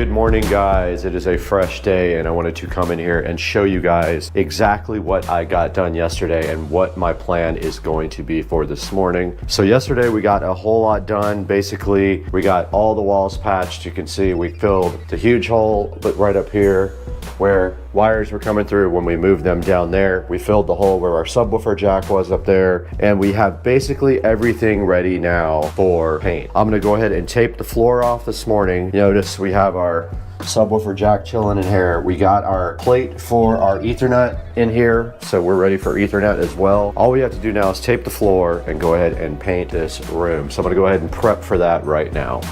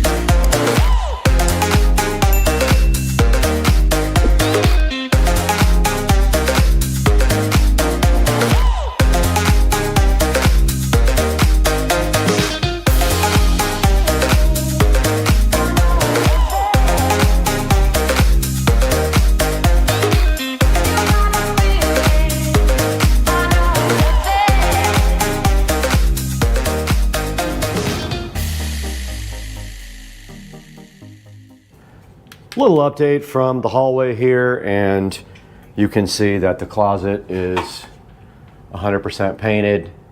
It is drying right now, so I'm just giving that about an hour and a half to 2 hours to really dry with the fan on it before I start working and putting wall plates and stuff in. I have the audio rack right here in front of me, and I need to start building out the audio rack. The big question is, where does everything go? Well, we know the subwoofer goes on the ground. That can go in last as long as we have the cabling all run. The tricky part about this is once that rack is in there and the trim is on, it will not come out without taking the trim off. We have to get a few things on the rack. We have to get our Juke amp, our audio distribution for our subwoofer system. This is a distribution amp for the sub signal. We got to get our Behringer Ultra Bass, and we got to get our preamplifier that is ordered, the WIM. All that cabling has to be in place when we roll in the shelf. So it's going to take some planning, because if I don't get it right, I won't be able to hide the wires, and I can't get to the back of the rack once it's in there. So that's kind of where we are now. I'm going to start laying out the audio on the shelf and figuring out where everything's going to go. The WIM is very small. I want to get the measurements out of that and kind of mock up where that's going to go so I can get the cables all done. Okay, so that's where we are. That's our next step, to lay out this audio shelf completely and see where everything's going to go.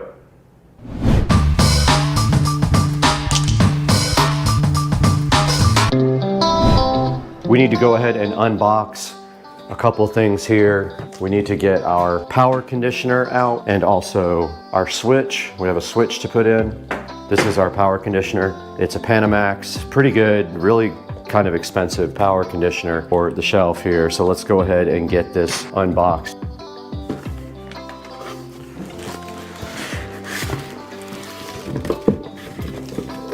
Big thick cabling, I like that.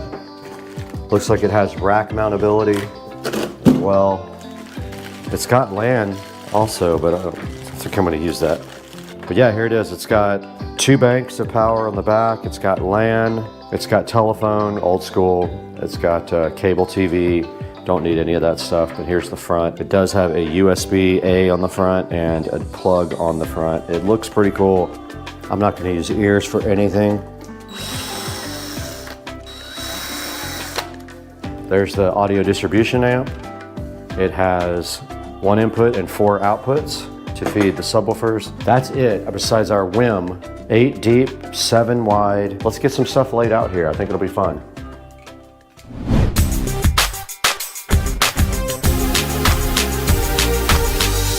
All right, so here is our shelf, and you can see we have power right there. That's where we will power up our power conditioner. We have 1, 2, 3 racks. The 4th rack is going to be for the subwoofer. Nothing will go there. So we have to figure out a good layout for this with all of our equipment, keeping in mind this shelf is lit. So whatever we want to be lit up needs to be right there. And we also have to keep in mind power and running cables. And once this thing is in the closet, it is in the closet till the trim comes back off. So let's bring some of our stuff over.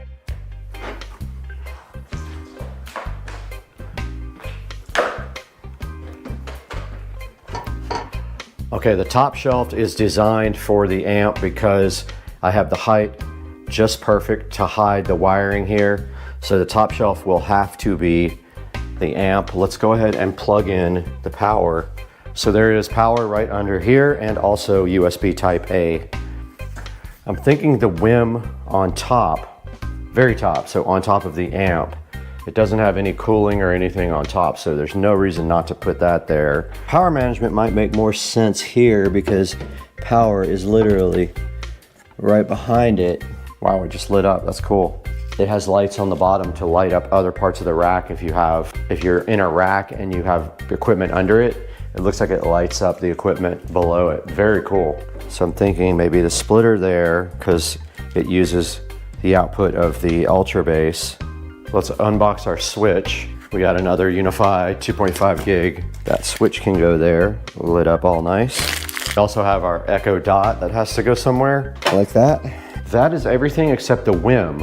All right, so this is about wiring. Let's get this thing turned around.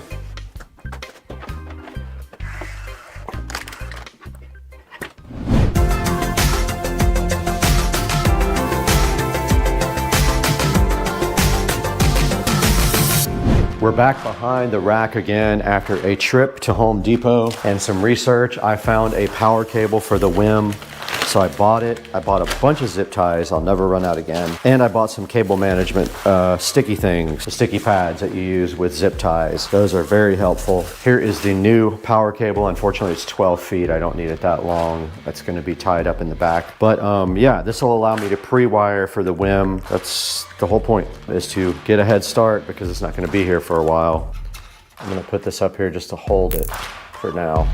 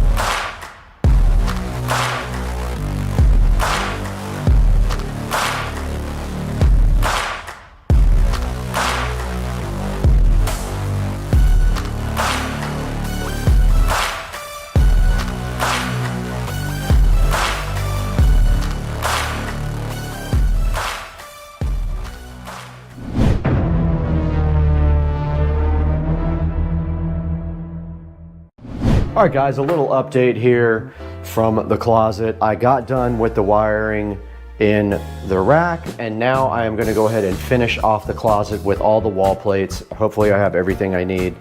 I don't have the one for the RCA jacks for the subwoofer for the whole house. I have everything else, so I'm going to go ahead and do that now and get all these wall plates put in the closet. I have a brush plate for all the wires that I have to put in.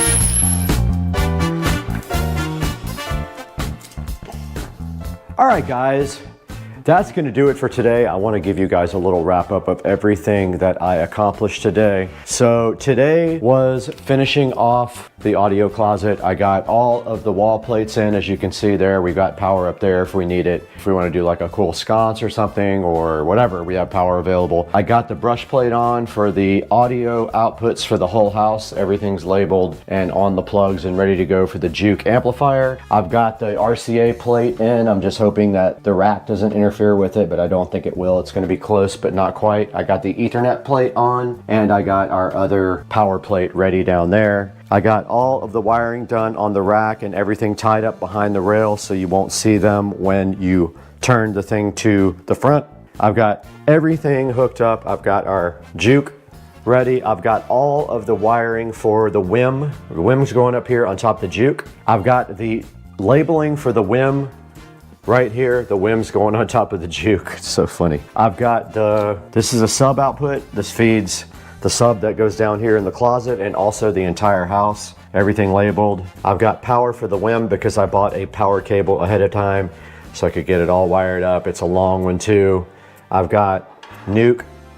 I've got the Juke input right here. I'm waiting for male-to-male RCA connectors for the back of the WIM. And so the WIM will feed the Juke, WIM output, Juke input. So we come out of this, female RCA, we have male to males. This will go right into the WIM Juke output, if that makes sense. Now the WIM will also be fed the DOT. So that's what this is for the WIM input, and the WIM output feeds a Juke. Pretty ingenious setup.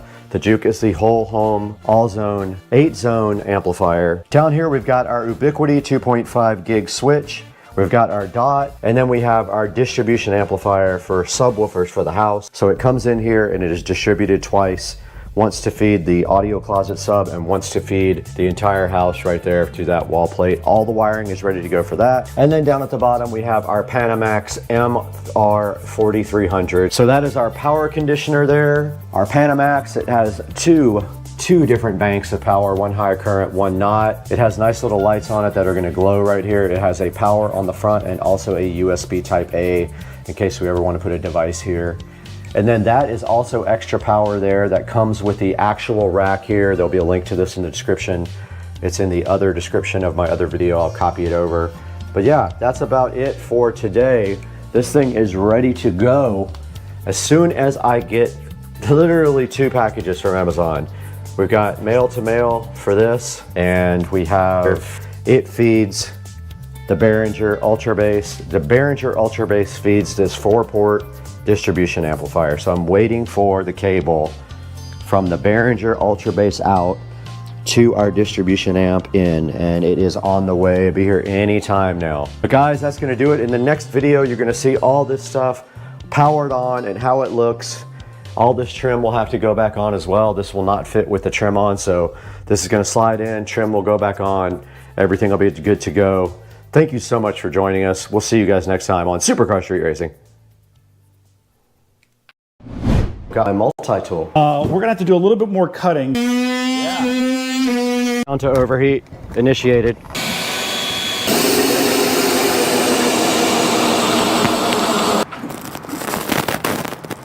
Those things are beasts.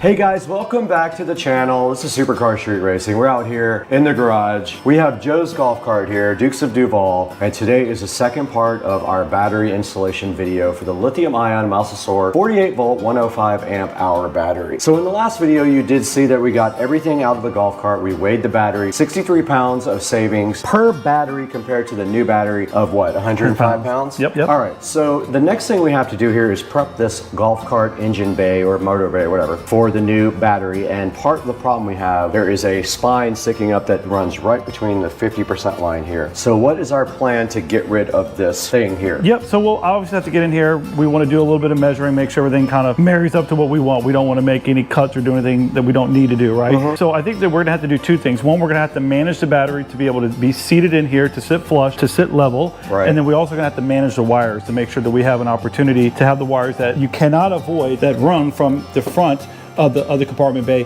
to the back to the controller area itself. So we'll have to manage that. We'll figure that out. But I think in the prior one that we did, pretty easy for the most part. You got to work with a little bit, but easy enough. So the plan, obviously, I think is going to try to center this battery up. Okay. Maybe we may shift it all to one side, which may be better for mounting all this other stuff that we want. Do that. We could go to one side and make more room on one single side for other things. Correct. Yep. So we'll have to play with a little bit. So there is a little bit of engineering, we'll call it, to get it to fit in there. But again, you know, these are fairly universal. There are some things depending on your golf cart that you may have to do that's different than the rest, but nothing that most people can't manage to with a couple simple tools. Well, we're going to go ahead and get my Dremel out, I think, because I have some sanding discs, so they're the flat discs. So we're going to go ahead and try to maybe take the flat disc and cut all the way down the bottom of that and go ahead and remove that part. And then we'll see how it looks either one side or the other. But one thing we have to take into account is we do have a power switch. We do have cabling that runs from the side, and we do have the positive and negative cable. So we can't put it all the way until we have our things hooked up and see what our, if we have any cables that are sticking out, because we do have some battery management stuff and some display stuff that has a little bit of a edge on it. So what do you say we go ahead and grab the Dremel, go ahead and get the vacuum cleaner too, because we talked about cleaning this bay out completely. Got the shop back here, so let's get to work and get this cleaned out. Sounds good. Let's do it.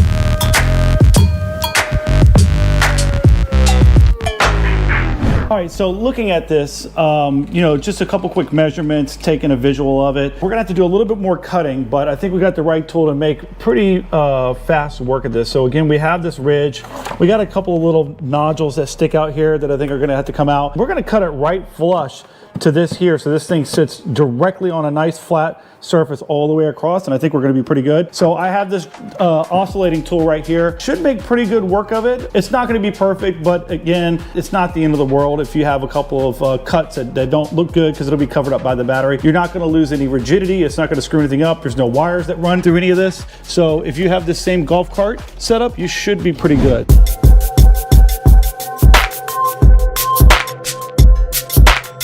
Okay, Joe's about to start cutting the plastic here. We got a couple of cameras rolling here so we can see the process.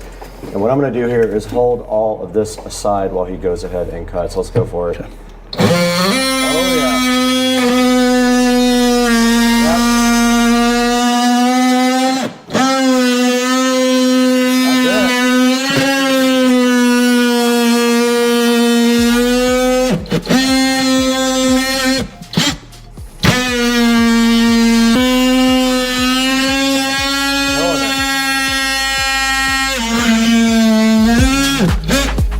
Okay, let's go ahead and do these.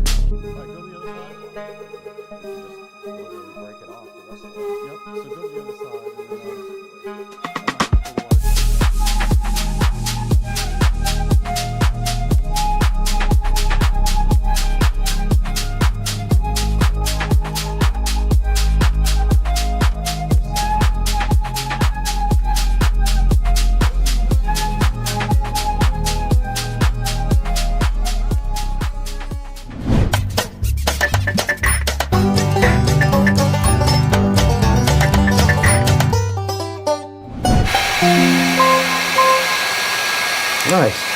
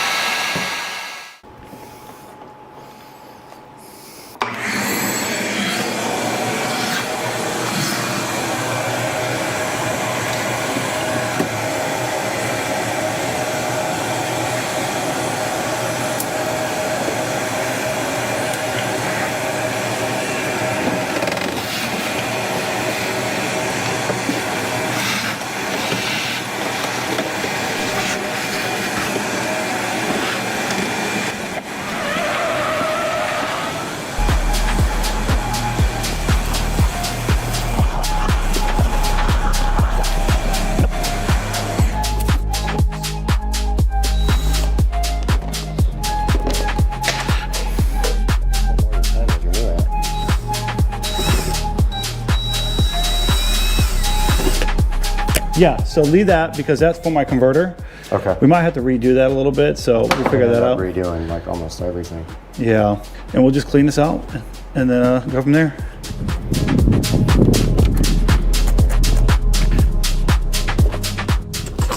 All right, we're out here at the street and we're about to kind of brush down the engine compartment, motor bay with Dawn and water and try to keep it off of the solenoid and controller while we do that. And Joe went ahead and ripped out the old stereo system, which is sitting up here on top. That's all coming out, so that'll be clean again. And then the new dash has a spot for a new DIN radio or whatever we decide to do. Maybe it's a tablet or maybe it's just a phone. And that wire is pretty much out now. That took like 5 seconds to delete. And now all we have to do is just grab the hose and we're gonna put some Dawn in there. We have a brush. Yeah, busted the hell out of my finger.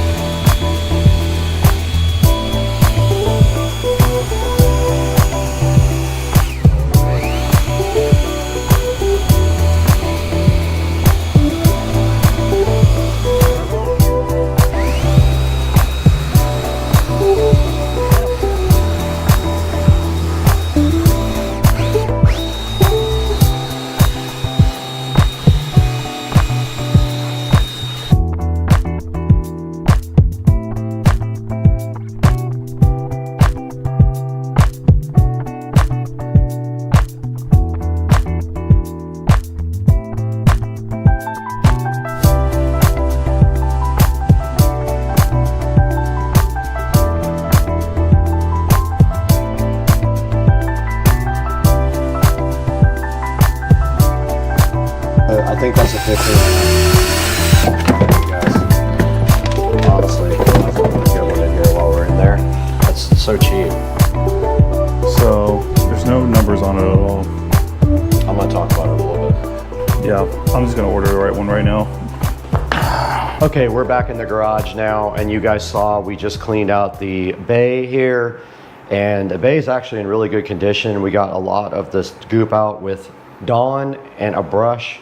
We followed it up with a couple of rags, and now we just pulled the voltage reducer out. 25 amp voltage reducer. So I'm gonna buy another one right now. We're bumping it up because we're putting a big system on here. So yep. So we got to get something bigger for the big system, and we'll have to run bigger wiring as well. So Amazon has a bunch of voltage reducers. I have one on my cart. I think mine's 60 amp. So you want to buy one that has enough for not only for your amp, but also the rest of your accessories. So you got to run your lights, you got to run your... So Joe's ordering a new voltage reducer to go from 48 volts down to 12 with enough current and watts to work the entire sound system, which is going to be dependent on what he orders for his amplifier. But I'm guessing we'll probably end up with a 5-channel amplifier so we can run 4 speakers and a sub.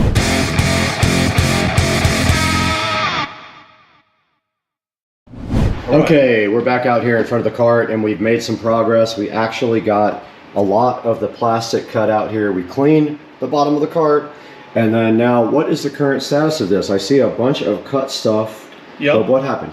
Well, so as we suspected, we knew we would have to clear out some of the plastic for it to sit level. We had a couple of other little spots that we needed to do some additional cutting here and here. Yeah. We haven't fit it back in yet, but we're pretty confident that it's going to slide back in there, right? Which is good. One of the other things that's really great that we figured out is that I was concerned that the battery link was going to put these wires in play. But the battery itself is going to fit in here perfectly, not leave us much room right here for us to bolt it down this side. We'll figure something out, some way to get it bolted down, even if we just put 1 or 2 bolts in there. Okay. But it looks like it's going to literally sit flush, and it's going to literally sit right here where these wires can all remain intact and just off to the side with our connectors that are going to be on this side. Like just perfectly, just fits perfectly, which is great. And the great thing is also, if we wanted to do an amplifier rack right here, we could literally have this entire side to do an amp rack. We could do like your new voltage reducer, your new fuse panel, and your new amp all over here, and it would be not cooped up here like the other one was. Yeah, and that's one of the things that we decided to do was we're putting in a new radio, so we're going to upgrade some of the things.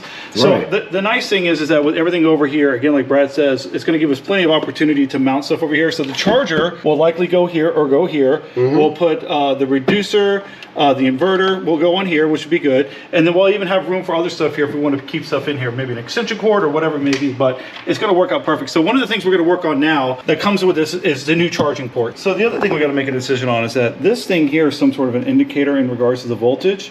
From an eye perspective, I don't think it's necessary, to be honest with you, but I do see some people are adding them in and putting them down below. But I mean, with the Bluetooth technology and then having the thing mounted up front, I'm not sure that this may be something that we use. This may work for other people, you know. So I kind of agree. I don't think it's necessary. Like, you all have 3 ways to measure your voltage. You don't really need an analog dial to tell you that your voltage is low, because you'll have that, you'll have your Bluetooth, and to be honest, I don't think you'll ever run it to 0 anyway, so you probably won't ever have that problem. Nope. Okay, what's next on the list? We got to get this. Let's get this charging port connected. All right, let's get that done.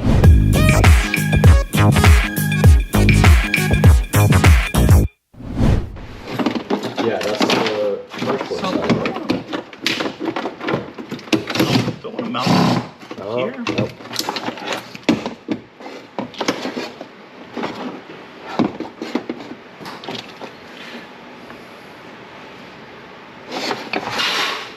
All right, I think we stick, Brad, with here, unless we think we want to put the amp here, but I think we put that right here. I could put the inverter back here, right? And I could put the inverter and the fuse back here. Yeah. The amp could literally probably, if I put this up high enough, it could probably sit on the ground. Straight down there. Yeah. We could do all the wiring down there on the ground, make it look nice. Here. Don't fit. Wrong one. Really? No. Ain't no way. That's gotta fit, Brad. Doesn't fit? Way bigger. These nuts. This one does though.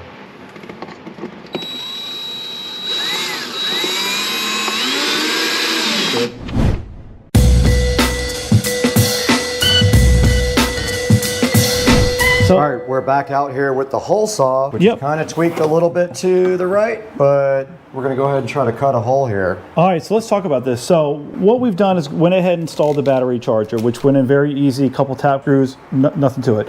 So one of the things about this particular product is that I've seen in other instances where they supply manufacturer specific replacements for the charging port itself. This one does not.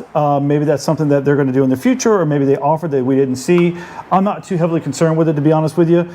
This is very straightforward to install. So all we're going to do is find an area that makes sense, kind of keep it relative to where it was before. We're going to drill a hole with the hole saw, and this will literally just fall right in. We'll put a couple Tapcon screws, and it's ready to go, and it's plug and play. Very easy. Okay, where are we doing the hole? Yep, so center this, and I want you go right here.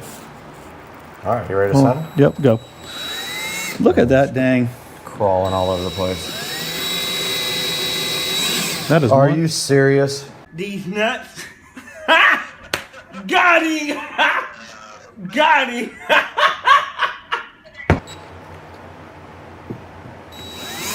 Oh, it's way better, whatever you did. It's not wobbling now.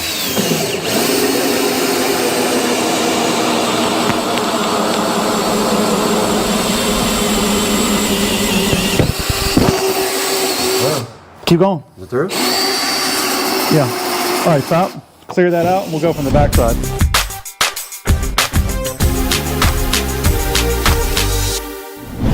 All right, we're back out here with Dukes of Duval, and so he's going to go ahead and plug in his printer cable so he can print stuff. So he's going to turn up the, I guess it's called like the, what is it called?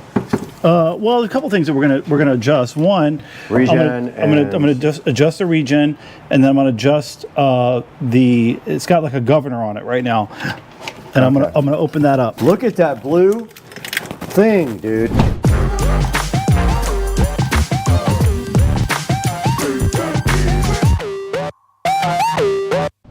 All right, guys, we're about to throw this battery in because the next step requires the controller to be programmed, and we can't program the controller without power. So that means we have to connect the battery. What side do I go to? This thing's a beast, dude. All right, now we're gonna put the battery in.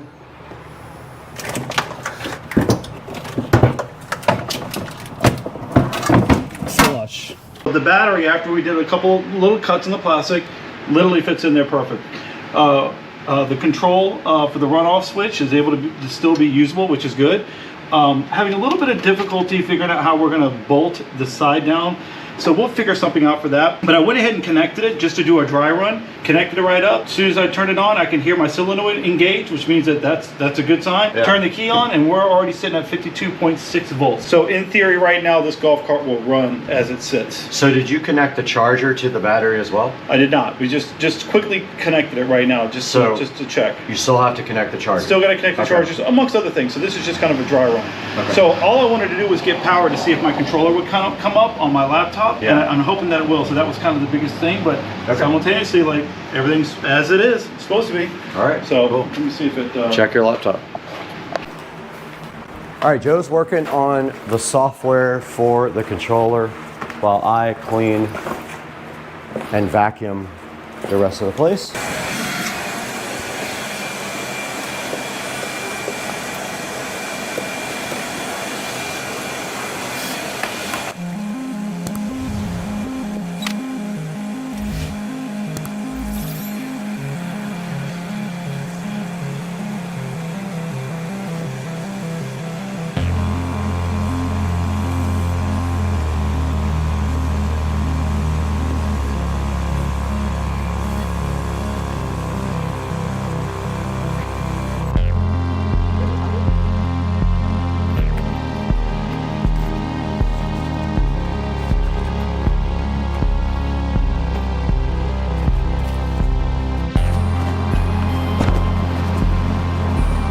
Come on, buddy. Come on, dude. Yo, club car came with USB ports?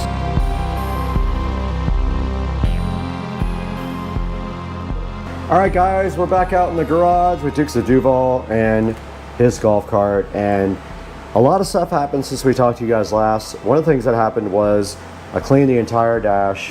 So I went in there and I got all of the dash cleaned with the Aerospace 303, which is the Denver zip code. Erica? And it looks so good. And then we also hooked up the display right there. Very easy, super easy to do. Tried to hook up the controller, but it's not responding on USB. Correct, so we're gonna have to look at that. We're gonna have to check that out later because he wants it programmed a different way. But if you can hear this right now, this thing is ripping so hard, and it went up 1% already, but it was 44% state of charge when we hooked it up. We mounted the charger there, and the little charge indicator there, it's flashing, the analog dial, and then his voltage meter right here. We got the cart completely reconnected, and it's really just time to, since we can't change the controller, all we can do is go rip this thing. So that's the next thing. We're gonna see if this thing actually works.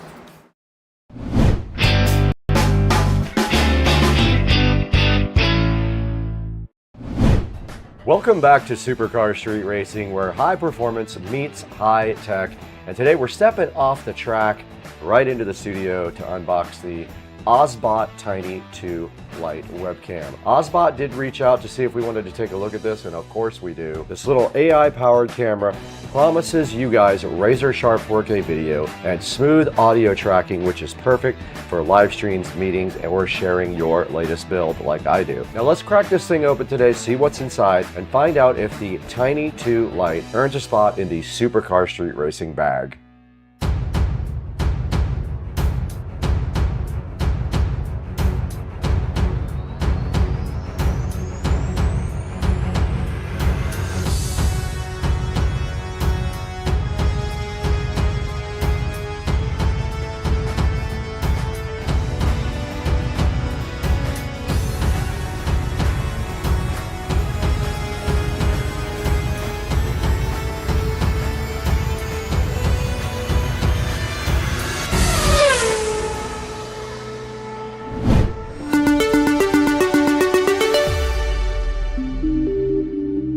All right, here's the OSBot Tiny 2 fresh out of the box. This sleek little piece of gear, we're gonna take a look at it and see what makes this webcam stand out from everyone else. Now, first up, it does shoot in crisp 4K video, and that means your video will always be razor sharp, whether you're gonna stream or do tutorials or jump on a video call. This Tiny Lite 2 can handle it, and this lens will stay crisp and capture clear, rich color, even in lower light. So you don't have to do a full studio setup to look professional, and that's why we're shooting right here today. Now, another huge feature of this camera is the AI-powered auto tracking. Thanks to the built-in gimbal, it does have one on the actual camera, and it's intelligent face tracking. It can follow your movement. So that means whether you're at a whiteboard on a meeting or you're in the garage rinsing on your car, it will follow you, and it'll keep you centered and no weird, awkward jumps. So simple hand signals can let it zoom in, out, or start or stop tracking. It's perfect when you don't want to grab your keyboard in the middle of a stream. Now, the audio from this thing gets attention too. It has dual omnidirectional microphones, and they cut out background sounds with noise reduction. That means your voice stays clear even if there's a bit of garage action or street noise right outside the SCSR garage. Now, another cool feature for privacy is when this is not in use,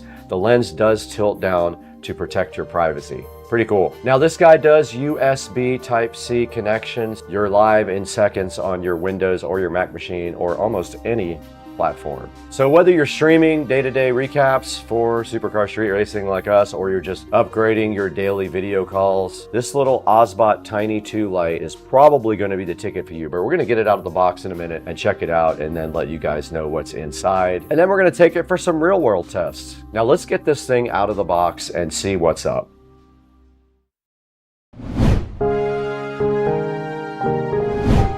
All right, the OSBot Tiny 2 Lite is directly in front of me right here. We're gonna get this thing out of the box real quick and see what's inside. Now, the first thing that's really cool is the packaging is very nice on it. Esports World Cup broadcast, very cool.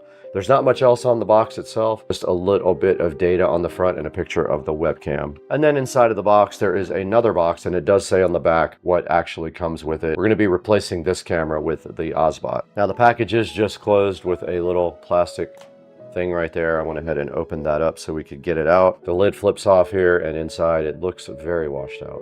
Now inside the original box, there's another box, and it just shows you what kind of accessories does come with the OSBot Lite 2. It did come with this packaging here, so this is just a user manual. Now interestingly, the OSBot is right here. So here's a good look at the front of the camera right there. Very small, very cool. Let's check out what else is in the box now. There is a box inside of a box. It is a USB Type A to USB Type C adapter, and also a long cable for this guy right here. So that's perfect. So yeah, they give you this cool little adapter. All you have to do is plug this directly in. Now the whole point of this video is shooting on the older, I think that's an eMeet webcam, I'm not 100% sure, but I wanted to compare that to the OSBot. So here is there is nothing else inside. So the mounting for this is a tripod mount. It looks like it has a standard tripod mount right here at the bottom. You can see the screw, female screw hole there, I think. It also can mount to your monitor. Look, it has a little tab right there to go ahead and mount to the monitor.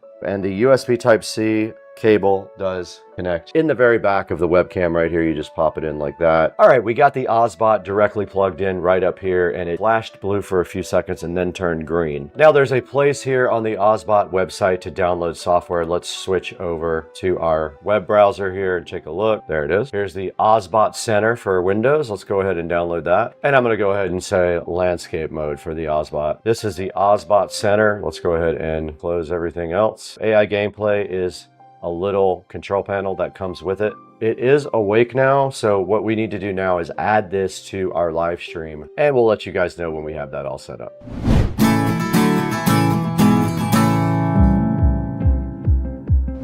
Guys, we are recording now on the OSBot, which is very cool. I've been playing around with the software a little bit also, and you can see right here, we are in tracking mode. Now we are doing the normal tracking mode right now, and we'll show you the software here momentarily, but we're looking at my upper body right now. So it is set to upper body on the tracking mode. Tracking speed is set to standard, not sport. AI mode, you can set it to hand tracking or a group. And so right now that is our current setting. And you can add presets and things like that. And we're set to a wide shot. So if we get up, the camera will start to attempt to follow me across the room. And now I am on the other side of the room, and you can see I have a wireless mic on. So yeah, the camera is following me, and it will attempt to follow me as I go over here, which is so cool.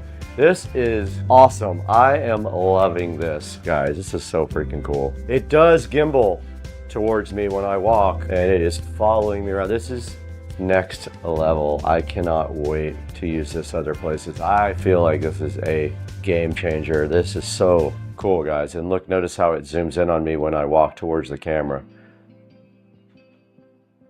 All right, we're back recording on the OSBot. Now, this is the Tiny 2 Lite. It's like this big, and it's so cool because it has a gimbal and everything on it. I just love that. And right now, we are going to turn off the microphone audio from the DJI mic and go ahead and go to the webcam mic and tell you what that is like. Let's try it out.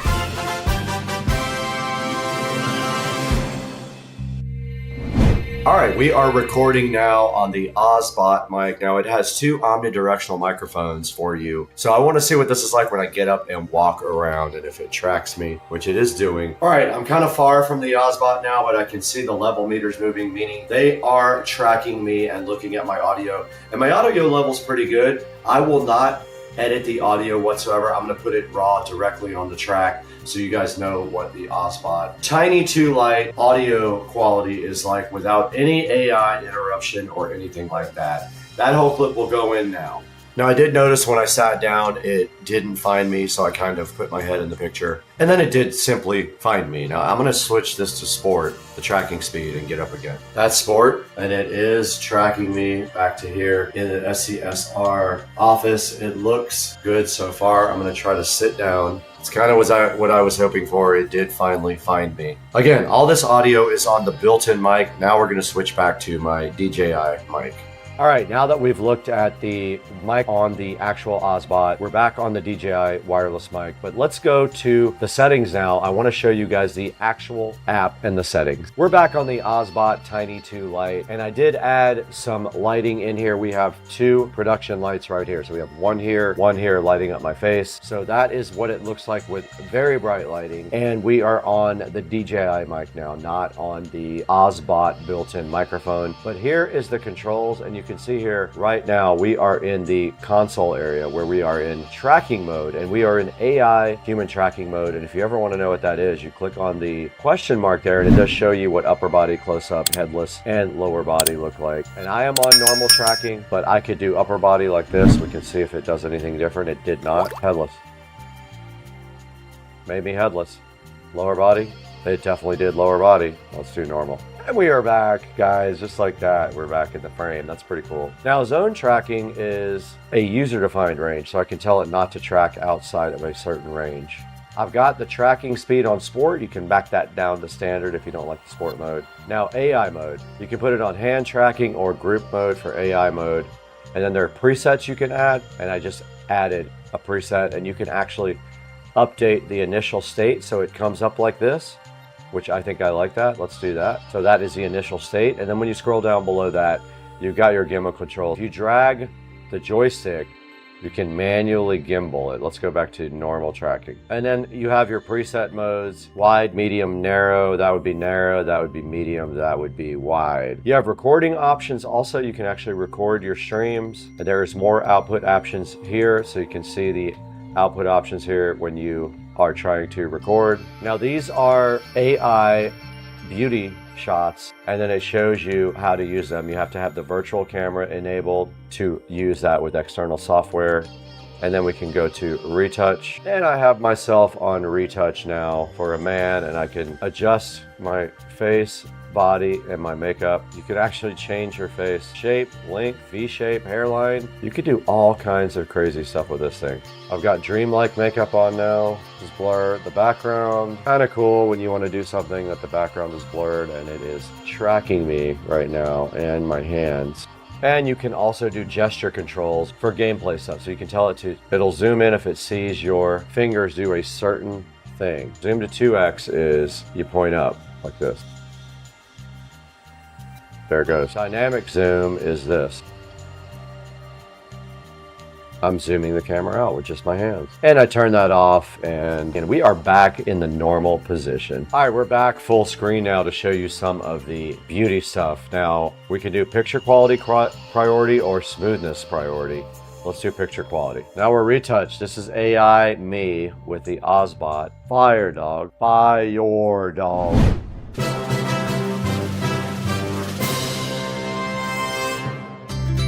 Hey guys, welcome back to the channel. Yes, I look like Bono, but it's actually Brad from Supercar Street Racing. It's early in the morning, and I'm happy to be here with you guys, of course, because I wanted to show you guys the OSBot. Now, you can see the OSBot following me around right here. This thing is so freaking cool. I am going to shoot this whole outro on the OSBot mic so you guys can hear what it's like. But you can see right here, we're also in AI mode, and we have our beauty mode on. So that is processing me and making me much hotter than in real life. But the OSBot is 142 right now. It might not be for long, so take advantage of it if this video pops while it's still in a sale state. If it is not, go ahead and buy it from the description anyway, and it helps us out greatly when you do that on Supercar Street Racing. These guys are awesome. Their camera is awesome. I'm going to be doing more stuff with them in the future. Now I got to get out of here though. It is Friday and I have to leave. See ya. Peace out. Now we are fully lit tonight.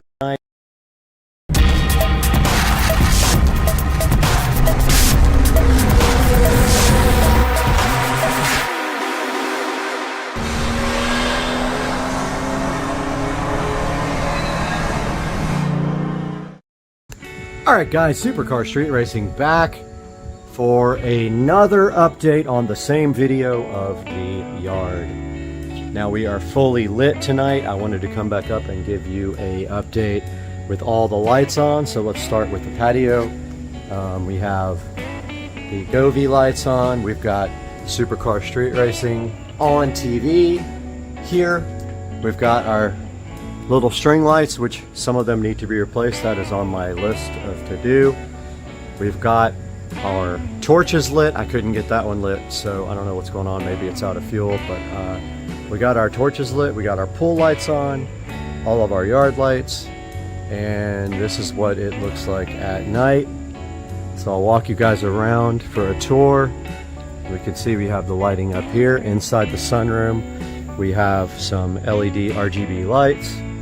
Our nice torches are lit here. And then over here on the side, we have our little dining area and patio, which is also lit by the sunroom lights. And then on the side of the house, we have the string lights doing their job over here and keeping this all nice and bright for the security cameras. Then making our way down here, this was just watered, but making our way down by the dock, we've got a nice lightning show going today too. Wow, that was cool. Let's see if we can get some more lightning. Nothing?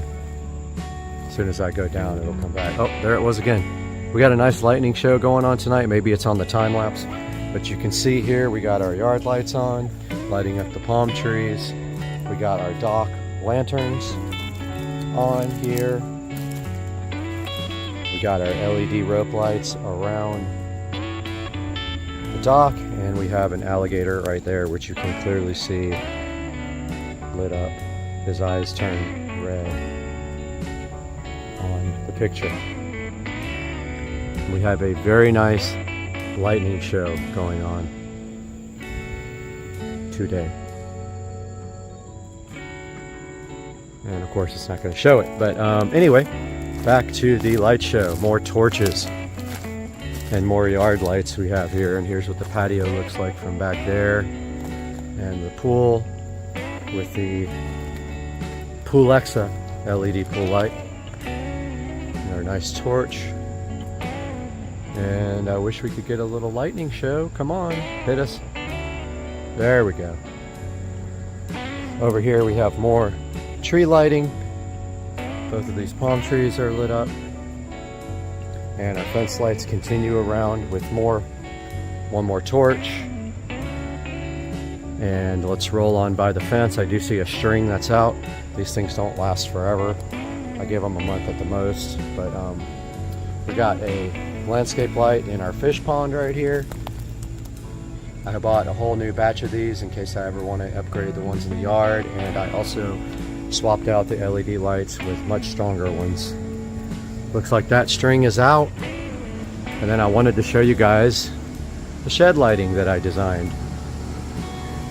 So this is all 110 volt lighting, and these are actually powered from the switch inside of the shed, and it is a smart dimmer. So this is the new lean-to, and if we walk by we see that it is lit here, here, here, and then we also see our string lights lighting up, and there's our garage. But as you can see, the lighting looks pretty good. Walking around back here again, I'll take you guys on another lap.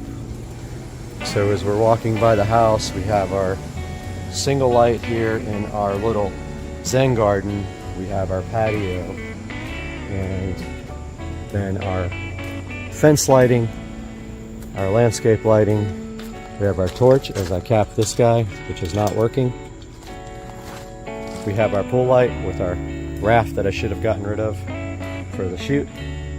We have our beautiful light, which is going to get capped. And we have landscapes lights there.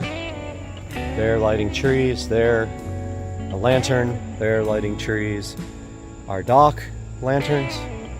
Sorry, our bulkhead lanterns. This beautiful torch here, which is going to get capped off.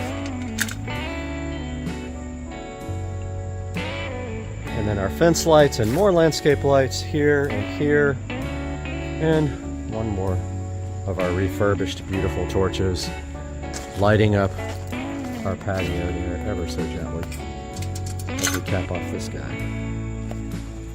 So that is a overview of the lighting at night. And of course you can see the fan going, keeping us cool at night. Govee RGB LED light here. I have another one for here, but for now I have the disco ball, which no longer moves, but I like the pattern that it puts out on the patio. And we have Supercar Street Racing here, and there's our Govee sconces, which are amazing, and they're on the same pattern as that light. They are synced up. Guys, I hope you enjoyed the video, and I hope you enjoyed the lighting, the project as much as I did. And I cannot wait to get this video out to you guys. I'm gonna go edit it right now, and I hope you guys have a great night. Please like and subscribe. Supercar Street Racing.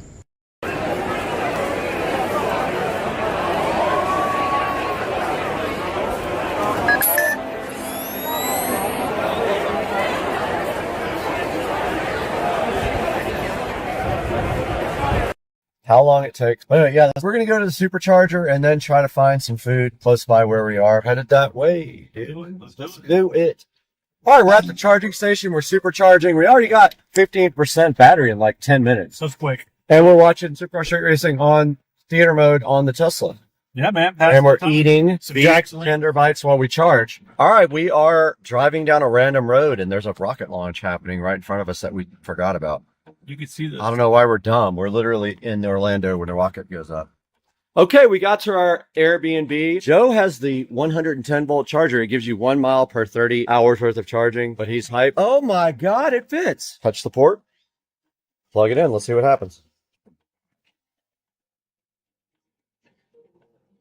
Let's go. It's charging. Look, it turned green. That means it's charging. All right, so all we have to do is charge this for 45 hours. I can't believe you even saw it. It says 17 hours. Look at that. We leave tomorrow. It's going to be at 100% when we leave. Come on, dude. Look at our Airbnb. All right, we got to give a tour. This is the porch. This is called the front porch. It's got fans, but nobody knows how to turn them on.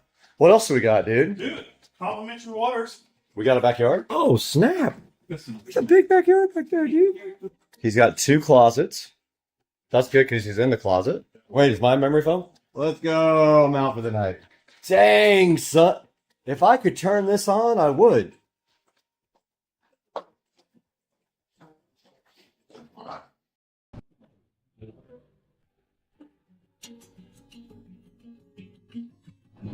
Guys, we're back in Supercar Street Racing Studio A. This is also our office. This is where we do a lot of the editing right here beside me, and also our regular work is right behind me. But right now in front of me today, you saw what we did. We went down to Winter Garden. We had a nice little road trip in the Tesla, the first road trip ever, and the longest trip I ever did in the Tesla. And we picked up something cool that's sitting right here in front of me today. And I've been wanting this thing for over a year. I just have not been able to find the right one or pull the trigger on it, but I had a little bit of extra money from the channel and I bought this right here. Let's take a look at it. Okay guys, look right here what I have on the bed. This is my brand new Canon R5C. It's new to me at least, and I have been wanting the R5C for a really long time. At least 2 years I've been searching for an R5C with lenses and everything else for a good price. This one did come up in Winter Garden, Florida. I went ahead and zipped down there with Joe and we picked up this Canon R5C. And as you can see, the R5C has